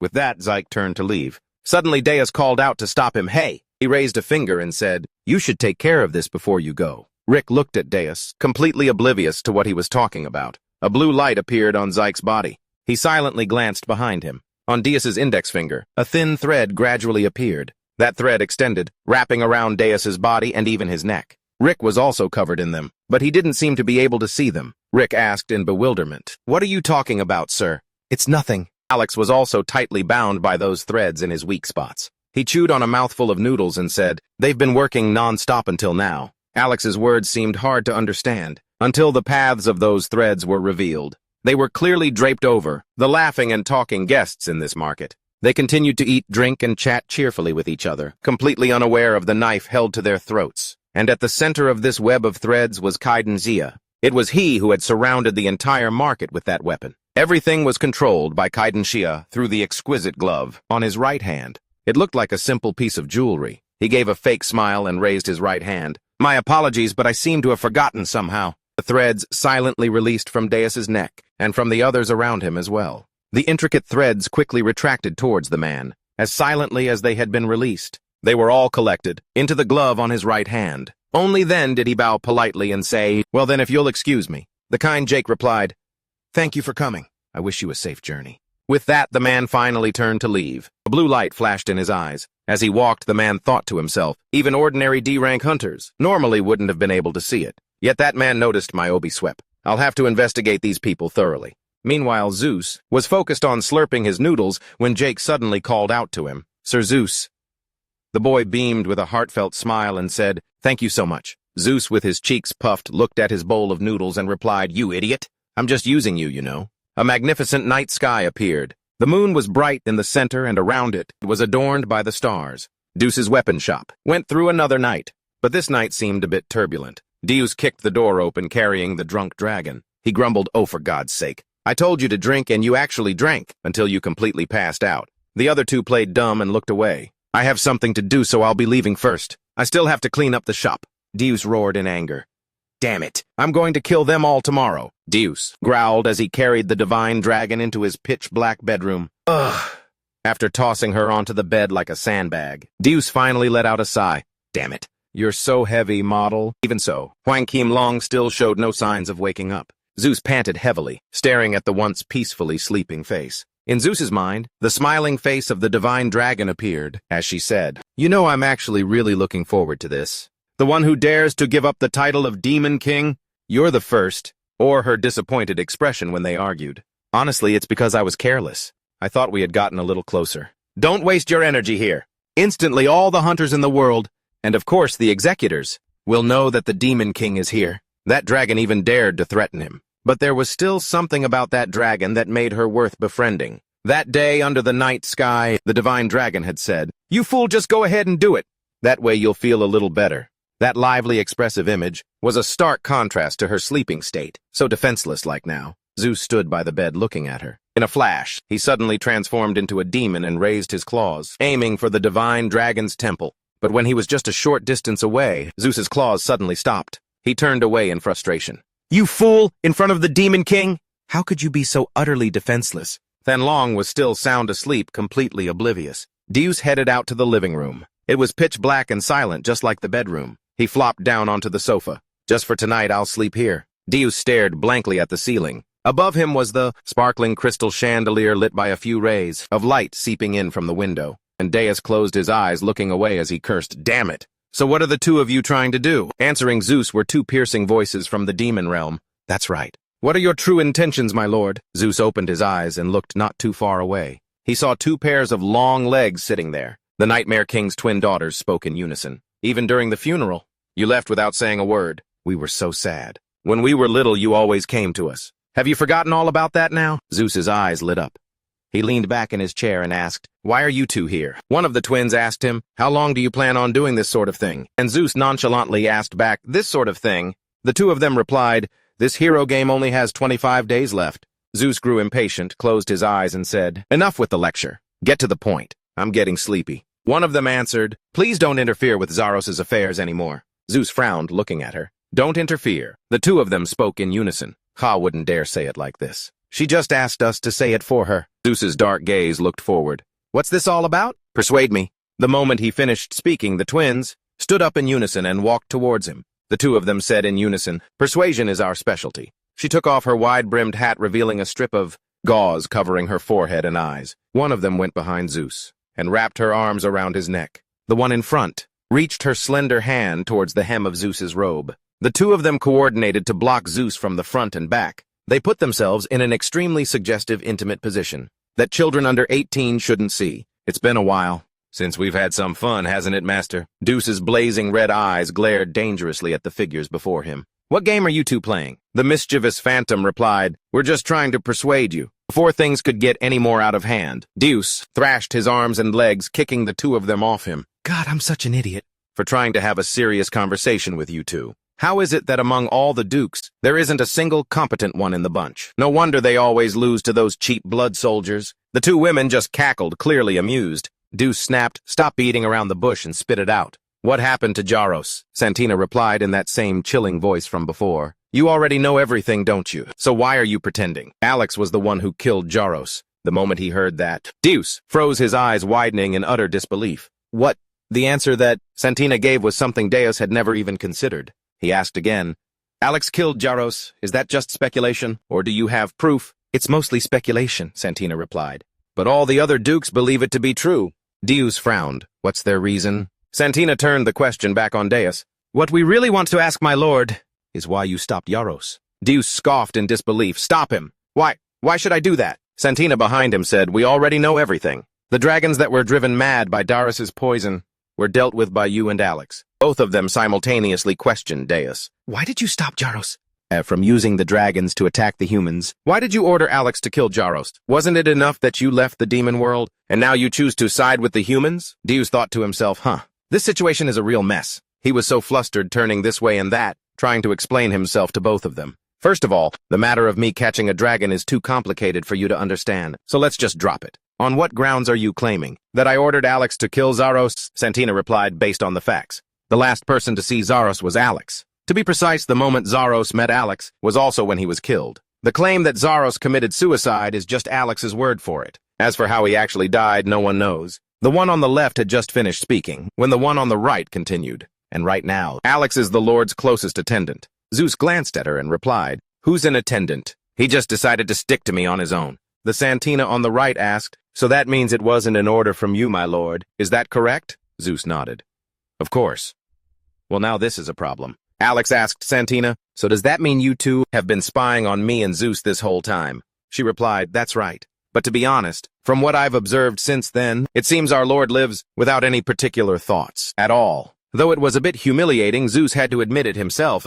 Yeah, you're right about that." The Santina on the right said, "I came here to clarify whether Alex did all of this on his own." Zeus asked probingly, "So Alex has betrayed the demon clan?" "That's right," Santina replied with a venomous smile. Zeus said sarcastically, "The 7 dukes have such a great relationship, don't they? One of you dies. The others have grown suspicious and are now watching one another," Santina said, "because this is a rebellion by the Demon King." Deus suggested, "How about we take this opportunity to close off the demon world for good? Just abandon everything. The demon race could adapt and live in the human world. What do you think?" Santina asked him, "Is that what you truly desire, my lord?" Deus replied dismissively, "I was just thinking out loud. It doesn't mean anything." Santina said, "Please come back." Deus glanced to his right. As his vassal, Santina continued to persuade him, "Stop resisting your destiny and return to us. You are the master of us 10 billion demons." Deus replied, bored, "I'm sick of hearing that from Alex. Now that you've said your piece, get lost.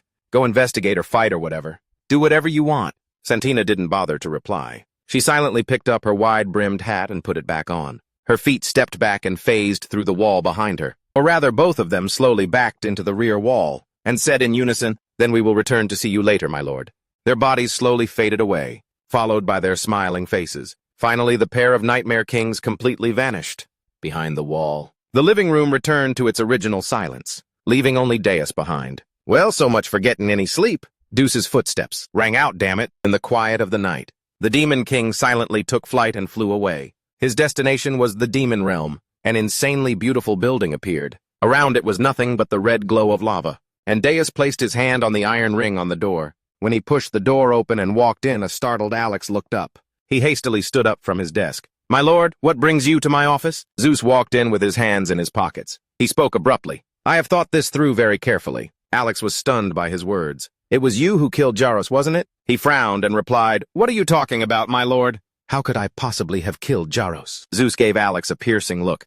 No matter how I look at it, Jaros had no reason to commit suicide. The only person with him when he died was you. If it wasn't suicide, then you must be the one who killed him. A sharp glint flashed in Alex's eyes as well. Zeus summoned his Demon King powers. His hand turned purple, and his claws grew long. It's time you told the truth. Speak, Alex. For the sake of our long-standing bond, I will grant you a painless death. Unexpectedly, Alex dropped to his knees. He bowed his head and replied, I was born in the demon world, and I live for the demon world. For that cause, I have always been prepared to die. Although I may not like the other commanders, I would never harm them and weaken the forces of the demon world. If even you, my lord, who have always been by my side, cannot trust me, then as much as it pains me, there is nothing more I can do. However, Alex kept his head down, his expression hidden. When he finally looked up, his eyes were burning with a fierce determination. If I also disappear? In this upcoming 666th battle, with Jaros already gone, my lord, the demon world's defeat will be inevitable. I cannot and will not die here, no matter what it takes. And Zeus watched Alex's every move and expression intently. He said nothing. Several seconds of silence passed. Zeus blew on his hand, returning it to normal. Passing by Alex, who looked utterly bewildered, Zeus crossed his arms and replied, That's a typical answer from you. You've passed the test. As expected, all you think about is war. An annoyed Alex questioned him. You suddenly show up here in the middle of the night, just to test me. If you're that bored, then you should learn how to use more magic. Zeus said, You fool. Sanchina just came to see me. She told me that you were the one who killed Garos. Hearing that accusation, a stunned Alex asked, What? Zeus explained, from the perspective of the other dukes, I can understand why they would think that. It's because of our past actions. Anyway, as long as we catch the mastermind, at the Yuzhong Four Seasons meeting tomorrow, everything will be cleared up. A confused Alex asked, The mastermind? Didn't you already deal with the golden dragon yourself? Now, aren't you just rounding up the rest of them? It was then that Deus realized he had misspoken. He cursed inwardly. Ah, that's right. Deus immediately composed himself and corrected his statement. Perhaps that was just a misunderstanding. A stunned Alex asked, What do you mean? Zeus replied firmly. It was just a small error due to a misunderstanding. Alex jumped to his feet. You killed a world god. And you're going to say it was just a mistake, and just let it slide, huh? There's no other way, Zeus warned Alex. In any case, the other dukes already suspect you. No one knows what will happen from now on. Lay low and be careful until I call for you. Alex's face was filled with reluctance, but he still replied, I understand, Deus added. And have you rechecked the mycelium poison that I gave you last time? I gave you a different mycelium poison, Alex replied, looking at the slide beside him. I'm just studying it now. On the sample dish was the red pathogen that Deus had given him. I'm certain it's different from the one from Zaros. Zaros's gaze turned grim. So that means someone else impersonated Zaros, or perhaps while he was still alive, Zaros intentionally created a different version. Alex replied, I choose to believe the first possibility. Based on what I've observed over the past 665 centuries, he isn't the type to pursue major changes. Nonsense, Alex said. If it's necessary, anything can happen. Even a demon king who has existed for 665 centuries. Disappeared this time, didn't he? Alex corrected him. He hasn't disappeared yet, Alex said seriously. My lord, regardless of who orchestrated this, the mycelium poison belongs to the demon realm. So it's certain that this is a plan from one of our own comrades. I don't want to investigate any further. On the contrary, the deeper we dig, the more complicated things will get. So let's just stop here, Alex advised Zeus. Why don't you restore everything to how it was? Zeus smirked as if he had just heard something. Hilarious. Restore it, he asked in return. Have Alex go back to being the Demon King? Follow the script you all prepared. Copy the Demon King's tactics, and then in another 25 years, invade the human realm and fight the hero. Is that it? Alex said that is the Demon King's destiny. And Deus glanced at him and asked, even when the outcome of the battle has already been decided? Alex reacted with agitation. My lord, you are not like the 665 times before. This time the demon realm will definitely win. Therefore, please, my lord, prepare with us for the war. 25 minutes later, Zeus's blazing red eyes glanced teasingly at Alex. He smiled and asked, In your opinion, is me just wandering around like this a waste of a terrible amount of time? Isn't it, hey? Alex replied, Yes, my lord. Listen, I'm not putting up with this anymore. One of you 6 dukes will become the Demon King, or all the demons will gather and elect a new one. It's your choice. Just leave me out of it and handle it yourselves. But Alex immediately shot back, That's impossible, because the demonic energy of the previous Demon Kings is still inside your body, my lord. Zeus jokingly asked, You want me to give it back? Alex replied. Without it, my lord, you would just be an ordinary demon. Deus then said if that's the case, he would give it back. Alex glared at him intensely. My lord, you are the most powerful being in this world. Everyone fears your authority and your power. You are an existence who can have anything you desire. I truly cannot understand. His voice grew agitated. Why would you want to throw away the power you already hold in your hands? Why would you go to such great lengths? And just to fall from such a high place? Deus stretched and let out a yawn. Yawn, just listening to all that is making me bored and sleepy. Being the Demon King is just so boring. Alex suddenly called him Lord, so Zeus said to him, everything you're saying is meaningless. If you have no intention of accepting the demonic art, then forget it. Stop rambling!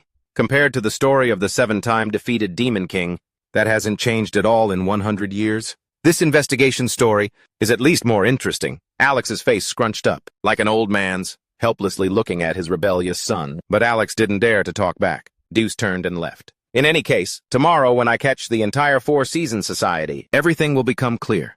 I'm leaving now, he reminded Alex. For the time being, make sure you hide well. From now on, you are the #1 suspect. Both of their eyes glowed with a fiery red light, as if they both had their own plans. Deus lay on the sofa fidgeting. He was lost deep in his own thoughts. He remembered the 3 people he had met at the Four Seasons Society. Jaros and Viscount Kim Hong of the Demon Clan, and especially those people called heroes. But the true leader of the Four Seasons Society is the one who has been behind all this. And it's just going to end like this, seriously. There's still something missing. Suddenly his train of thought came to a halt. Deus abruptly sat up as he thought of something. He connected everything about all 3 factions. Could it be that they are all the culprits? That's right, there's no rule saying that. They can't all be culprits together. Jaros provided the mycelium poison to sow discord between dragons and humans. The Four Seasons Society spread it to their own kind, following the exact schedule led by Jaros. When the dragon species attacked first, the heroes were overjoyed, hunting them down to amass wealth and weapons. Could all of this have been arranged by someone? What if it was all just for the benefit of each party, fitting together perfectly like gears, he speculated. Then on the contrary, without a central figure, you can't possibly grasp any clues at all. What if that strange person pulling the strings is just as vague? But then Deus froze when he thought about it. Then why did Jaros die? No matter how you look at it, this part makes no sense at all. But why did that guy die? Just to get my head all messed up like this? The more he thought about it, the angrier he got, stomping his foot and cursing. Damn it! He went to the bed and called for the divine dragon. She lazily replied, I was sleeping soundly. What is it? He held out his hand with the cosmic black hole. Let's go. A terrifying scream echoed in the silent space. Ah! Help me! Let me go, Arg! It hurts so much, Arg! The divine dragon was so shocked she couldn't close her mouth upon hearing the sounds. Ah, please let me go. It would be better if you just killed me. Zombie-like figures screamed through the iron bars. Let me out, please. Save me, please. Ah, please give me some food. Please give me anything at all. Ah, a flying monster. It's a flying monster. Inside here were also 2 members of the drunken guild, Ogun and Julia. The sounds of screaming and taunting echoed from everywhere within the iron cages. Hey, a newcomer, come over here and take a look. When on earth are you going to let me out? I've been in here for too long. The divine dragon started to snark about the demon's cruel nature. Is this a prison inside your body? You probably don't care much about the human rights of your prisoners, huh? Deus said. As you can see, I'm taking good care of them. They're still alive after all, aren't they? Besides, even if they wanted to die, they couldn't. Not without my permission. She looked around and asked, where are we going? But Deus just acted mysterious. You'll know once you get there. Before attacking the main base of the Four-of-a-Kind Guild, I have one last thing I want to check. Deuce's pace quickened significantly. He led them to a door. I've already locked that person in a special private cell. Thanlong was confused, wondering who it could be. As soon as he opened the door, he greeted them. How are you? Still alive, are we? As for the divine dragon, he was completely stunned. June was the one in the prison cell. She was so tightly bound by chains that she was barely visible. Hearing Deus's voice, she struggled to open her eyes, saying, just come here and kill me. But then she saw the divine dragon. Her eyes widened. Deus! Of course I'd love to kill you right this second. But this isn't over yet. Most importantly, the person next to me is strongly against it. June trembled. You're not dead, Golden Dragon. She screamed, questioning him as if she were in the right. That's right, the Demon King found out about our actions. Did you really just abandon us? How could you make us suffer? By joining hands with the demon tribe. Unbelievable. Who did she think the Golden Dragon was? How could he possibly tolerate this? Even if I were to side with the humans, out of pure hatred, you poisoned the bodies of your own tribe's children. and then pushed those children into the human city. That act alone is enough to warrant your destruction. You are no longer a member of the dragon tribe. June explained, I did it all for the dragon tribe. I even got my own hands dirty. But she saw nothing wrong with her actions. Humans just a few centuries ago fought desperately alongside us against the demon tribe. I once thought that we could become good allies. But what was the result? Every chance they got, they killed our parents, our siblings and our children, and then wore their parts like jewelry. You are our mother, and you are our God. And yet all you told us was to endure all this time. Do you have any idea how much we've rotted from the inside? Dios scoffed. So you took it upon yourselves to sacrifice your own kind, and to achieve your goal. And so June made her case. It's not just us, everyone wants that. It's just that there hasn't been an event significant enough to make the decision. The first flame event. We made that a reality for them. I was the one who did it. Soon enough, countless enraged allies will start a war. The divine dragon was filled with compassion. June, I understand the sorrow from deep within your heart. I know you lost both your beloved husband and your child at the hands of humans. Your husband's claws were turned into their spear. Your child's eyes were made into a nobleman's earrings. I also didn't stop you from protesting the signing of the treaty of peace with humankind, even when you gathered a larger group to plead with me. I still listened in silence. You hardly seem like a noble dragon right now. Just listening is not enough. She screamed frantically, "Oh, mother of our kind! Oh, divine golden dragon! Our noble divine dragon! Why did you sign a treaty with the humans? They are so greedy. Right now, somewhere out there, they are still targeting the bodies of our dragon race. Today, they will use my flesh to make shields, and tomorrow they will use the bones of my husband's right arm to forge a sword. And the day after that, with those weapons, they will once again seek to harm our other children, until the very last dragon." But June's eyes were clouded with rage. They are nothing but demons. Why would you sign a treaty with them, O Divine One? But the divine dragon did not answer. She turned sharply and said, "Let's go back." The two of them quickly left the special prison. Suddenly they heard agonizing screams. "Help me!" Deus exclaimed. It's just as the saying goes. When you gaze long into an abyss of monsters, the abyss also gazes back into you. Is this what it meant? He taunted, "Your children. Have they become the embodiment of rage?" The divine dragon was stunned, frozen with disappointment. But Deus seemed to console them. Perhaps they just want revenge on humanity. There's no other purpose, is there? It's nothing serious. The Four Seasons Guild has its own way. The demon tribe has its own way. And the heroes have their own way. Perhaps everyone is just doing as they please. They're not following anyone's grand plan. They're just living out their own roles. And gradually, maybe we've all become monsters. The golden dragon abruptly asked, "Humans are detestable. But what about you? Do you hate humans?" He was taken aback by the question. He paused for a moment. Then he walked off. "Stop talking nonsense. Hurry up and go to sleep." Demonic eyes were clearly visible against the crimson sky. "You idiot, if you want to win, we have to set out early tomorrow morning." "I'm sure it will all end tomorrow." The divine dragon agreed. That night, Zeth slept soundly on a straw bed. Alex gazed at the sky in the demon realm. The golden dragon turned over. It was unclear if he was asleep or awake. Deus didn't sleep. He lay there lost in thought. The starry sky seemed to say that this peace wouldn't last much longer. The scene changes. The water's surface ripples from footsteps. A person dressed in clerical robes greeted him. "It's been a while, sir." "Kite Sia, was your journey a pleasant one?" The person laughed. "Ha! Air sickness is no joke. Indeed, a red-eye flight is not easy at all." The place where they were talking was the only Holy Land underground, the Thanhuang Palace. The man from before spoke with a hidden meaning. "That person is waiting. Please come in, sir." K. Dancy bowed respectfully. "May the Thanhuang Palace prosper. May the 12 archangels bless you, sir." The Thanhuang, sitting majestically above, spoke. "I have already heard the story. Give me a detailed report." K. Dancy began his report. "Zig Van Hoy Beach is 10.825%. We have obtained a confession from the one who took the measurements directly. Thanhuang. After all, this is an unprecedented event." The Thanhuang was surprised. "After all, this is an unprecedented event," K. Dancy suggested. "We must bring that person to the Thanhuang Palace. If we let him lead the cavalry and prepare for this 666th war, then I believe we can definitely destroy the demon world completely." The Thanhuang remained calm. "I've been hearing the Duke's opinions for a long time." K. Dansei continued to plead. "Thanhuang, I can still fight for another 25 years. All the heroes of D and G rank share the same determination. In the past, even though we always had the strength, we always stopped at just one gate to the demon world.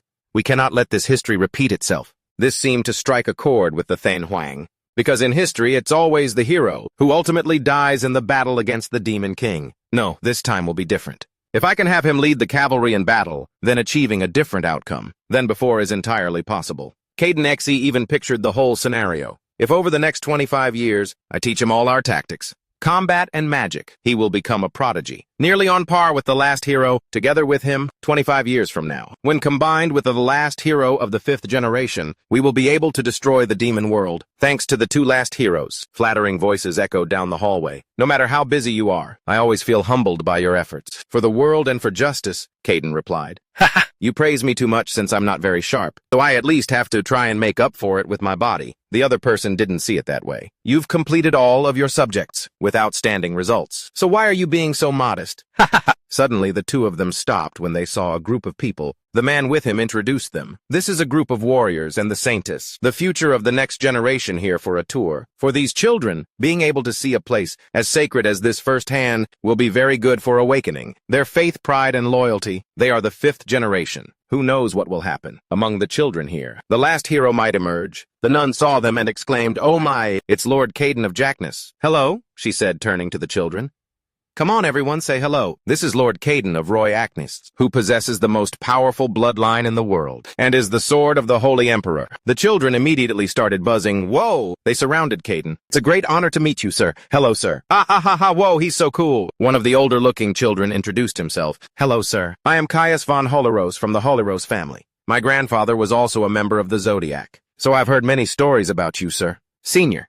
Another girl came forward to shake Caden Sai's hand. "Hello, sir. I'm from the Holy Cypress family, the place that produced the very first final female warrior. My name is Ilaravan Holy Cypress." He was a bit flustered. "Ah, hello. It's a pleasure to meet you." An excited orange-haired boy piped up. "My mother said our family has produced as many as 3 final saintesses." Caden Sai could only force a reply. "Oh, is that so? That's really amazing." The kids around them continued to clamor. "The final hero is even more amazing. Without a saintess, a hero can't do anything on his own." Caden Sai was completely surrounded. Everyone is so amazing," they boasted proudly. "If it weren't for our Holleros family, this world would have been destroyed by the 320th Demon King. Our ancestor was a final hero too." "Hey!" Suddenly a kid turned around. "Hey, does your family have anything to be proud of?" "Greatest family of this era is Sir Sai Zin von Holobichi, right?" The other kids caught on. "Oh, that's right. There's a member of the Holobichi family here too." The girl who was singled out was holding her younger brother's hand, looking embarrassed. The kid who first asked now chimed in with a tactless taunt. "Ha ha ha, hey! You already know they have nothing, so why are you asking so cruelly?" "Ha ha ha!" The embarrassed girl mumbled, "Yeah, our family doesn't have any." "Ha ha!" The kid who asked roared with laughter upon hearing that. "Of course they don't. Why did you even ask?" The girl being mocked was the younger sister of Zyke, 15-year-old Sydney von Holobichi. The little boy holding Sydney's hand yelled out, "My big brother is a C-rank warrior." This time he actually did it. The little girl called to her brother Regan. "That boy is Zyke's younger brother, Regan von Holy Beach, 9 years old." The children paused for a moment upon hearing this. Then they all burst out laughing at the 2 of them. "Ha ha ha! We were just talking about the final hero and the saintess, and now some C-rank nobodies dare to butt in. Oh, that's just fantastic." "That's right, for an F-rank family, a C-rank warrior is already considered outstanding." "Ha ha ha ha ha ha!" They all laughed mockingly. "I heard your brother also became some nameless squire and bought his title with money. Isn't that right? Wow, how pathetic. People like that should have their warrior titles stripped from them. Prestigious. Families like ours get a bad name from them." "Don't worry. After all, it's not like anyone knows who he is." A girl with pigtails even came forward to taunt them. Hey, don't tease them too much now. After all, whenever I'm feeling down, I just need to look at Sydney and Regan, and I'll feel better right away. They're really great for a mood booster. Everything has its use, I guess." Sydney was too timid to talk back. "Ah ha ha, is that so? Well then that's great!" The other kid cackled. That's right. Ha ha ha. That blockhead over there cut into their conversation. "Are you 2 JK's younger siblings?" Sydney was surprised. "Sir, you know my brother." The other children were just as surprised. The blockhead Sai gave a friendly smile. "Of course I do. Didn't your brother tell you we're best friends? Sydney and Jejin, right?" The little girl replied, trembling. "Yes, sir." He spoke so convincingly. "Zyke has bragged about you 2 to me countless times. I'm one of his regulars." Sydney blushed with embarrassment. "Oh, so that's how you know him? So that's what this is about. I'm honestly surprised that someone as great as you, sir, would call my brother a friend. Ha, Regine is something else." The boy is so proud of his brother. "My brother is a business genius, you know. He earns a ton of money and used that money to send me and my sister to the dormitory. My brother isn't just good at carrying heavy loads around here. He's also great at washing dishes, and he's an expert at driving a carriage. There's absolutely nothing he can't do. Caden XE suddenly dropped to one knee. He took everyone by surprise. You must truly admire your brother. Regine, though surprised, answered clearly and confidently. Yes, sir.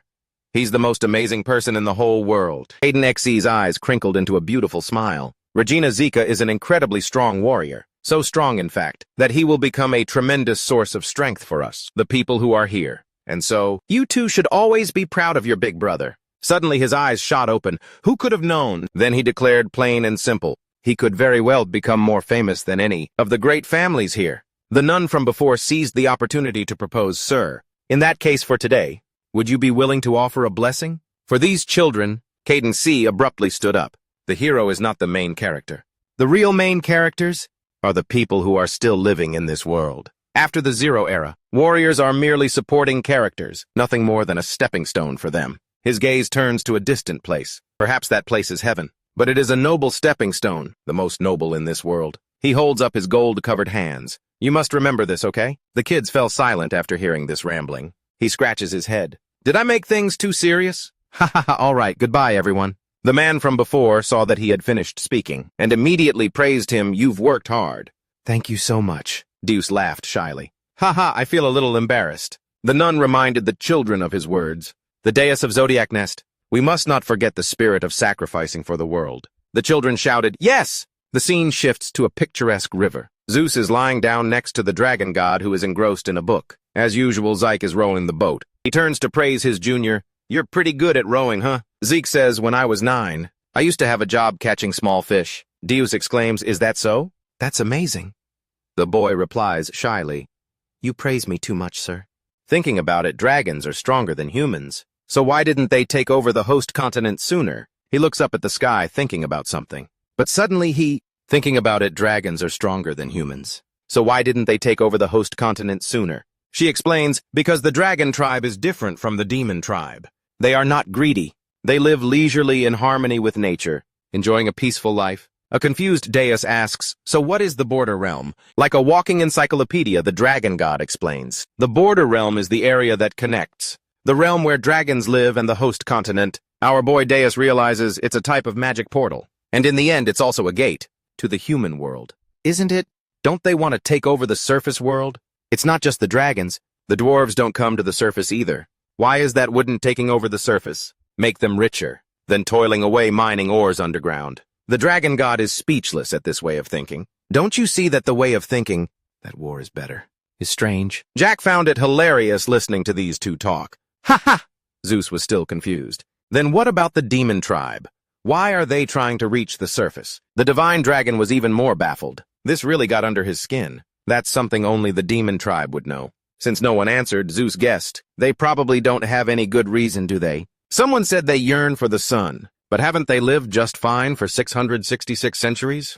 Without the sun, underground are the dwarves. In the forests are the elves. In their own realm are the dragons. The continent is for humans and the demon world is for the demon tribe. Isn't that abnormal? The divine dragon got triggered like an old boss dealing with Gen Z. You should get some exercise. You just sit around overthinking things. And for an idiot like you, you'll fry your brain. What the hell is so strange about it, you lunatic? Dios like a Gen Z didn't get why for those 666 centuries, how in over 60,000 years, the territories of each tribe hadn't gotten mixed up and had remained the same. No matter what changes might have occurred, that's still a very long time. Long enough for everything to have changed right. At this, Ricky also had a realization. Come to think of it, the human continent is the same way. For the entire 666 centuries, the borders of the nations have remained the same. Occasionally there are wars fought for the throne. But I don't think there have been any significant changes. Then the divine dragon started to freak out. That's right. Thinking about it carefully, the mountains and rivers and nature itself haven't really changed much, have they? Ius was genuinely shocked to hear this, but Ricky didn't think that was right. Do things like that ever really change? Even Shenlong couldn't figure it out. Anyway, after 6,000 years, there must have been some changes. But I don't know either. She started to laugh it off. So maybe that's the proof that the balance of the world that God created is perfect. Right, Zeke agreed. Yes, perhaps that's the most accurate answer. Deus fell into deep thought. A perfect balance, huh? His thoughts were interrupted by Zeke's question. But Lord Deus, where did Alex go? Shenlong also wondered. That's right. Where's that servant of yours? He said just one sentence. I killed him. The faces of the two on the boat turned pale. Are you for real? He quickly corrected himself. Just kidding. He left for personal reasons. I was planning on telling you anyway. When we get back, post a flyer in front of the shop to find a new butler. Of course, Shenlong didn't believe him. How could that guy just leave you? What are you two plotting now? He told her not to worry about other people's business. But then Zeke was confused when he heard Deos's next words. I really do hope he comes back, Zeke said shyly. Maybe because this is the first time I've ever formed a team. I just thought to myself that we would always be together. Forever. I guess I was the only one who thought that, huh? Shenlong looked into the distance as she realized something. Closing the book she was reading, she told them, let's stop the chit-chat here and start preparing. We've arrived. This is the safe zone, the tomb of the ancient dragon. Agayatsa Canyon, home of the majestic mountain dragons. Shenlong rummaged through her dimensional storage. Zeke, take this. She pulled out a suit of armor. Last time inside the shell, I found a little bit of titanium left over, so I tried forging it with a bit of magic. You can't enter a dragon's lair, dressed like a normal person. Right? Deus asked in surprise. The divine dragon's gaze confirmed that it was very powerful. Bewildered, Zeke took the armor. Technology from outer space. The moment his hands touched it, his eyes flew wide open. He saw towering skyscrapers, packed closely together with robots flying around. Where in the world is this? A source of red energy shot out from midair, making him uncomfortable. The armor emitted a series of zeros and ones, like some kind of electronic code. From the last few lines, it emitted a blinding red energy. Zeke received it like a superhero receiving his powers. He returned to the present. Zeke realized the armor was made entirely of energy from another world. Deus urged him hurry up and put it on. Zeke quickly took off his clothes and changed. Okay. He put on the armor, put on his gear, and then showed off to his two special companions. So what do you think? The armor's design is a little strange, but do you two think it suits me? The divine dragon gave a polite compliment. It's truly beautiful. Deus, however, just gave a half-hearted compliment. It's acceptable, I guess. Ha ha, Zeke said cheerfully. Now that I'm wearing this armor, I feel like I wouldn't even be afraid if a dragon showed up. Ha ha ha. On the calm surface of the water, a four-eyed face appeared. That thing flicked its tail, sending the small boat flying. Jack screamed in alarm. Ah! A dragon monster appeared, its booming voice warning, this is not a place for humankind, for you mortals to tread. If you don't want to die, turn your ship around at once. Deus the AI pointed straight at the dragon. Lazily, he provoked Zyke slay the dragon. Zyke launched his attack. The guy's face went pale with fright, huh? Lying lazily on the boat, Zeus cheered, go hero. Let's defeat it. Zeke turned pale. Sir, are you kidding me? The annoyed dragon god snapped. Hey, are you trying to get him killed? Zeus said, what's the big deal? He's seen them many times before. It's time for him to stand on his own 2 feet. The dragon god was at her wit's end. Do you think dragons are the same as slimes? Even an army of heroes wouldn't be able to capture one, you know. Deus turned away and scoffed, an entire army. What a bunch of idiots. The dragon god was furious but couldn't do anything. You're the idiot. But Deus just suggested, if you don't want Zyke to do it, then you go catch it. The dragon god felt like she was dealing with a complete lunatic. Don't you think it's weird for me, a dragon, to be catching another dragon? Is that a challenge? Fine, I'll catch it. That dragon is too weak. If I can't adjust my power correctly, then it's not my fault if something happens. Hearing this, the dragon god gritted her teeth in frustration. Ugh. The four-eyed dragon above was still issuing a warning. What are you doing? Get out of here now. The dragon god gave in. She used her ice power. I'm washing my hands of this, Zyke. It's all on you, kid. After receiving the dragon's blessing, he was on a whole other level. This terrifying power? The dragon god explained briefly. All types of buffs at the highest level have been activated. In this state, he has more than enough power to destroy a small castle. I'm also asking you, Zyke, please don't kill that child. As Zyke scratched his head in disbelief. That's a child. It's more likely that it'll kill me. He was suddenly grabbed by Deus. Before Zyke could even process what was happening, Deus had already thrown him towards the dragon. Zyke was super hyped. Let's do this, he roared with the energy of someone making a 5 million salary for doing the work of an entire department. Zyke flew towards the enormous dragon. Ah, the dragon is gathering energy in its mouth. Die. It's using an attack. Gale breath. Rick quickly pulled out his shield to block the attack. The shield swiftly sliced through the wind in a straight line. The dragon was stunned, not understanding what had happened. Just then, Jackie prepared to draw his sword for an attack. Moonlight Pierce, third style Demon King Pierce. He managed to inflict a wound on the dragon. Blood splattered everywhere. But then the dragon's tail swung with immense force. It spread its wings, looking down on the tiny human. You think that kind of direct attack can hurt me? Rick was blown away by the wind. Ugh! His shield flew into a bush, and his sword fell right into the river. From midair, two anchors shot forward. They latched tightly onto the dragon's horns, surprising it. The tiny human was using chains to hold on to it. Rick was still holding on and hadn't fallen off. This genuinely surprised the dragon. It knew that if it just moved slightly, Zyke would be in for a wild ride. He slammed against a boulder, making him cry out, "Ah!" His hand was bleeding. Some of his fingers were bent backward. My hand!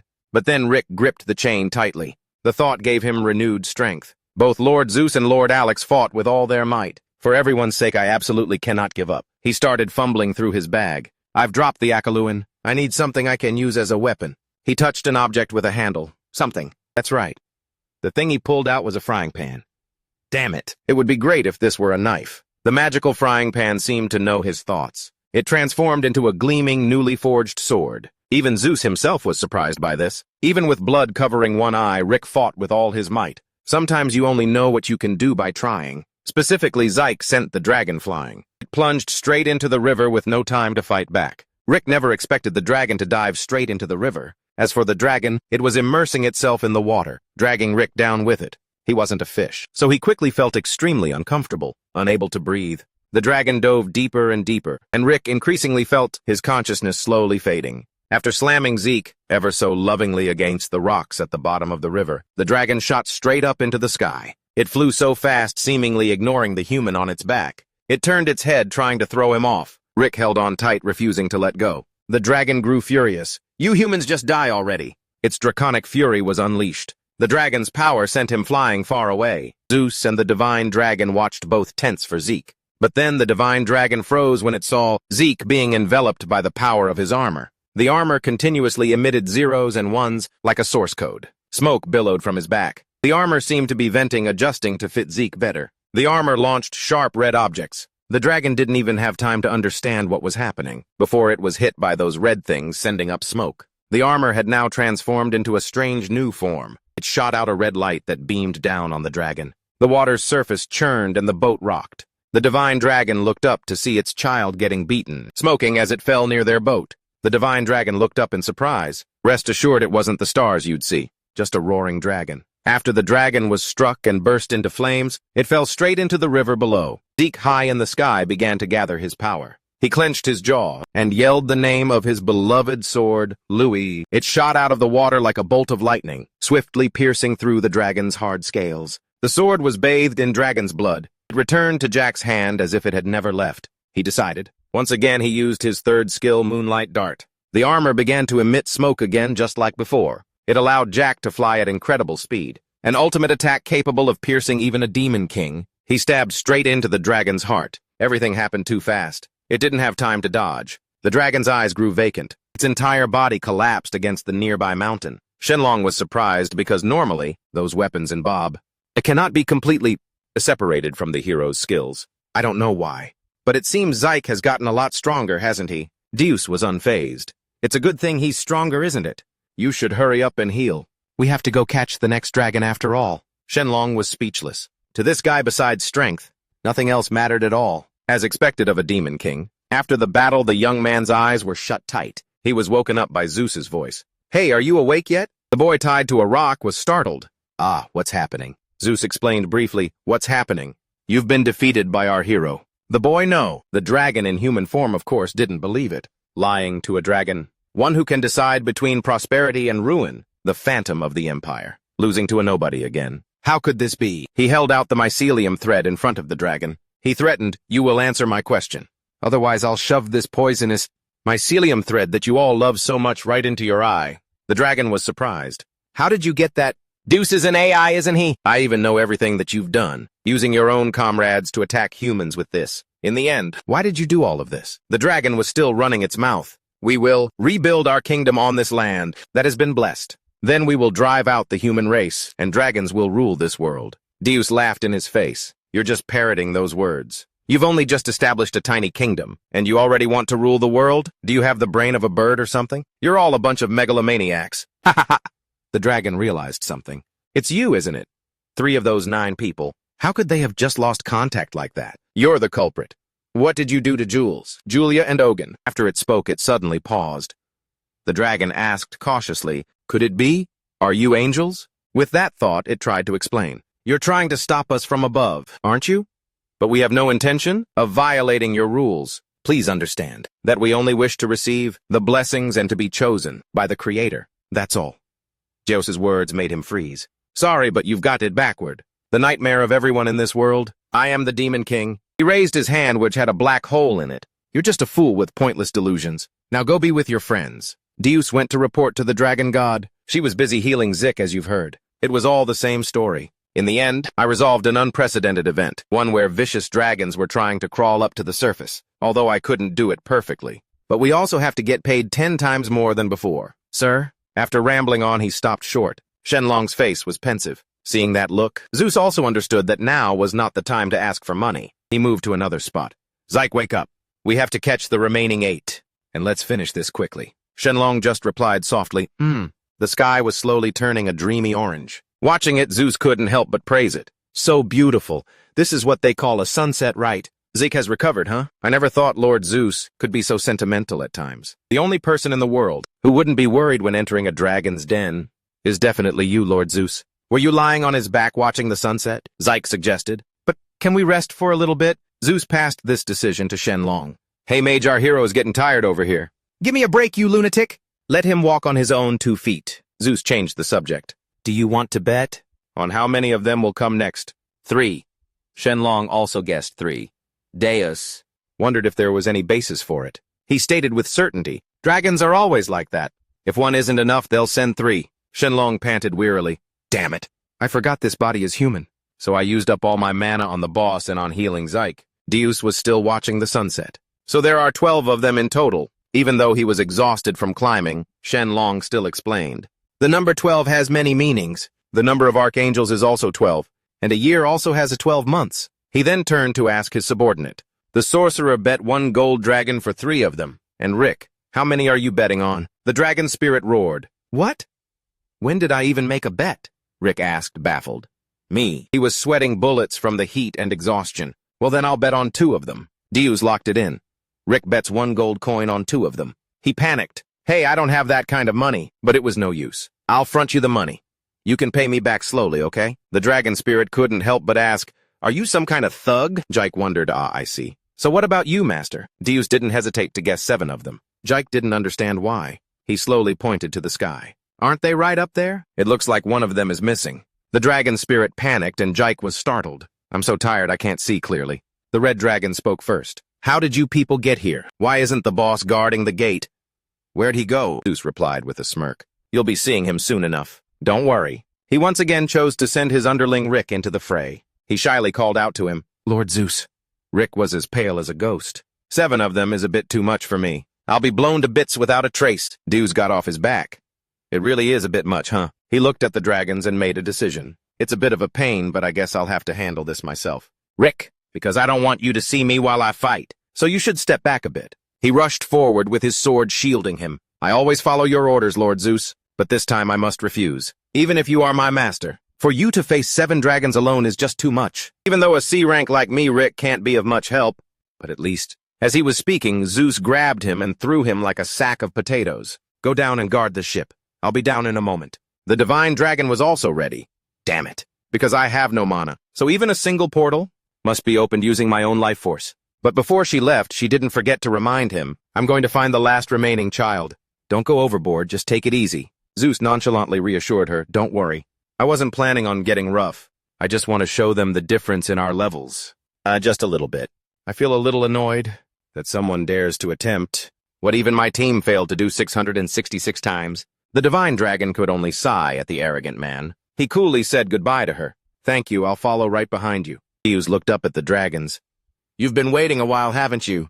Well then, let's get to it. As soon as the words were spoken, Deus's figure vanished. Now Zeus leaped up and shot forward. In just 0.5 seconds, 6 dragons had 6 of their eyes blown out. Next up was the skill, Chains of the Void. In the next 0.5 seconds, 4 dragons were bound. Zeus flashed a smile that was 3 parts dangerous. In the next 0.8 seconds, their bodies were destroyed with ease. Octa, the only one who could see the afterimage left by Deus, was trying to catch his breath, but Zeus was 0.05 seconds faster. Before the dragon could breathe fire, Zeus had already pierced its heart with a red beam of light. A terrifying excitement flashed in his eyes. The dragon, despite its pain, still tried to fight back. Just as Zeus was about to attack again, a voice stopped him. "Enough," the one-winged blue dragon begged.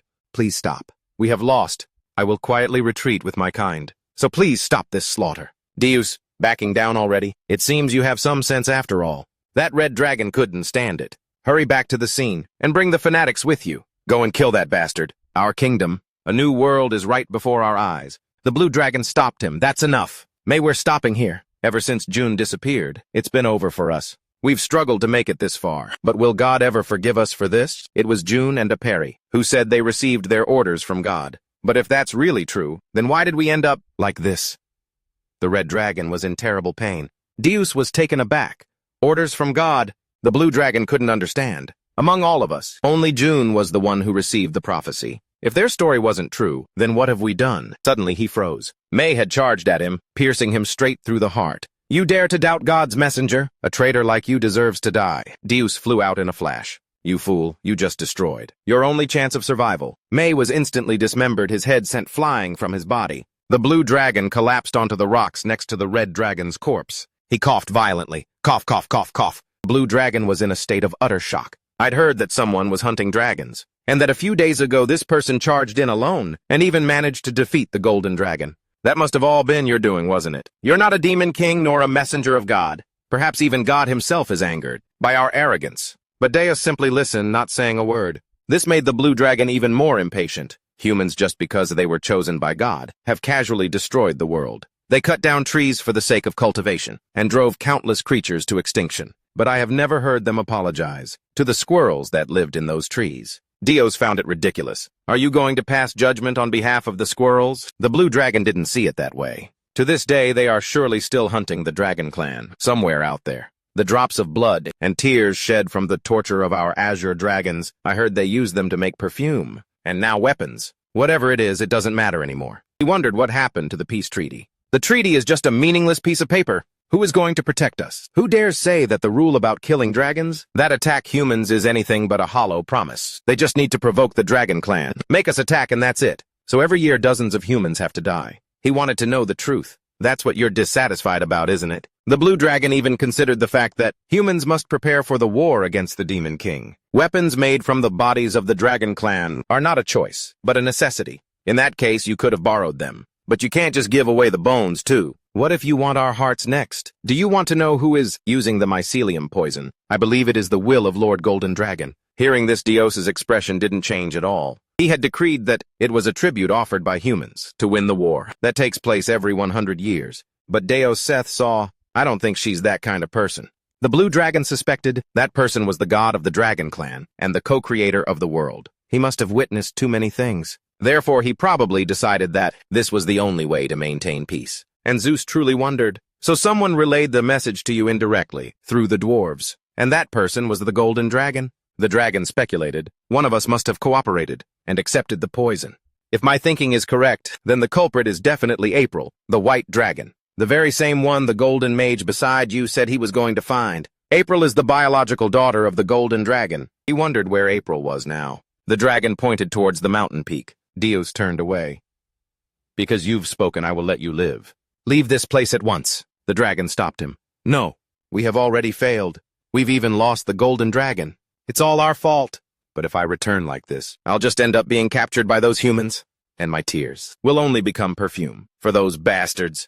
As a proud dragon, how could I possibly endure that? The dragon's eyes flashed as its entire body began to glow. Then it exploded, illuminating the entire sky, to JK's astonishment. Having just been thrown into the river, he was worried about Zeus. Zeus used his coat to shield them from the dust cloud caused by the dragon's suicide. After it was over, Zeus landed in front of an ancient tree. The dragon god was sitting there, lost in thought. The ground was carved with magic circles. The person in the dragon god's arms was weak. We need a reason to deal with those nuisances. With this, at least things will be quiet for a while. What do you think? Am I not a rather perfect villain? The pink-haired girl cried. Did I do a good job?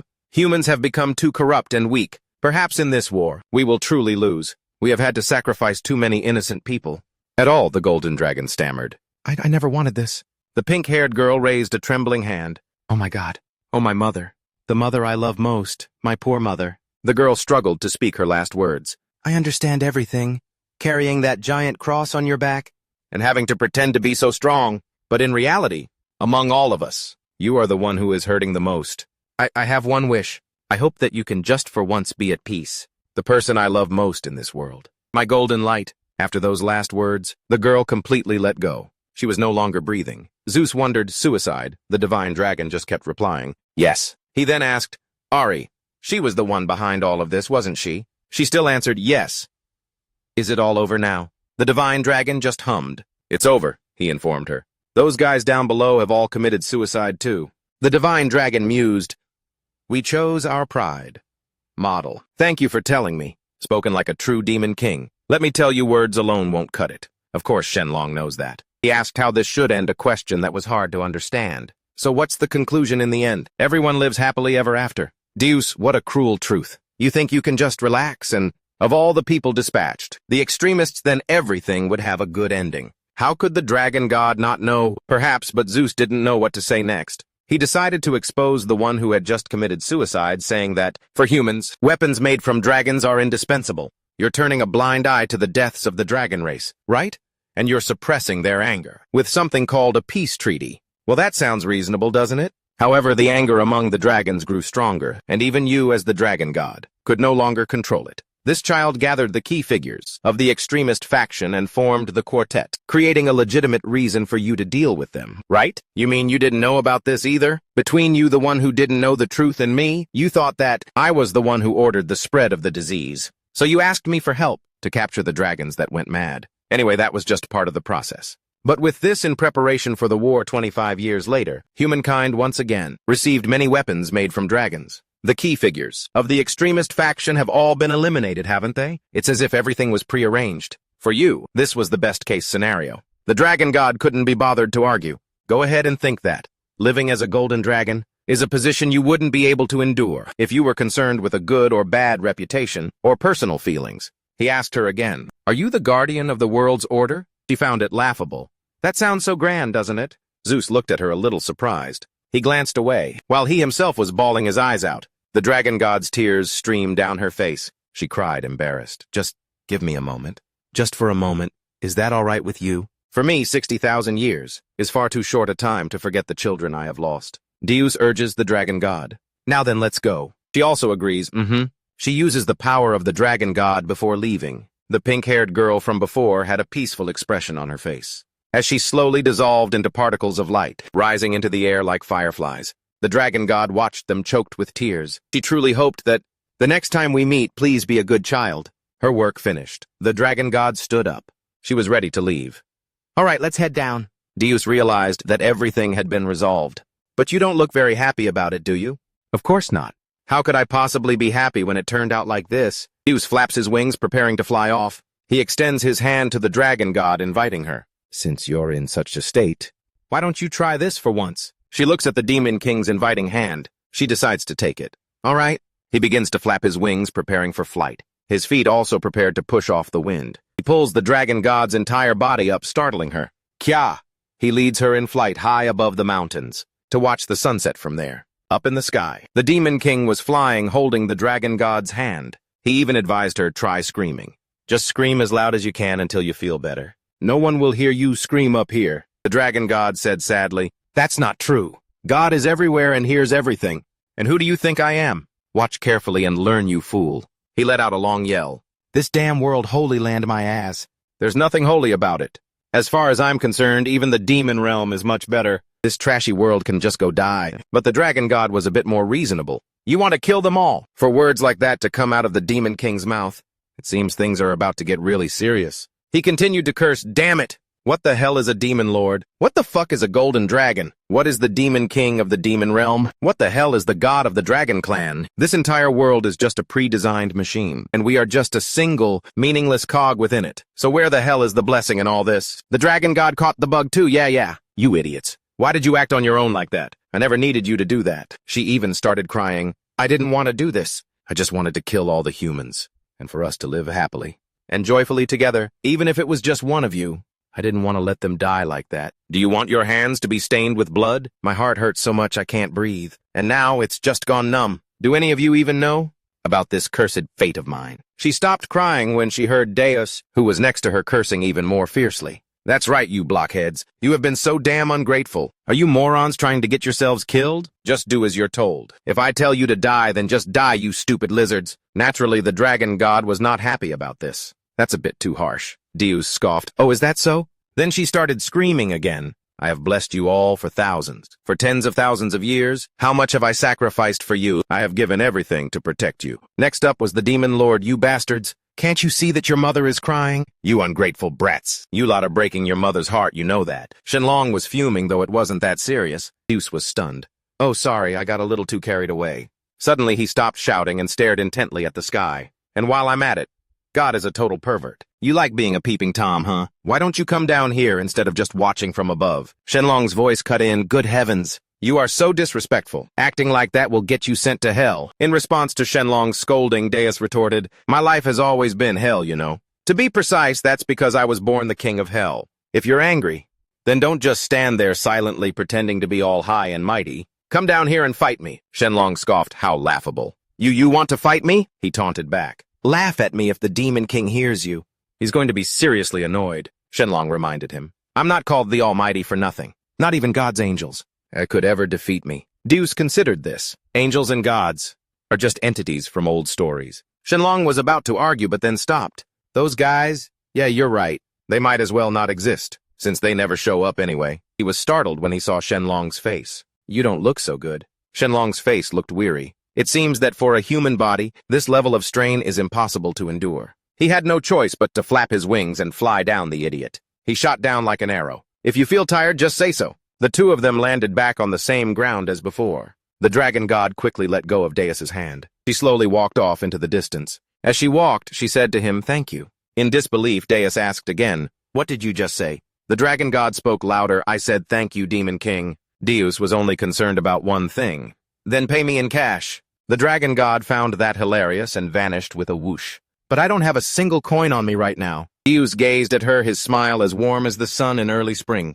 The two of them in the sunset created a rare, peaceful scene. But why did Zaros have to die? The scene shifts back to Deus's shop. The crowd in the shop was all looking in one direction. Some couldn't help but exclaim, oh my God! Deus was sitting on the sofa, looking dazed in his shop amidst all the whispering. What's wrong with him? He looks so scary. His face looks so goofy. He thought to himself in disbelief. A single dragon going up against an entire party of heroes? I could probably handle 1,000 dragons. Like it was a piece of cake. But why did we lose when we fought the hero? Is the hero's power really that great in the end? The hero is a human who defeated the Demon King with a sword. Rick had to go and reassure the customers. Everyone, please don't mind him. He may look like that. But he's a very respectable person, you know. I'm telling the truth. The people looked at Deus with concern. He must have been brainwashed by Happy. How scary. Deus saw something. He stared blankly in that direction as if he were under a spell. The dragon god appeared before him. Deus guessed immediately, are you leaving? The dragon god smiled gently. Yeah, our joint business concerning the mushroom tuft is over now. I actually feel a bit bad for causing you to lose your title, Slayer of the Golden Dragon. But Deus didn't care. I never needed it anyway. So how do you plan to explain this to your little ones? Of course, the dragon god had no other choice but to gather them all, and then persuading them one by one, and getting the 4 noble houses to break the peace treaty, and planning to start a war to mislead everyone. That was the plan of your demon clan. That's what caused all the chaos. And in the process of resolving it, I had to fake my own death and do everything in secret. Deus scoffed, just hearing about it gives me a headache. If it were me, I'd stay here. I would rather die than go back. The dragon god played hard to get. What are you sad? Well, if you insist, then I'll stay a little longer. Deus fumed, wow, you're so shameless. A 60,000-year-old woman bullying an 80-year-old kid? The dragon god teased him, oh, 60,000 years old. Do you have any proof? And that I was born during the age of chaos? Deus was shocked. Don't tell me you were born in the Silver Age. She had an all-knowing look on her face. Ho, ho, ho. There are some things in this world that are better left unknown. Kiddo? The dragon god drew a circle in the air. Suddenly she said, dying once every 100 years, huh? Her gaze was affectionate. Perhaps God loves you more than I do. Goodbye. She stepped into the circle and left as Rick approached. Has Ms. John Gume already left? I didn't even get to say a proper goodbye. It's the same with Sir Alex. Everyone just suddenly left. So does this mean Ms. John Gume isn't coming back? Deus thought for a moment. Who knows, she's the whimsical type. Inside Deus's shop, a person held up a piece of paper. Are you Mr. Deus? The paper read, urgently hiring for the position of butler. Duties include assisting the master with cleaning, laundry, and cooking, managing the store, business and marketing, guarding and managing the armory, night watch and other various chores, etc. The only requirement is that you have to be incredibly strong. Salary will be decided upon agreement. When he lowered the paper, Deus got a clear look at the person. He was a young man with a large wound on his face. I'm here to apply for the butler position. Deus didn't even think for 2 seconds. Alpha. Rejected. The young man was taken aback. Huh, Deus repeated himself. It's written clearly right there. We're only hiring strong people, and F rank is as weak as it gets. The young man was confused. Why would a butler need to be strong? Deus laid out the requirement. Because you need to be able to make coffee while dragons are flying wildly overhead. The man had a mysterious air about him. Speaking of which, I don't see the Master of the Crown anywhere. Could it be that the job is already done? And that's why they left. Deus heard the strange title, Master of the Crown. The man dropped a bombshell. It seems you're still unaware. That person is known as the Golden Dragon in this world. Ah, well, they'll be back soon enough. The pull of causality is incredibly strong after all. The fact that you are here is the biggest proof of that, since you came from beneath the earth. Deus was displeased. It seems you know something, don't you? Tell me, why did you really come here? Yes, the man affirmed. Didn't I already say I'm here for the job? Deus stared at him. And you think I'd believe that? The man just smiled. Yes. But for now, that is indeed the truth, sir. So Deus pressed on. So you're saying, you know about my identity and the golden dragons, but you can't explain how you know, and you still want me to hire you? The man smiled again. Precisely, sir. So I have no way of knowing if you're an ally, an enemy, a dragon, or even a high-ranking sorcerer. What you're saying is that no matter what, you want me to hire you, is that right? That's right, he affirmed. And my skills are quite exceptional, sir. Right here, right now. The fact that you couldn't tell that I'm actually an AI is proof of that. Well, I think my skills are good enough to brew coffee while dragons are flying chaotically in the sky. But Deus found it very interesting. What's your name? He introduced himself. Please call me Scott Uneltoza. Deus pointed at Scott Un. All right then. From now on, you will be my butler, even if you are an AI. But once you've been hired, don't you dare talk back to me. He looked stunned. On the very first day, you're threatening a new hire? Right to their face like this. Deus didn't care. If you don't like it, then get lost. After all, you have some kind of agenda, which is why you approached me. Isn't that right? For now, it's simply because I find you interesting that I'm keeping you around. His eyes lit up. Let me make one thing clear. As long as I work as your butler, I will be absolutely loyal to this job. However, the day I quit this job is the day those words no longer hold any value. Deus gave him a dangerous look. Meaning you'll betray me one day? Scott Un's eyes crinkled. I would never lie. Deus decided, very well, this is interesting. I like you. Your salary will be 3 gold coins. Start working today. He said cheerfully, yes, master. He called his subordinate over. Rick, come and receive the new butler. He seems a bit clueless, so teach him everything from A to Z and be thorough. Rick was surprised. Oh, really? Scott Un greeted him. You must be Rick, right? Hello there. Rick replied, yes, hello. It's a pleasure to meet you. The scene changes to JK's crowded noodle shop at dusk. People were gathering with their friends. Deus was sitting and eating noodles as usual. When night falls and the streetlights turn on, it was also time for Jake to say goodbye to Zeus. He packed up his stall to return to his home, a place he had to reach by traveling through mountain roads. Jake had arrived at his makeshift home. He quickly picked up his sword, Louis. Underneath the starry sky, Jake closed his eyes and focused. He recalled the times he had encountered monsters and dragons. He remembered the technique Moonlight Annihilation, the 8th technique, Demon King Slash. Jake swung his sword from left to right with all his might. Jake's sword seemed to slice through the wind itself. He remembered DS's words. The fact that you're an F-rank warrior isn't because of anyone else. It's the path you chose for yourself. Isn't that right? Remembering his own powerlessness. I'm sorry I couldn't be of any help. D-rank missions are still too difficult for me, so I can't go with you all. Ha! You know the way out, right? Yes. When Zeus threw him down, afraid he would be seriously injured. Watch over the boat. I'll be right back. This made Jake swing his sword with even more determination. He knew that even though he couldn't be like Sir Zeus, at least he could carry the luggage by his side. At least not get in the way of completing the mission. I have to get even stronger. Suddenly from behind him, a voice commented. An angry surge of sword energy erupted. Working all day, and then training late at night. What a beautiful sight. Jake recognized the person. Sir Caden Shia. He was surprised. Sir, what are you doing here? Caden Shia immediately rushed forward with his blade. It's nothing much. I just want to challenge you. Show me your true strength. Jake struggled to block with his sword. He was knocked back just like that. Ah! Jake was shocked.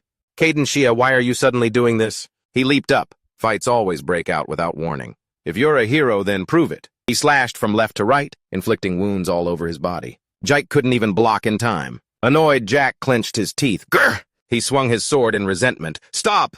Stop it! Jack quickly grabbed his sword and charged. Arr! But his gaze suddenly froze. He saw his sword was tangled in a web of threads, unable to move. Caden C. warned, don't struggle too much. Your limbs will be torn right off. He also realized threads were wrapped all around him. He looked at his left hand. The dagger was just to grab your attention. Then over to his right. My real weapon is something you should never let your opponent see. Caden C. stood on his own threads. Ha ha ha! He laughed condescendingly. This is the difference in the abilities God has granted us. He then asked, the moonlight style. Is that the swordsmanship passed down from the reclusive holy family? Jake, confused but still polite, replied, yes, I learned it from my father when I was young. Caden C. remarked, your movements are too flashy and unnecessary. You lean too far forward. Your footwork is poor, you still need a lot of practice. You're just playing around with a sword. It's not an impressive technique at all. It only seems that way because you have zero real combat experience. That's just your imagination. Cadence made a proposal. Zyke, you are a flower called holibis that only grows and blooms from the mud.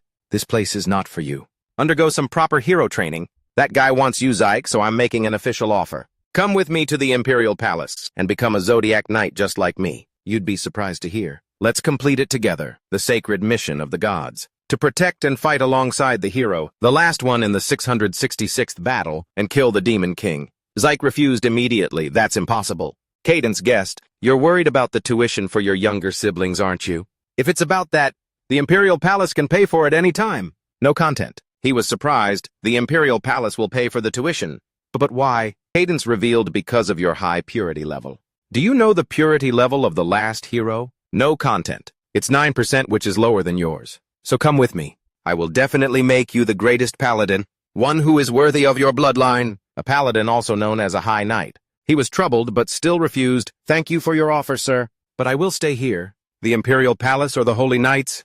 Those words sound so beautiful, like something out of a dream. Just receiving this offer from you is already a great honor and happiness for me. But that's not the right path for me. I know my own limits. He remembered Zeus, the one who had helped him from the beginning, and right now I have someone by my side who is willing to trust and accompany me, even though I'm so full of shortcomings. Cadence stated bluntly, that person is just using you. Zyke asked in return. So let's assume what Sir Zeus said is true, that the purity level in my file is wrong. What would you do then? Would you still make me a holy knight? Cadence affirmed, I will not lie. That would be impossible.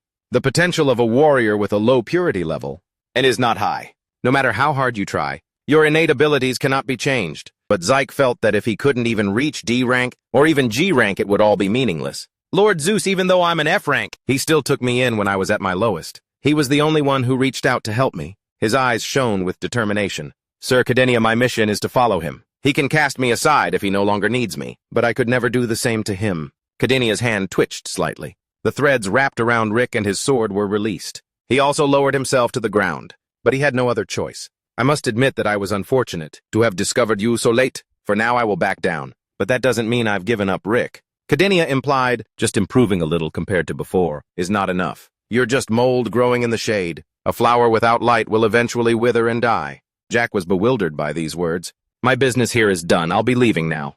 Farewell. Leaving Jack behind in a state of utter confusion. The next morning at the shop. Jack was cleaning the shop in a daze. Deuce couldn't help but ask, what happened yesterday? Why do you look so out of it? He greeted him cheerfully, ah, sir. Then he recounted, actually, last night while I was training in the front yard, I met Sir Cadenia. Deuce couldn't remember who Cadenia was, so Jack had to remind him. He's the investigator from the Imperial Palace who came looking for me that one time. Deuce finally started to remember. Ah, I think that rings a bell. When he heard him say, Sir, Cadenia offered to let me join the Imperial Knights model, Zyke was a bit surprised. A scout from the Holy Emperor's Knight Order just popped up. It's Jodek Kanisa. Ho ho, he laughed heartily.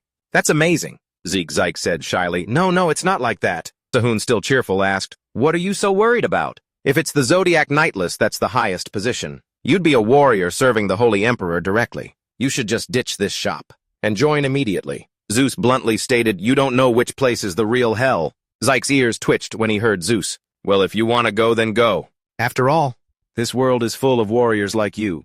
I just need to bring another one back and put them in your place. Then I can just control them like a puppet and that's that. Zyke lowered his head sadly. That's true, isn't it? Zeus crossed his arms arrogantly. But anyway, it's more convenient having you here. Zyke was overjoyed. Really, sir? Zeus added. You cook well and you're obedient. This made Zyke even happier. Are you serious, sir? He was so happy he asked directly. Are you saying that you like me? Only to be scolded by Zeus. You're too noisy. That guy. He glanced at him with one eye. Looking at you like this.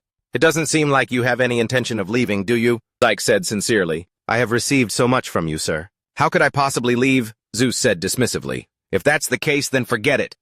Zyke replied earnestly. No, it's that I don't want to go. Zeus looked over as he continued. And when I spoke with Lord Kadon, I felt as if my parents, my grandparents and my entire Holy Family line were being denied. My grandfather, my father, even though they were both F-rank. But knowing they would one day join the great battle, they trained tirelessly and passed their swordsmanship down to me. Last night in my match against Sir Cadence, I couldn't even land a single blow and was defeated. His gaze fell. After that, he said something about our clan. I couldn't refute it. Hey, let's go, Zeus said. Close up the shop, and let's get going. This sudden heart-to-heart left Zyke bewildered. Where are we going, sir? Zeus didn't want his junior to feel insecure. I have to see for myself. What's really wrong with your clan's swordsmanship? The three of them went to a forest in the mountains. Zyke pointed his sword at Zeus. He hesitated. Can I really do this? Zeus was speechless. Who do you think should be worried here? Saturn even sat there cheering, You can do it, Zyke. He gripped his sword tightly. Then he quickly swung his sword at Zeus. Moonlight slash. 8th form Demon King Slayer.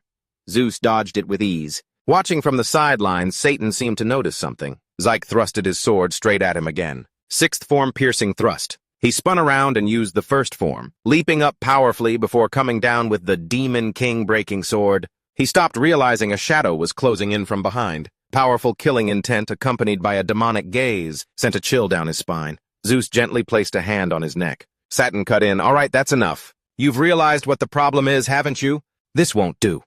Zeus realized it too as Zyke looked up at him. Zeus said, I see now. Your clan's swordsmanship, it's completely useless. Even if you trained for your entire life, it would still be useless. He laughed awkwardly. That really is some sword style. This mistake has been passed down through many generations. What have I been doing all this time? Zeus stated that your ancestors must have been very stubborn. That sword style was created just to deal with a single individual, and that is the Demon King. Completely stunned after hearing the analysis, this sword style was created to launch a decisive blow against the Demon King. But against things like goblins or other small fry, it was completely ignored from the start. That's why with ordinary tests, it's impossible to recognize its true power. He turned to the butler. You know swordsmanship, right? Yes, he confirmed. Of course. He gave an order. From now on, you will be Zyke's sword instructor. You are to teach him every single night. Understood.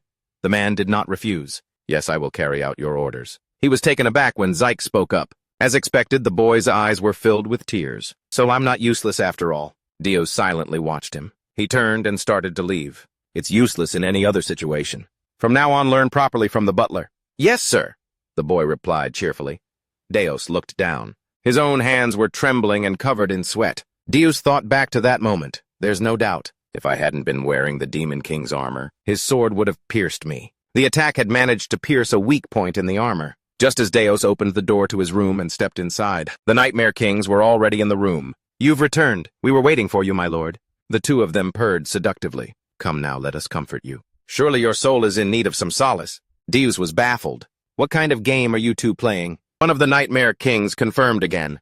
Don't be so shy. Are you sure you don't need your soul to be comforted? All right, Deus said, turning away. Now stop spouting nonsense and get out, will you? She then nonchalantly waved a piece of paper. Well, then this is perfect. This way I can give this to you, without feeling awkward at all. It's an invitation to Alex's funeral tomorrow. Zeus turned around in shock to look at them. The Nightmare King grinned, showing all his teeth. Now then, do you still need comfort for your soul? At the magnificent palace of the Divine Dragon. The Divine Dragon was buried in paperwork. She recalled the times she spent with Zeus. This world has become so twisted. Let's enjoy this life by dancing and singing, just like me. In this world, even the Demon King and even the past life will never appear again. Rules and order, they just throw them out there and force others to follow them unconditionally. How tyrannical, the Divine Dragon lamented. You're not just a puppet either. Are you... Someone rushed in, interrupting her thoughts. Revered dragon, an intruder has crossed the border and is looking for you. The divine dragon was confused. Who? The person reported, it's him. The one whose name is a disrespect to even mention? The divine dragon's eyes widened, her face lighting up with joy. She quickly abandoned the pile of paperwork and dashed out like a gust of wind. Outside the palace gates, Zeus was standing on the familiar dragon island. It wasn't to collect 10 dragon orbs. The divine dragon called out loudly, Zeus! He turned around. You're here. The divine dragon jumped up and down. You idiot! Why are you the one actively seeking me out today? Zeus got straight to the point. I need you to come with me somewhere. The divine dragon's eyes sparkled. What stupid thing have you done now? So you need me to go clean up your mess, huh? Or is this an invitation for a date? Yeah. Zeus actually agreed. If hiding our identities, sneaking into the demon realm and slaughtering some bandits counts as a date, then yes it is. The divine dragon was speechless. What? After hearing the story, she was shocked. Huh. The number one lackey is dead, Zeus continued his story. The other dukes all think Alex killed Jaros. That's why I told you to lay low for a while. The dragon god wondered, so what happened then? He flew with the dragon god to a certain place. Then a fundamental question suddenly popped into my head. As he flew down, he asked the question that had been on his mind for so long. What are the 7 dukes? The dragon god looked at him. To think the demon king himself is asking me about the 7 dukes. What's wrong, Deus? Well, I can't blame you. You've lived for over 6 million years, haven't you? The demon king trapped in an egg, awakened for 100 years, only learned dark magic, and then died as soon as war broke out. That cycle repeated endlessly. If you think about it, for 665 centuries, the ones who truly ruled the demon world were the 7 dukes. Isn't that right? The dragon god pointed out, that's right. But only the one who inherits the name of Demiurgos can use the demon king's weapon. For that reason alone, the 7 dukes of the demon world had no other choice but to serve the demon king as their master. The 7 dukes, as their name suggests, are the representatives of the clans in the demon world, Deus said, annoyed. I've thought about it endlessly, but I still don't understand what the demon king really is. A king who dies once every 100 years. What kind of authority is that? The dragon god wondered, but why did you come to the demon world? He replied, there's someone I need to find. The dragon god found it strange. Who? Deus stated firmly, Jaros and Alex. I'd bet 1,000 gold coins that they aren't dead yet. The 2 of them finally arrived at the depths of the world. The demonic city of a myriad of black towers, Eidos. The dragon god covered its nose. Ugh, the smell of sulfur is terrible. I'm already starting to miss the surface. Deus flapped his wings and flew ahead. Hurry up and get over here. The divine dragon got pissed at him. How could you leave me alone in enemy territory like that? Let's go together. But she didn't understand where he was rushing off to so quickly. Where on earth are you trying to go? He replied, we're almost there. The divine dragon froze when she saw what was before her. An area of blue light appeared. She also realized this was outside the demon realm in the land of time. She warned, we can't cross this, Deus, understand. I know, we've arrived. Look at your feet. Below them were circles with holes in them, filled with blue light. Deus told her, this is the golden land of the demon tribe. Do you know why it's called that? It's the place where the morning star first fell. The divine dragon followed up Lucy. Deus wasn't surprised. As expected, you know who the divine dragon is, don't you? Of course, he was the first. Jamie Rose the first. Deus then continued to fly. Let's go down. The 2 of them landed on the ground, looking at a liquid that was bubbling violently. Deus explained, this is the monster cauldron. The first demon king took monsters from this cauldron to create the demon realm. Then for 100 years he gathered monsters, demon dragons, demons and beastmen to invade the human world. And of course he ultimately failed. He had devastated half of the human world. But in the end, the demon king died at the hands of a hero. Indeed, the dragon god had seen this many times before. And 100 years later, but James Joe, the second, once again challenged the human world. But he was met by humans who were fully prepared. This time he was defeated. On the contrary, half of the demon race was slaughtered. Lucy was an extremely talented angel beloved by God. He had a thought. Why can't I become a god? That thought eventually became a great sin and led to his exile. He looked at her. Even though it was an old story, it happened 665 centuries ago. So you were alive back then, weren't you? The dragon god confirmed, Deus asked bluntly, is there something going on between you and Lucifer? The dragon god didn't answer directly. I'm just going to continue acting like I don't know anything about that old story. Anyway, why did you come to this golden land? He mentioned that for the dwarves, it's the 24th hour. But for dragons like me from Frog Eye Canyon, this is a place the demon clan dares not enter. Just like that, Deus jumped straight down into the cauldron. The dragon god couldn't help but curse, damn it. Where do you think you're going? Is this a trap? But she jumped in after him anyway. Deus stopped the moment he was inside. The surrounding scenery was red. In the center was something that looked like a black star, the singularity of a fallen angel. Deuce couldn't help but wonder, this is my first time here. What is this thing to have been maintained for over 665 centuries? But the dragon god recognized it. Kamavos, the vortex of karma. Karma is the tapestry of the relationship, formed between an existence and the world. It's like how gravity forms where matter exists, or how a magnetic field appears around a magnet. Beings that are too powerful become central points, pulling everything towards themselves. A colossal energy is flowing here, so powerful that for the past 665 centuries, and it hasn't been disturbed in the slightest. Deuce was confused. I don't understand any of this, but it sounds like you know a lot of strange things. You're even an expert on my demon clan. Yes, the dragon god said in a low voice. That's because I have been in this war for a very, very long time, but he felt it was more than just that. You even know about the Silver Age. That was an era before the demon race even existed. What's more, you also know about the technology from the Golden Age. She gave a gentle smile. The divine dragon's words were a shock. Dragons are creatures that were created during the Silver Age, and humans once lived here. In this demon realm, Deus was filled with doubt. Humans really lived here. The divine dragon suddenly snapped, "Don't ask any more questions. You only need to know one thing. The 6 continents were created during the Age of Chaos." Deus was once again surprised. What does that mean? Does that mean the 6 continents didn't exist before then? The divine dragon scoffed. Ha ha ha. How could a demon king like you have been born? Could this be God's will? Deus thought to himself seriously. Why does the demon race always lose to humans? The divine dragon grew annoyed. It's obvious, isn't it? It's because the demon race is weaker than humans. Deus wouldn't back down. You fool, think about it. It's been 665 times.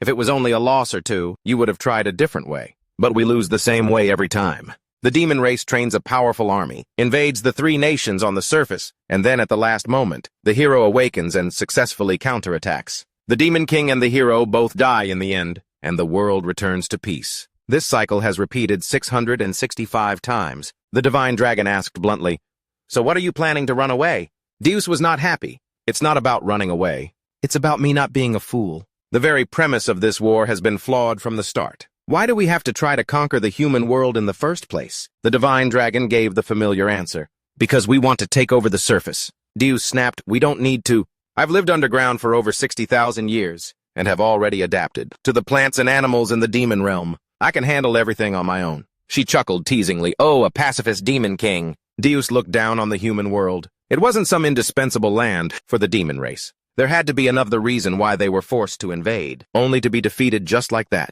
What if they changed tactics in this 80th year? What if they launched a sudden large-scale invasion? Do those blood soldiers really think they can stop? As those so-called holy guys, all I have to do is pour my demonic energy into their ranks, and nothing but dust and bones will be left, you know. She retorted, "No way if the demon king appears. The angels will bestow their blessings upon the hero." Deus replied, "I'm not officially the demon king yet. Right now this is just the vessel. I haven't inherited the soul of my predecessor yet." She ventured a guess. "So you'll inherit it in the 100th year." Deus continued to explain. "That's why I'm not truly the demon king yet, so just do whatever you want. If you really want to destroy the human world, you should feign an attack from the rear to strike from the front, and create a diversion on the right to strike from the left." Why does the demon king have to publicly announce the arrival of his successor and only attack in such a conventional manner? The more the divine dragon listened, the more amusing it found this. "Haha, you truly are an interesting one. Indeed. You're not a being suited for the position of demon king. I wonder what face God would make if he were watching you. I wonder what kind of expression he'd have." The divine dragon didn't understand. "So what did you come here for anyway?" Deus grinned. "First I plan on smashing this." The divine dragon roared. "What, I already gave you a brief explanation? That thing is a massive concentration of energy." Deus didn't care. "Yeah, well, what belongs to the demon realm belongs to me. Who's going to complain if I smash my own stuff?" The dragon god yelled.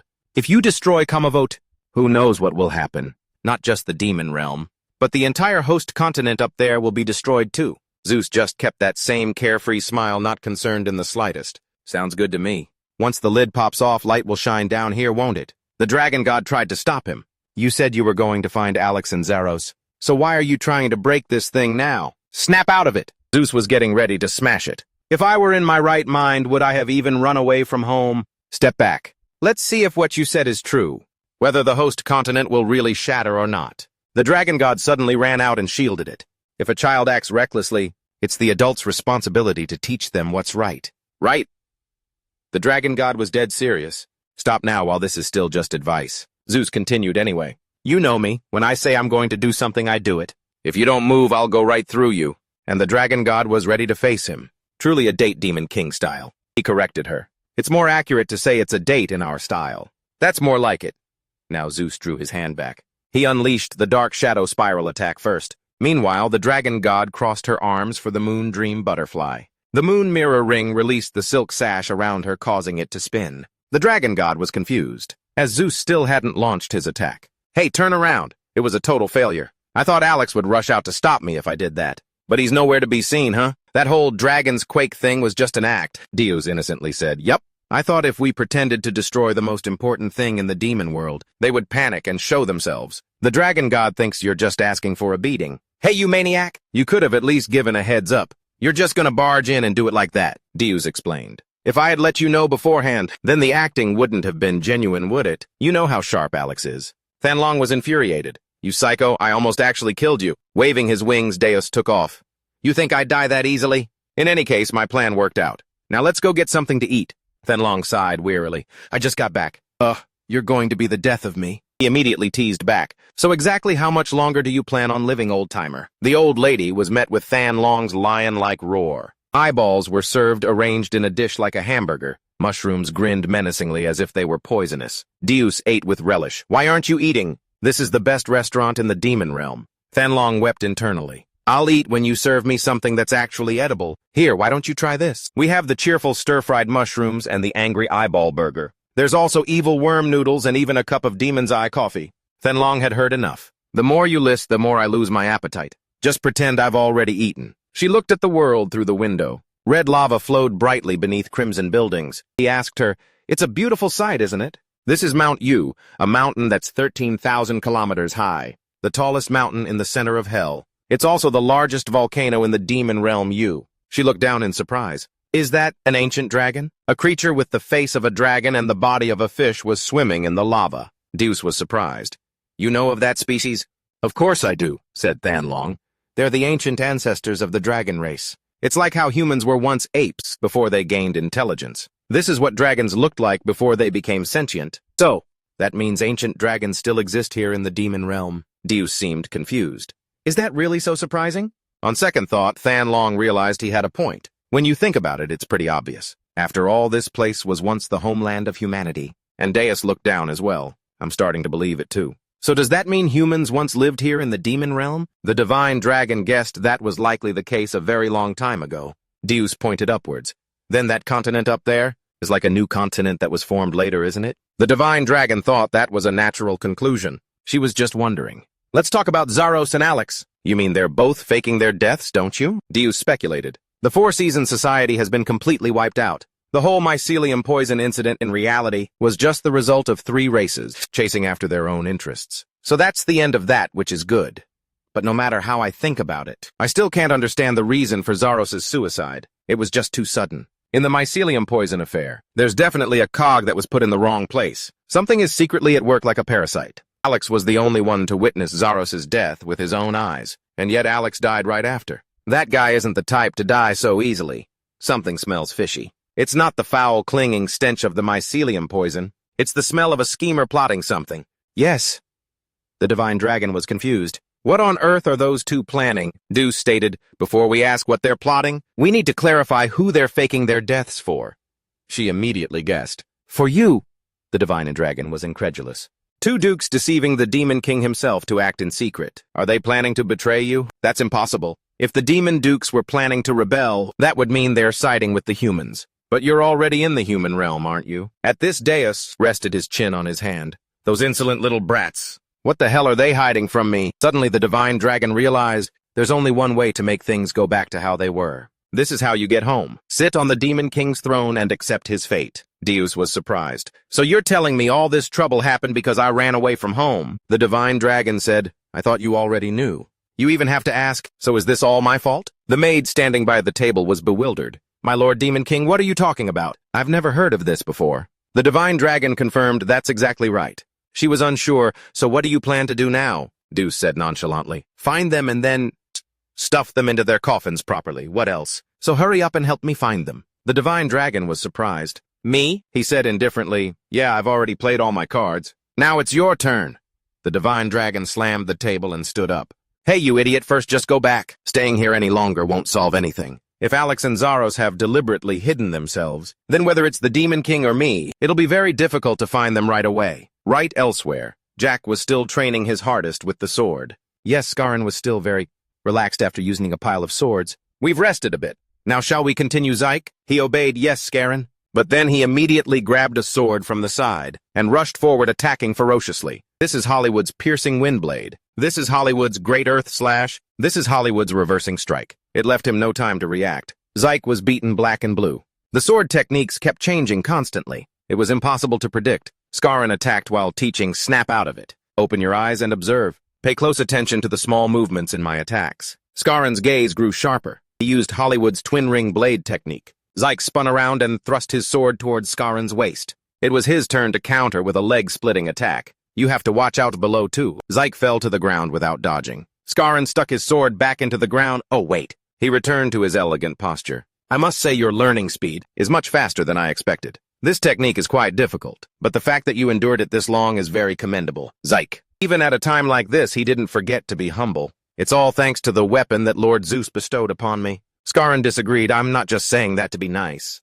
From what I know, you've even defeated a dragon before, haven't you? Those things aren't the kind that just anyone can face, even with a sword and shield. Perhaps it's thanks to the holy style of swordsmanship. It's a style that seems to have been created just to fight against gigantic enemies, because you practice that sword style every night. When it's time to fight, you subconsciously dodge and neutralize attacks from those massive creatures. If you couldn't do that, your body probably wouldn't have been able to take it. Zyke hesitated. Thank you, but it really is thanks to Lord Zeus. I don't know why, but just by looking into his eyes, I feel a surge of courage within my body. I just get this feeling that no matter how strong the opponent is, I will emerge victorious. Scarron laughed loudly. That's not hard to understand, he asked Zyke directly. Do you want to know his true identity? Scathan suddenly asked Zik. Do you want to know his true identity? Zik asked blankly. What do you mean, identity? Scathan said, think about it. Someone who can fly freely in the sky, take down a dragon in a single blow without a scratch, not even getting injured, while standing in the middle of a dragon's breath. Could a person like that really exist? Zyke looked stunned as the boy mumbled, Lord Jesus! He's not human. Zeke's hand resting on the ground unconsciously clenched. Zyke replied firmly, I don't want to hear it. If he wants to keep it a secret, then I'll pretend I don't know. Scott couldn't help but be impressed. Wow, that's some intense faith. Zeke's eyes filled with sadness. To someone like me who's nothing. And for my siblings, he is the one who granted magic to the Holy Family. To us, he's a savior, no matter what his past was or who he truly is. That fact will never change. Scotton said, that sounds like a religion. But the serious look on Zyke's face confirmed it. I wouldn't dare say he's greater than a god, but unless a god himself ordered me to, I would never do anything to disappoint Lord Zeus. Scott smiled and said, Zyke, you're a good person. Zyke replied, Oh, not at all. I'm just trying to do my duty. All right then for today. Let's stop here. As Scott turned to leave, Zyke called out to him, Mr. Scott Zyke said shyly, Excuse me, but could you please teach me a little more? Scott replied, You don't need to push yourself so hard, especially on your first day. It seemed Zyke was anxious to continue his training. I just want to get stronger quickly, to make Lord Zeus. Surprised. Hearing this, Scott understood. He looked at Zyke and gave him a kind smile. Scott suddenly asked, So do you know any magic? Zyke looked a bit lost. Huh, Scott said. If you can, you should become a magic swordsman. You'll learn it in no time. Let's start with a simple magic spell, okay? In the dead of the quiet night. Scott teaching voice echoed in a corner. Imagine in your mind the image of a brightly burning flame. Then focus that image into the palms of your hands. He spoke fiercely and clearly every single word. The boy did as he was told and shot out a fireball. It actually worked. The fireball shot forward and then exploded with a boom. The next morning outside the city of Jorix, a large, cheerful crowd had gathered here. On the watchtower, soldiers stood guard vigilantly. Suddenly, the guards saw a shadow unexpectedly fall over them, accompanied by a series of rumbling sounds. And when they looked up, what they saw was a gigantic sword, taller than the city wall itself. Without hesitation, it immediately slammed right into the watchtower, sending dirt and stone flying everywhere. The townspeople fled in chaos. Fragments of the wall and stones rained down, randomly crushing some unlucky person. Run! While everyone panicked, running for their lives or getting knocked unconscious. On the side of the road, a little boy just stood there frozen. rooted to the spot staring up at the sky. A look of pure terror was written all over his chubby face. Tears were about to stream down. The sight that the little boy saw was the image of a group of terrifying giants smashing the city walls. The orange-haired man said with a serious face, "To be honest, this is beyond my capabilities." That was Lycia's father, Canodin von Hanjok, the Lord of Jorix. Mondoniel sat pensively before the strategy table. Hearing what Canodin said, he replied, "That makes sense. You are an A-rank hero, but the monster out there is a G-rank giant." Another general spoke up, agitated. "What on earth is the royal palace doing? First a dragon appeared, and now it's giants. When monsters like that show up, shouldn't they be coming up with some countermeasures?" The priest chimed in again. "This country has surely fallen on hard times. My lord, please make a sacrifice to the giants to soothe their wrath." The bald general said irritably, "They're just monsters. All they know is destruction and killing. What good would something like that do?" "That's enough." Canadine raised his hand, ordering them to be silent. He said, "I've already sent a telegraph to the royal capital. They will dispatch troops here immediately. In the meantime, I will lead the army to hold them off by any means necessary. Everyone evacuate now?" With that, Canadine turned to leave and ordered his general, "Assemble the entire army." "Understood." "My lord." Someone hurriedly called him back. "Canadine." Obviously, Canadine knew what the other man was worried about. He turned back and said, "Back in my day, Class A was my limit. Now I'm even older. But no matter what, I am still a hero of Mondonio. I'm not asking you this as a lord, but as a fellow former hero. If something happens to me, please take care of my daughter Lycia." In front of the weapons shop, the townspeople were chaotically fleeing. "The giants have attacked Jorix City. If that city falls, our village is next. Hurry up and run."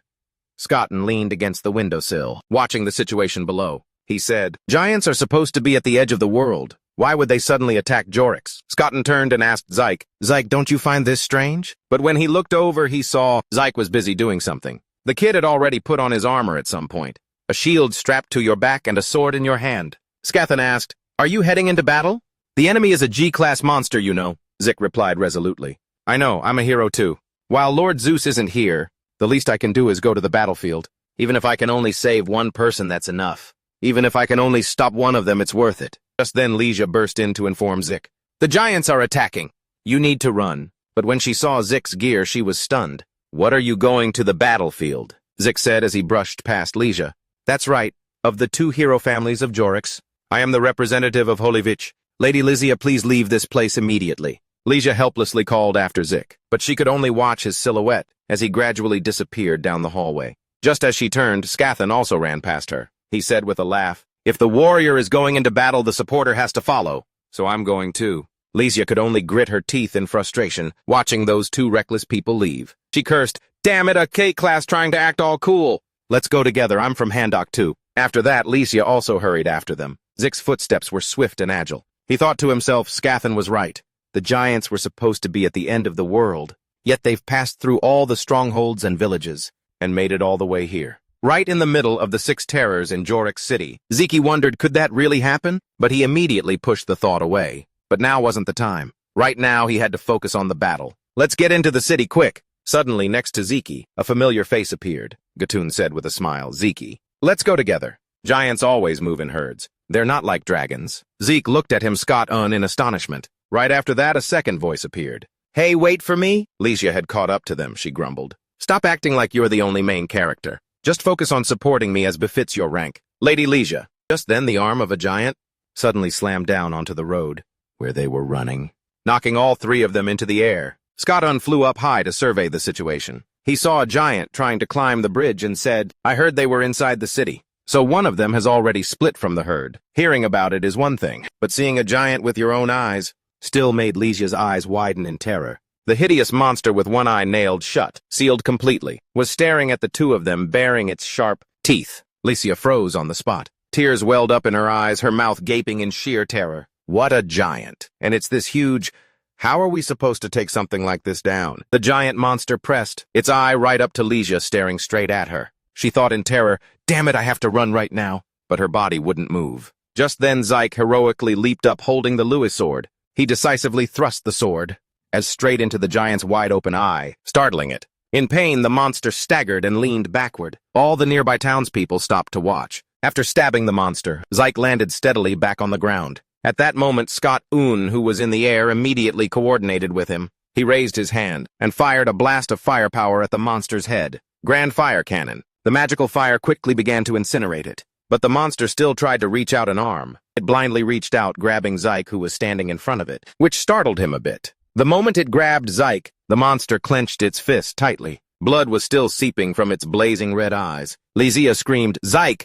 But just a few seconds later, a sharp surge of sword energy erupted from within the monster's fist. Something had sliced it open from the inside. The giant's fingers were quickly sliced into multiple pieces, flying through the air. As its fingers fell away, Zyke and his sword were revealed. Without waiting for the monster to react, Zyke unleashed another move. Moonlight Arrow Third Form. Demon King Piercer. A golden light flashed in Zyke's eyes. The hero's bloodline was boiling in his veins. Zyke thrust his sword straight into the center of the giant's chest, causing it to stagger and fall backward. On the calm surface of the water, a shadow suddenly appeared and grew larger. Right after the giant crashed down below, sending water splashing everywhere. Red fluid gushed from its chest. It was over. Zyke once again landed gently on the ground. The young boy had successfully defeated a giant, completing his mission perfectly, much to Lysia's astonishment. But while she was still stunned, a slender hand was offered to her. Zyke smiled and asked, "Lady Lysia, are you all right?"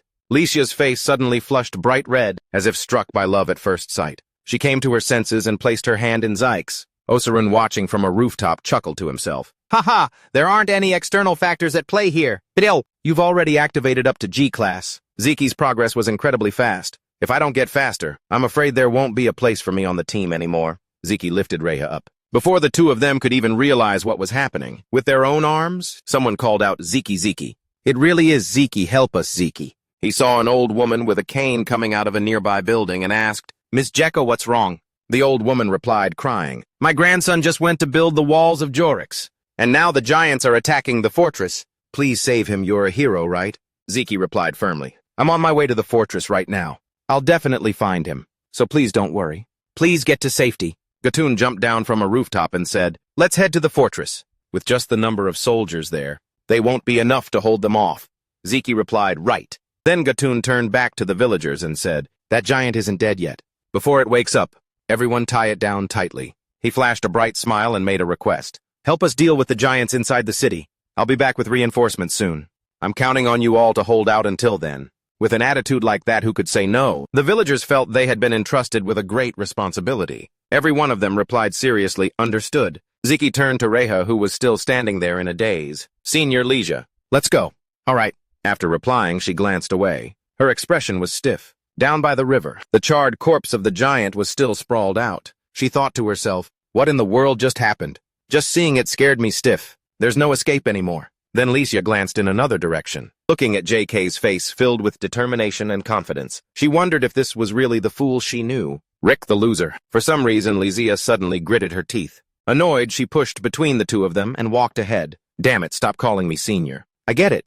JK hurriedly chased after her. "Let's go together, Senior Lysia." Meanwhile, Scotton slowly walked behind them. As for the villagers, they also quickly assigned tasks and sprang into action. "You heard me, all of you who have strength. Follow me. Get down there quickly and tie that monster up." "Yes, sir. The rest of you. Go home and get all the rope you can find, or any clothes that can be used for tying, and bring them here." Understood. Over at the Jorix city wall, a giant axe blade once again ravaged another building. With just a single swing, it completely shattered its structure. The monster with the patchwork body pulled its axe back. It was looking down at the scattering humans below and prepared for its next strike. The commander timed every second. Then he yelled, "Fire!" Countless arrows tore through the air, forming a dense rain of arrows. All of them hit the giant's body, turning him into a porcupine. Next up, it was the catapult's turn. Giant boulders were launched in volleys. The giant was pelted with stones until its body was twisted and deformed. End of the first wave. The archers drew their bows again. The commander yelled, "Prepare again." "Yes, sir." But just moments later, a giant sword pierced straight through the city wall, causing it to shake violently. After thrusting through, it immediately hooked upwards. Soldiers and parts of the wall were flung away together. A scream filled the air. "Ah!" A soldier was slumped on the ground, his severed leg lying beside him. He was groaning endlessly in pain. "Ah, it hurts so much, my leg." And it seems that sound attracted the monster. It slowly leaned in close, its hideous face staring intently at the soldier. A single blow came down. His fate was sealed. A blood-curdling scream erupted. The shockwave sent those nearby flying into the air. Back to the situation. That guy who was just shot with arrows and stones until he looked like a porcupine It seems those attacks only stunned it temporarily. Now the creature was slowly getting back up, staring at the city's defenders. At this point, only an idiot would choose to stay. When the soldiers realized all their efforts had been for nothing, they immediately started to flee. Run faster. But it wasn't that easy. The giant's pitch-black stinking foot slammed down on the catapult below. Everything was crushed in an instant. After stomping on it, it even flashed a satisfied idiotic grin. Right after that, a volley of arrows with ropes attached was fired. This time the monster wasn't just hit by arrows, it was also tied up. After the arrows had bound the monster, the commander immediately gave the order to pull, and while it was being restrained, the catapult squad resumed their work and fired. After a violent hailstorm, the monster fell once again. A cloud of dust billowed up. The soldiers cheered excitedly. That's one down. A bolt of lightning was fired. Judging by its color and size, you could tell it had immense power. The mages used it to electrocute the monster that had just struck the city wall. Its head lit up just like a torch gra. Just a moment later, the giant was electrocuted to the point of numbness and fell. Someone's footsteps approached, and that person quickly leaped up. It was Canadan. He had appeared and unleashed an attack. Monster cleaving slash. The blade was sharp and decisive, slashing straight into the massive monster. It seemed like it was over, but the cut only left a small gash on its arm. The monster opened its eyes once more. Its blazing red eyes stared intently at Canadan. Without hesitation, it swung its arm towards him. Dust swirled up, obscuring the view. Canadan, the old and weak man, was thrown back and fell with a thud, mercilessly. On a distant rooftop, a foot quietly appeared, and Shenlong stepped out of a spatial gate. He propped his foot on the railing, looked at the scene before him, and said, "What's this?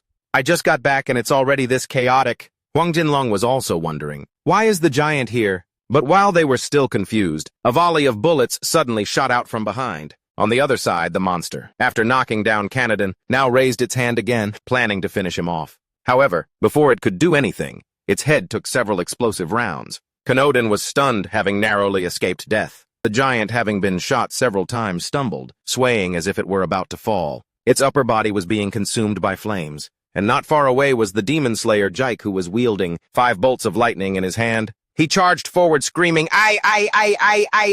Ziki took the lightning and stabbed it straight into the monster's head, caving its head in. Ziki's blazing yellow eyes flashed. The monster's blood splattered everywhere. Meanwhile, on Canadan's face, he couldn't hide his astonishment as he witnessed the scene before him. A final blow sent the giant crashing to the ground. A thick cloud of dust and debris flew into the air. Then Lucia frantically ran over, calling out, "Father!" She rushed to his side, worriedly asking, "Father, are you all right?" He was also surprised by her appearance. "Why are you here? I told you to evacuate." Ligia replied, "Evacuate where?" "I'm a warrior too. I have to stay and fight with everyone." "We got it!" Hearing his daughter's words, Canadan's attention was drawn to the commotion elsewhere. As the smoke slowly cleared, Jason's small figure was revealed. He was standing on the monster's chest. The soldiers erupted in joy, cheering, "Hurrah, we got another one!" Huajike stood majestically over his kill. He was still panting from the intense exertion. Suddenly a soldier pointed and shouted, "Look! It's Lord Canadan and Lady Lucia. The Hojok family defeated the giant Ua." It turned out they had seen him and his daughter standing on the city wall, right next to where the monster fell. Upon hearing those words, Canadan opened his mouth to say something, but the words got stuck in his throat. In the end, the words he uttered completely sidestepped the issue. "I am here now. Don't worry. Let's take care of the remaining giant together. Until the royal castle's army arrives, we will protect our city." The soldiers responded enthusiastically. Ligia instinctively looked down below only to see that Zyke had run off again. She was a little stunned. It was unclear what she was thinking. Lucia pushed forward, intending to chase after Zyke. "Zyke, I told you to come with me," Canadan called out, stopping her. "Licia, my daughter. Where are you going?" "Not far from there." Apparently Zeus had witnessed the entire thing. The golden dragon beside him sensed it. "Reaching G rank without me, the boss." As expected, it seems the blood soldier has truly awakened. She smiled with a look of feigned regret. "What a shame, Rick. If you had been born in the Zero era, you might have become the final hero." Rick hurriedly ran off. He raced through the desolate, war-torn streets. Then Rick pushed open the wooden gate of a random house. He quickly ran up the stone stairs leading to the next floor, until the door to the second floor came into view. He rushed over and threw the door open. Light from outside suddenly flooded in. Rick kept running out onto the rooftop. His heavy panting was relentless. Then he took a running start and leaped. His figure vanished from the rooftop. Zyke's figure appeared in midair, sword raised in his hand. Moonlight Pierce, third form. The 2 giant monsters below heard the commotion and immediately looked up with their bulging fish-like eyes. Zyke picked a lucky giant and charged forward. The Demon King's strike caved in the monster's face. Several of its hideously ugly front teeth flew out from the impact, knocked clean from its gums. Blood sprayed out, one down. Zyke leaped up again, preparing a gift for the remaining one. Moonlight Pierce. First form Lagoon Shield. A plume of thick white smoke hissed from his back. With a swing of his sword, he cut a vertical slash into the other monster. Demon King Slash. By the time Lesia arrived, both giants had already been taken down. She stood stunned, staring at the scene before her. From running so fast, Lesia was still breathing heavily. Memories of the past came flooding back to her. A little boy fell to the ground with a thud. Her wooden sword had already fallen at some point. That boy had a chubby build. He had a look of defeat as he stared at the person standing before him. Lesia stood proudly with her sword on her shoulder. Her face was dirty, but she still radiated the aura of a victor. The people around them were amazed. Whoa, Lesia won again. She even defeated someone from the Centaur class. That's Lesia for you. This was the 11-year-old Lesia von Handok. Suddenly, the young girl yelled, startling the boy. The young girl warned him, if you ever touch Zyke again, you'll be sorry. With that settled, Lesia grabbed her sword and ran towards a closed room. She threw the door open and said to the person inside, Zyke, come on out, Zyke. The little boy still had a bucket over his head. His body was soaking wet. Zyke's muffled voice echoed from inside the bucket. I can't. If I act on my own, Mr. Paul will scold me. Lesia was fuming. You idiot, all you ever do is take their abuse. You have to learn to fight back. He replied gloomily, I can't. If I do that, I might not get the job next time. To clean the Paul family's house. I'm fine, Senior, you can go. Lesia realized she couldn't get through to him. She angrily slammed the door and left. You idiot, then stay in there forever. Only Zyke was left in the dark room. But from then on, when Zyke was bullied, Lesia decided to just ignore him. Why are you always... Even so, it still weighed on her mind. In class, Zyke even had to bring his little sibling to class and was made fun of by everyone. But he would just smile awkwardly. Then after some time had passed, Lesia saw him smiling again. Carrying a crate of apples almost as big as himself, a flock of younger kids trailed along behind him. Even though she acted aloof, Lesia couldn't help but look back at him. It was still JK's signature smile. It seemed like she had never once seen him angry. Why is it that you only ever smile? That day was an important one. The graduation ceremony for the Hero Elementary School. Principal Jorix announced, congratulations to everyone on your graduation. The students below cheered with joy. After the ceremony, Lesia hurriedly grabbed a bouquet of flowers and a piece of paper and ran to the harbor. The little girl called out to a boat that had just weighed anchor and set sail. Rick! She yelled, holding up the paper in her hand. Rick, why didn't you come to the graduation ceremony? I heard you're not going to middle school, is that right? This is your graduation present. But suddenly a strong gust of wind blew by, knocking the paper right out of her hand. Just like that, the paper fell straight into the ocean. The boat in front of her was also getting farther and farther away. Lesia panicked and yelled, it's getting wet, no! But she couldn't stop it from getting completely soaked. Written on it was graduation diploma, certifying that the above student has completed all required courses at the Hero Elementary School. Department of Heroes Sacred Palace. JK's voice rang out, it's okay, Senior Lexia? He stood on the ship smiling and waving at her. I'm off to make some money. We'll see each other again in 3 months. Until then, please take care of yourself, Senior. Hearing those parting words, Lesia just silently tightened her grip on the bouquet in her hand. She angrily threw the bouquet to the ground and cursed, you idiot. Stop forcing a smile just because you can't cry anymore. Get angry for once. Even though she knew he couldn't hear her, Lesia still wanted to say it out loud. That image from the past has now been replaced by you, Hero. The Zyke of today was charging forward, shield and sword in hand. That foolish Zyke! When on earth did he become so strong? Lesia stared at him in a daze, her mind in turmoil. Zyke's eyes were blazing. On his lips was a battle-hungry and confident smile. Lesia wondered, is he enjoying this? Ha! Zyke yelled, as he slashed at the face of another giant. But this time, the monster also raised its fist to strike back. Sensing the attack, the eyes on the Doom slogan shield lit up. Just as its fist came rushing in, the shield unleashed a blast, instantly teleporting Zyke away from there. The fist swung through empty air. Zyke was knocked back, landing hard on the ground. Of course, the giant wasn't going to let him go. Before Zyke could even get to his feet, it had already raised its fist again. But before it could do anything, it was hit by a volley of stones, right on the head. It turned out to be the soldiers below firing rocks, providing cover fire for him. Ready? And fire. The commander's voice rang out, reload fire! The giant projectiles continued to soar through the air. Just then Satan's voice was heard from behind Zyke. He was chanting an incantation. O Eldraniest Almighty Guardian of Life, in your name, Protector of the Balance, I pray for the strength to tear apart the heart of the chaos before me.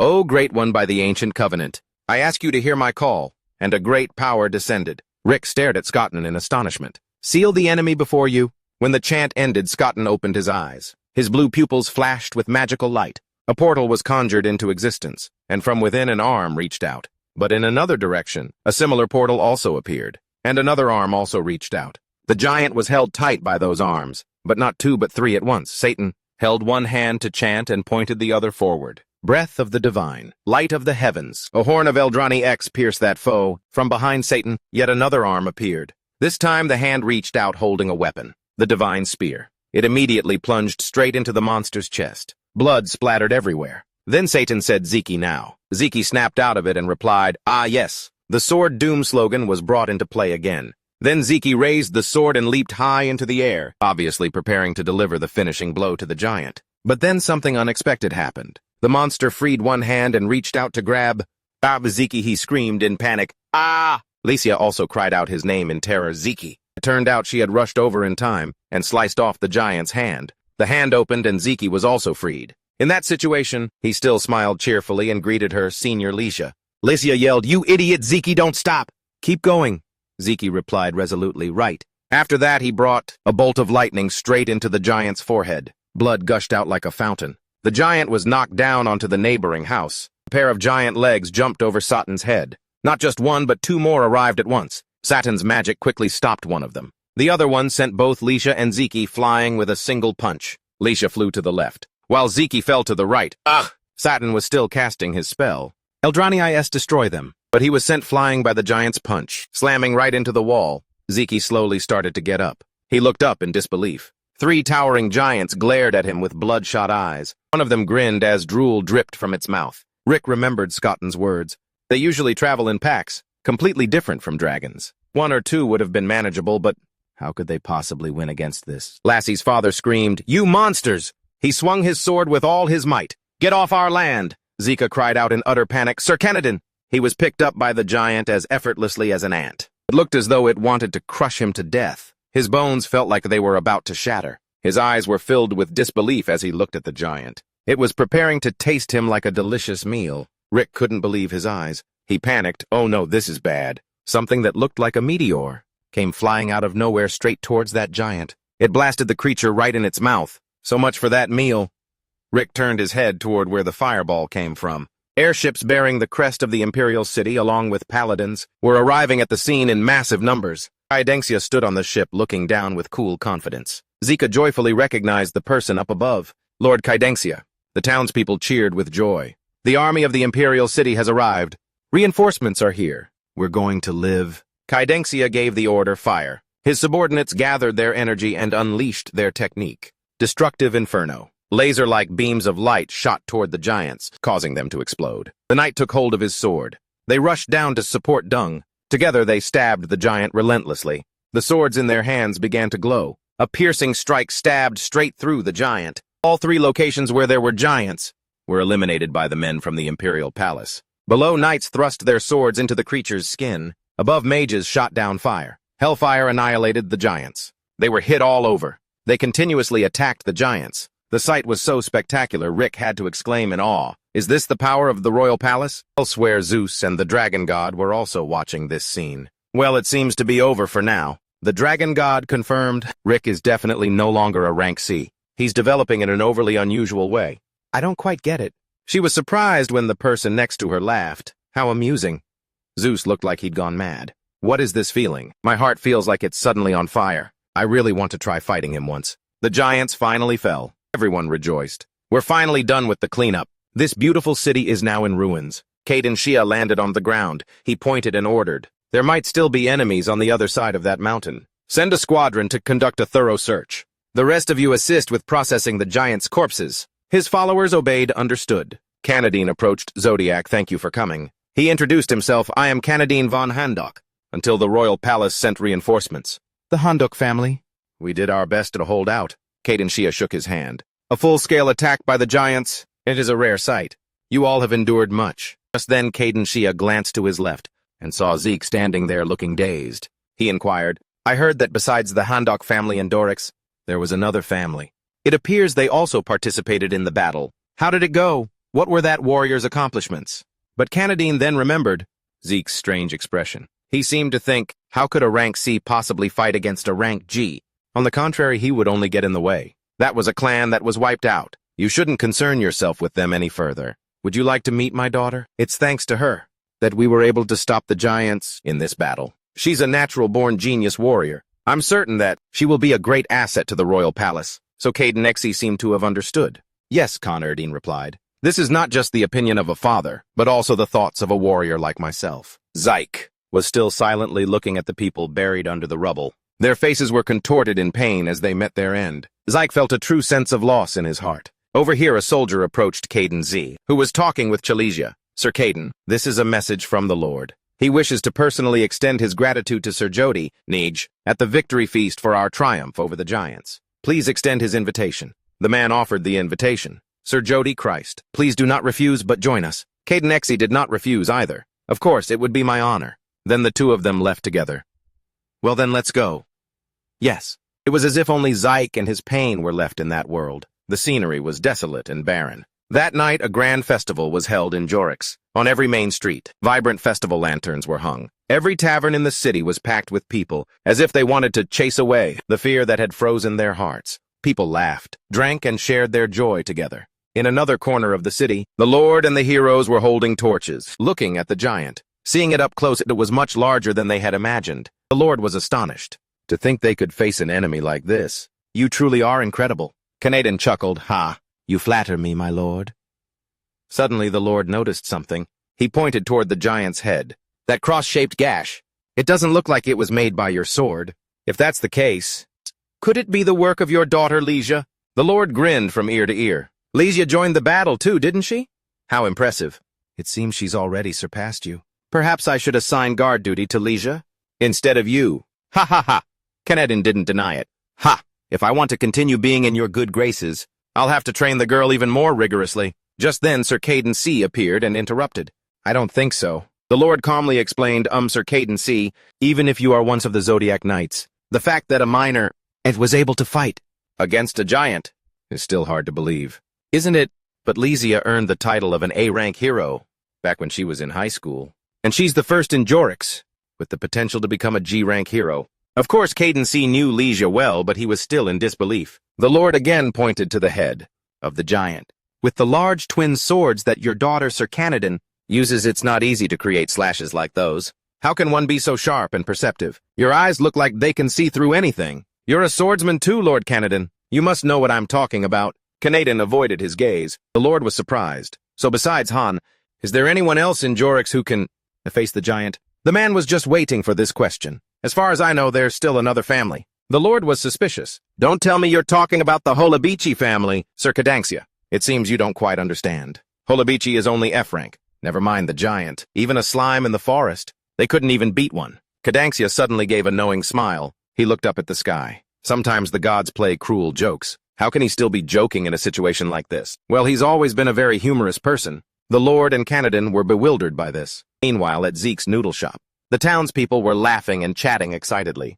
That giant monster was so big. That one swing of its club sent the wind blowing all the roofs away. Stop making things up. At that time, weren't you hiding and trembling in the warehouse? Come on, stop arguing and have another drink. A beer mug slammed down on the counter. Thanlong grumbled in annoyance. I told you to go get your 3 silver coins. All the heroes and soldiers who participated in slaying the monster got a reward. So why didn't you accept it?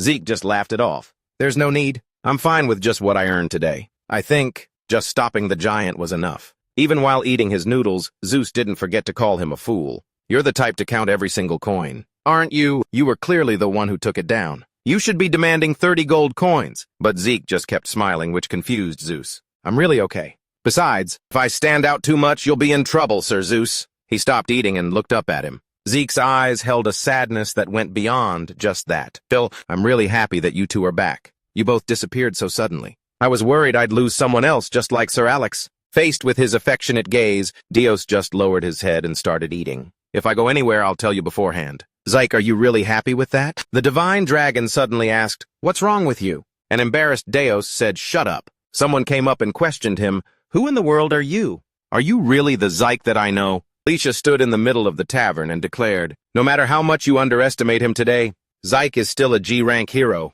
Zeke was surprised, Senior Licia. Deus was surprised. "Why are you here? Aren't you always tagging along?" "Behind the Lord," Licia said shyly. "I just wanted to see if Zyke was okay."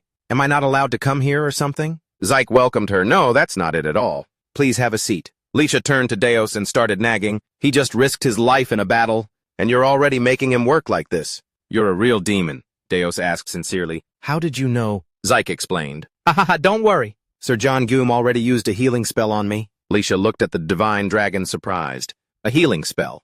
You even used a high-level holy spell like that," Deus said annoyed. "Can you stop being so surprised?" "From the very beginning, when he was wearing armor made of dragon scales. Wasn't it obvious? That we're not an ordinary party of heroes. That should be obvious, shouldn't it?"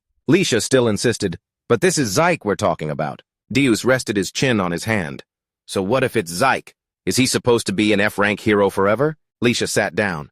"I just got into a fight with my dad over that very thing, so don't say anything else. What the hell do you even care about? I never told you to sit down." "Zeke, are you laughing your head off because of me?" Licia didn't deny it. "Yeah, because you took down a G-class giant. So my dad said he wants to sponsor your training, to train you properly. But when I told him to stop saying things like that, he wouldn't even listen and just kept smiling sweetly." "Lady Licia, really? Why would you say something like that?" Seeing him smile made her heart flutter. "You always have to be number one. So why are you reacting so strongly?" Embarrassed, Licia slammed the table. "Silence. Shut up.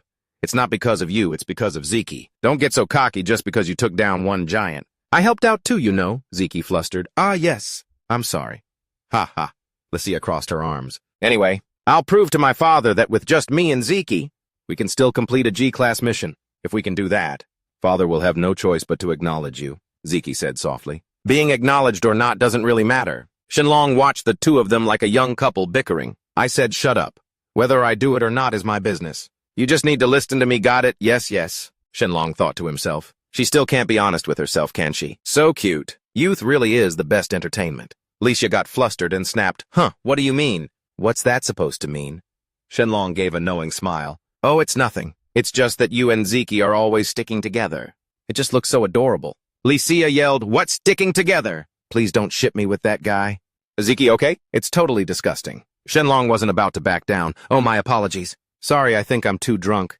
Zeke quickly tried to make peace. "Ha ha ha, I'll treat you to a free bowl of noodles." "Zik, don't be mad anymore, okay?" Licia called out, "Zik, say something." The annoyed divine dragon eyes snapped, "You're so noisy. Could you please just get lost?" Suddenly someone called out to Zik from a distance. An old woman leaning on a cane asked him, "My grandson Jace still isn't back. What happened?" "Zik, I asked you to go find Jace." He recognized Grandma Jiro. Zik finally remembered. The face of the boy buried beneath the building. It was Jace. Zik lowered his head in sorrow. "I'm sorry, Grandma Jiro. When I found Jace, he was already—" The old woman spoke in a hoarse voice. "Why?" Jiro screamed, her face covered in tears. "Why you were there, but Jace still died. You're supposed to be a hero." Zik kept his head down. "It's my fault. I wasn't strong enough, Grandma Jiro." Jiro pointed a finger at him. "You," then continued to cry like a child. "You bastard! So you just left my grandson to die, while you're here laughing and having a good time, all happy just because you sold a few bowls of noodles." The people eating noodles also turned to watch the scene. All the other soldiers were injured. "But looking at you without a single scratch, I get it now. You must have been hiding somewhere, weren't you? Ever since you were a child, I took pity on you. I even gave you odd jobs to do. Is this how you repay me?" She cried louder and louder. "I was such a fool. To trust a so-called hero from a bottom-tier family. This is all your fault, Zik Model. Because of you, my Jace is dead." Licia stepped forward to explain. "No, ma'am, that's not right. It was Zik who took down all the giant monsters." But then Zik raised his hand to stop her. He took the blame himself. "That's right, ma'am, it's all my fault. I'm so sorry." This made Licia call out his name, Zik. Grandma Jero was still sobbing like a child. She turned around and walked away. "I don't want to see you. Never call yourself a hero again." She leaned on her cane and walked away to the bewilderment of everyone there. A voice shattered the atmosphere.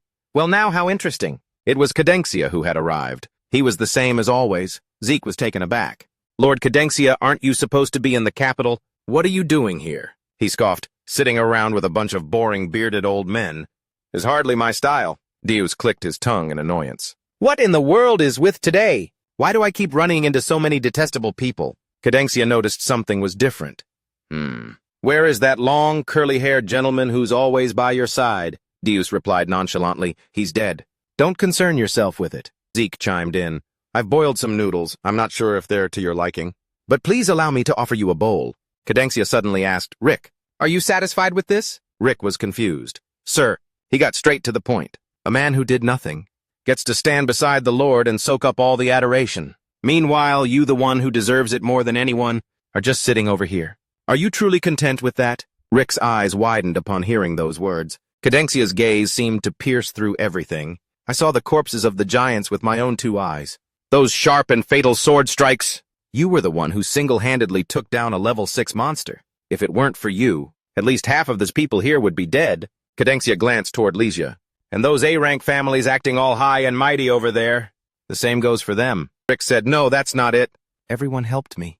Cadencia suddenly clenched his fist, startling everyone. So you're fine with this. I told the Lord that the credit was all yours, model, but he absolutely refuses to accept it. After all, he's the Lord of a city, and those are Class A families. How could they accept the fact that they owe their lives to a Class F family? Rick stood at attention listening. That's precisely why they intentionally didn't invite you. If you were rank G, no, even if you were just rank D, then right now, the Lord would be scrambling to get on your good side, even if your actual strength hadn't changed at all. Do you really not get it, Rick? This is just how the world works. Strength is important. But sometimes your background is even more important. Can you really accept things being this way? He himself felt it was completely wrong. It wasn't okay in the slightest, but Rick remained steadfast. Thank you for your advice, sir. But my answer remains the same. Seeing that he couldn't persuade him, Cadence turned to Deus. You should think carefully, too. There are many other heroes in this world. What Rick needs isn't just money, and I can give that to him. Deus paid him no mind. Only when he reaches rank D. Cadence looked at Deus annoyed. He turned and walked away. The Divine Dragon offered one last piece of advice. Strength is something you can't hide forever. A time will come when you can no longer endure it. The scene remained bustling, despite Cadence's unhappy departure. Jack was lost in thought about something. Deus picked up a bite of noodles. Why did you become a hero, Jack? Jack was startled. He gave the standard answer. What do you mean by that, sir? I'm from the Holy Family Deus. I don't get it. I heard you can just throw that family name away. A Class F family not only isn't recognized, but is also looked down upon. You can't even make decent money. And there's no honor or glory in it. Even when I accomplish something, people still doubt me. I even get hated for it, don't I? Deus looked at his bowl of noodles. So why do you still want to do it? Is it just because your ancestors have always done it? The dream of your lineage? Or is it simply because you were born that way? The Divine Dragon looked at him meaningfully, but JK just gave a peaceful smile. I've never really thought that deeply about it, so allow me to tell you what I'm feeling right now. I think that everything in this world is only possible because of the sacrifices made by heroes. He looked up at the sky. The reason people can live in peace, laughing and talking under a clear night sky, like this one, isn't it all thanks to the sacrifices of countless heroes? From the past, it's the same even today, because everyone fought with all their might, and won. We're able to sit here and enjoy ourselves. Lashin watched JK in awe. The starry sky reflected his heart. Even if it's just a little bit, if my sacrifice can make the world a better place, then wouldn't that be incredibly meaningful? That's why if there's something behind me that needs protecting, I want to be a hero who never falls down, no matter who the enemy is. Zeus teased him, never fall down, huh? One hit from the Demon King and you'd probably go down for the count. JK scratched his head awkwardly. Is that so? His firm declaration made. Zeus, who was eating his noodles, froze completely. Well, that's the kind of fantasy that every hero has had at least once.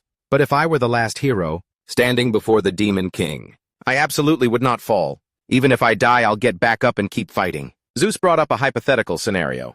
But let's suppose, if the Demon King appeared right before your eyes, would you be able to fight him immediately without hesitation? Even if you knew you couldn't win and would die alone? For this mediocre world, this world that despises you? He hissed, his eyes squinting into a grin. Yes, he answered, making even Zeus watch him intently. I would fight without hesitation. Dios truly couldn't understand. After all, what has this world ever done for you? And what about your younger siblings? Didn't you once say that they were very important to you? The Divine Dragon was surprised to hear this. My younger siblings are heroes too. They will understand. In fact, they would be proud of me, more than they would be of you. All you know is how to do odd jobs around the village, because that is the most glorious death for a hero. Licia stared at him, her mouth wide open. Deus startled Zik. I truly cannot understand you, not even a little. The ones from the lineage of blood soldiers that I have ever met. No, all the crowding humans out there are not like you. So if those Pieces of trash showed up calling themselves heroes. If I were the Demon King, I would slaughter them all without a second thought. All right, I admit it. All this time, the ultimate hero I imagined was exactly someone like you. Being acknowledged made Zik's eyes light up. Zeus suddenly felt annoyed. Come to think of it, it'll definitely be someone with a faith. A faith so foolish it borders on madness. That's why in the end, the Demon King can never win. That's just how this world is. Those who have always crave more, while those with nothing like you are desperate to give even more. It's not surprising.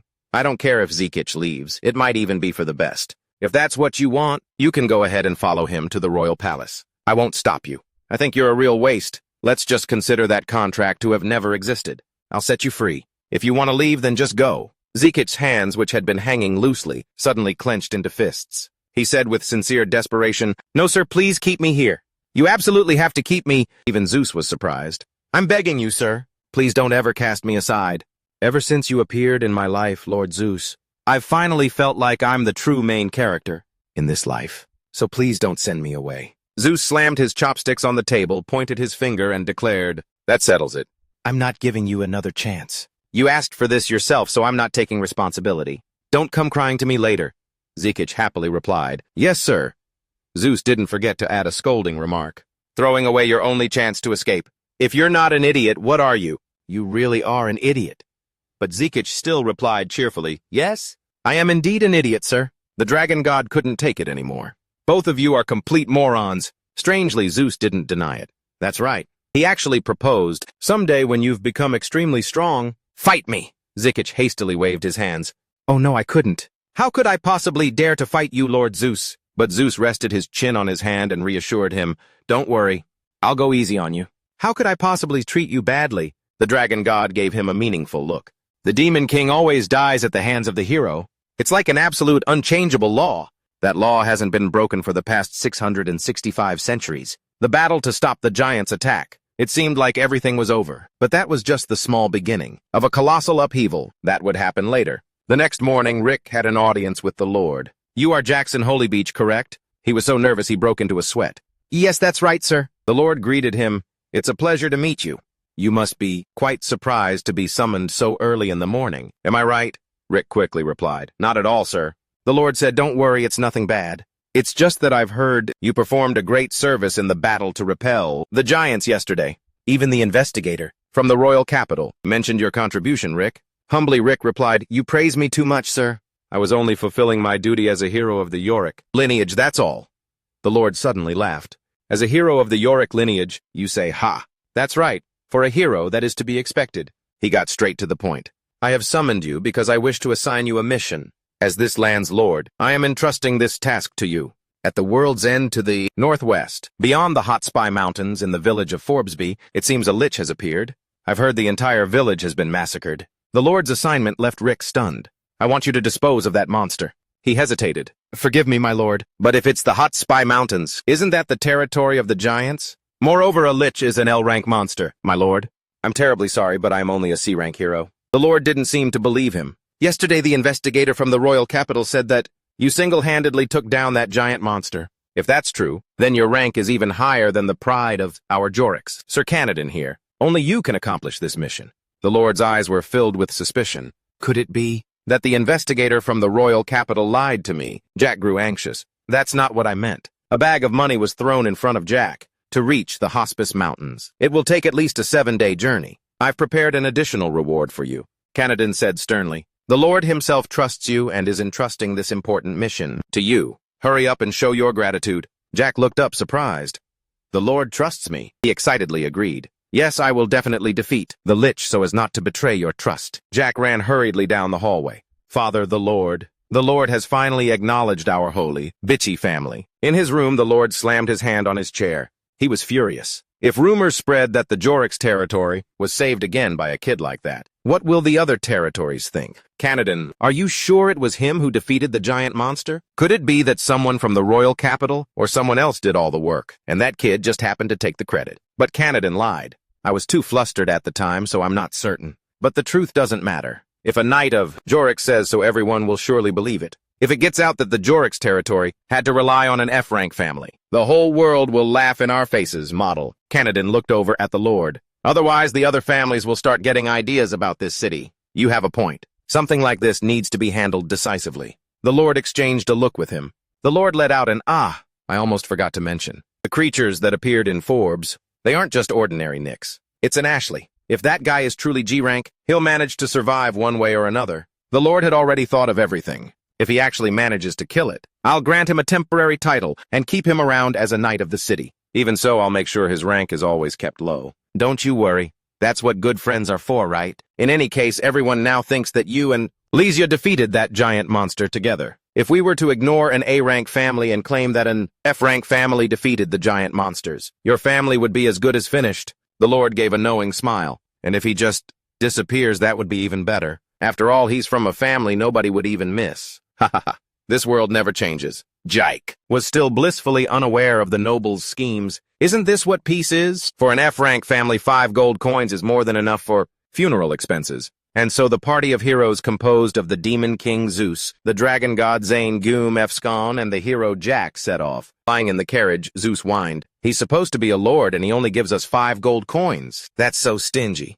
Shenlong lectured that money isn't the issue. The fact that the Lord assigned the mission directly means you've already been recognized to some extent. Zeus is obsessed with money. Recognition should be shown with money. That kind of recognition with just words, you can keep it to yourself. Shenlong questioned him. So are you going to admit it? How cheap can you be to pay him such a pathetic salary? Deuce, you're so two-faced and cold-hearted. How could you measure a person's worth with just money? Zyke, meanwhile, was still on cloud 9. I can do this. I'll definitely make it happen. Their carriage sped through the forest, heading northwest. Deuce spoke up. Oh, that reminds me. I heard your younger siblings have arrived at the holy capital, is that right? Zyke's face lit up. Yes, they're on a study trip. They're really excited, because they'll get to meet the Holy King in person and see a lot of cool things. Deuce asked, what are your siblings' names? Zyke replied, my younger sister is Sydney, and the youngest is Regine. The divine dragon commented, you're quick to ask, aren't you? Deuce stated plainly. Of course, it's not like I have anything to do with their lives. Zyke said excitedly. They both see you as their benefactor, Lord Deus. They said they would study hard to become excellent heroes and help you out. Deuce acted as if it had nothing to do with him. The exploitation stops with you. Whatever you do with the money is your business.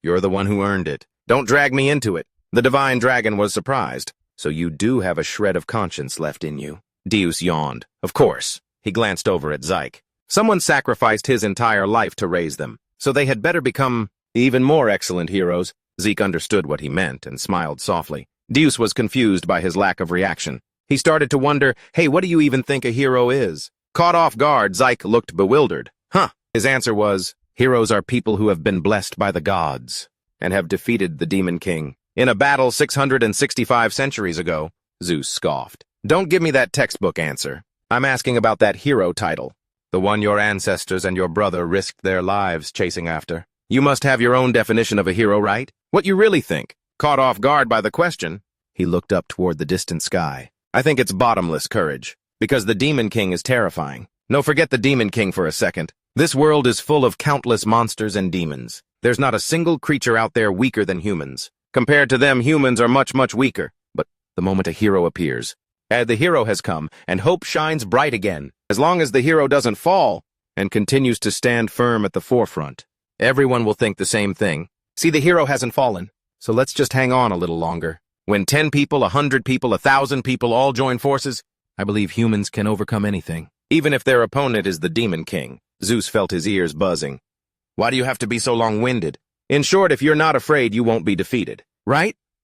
Rick couldn't really deny that, could he? I guess that's true. But that made Zeus even more confused. In that case, what's the point of having F ranks, or D ranks for that matter? And going even further, what's this all about being a pure blood? In the end, if all it takes is willpower, then anyone can be a hero, right? So why are there people who get rich, thanks to those very ranks? And why are others scorned? And to the point that they live in misery. Rick had his own thoughts about this. But regardless, the Demon King is extremely powerful. Willpower alone is not enough, because we have to confront and defeat the Demon King. Don't we need to select the heroes who possess superior combat abilities? But Deus just had a headache.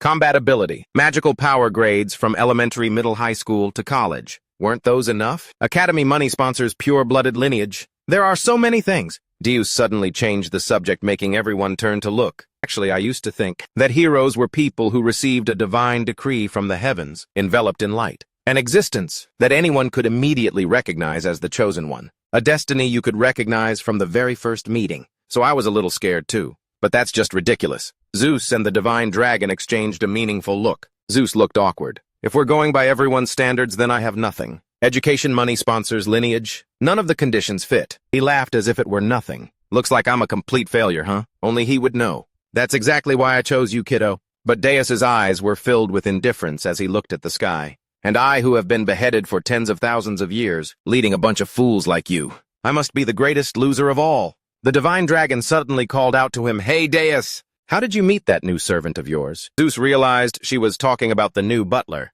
He recounted, "I put up a recruitment poster, and he showed up on his own, insisting on taking the job. I think that's how it was. The divine dragon knew something, just as I thought." She covered her face and whispered to Zeus, "Be careful with him."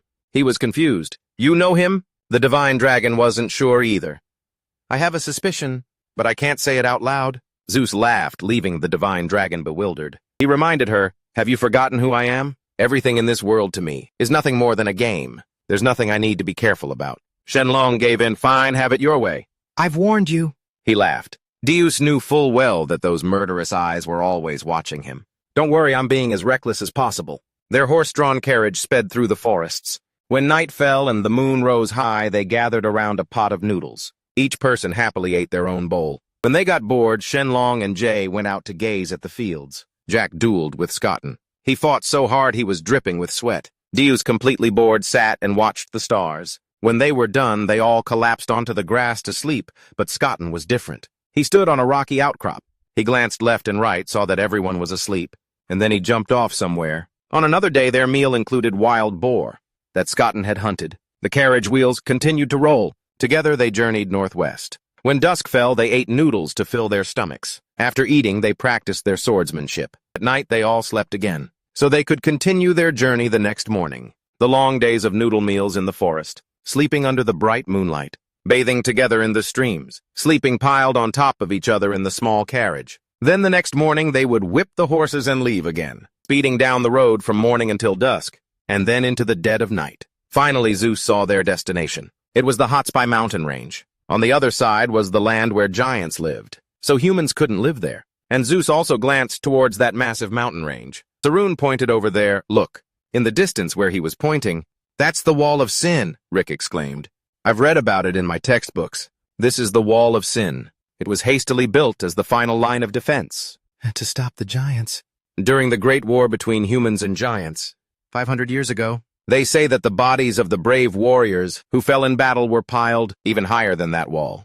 I never thought I'd get the chance to see with my own eyes the testament to the warriors' sacrifice. Satin knows these roads well. Now we just need to go around this mountain range, and in about 2 days we'll reach Forbesby village. Let's get moving." Zyke was quite looking forward to it. They continued their journey to the village by carriage. Rick looked up at this pitch-black sky. The surrounding scenery was bleak and desolate. "I think this has to be the place." Forbesby village. There were several bodies hanging at the village gate. Inside it was horrifyingly desolate. Deuce called out to him and Rick turned around. He pointed towards the village. "Go on, go get Liz." Deuce turned pale. "Me alone," he panicked. "I'm terrified. There are bodies in the windows. An entire family is just leaning against a pillar. There are dead bodies everywhere. The smell is horrific. They've all been dead for a long time." Rick looked around. "Where could the tomb be? I need to find Liz quickly and get out of this place." After walking a bit further, Zyke found the tomb. It looked just like a haunted house from a horror movie. He slapped his own pale face. "I've fought against giants and dragons before. Get a grip, Rick." Finally, Rick opened the door and stepped inside. He still offered a polite greeting. "Pardon the intrusion." Rick looked up confused and saw several pairs of feet dangling from the ceiling. Rick was on the verge of tears. "So many hanged bodies. What in the world are these?" A voice echoed out. "In my hand I have 5 silver coins. Passerby, please lend a hand. Spare 7 silver coins. Heaven will be closer." A cloaked figure holding a staff approached him. "I am only 7 short. Model, if you wish to cross this path, then offer up 7 silver coins." The person's face was covered in blood, their hand outstretched. "If you don't want to, then I'll push the boat myself and take you to the other side." He stared blankly for a moment. Seeing this, he wasn't scared. Instead, he scratched his head and awkwardly refused. Sorry, but I don't have that kind of money. Besides, I should be the one rowing you, right? How could I let you row me? Also, you shouldn't be out here all by yourself, sir. Sir, there's a lich around here. Because he'd been through all sorts of things with ZSS, Zeke no longer paid any mind to strange occurrences. The old man froze when he heard Lich. He asked the boy, "Young man, did you come here looking for the Lich? Why are you looking for the Lich?" Zike's face lit up. "To destroy it, of course. I'm a hero after all." He didn't notice the old man's eyes glowing intensely. The old man pressed further. "A hero, you say? Could it be you're a blood warrior?" Zike said shyly. "Well, not exactly a pure-blooded one." Suddenly, the old man laughed like a villain. "You've finally fallen into my trap." Ha ha ha, Zike was surprised. "Huh!" The old man, a true villain, immediately summoned his power. "I don't need your silver anymore. Nakios' room to open the gate to the underworld. And I need your blood." Zike quickly raised his shield to defend himself, but it was difficult to block the immense power. He was sent flying with a powerful blow. Ugh! It was only then that Zike realized who the old man was. "So you're the Lich." Deus used a fireball attack. The Lich's body disintegrated upon contact with the fireball. No, the Lich suddenly vanished. The Lich quickly reappeared behind him. "You know a few cheap tricks yourself, don't you?" He quickly slammed his weapon down on Zike. Not only did Zike manage to dodge, but he also launched a swift counterattack. Just as the slash was about to land, Lich disappeared again. He appeared behind Jack and slammed him in the waist. Jack kept on slashing. He vanished again. Damn it. Zike slashed with all his might, but to his shock, Lich disappeared. He even mocked him, "Keep struggling, you foolish hero? You think you can keep up with my shadow step?" He prepared to unleash a move intending to kill Zike. Zike was quickly enveloped by a surge of his power. Zeke struggled to defend, trying to observe him. The shadow step made him so fast it was as if he had clones. It even made Zike think, "He's too fast, I can't keep up." He reminded himself, "Snap out of it, open your eyes. Observe carefully. Look for the smallest changes in his movements." Finally, by paying close attention, Zike saw it. He quickly lunged toward him, toward Lich's true location. However, he still vanished. "Ha! I told you you'd never be able to keep up with me." Zeke then remembered his fight against Cadencia. "The dagger is just a feint." He decided to apply the same tactic. "Don't worry. That was just a feint." And with that, he successfully beheaded Lich. The head rolled away like a ball. Jack spun his sword Moonlight-style sixth form, a Demon King Pierce. His cross-shaped slash appeared, but Jack was stunned to see his sword get sucked into Lich's body. His entire body sprayed out a horrifying black liquid. Deus, who was also hit, cried out, "Ugh, what is this stuff?" "It smells horrible too." Deus was suddenly taken aback. He began celebrating, thinking he had finally defeated him. "I got Lich." But then a terrifying clapping sound echoed. The hanged bodies seemed to come to life. It was a scene straight out of a horror movie. Terrified Deus glanced back to see Lich's corpse slowly getting up. His severed head was laughing maniacally. "It's complete!" Delicious guts, flesh, brain, bones. So the blood soldier truly possesses the chosen bloodline. JK was so scared he froze for 5 seconds. But the man just smiled because he had achieved his goal. Offer up his blood. Pour it out to resurrect our great lord. Times. A drop of blood from JK's injured forehead dripped down. Just that little bit of blood falling on the floor caused what looked like blood vessels to appear all around. They seemed to have a life of their own, racing towards the coffin. The one inside the coffin, after receiving the blood, made a sound as if it was coming back to life. Furthermore, power from the coffin radiated up to the wall, and all the hanged corpses were also empowered. JK was shocked. That guy Rick from before tremblingly pointed at him. Their leader ordered, "Seize him." The corpses turned into zombies and charged forward. After Rick's blood dripped onto the floor and was absorbed by the coffin, the surrounding zombies immediately began to mutate. Their blood vessels bulged visibly. Every single one of them powered up. Their muscles bulged and rippled. They looked twice as ferocious. All of them leaped down from the ceiling towards JK. He was the source of the blood they craved.